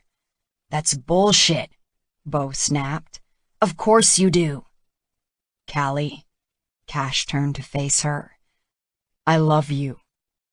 She looked up at him, blinking like a toad in a hailstorm. What? I love you. I'm so sorry I didn't put you first. I had it in my head that we could never be together because it would hurt Beau. He shot Beau a frown. And I didn't want to ruin our friendship or lose the business. But it's too late. I felt guilty and I had to tell him. I couldn't keep going like that. I want you. I need you. I need you more than anything. So I'm giving up Talmadge Hale Consulting. I'll find a job or start my own consulting company. Whatever. He set his hands on her hips and squeezed gently, holding the eye contact, trying to show her how serious and sincere he was about this. If Sutherland Industries has a problem with us, at least it won't affect the business because I'll be out. She gazed up at him with shiny dark eyes. You really love me? I really do. Bo made a noise that sounded like, "Guh." Oh, Cash. She slipped her hands around the back of his neck, her fingertips teasing the sensitive skin there. His body responded to her nearness. Hell yeah, she was as sweet as the cakes and cookies she baked, funny and cheerful and strong, but damn, she was also hot as a firecracker on the 4th of July. He wanted her in his life, but there was no denying he wanted her in his bed, too. Like right fucking now. You'd do that for me? He met her eyes steadily and spoke from the depths of his heart. I'd do anything for you, darling. Her eyes warmed with love, and her pretty lips curved into a smile, and his heart expanded hard against his ribs. That's so messed up, he choked. What? I mean, I know how much the business means to you. I know how hard you've worked at it, the long hours you've put in, how you networked and schmoozed and tried to bring in all those clients. I know how you help your mom and your sister. That you would give that up for me? Her eyelashes fluttered rapidly again, her eyes glossy with tears. Well, this is all very touching, Bo said gruffly, but I'm not letting you leave the company. Cash glanced at his friend. Too late. No, it's not. Come on, don't be an idiot. Bo sighed, bent his head, and rubbed the back of his neck. Look, I fucked up everything. You're not leaving. I've lost my wife. I've lost my best friend. I'm not losing my business partner, too. You two are in love. It pisses me off. But fuck, I'm not gonna stand in your way. Cash narrowed his eyes. Seriously? Serious as an arc flash from a high-voltage breaker. Cash's lips twitched, but he maintained his stony expression. What about that whole thing about still caring for her and wanting to get back together? I actually, said that because I, had a feeling something was going on between you two. And I was worried about the refinery project. I was getting pressure from Callie's parents to try to get back with her. Joshua mentioned the project and said he might be able to have some influence on who got the job. I can't believe my father. Fuck, Cash muttered. I didn't know you were bidding on a Sutherland project, Callie said to Cash. His lips tightened. We don't need that job, Bo said slowly. Yeah, we do, Cash grimaced. I mean, you do. Stop with the crap. We're still partners. We work well together. Like I said, I won't stand in your way. I don't like it, but I'll get over it. Cash's chest loosened, and his body felt lighter. Yeah? Bo exhaled sharply and looked pained. Yeah. You were going to give up the woman you love for me. He paused. I can do the same. Bo, you don't love me, Callie reminded him gently. You know what I mean. And you're not going to lose that job because of me, Callie added. That's ridiculous. Cash lifted his chin and met Bo's eyes. I'm sorry, Bo. I knew I should stay away from Callie. Believe me, I know that a friend's ex-wife is off limits. Way the fuck off limits. That didn't stop you. No, because it was Callie. He tightened his arm around her. He didn't want to rub this in, but fuck, she was irresistible. I better go. Bo cast them one more glance that held a hint of sadness and turned to the door. He paused there. Good luck with your bakery, Callie. You've done a great job here. Cash sensed Callie's surprise. Finally, she said, Thank you, Bo. Bo looked pointedly at Cash. I'll see you Monday morning at the office. Cash held his gaze. Bo was seriously stepping aside so they could be together? And telling him they could still work together? Could they? He wanted to try. Yeah, he said gruffly. See you Monday. The door closed behind Bo. I can't believe my fucking father, Callie said. Cash snort laughed. Yep, he's a Sutherland, all right. He didn't get where he is by being a wuss. Callie wrinkled her nose. True. Cash pulled her into his arms again. I really am sorry. I was being such a dickhead. She smiled. A little, yeah. You should have told me what was going on. Yeah, I should have. I'm sorry, too. I should have told you how I felt, instead of insulting you. I was hurt, and I lashed out. Also, I was maybe a little drunk. She held up her hand with a thumb and forefinger nearly touching. No kidding. He grimaced. It did piss me off, thinking that you were using me to get back at Bo. I'm sorry. Anguish darkened her eyes. I get it, baby. He stroked a strand of hair away from her face. You were hurt, and I don't blame you. I was an idiot. His jaw tightened briefly. I saw my mom get her heart broken because of my dad cheating on her and then leaving us. I saw you get your heart broken by Bo's cheating. He paused and pulled in a breath. When I was a kid, after my dad left, I vowed I'd never be like that. Cheating and betrayal were the worst sins I could imagine.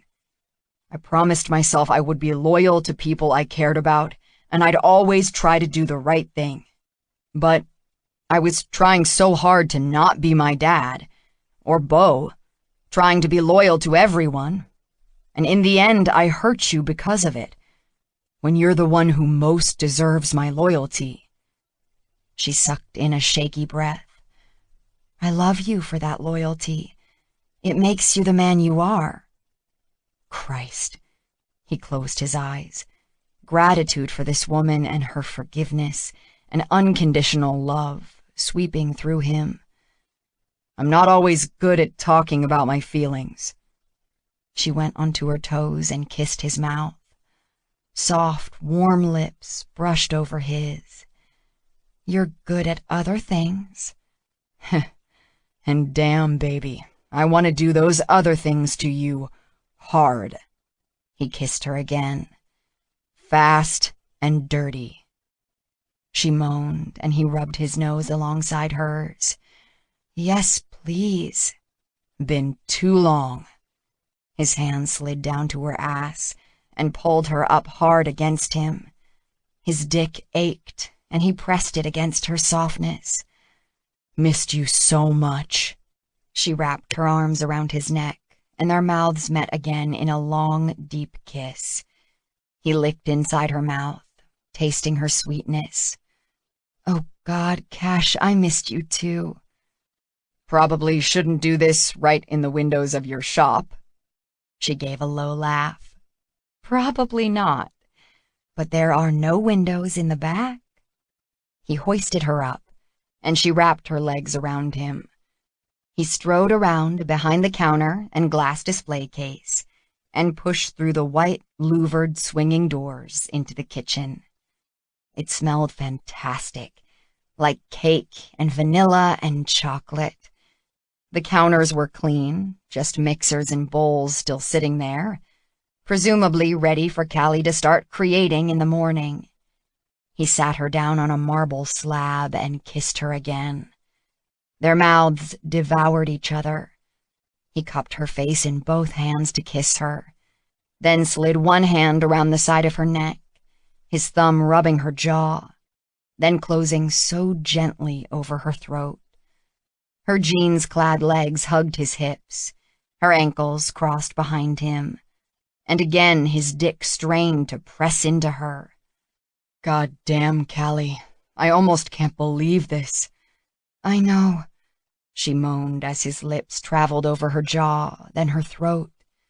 I know, I can't believe you love me. He held her face, leaned his forehead against hers, and pulled in a huge breath. Then he drew back to meet her eyes. Now was the time to be honest. I've loved you forever. Oh, she pulled back and held his wrists. That can't be true. She gazed up at him with questions and sadness in her eyes. It's true. I know you thought I was, what did you say, a standoffish jerk?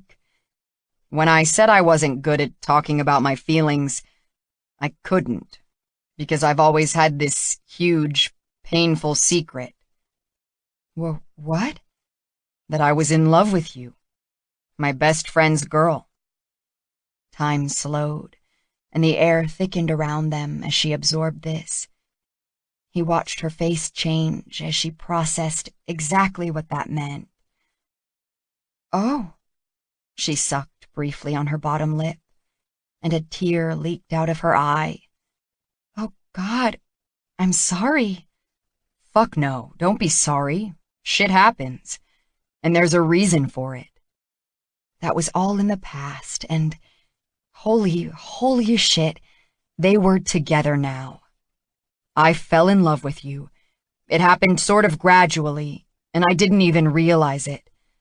I knew I liked you, and you were hot as fuck. But that day you came to the hospital in that princess gown, and you were nearly crying over that little girl with cancer, but you were there, doing that for her. That was when I knew I loved you.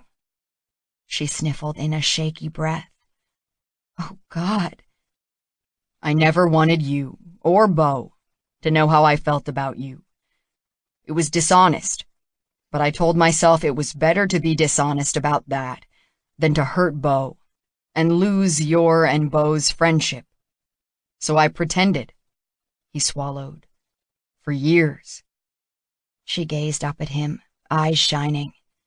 That makes me hurt for you. Don't. His hands gently squeezed her shoulders. It's okay. I'm okay. It makes me hurt for all the time we wasted with other people. She narrowed her eyes at him. A lot of other people in your case. I was trying to forget you. He held her gaze steadily. It never worked. She blinked, her eyelashes wet, her lips parting. We're stronger because of all that. Better people. This is where we were meant to be. More tears slid down her cheeks. Stronger through adversity, like my tattoo. Yeah, I'm gonna have to get a fucking lotus blossom tattooed on my ass. She laughed on a sob. Okay. He squeezed her closer, her soft breasts against his chest, her lush mouth open to him. He slid a hand into her silky hair and held her head, adjusting the angle to deepen the kiss. I don't want to do this here. I want you in my bed. I want to worship you. She sniffled. Oh, God, Cash, is this happening for real? I was wondering the same thing. He smiled against her lips. Come home with me, Callie. Yes. He couldn't get home fast enough. Hated letting her out of his sight for even the short time it took them both to drive to his place. He waited at the gate as she pulled up on the street in front of his condo, held his hand out to her as she walked up the sidewalk toward him, and led her to his front door. past the potted palms and spiky plants. "You're so damn beautiful." They stepped inside, and he didn't stop. Just drew her into his condo and up the stairs to the loft area where his bedroom was. It wasn't even dark yet. His smallish bedroom full of light from the big windows. But he wanted her in his bed. He backed her up to the mattress and eased her onto the dark brown duvet, coming down beside her. She turned her face so their mouths met and surprised him by reaching for his hand. She pulled it up and pressed it to her breast, over her heart. It was pumping fast, but not as fast as his, a heavy drumbeat in his chest. He moved over her, and she pushed her elbows into the mattress and lifted her head as he nuzzled her throat, her breasts. He shoved her tank top up, and she did an ab crunch so he could whip it off. She reached behind her for the clasp of her bra, pretty sheer pink lace. Then it was gone too, and her beautiful breasts were bare for him. For a moment, he could only gaze at her, overcome with emotion swelling in his chest, stealing his breath. Christ, this woman! Was she really his? "I love you." Her mouth curved sweetly. "I love you too." He bent his head, licked and sucked, loving the feel and the taste of her nipples in his mouth, loving how she responded, her hands in his hair, her body tightening and arching. He shifted to her side, licking her breasts, nipping at the soft curves, and slid a hand down between her thighs. He rubbed her over her jeans, and she gasped and lifted into his hand. He could feel the damp heat of her right through the denim, and he gave her a firm squeeze that made her gasp. "Please," she whispered, "I need you to touch me there." "Oh, yeah." He moved back between her thighs to unbutton, unzip, and slowly ease her jeans and tiny pink thong down over her hips and thighs. "Christ, you're beautiful, Callie." He studied her full breasts, tipped with hard little nipples, her smooth stomach and slender hips, the tiny patch of dark curls at the apex of her thighs. "So are you." She reached for him and laid her palms on his chest, rubbing over his pecs. Heat slid down through him to his balls. "I want to worship you, show you everything you are to me." Finally, he could show her all that he felt for her. He shifted back so he could kiss her mouth as his hand fondled her. He petted her folds with his fingers, then slid deep inside to find her hot and wet. "Baby," he brushed his lips over the top of one breast. "You are so wet." "I know." He slid one arm beneath her, licked and sucked her breasts, grazing her with his teeth. She moaned and writhed at his touch. Fuck, he loved making her feel good. Electricity sizzled over his nerve endings, tension growing in his spine. His balls ached, and sensation wrapped around his cock, making him crazy for her. He caressed her flat belly, the curve of her hip, and again between her legs, every touch full of reverence and awe, and a desire to please her, make her feel so good. Venturing lower, he licked the shallow indent of her navel and across her stomach, then eased her legs apart to move between them, dragging his tongue along her thighs, then to her center. "Oh my God, Cash." She dropped flat on her back. "Oh my God." "Tastes so sweet, baby." He licked again. "Wanna eat you up, make you come." "I want you inside me." "Yeah, I will be, believe me." He kissed her hip bone, found her knee with one hand, and pushed it up and back. He slid her other arm under her hip to hug her other thigh, and licked her with slow, adoring strokes of his tongue, When he licked over her clit, her hips jerked and lifted against him. Yeah, baby. He used one thumb to open her more to his tongue. So sweet. Damn, he needed to be inside her now. He unbuttoned his shirt and ripped it off, then stripped off his pants, underwear, and socks. He yanked open the top drawer of his dresser to reach for a condom, then paused. Do we need this? She moved her head from side to side on the pillow. No, I haven't had sex with anyone but you since I came home from Europe, and I got tested then. I've been tested too, and I'm good. You're on the pill? I have an implant. She gestured toward one arm. He moved back between her thighs on his knees, nudging her legs wider for him. He fisted his stiff dick and stroked it up and down through her creamy center, brushing the head over her clit. His balls tightened even more at the root of his cock, sizzling pleasure licking over him like flames. Touching her like this, with nothing between them, was fucking heaven. Trembling, she opened her eyes, and he held her gaze steadily as he stroked her. Her stomach muscles tightened. Fuck me, she whispered. You are so fucking hot. Hot for you. She reached out again and grazed her fingertips over his chest and abs, all the way down to his pubic hair and the base of his cock. His muscles twitched and his skin burned. He found her entrance and pushed inside, all the while holding her gaze. They stared into each other's eyes in an intimate connection that made his heart expand hard against his sternum. He couldn't look away as her body closed around him, almost unbearably hot and tight, skin to skin, and he pushed in slowly, watching her face closely. Okay, baby? Oh, yeah. Her hips moved, changing the angle, taking him deeper. She lifted her head to watch them join, and damn, that was sexy. He thrust deeper. He reached for one of her hands, laced their fingers together, and began to fuck her, lifting her other leg higher.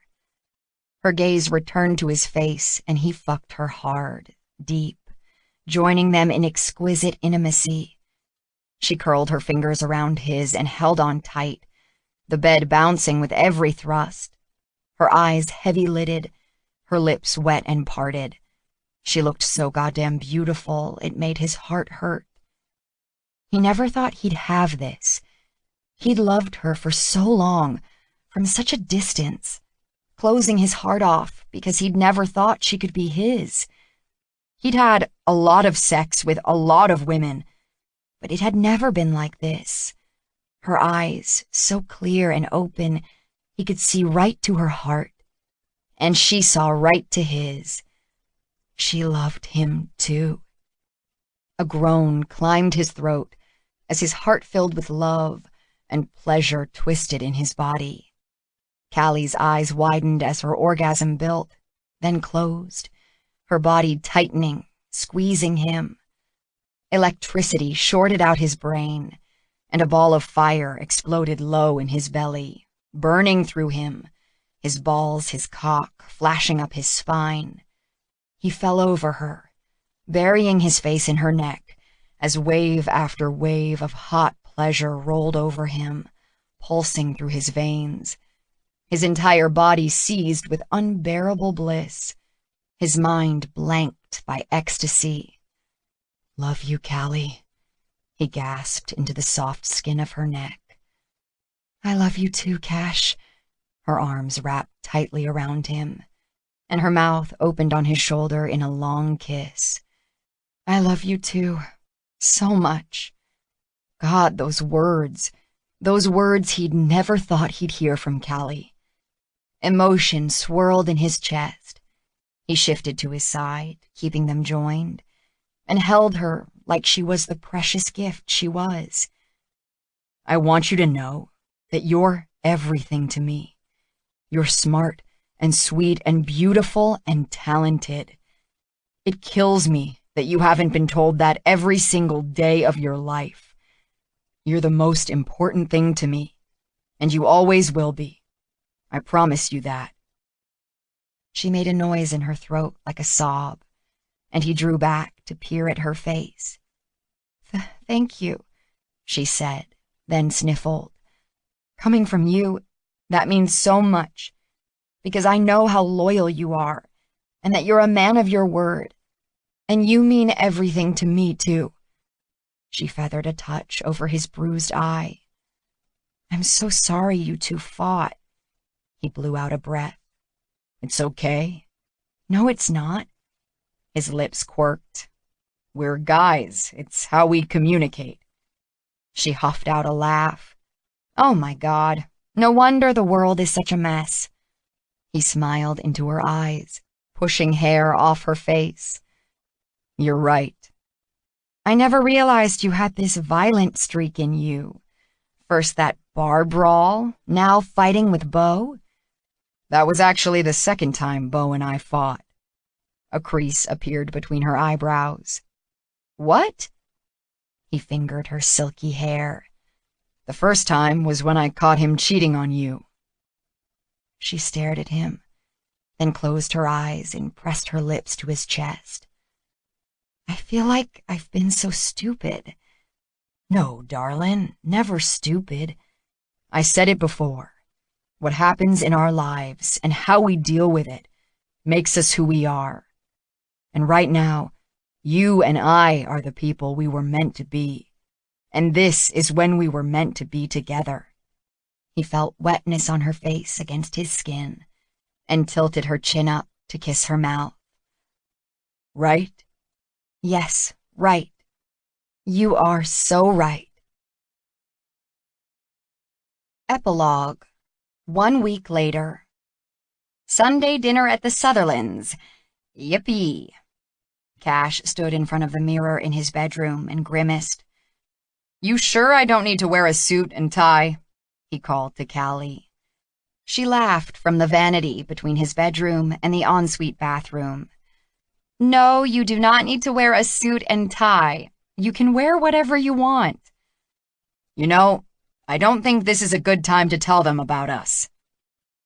Callie's head popped out, and she frowned at him. "We have to tell them. They have to know that things are seriously over for me and Beau." He and Beau had salvaged their partnership, and they both agreed that if the Sutherlands didn't want to give them the job for the refinery, it would suck big donkey balls, but they'd survive that too. They'd had a serious conversation about possible cutbacks and layoffs if that happened, and although they didn't want to go there, they'd do what they had to do to ensure their business survived. "That looks nice," Callie said, nodding at his gray plaid shirt and black pants. "Okay, thanks." He shrugged. Meeting the girlfriend's parents was never easy, but in this case, it was a little more complicated. It was the Sutherlands.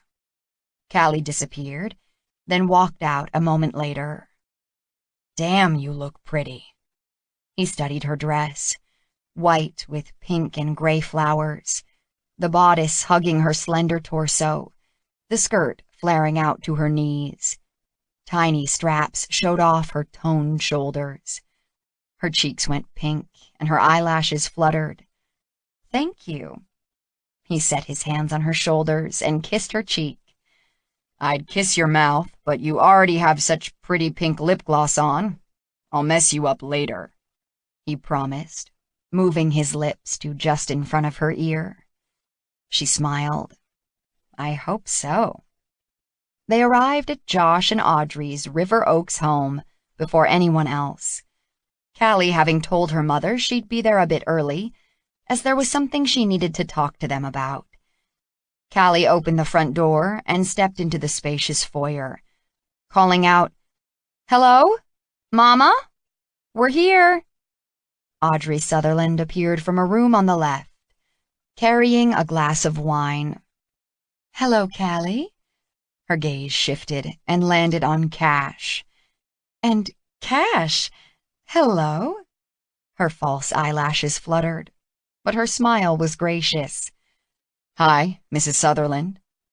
Callie and her mom exchanged air kisses, and then Mrs. Sutherland did the same with him. "Call me Audrey, Cash." "Yes, ma'am, Audrey." He flashed a smile at her. "Come in. I was just having a glass of wine." She led the way into an opulent, yet comfortable-looking den. "Where's Daddy?" "Oh, he's still in his office working on something. On a Sunday. You know what he's like." Audrey waved a hand. "I'll go find him." Callie tapped out of the room in her heels. Cash's body tightened. Fuck. He was alone with Callie's mom. He wasn't afraid of her. Nope, not at all. He relaxed his shoulders and smiled at her again. "Would you like a drink, Cash?" She moved to a small bar in the corner. "I'm having a nice Pinot Noir, if you'd like some of that." "That sounds great, thanks." She poured wine into a glass and crossed back to hand it to him. "Thanks." He took a sip and nodded. "This is nice. Satiny, full-bodied." She tilted her head, then nodded. "Yes, this is a more complex, savory Pinot Noir. I'm impressed that you picked up on that." He was totally bullshitting. He'd gone to some hipster wine-tasting classes and remembered a few basic things, but he couldn't tell the difference between Pinot Noir and his ass. If she hadn't said what it was, he wouldn't have remembered how to describe it.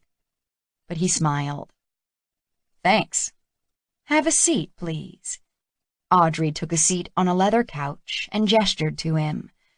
She might be dying of curiosity about why he was there, but her manners were impeccable. He sat on an adjacent love seat. "This is a nice room." "Thank you. I spend a lot of time in this room. This house is so huge for the two of us, now that the kids are gone." "Yeah, Callie was saying the same thing about her house. How it's so big for one person." Audrey's lips twitched. "I guess it is." Callie and her father entered the room, and Cash rose to his feet. "Daddy, you remember Cash?" "Of course." Joshua Sutherland extended a hand, and Cash shook it while the older man gave him a piercing stare from beneath thick, low eyebrows. Joshua's dark hair held only a hint of gray at the temples, and his neatly trimmed beard and mustache were still black. Cash gave him a firm grip, one pump, and a smile. "Good to see you again, sir." "You too, Cash. I see you have a drink. Callie, what would you like?" Cash met Callie's eyes and knew she wanted to ask for the whole bottle of wine. A moment of wordless, shared humor passed between them. "Some of that red wine is fine," she answered. Joshua poured 2 more glasses and handed one to his daughter, and they all sat again, Callie beside Cash on the love seat. "Cash was just impressing me with his wine knowledge," Audrey said. Callie shot him a startled glance. He smiled modestly. "How's business, Cash?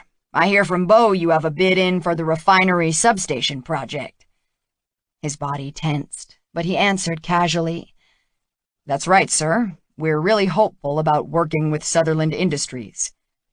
Joshua nodded, his expression stern. "That's one of the things I wanted to talk to you about, Daddy," Callie said. Cash swallowed. Joshua gave his daughter a puzzled look. "What?" He felt Callie inhale slowly. "Bo said you've been putting pressure on him to get back together with me, and you hinted that you could influence whether they get that job." Cash had to give Joshua credit. He kept his face neutral. "That's ridiculous," Joshua said. "You deny it?" Callie straightened, glancing at Cash, and he knew they were both thinking the same thing. Had Bo lied about that, too? "It's true, I hoped you and Bo would try again." Cash caught the quick correction. Was Joshua getting the picture of what was going on here? But I have no influence over decisions Aaron and Jed make for the refinery. Callie studied her father. So you wouldn't interfere with that project? Joshua lifted a hand and scratched in front of his ear. Of course not. I hope you're being honest, Callie said. Joshua frowned. Because Bo and I are not getting back together. She reached for Cash's hand and twined her fingers with his. Cash and I are together now.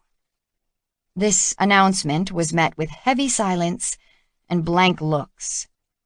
Cash tightened his fingers on hers in a brief squeeze. We're really happy, she added. What about Bo? Mama asked. We're divorced. Remember, Mama? I realize that, Callie, but Cash and Bo are friends. Partners. Does he know about this? Yes, he does, Cash spoke up. I told him last Friday. Then he punched me in the face.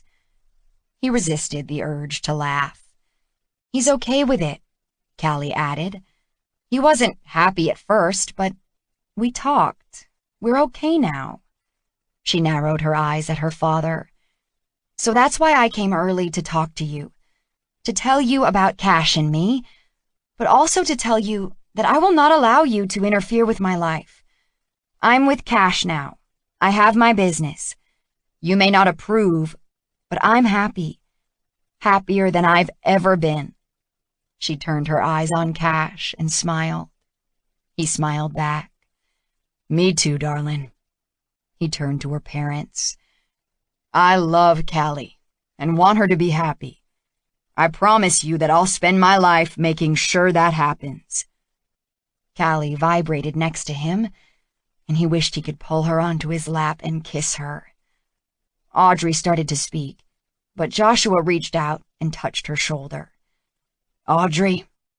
She looked at him with one raised eyebrow. This is about Callie, Joshua said. Audrey's face remained impassive, but she nodded. I've never seen her so happy, Joshua continued. He turned to face his daughter, and Callie's hand tightened on his. You did impress me with your business plan, Cupcake. And you're right, I was surprised. I apologize for underestimating your abilities. Callie's hand trembled, and Cash squeezed it gently. I'm a Sutherland, she said, lifting her chin. Yes, you are. The way you stood up to me and Bo also impressed me. He paused. I respect that. Out of the corner of his eye, Cash saw Callie's jaw drop. Christ, all her life she'd tried to please her father, when maybe what she'd really needed to do was stand up for herself. Cash's heart nearly burst out of his chest with pride. Grandma and Grandpa Sutherland apparently paid you a visit, Joshua continued. Yes, they did. They were mighty impressed, too, and they had a few words for me when I told them I hadn't seen your shop. He shook his head. Your grandmother is a spitfire. You may have a little of that in you. Cash bit his lip while Callie grinned. If baking cakes makes you happy, then that's what you should do, he continued. And Cash apparently also makes you happy. Joshua fastened a stern glare on Cash, and Cash's shoulders went back. Yes, Daddy, he does. I love him. You're a smart young man. Joshua lifted his chin at Cash. You've done remarkably well with your business. Cash ignored the implied surprise at the use of the word remarkable and said, Thank you, sir. I only hear good things about you in the business community. You're building a great reputation. Cash smiled and nodded. So Audrey and I are happy for you both. Cash stole a glance at Audrey, saw her blink, give her husband a long look, then smile. Thank you, Daddy, Callie said softly. Of course we are, Audrey added. Cash wasn't sure if he believed her. Only time would tell. It seemed Joshua was beginning to accept that Callie was going to make her own life, and Cash intended to make good on his promise. Making Callie happy was his most important goal. He lifted her hand and kissed her knuckles, meeting her eyes. And from the glow in them, he knew she understood that and felt the same. 3 weeks later, Callie finished up the marshmallow macarons, sandwiched with marshmallow fluff, and carried the tray out front to slide it into the display case, ready to open Saturday morning. Cash and Ginny were spending the afternoon with their dad and half-brother, who'd driven to Houston for the weekend to meet them. Christy was helping her in the store since Ginny had taken the day off. Later that night, Cash and Callie were going out for dinner to celebrate Talmadge Hale Consulting being awarded the project to design the Sutherland Industries refinery substation. "How was your date with Tyler last night?" she asked Christy. They'd exchanged numbers at the Crab Festival that weekend and had gone out a few times. "It was fantastic," Christy smiled, happiness lighting up her eyes. "I really like him." Callie beamed. "He seems like a great guy." She selected a few macarons to set on the marble counter and quickly snapped several pictures with her phone. She tapped the image she liked best and shared it to various social media sites. Whoa, she had a lot of notifications. She scrolled through them. Wow. At first she couldn't make sense of what she was seeing. Then she realized she'd been tagged in a post by Martha Stewart. She gave her head a hard shake. Holy crap! She read the post again, which named the top 10 bakeries to follow on Instagram. Top 10! Holy crap! Caked was there at number 5. Martha Stewart was complimenting her cakes, her cupcakes, her macarons, her photographs. Holy crap! She did a little run in place in excitement. "Christy?" Christy popped out from the kitchen. "What's wrong?" "Look at this!" Callie's hands were shaking so much, Christy had to grab and steady them so she could read the post. "Oh my God! Is this for real?" "Yes, I think so." She shoved a hand into her hair. "Yes, it has to be. Holy shit!" Christy laughed. "Wow, that's amazing! Congratulations, Callie!" "Thank you, I know. Wow!" She turned in a circle. "I don't even know what to do. Oh my God!" Christy handed her cell phone back with a smile. "Here, call Cash." She found his number and hit the call button. "Go on Instagram," she cried into the phone when he answered. What?" She laughed again, a little hysterically. "Instagram! Martha Stewart! Oh my God, Cash!" "Darling, slow down. What is going on?" She managed to string some words into a sentence, then bounced up and down again. Christy called from the front of the store. "Holy shit, Callie! There's a line all the way down the block waiting for you to open." Callie zipped out front and looked over Christy's shoulder. "Oh my God, we are so going to run out of macarons." She heard Cash's low laugh. "Congratulations, baby. I knew you could do this." "Yes, you did." She drew in a breath and fought back tears. "You believed in me."